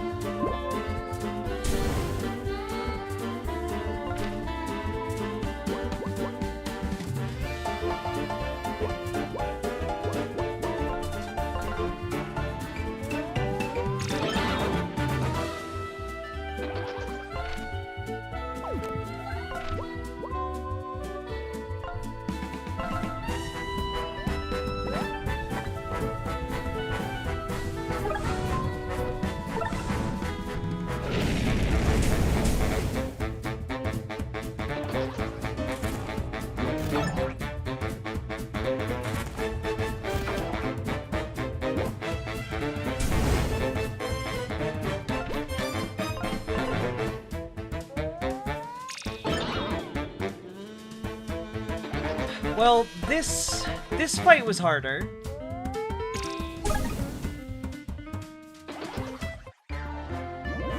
There we go. Unexpected difficulty spike.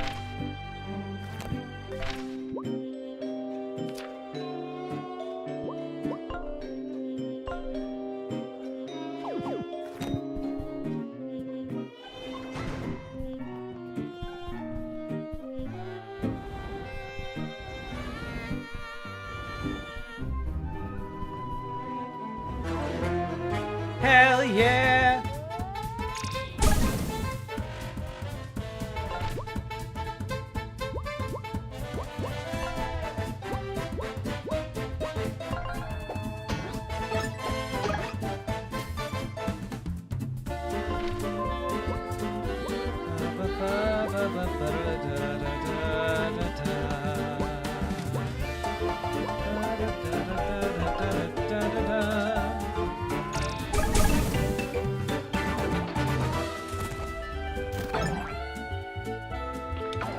Damn it.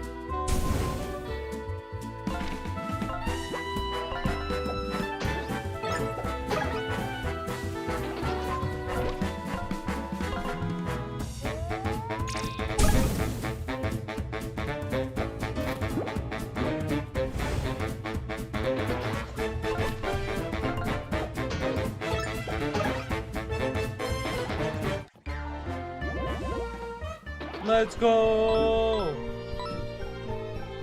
This is good for making money, I guess. We're making good coins.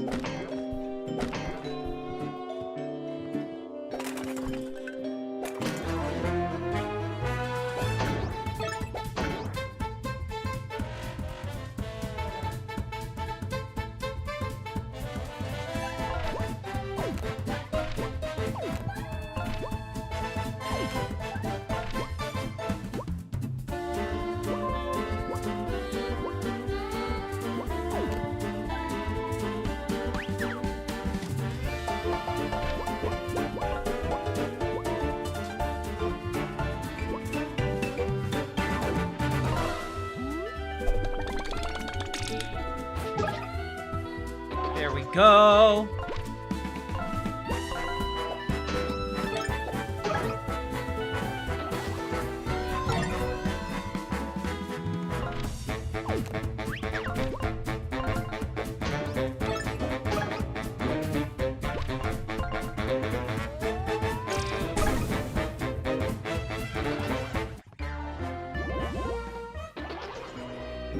Some very fun and engaging mechanics in this game, right? Isn't it just, like, cool? Like, they thought out every component of this. It's really wonderful.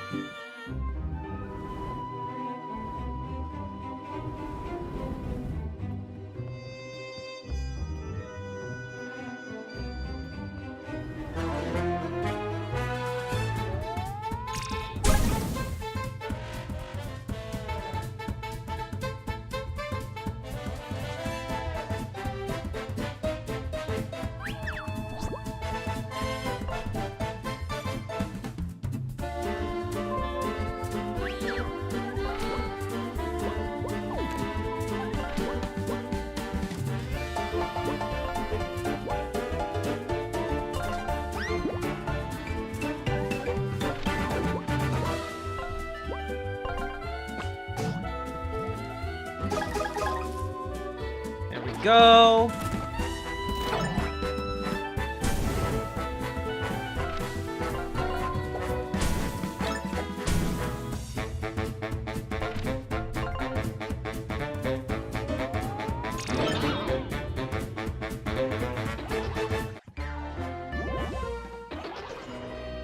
Hell yeah! Hey Zaytoon, how you doing?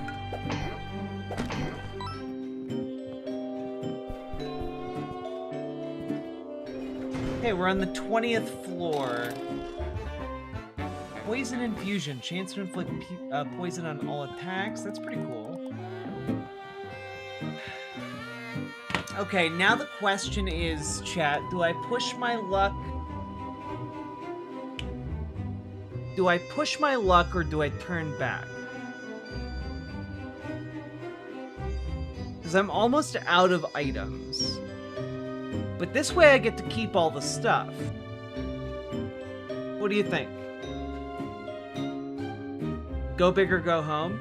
How do you get out? Every 10 floors you have a chance to get out. Luck push? Push your luck, push your luck. Ah, you guys push me into the dangerous levels. What the fuck is that? I regret this immediately. I regret this immediately. How dare you? Look at that freak. Look at this. What? Just some guy in Jeff wearing a wolf's clothing.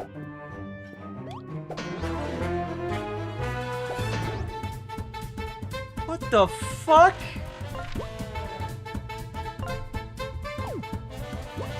I do not care for this.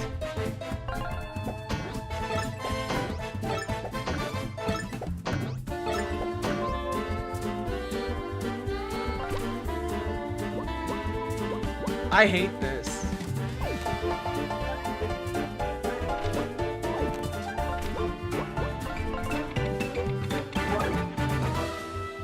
Librarian. The dangerous combo of librarian and barbarian. Oh, librarian. Librarian and barbarian comes from a Viking adventure tale. Librarians have an arsenal of weapons they can switch between, each dealing out a massive amount of damage. Cool.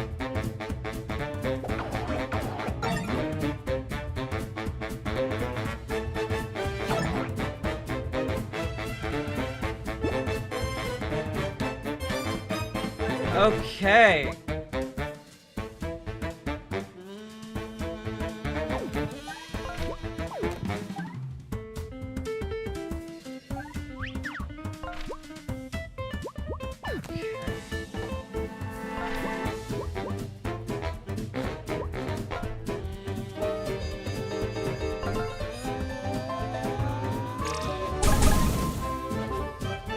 Get that burn proc on.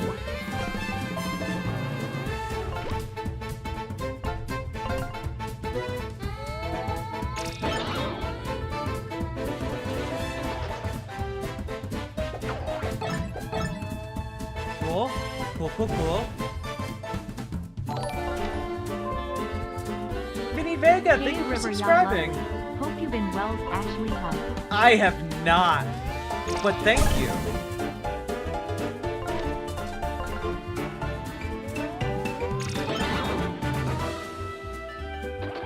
Okay, now we know what we're dealing with, and that got me a pretty decent chunk of the way to the next level, so... You know, maybe we'll be okay. Got another one of these chumps.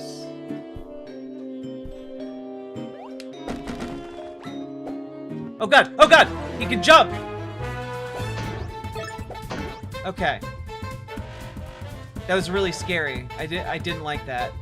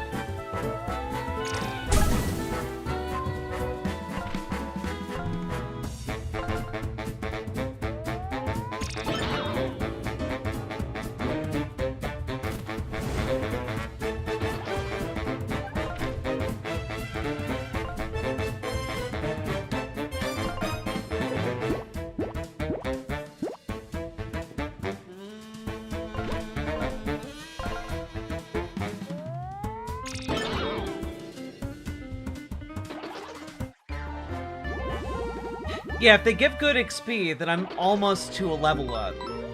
So we're making our progress. That's 2. This is number 3. Who's this thing? Okay, the next level of soldier. Okay. Oh, he's got a metal shield. That is bullshit. Alright.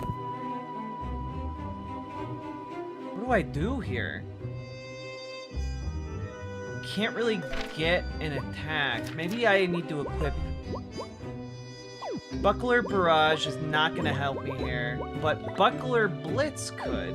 So I'm going to equip that.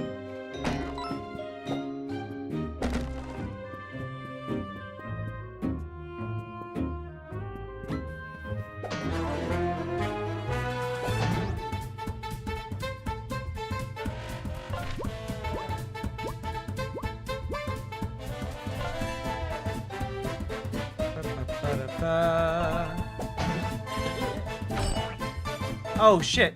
Okay. It hurts me. That wasn't ideal.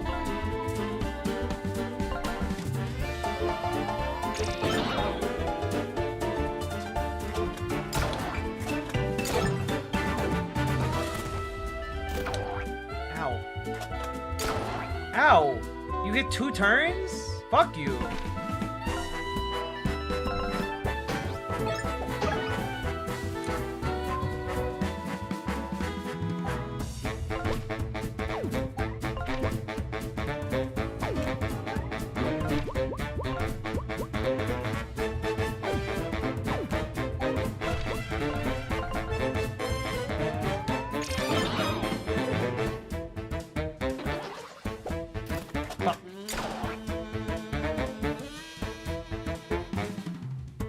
Okay.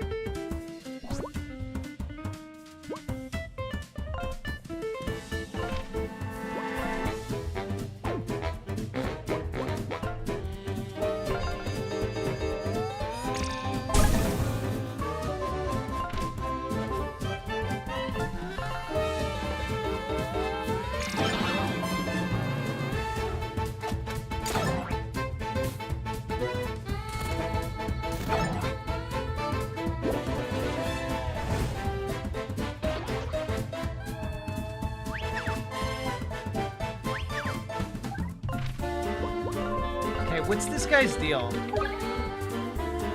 Elite Toy Soldier, a stronger version of the standard toy soldiers that will retaliate whenever they're hit. Okay. Well, we gotta take care of him somehow. Damn it.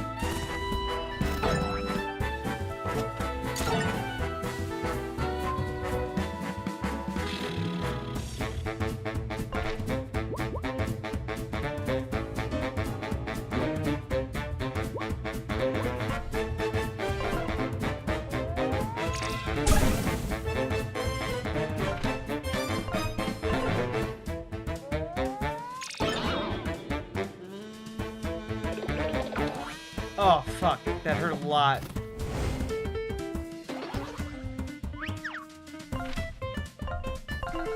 These metal shields suck.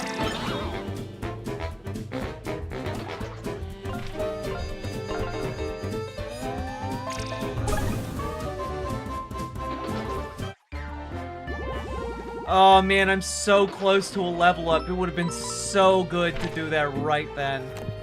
Alright. Okay. At least this one doesn't have a shield.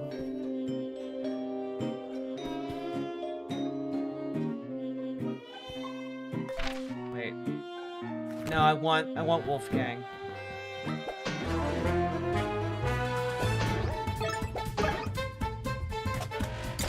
Fuck.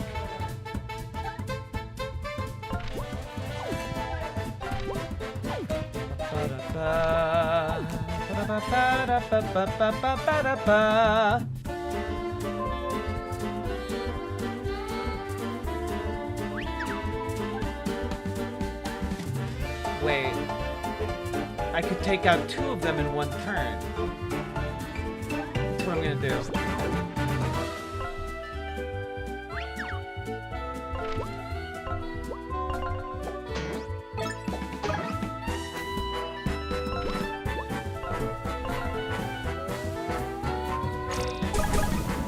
Cool.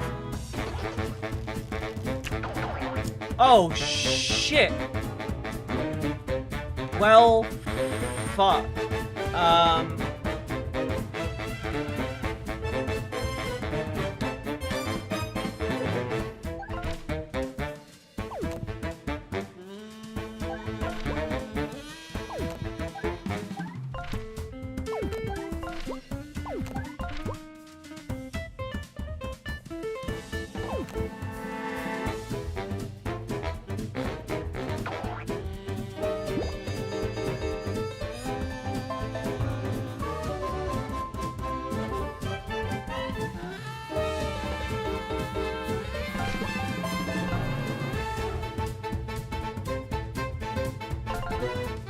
Can't kill all of us.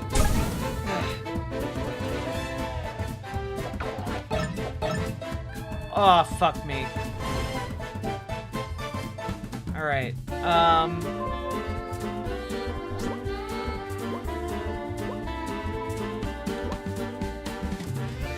doing it. I'm going big or going home. I got this.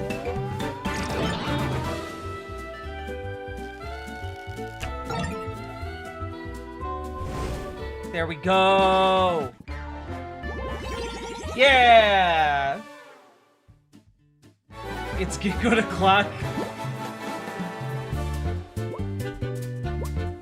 Okay.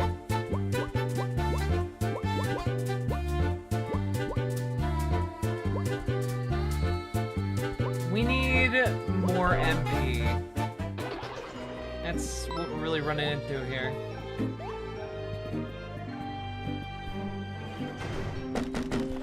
Okay, wait, can I blow away... Can I blow away the shields? No. Damn. Oh! Well, I do not care for any of this.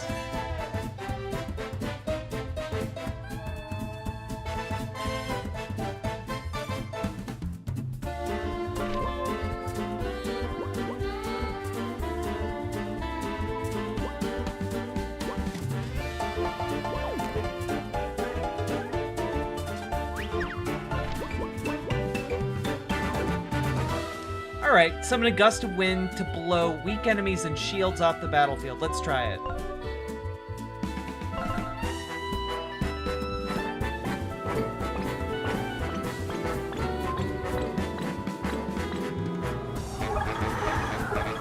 Hell yeah! That's much easier to deal with. Okay, cool. Oh, wait, shit.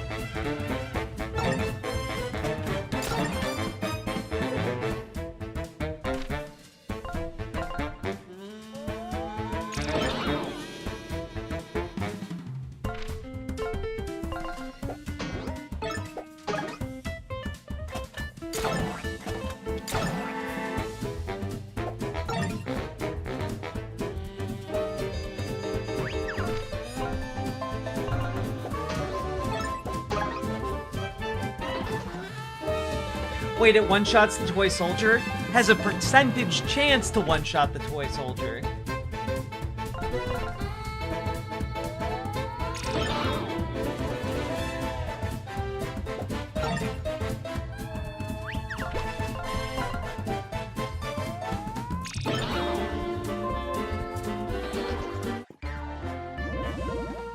Has this game gotten a woke rating yet? Probably.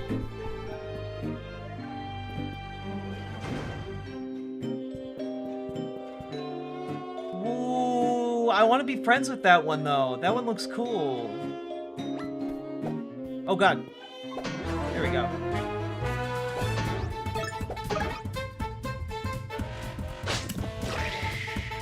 What the fuck? Genuinely, what the fuck? Okay, what is this thing's deal? A lurker, a ghastly creature that slinks through the alleys of Innsbeek. Watch out for its second form. Okay.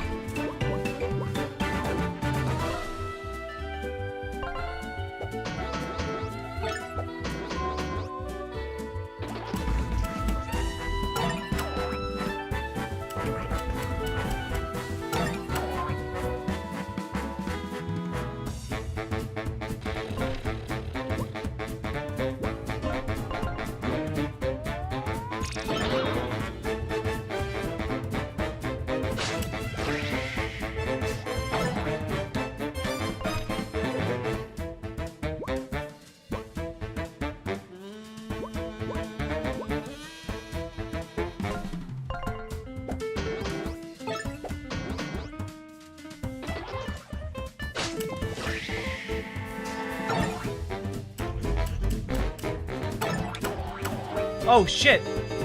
I didn't even consider the 3 claws.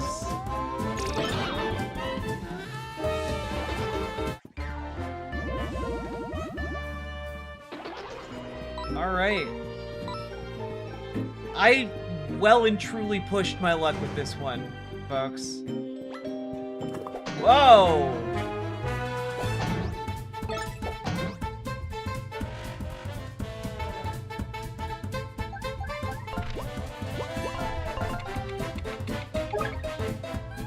Deep One, a fishy creature from the depths of the sea. They can use weapons, hold shields, and even stack. Given enough time, Deep Ones will call for help, so avoid their poisonous attacks and dispose of them quickly. Okay, I can do that.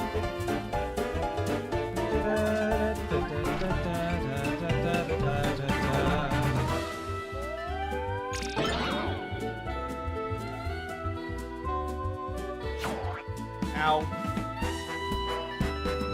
Ah, shit. Okay, interesting. Development.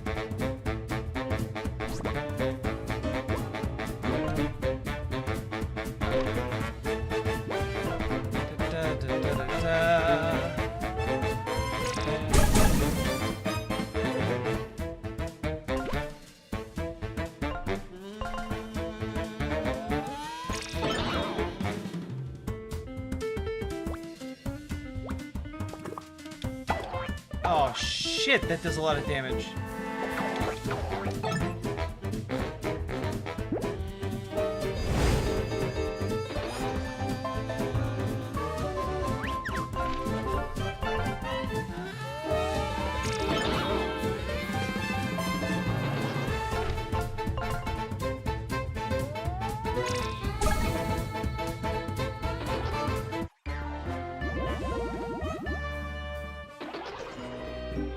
God, please. I don't know what floor I'm on. I hope this is the last one. God, I hope so. We're in some rough shape again.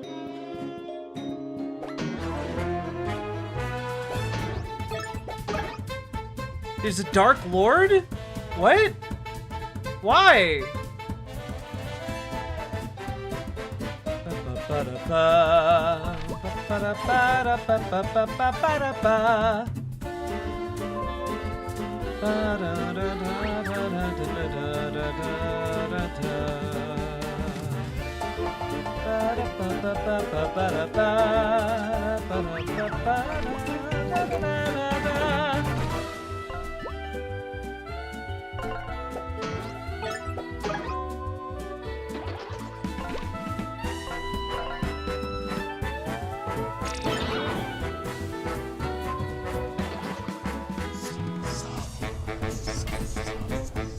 What? If an enemy marks you, watch out. Any damage dealt to them will be dealt back to whoever's standing on the glyph at the end of your turn. What? It's fine. Elite Cultist. A cultist leader. They can cast a tricky spell that marks their foes, applying any damage they take back to their marked target. That's crazy. Okay. Luckily, I'll just do this.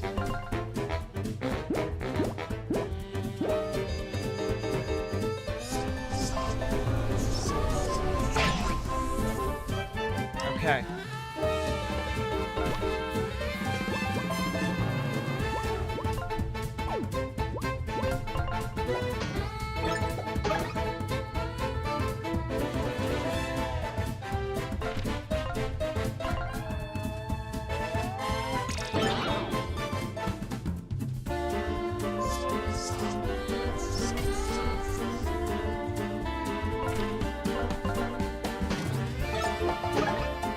Can't reflect it back to me if you're dead, bitch.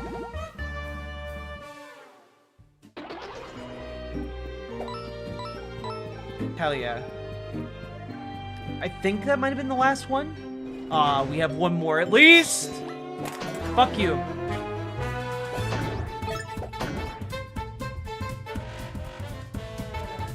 Okay, alright. Not ideal.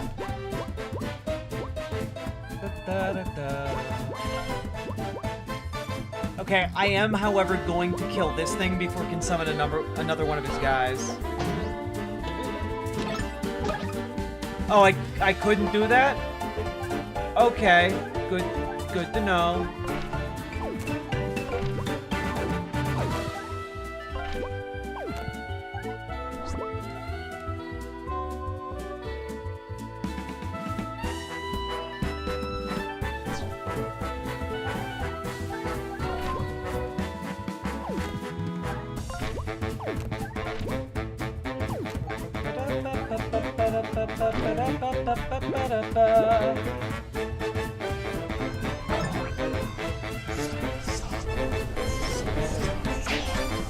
Ouch. Ouch.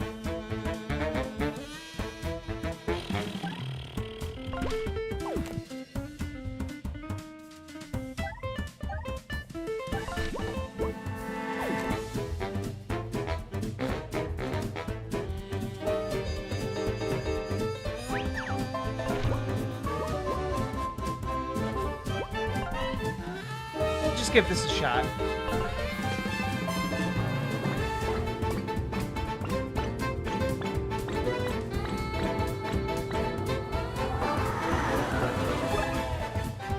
There we go.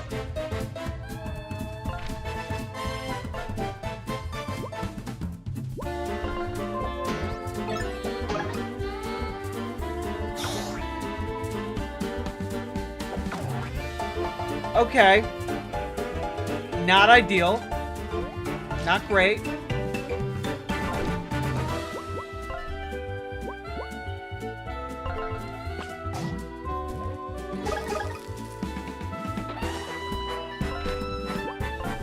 There we go.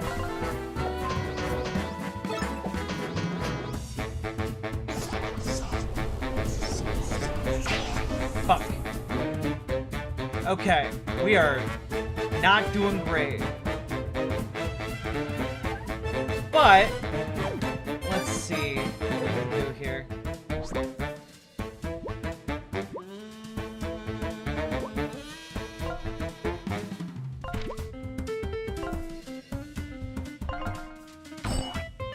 Oh, okay. All right.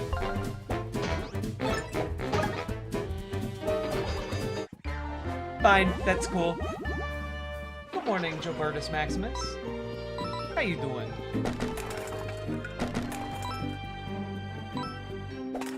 Please let that be the last one. Okay, I'm not letting you guys trick me into doing another one. Synergy Charm, using Restoration Heals. That's actually really, really good. I'm gonna equip that right now.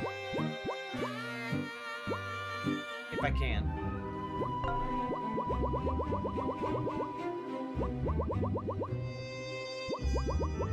Wait. Do I just get that? Is that just like... It's just forever. It's okay, cool. That's actually awesome.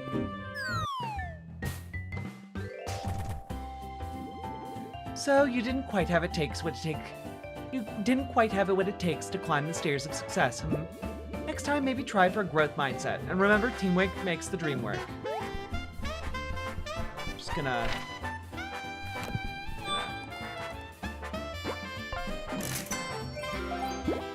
recover and save. And I do still have those items. I do. Cool.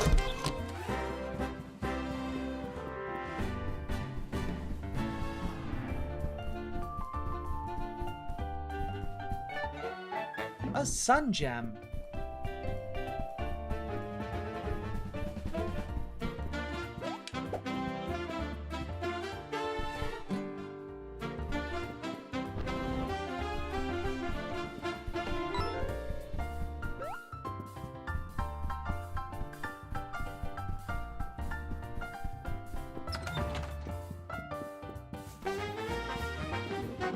Hey there! Remember me? You helped me with my vegetable problem earlier. It was a successful harvest, so now I'm selling some of my produce. Pretty neat, huh? Care to buy something? Yes. I will buy this ink bottle from you. A protective perfume.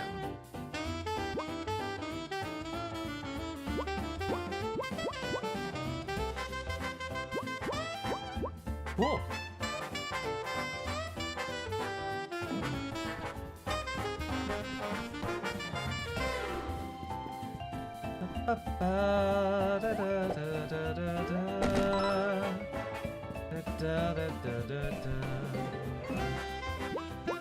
Welcome, my friend.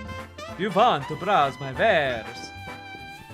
Anything I can get for the sun gems I have right now? No, I need one more sun gem.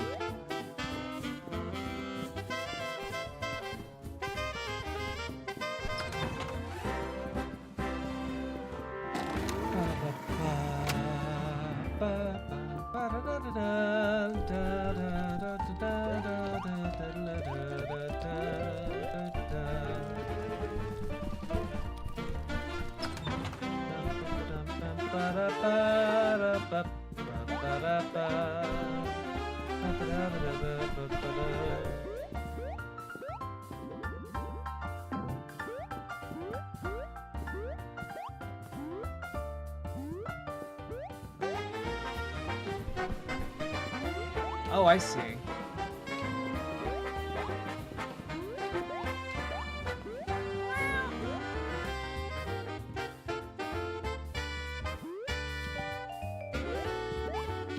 Oh, I bet I get the ability to double jump at some point.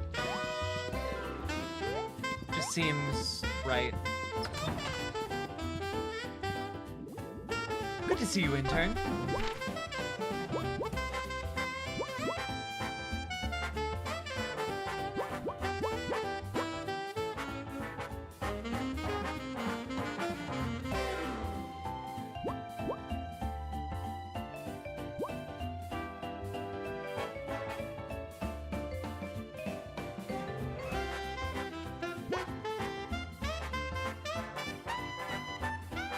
Ooh, headbutt that knocks out the front enemy and breaks all shields. Let's do it. Cool.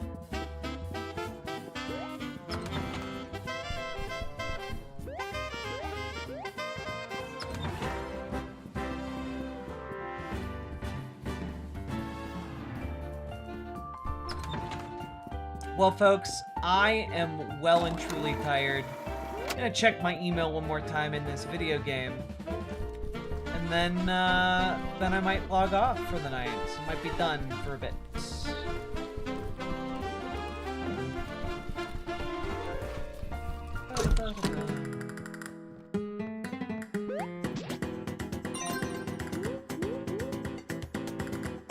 Hello, colleagues! I read a post on social media that revealed the consequences of harsh lighting.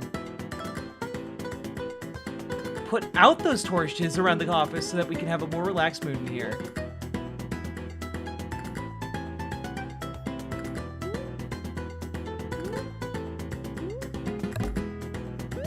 Okay, so I put out the... I'll put them out now.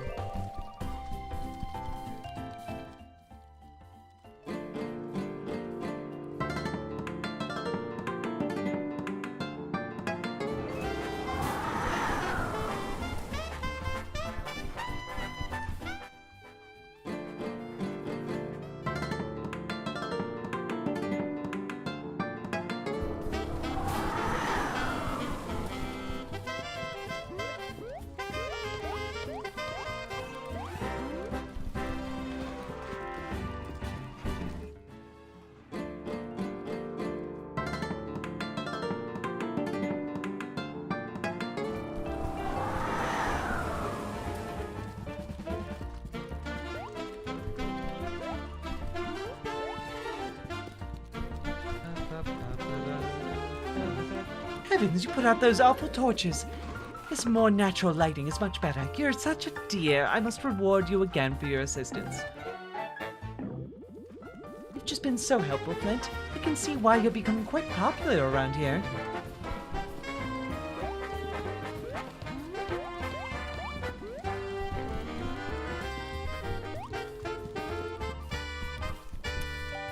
God.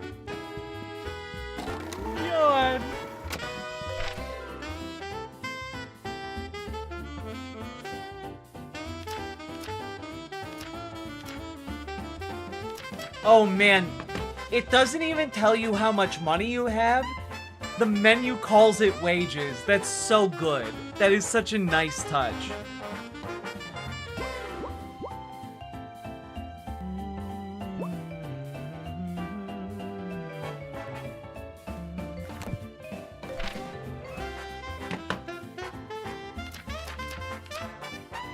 Well, folks,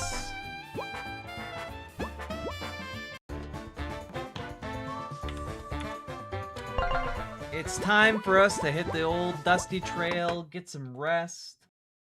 It's 4:30 in the morning. I stayed up far too late playing video games. But you know, it's all right. You know, I don't mind that. Y'all, thanks for staying up late with me. Thanks for playing games with me. Thanks for supporting me. And I hope you had a good time. I know that this isn't the typical content you come here for, but I hope mixing it up a little bit is fun for you guys.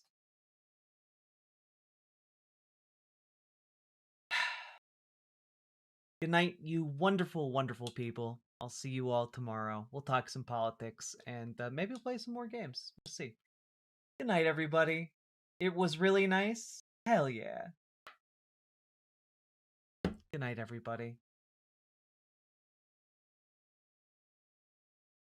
This is the ending song, and it isn't very long. Goodbye.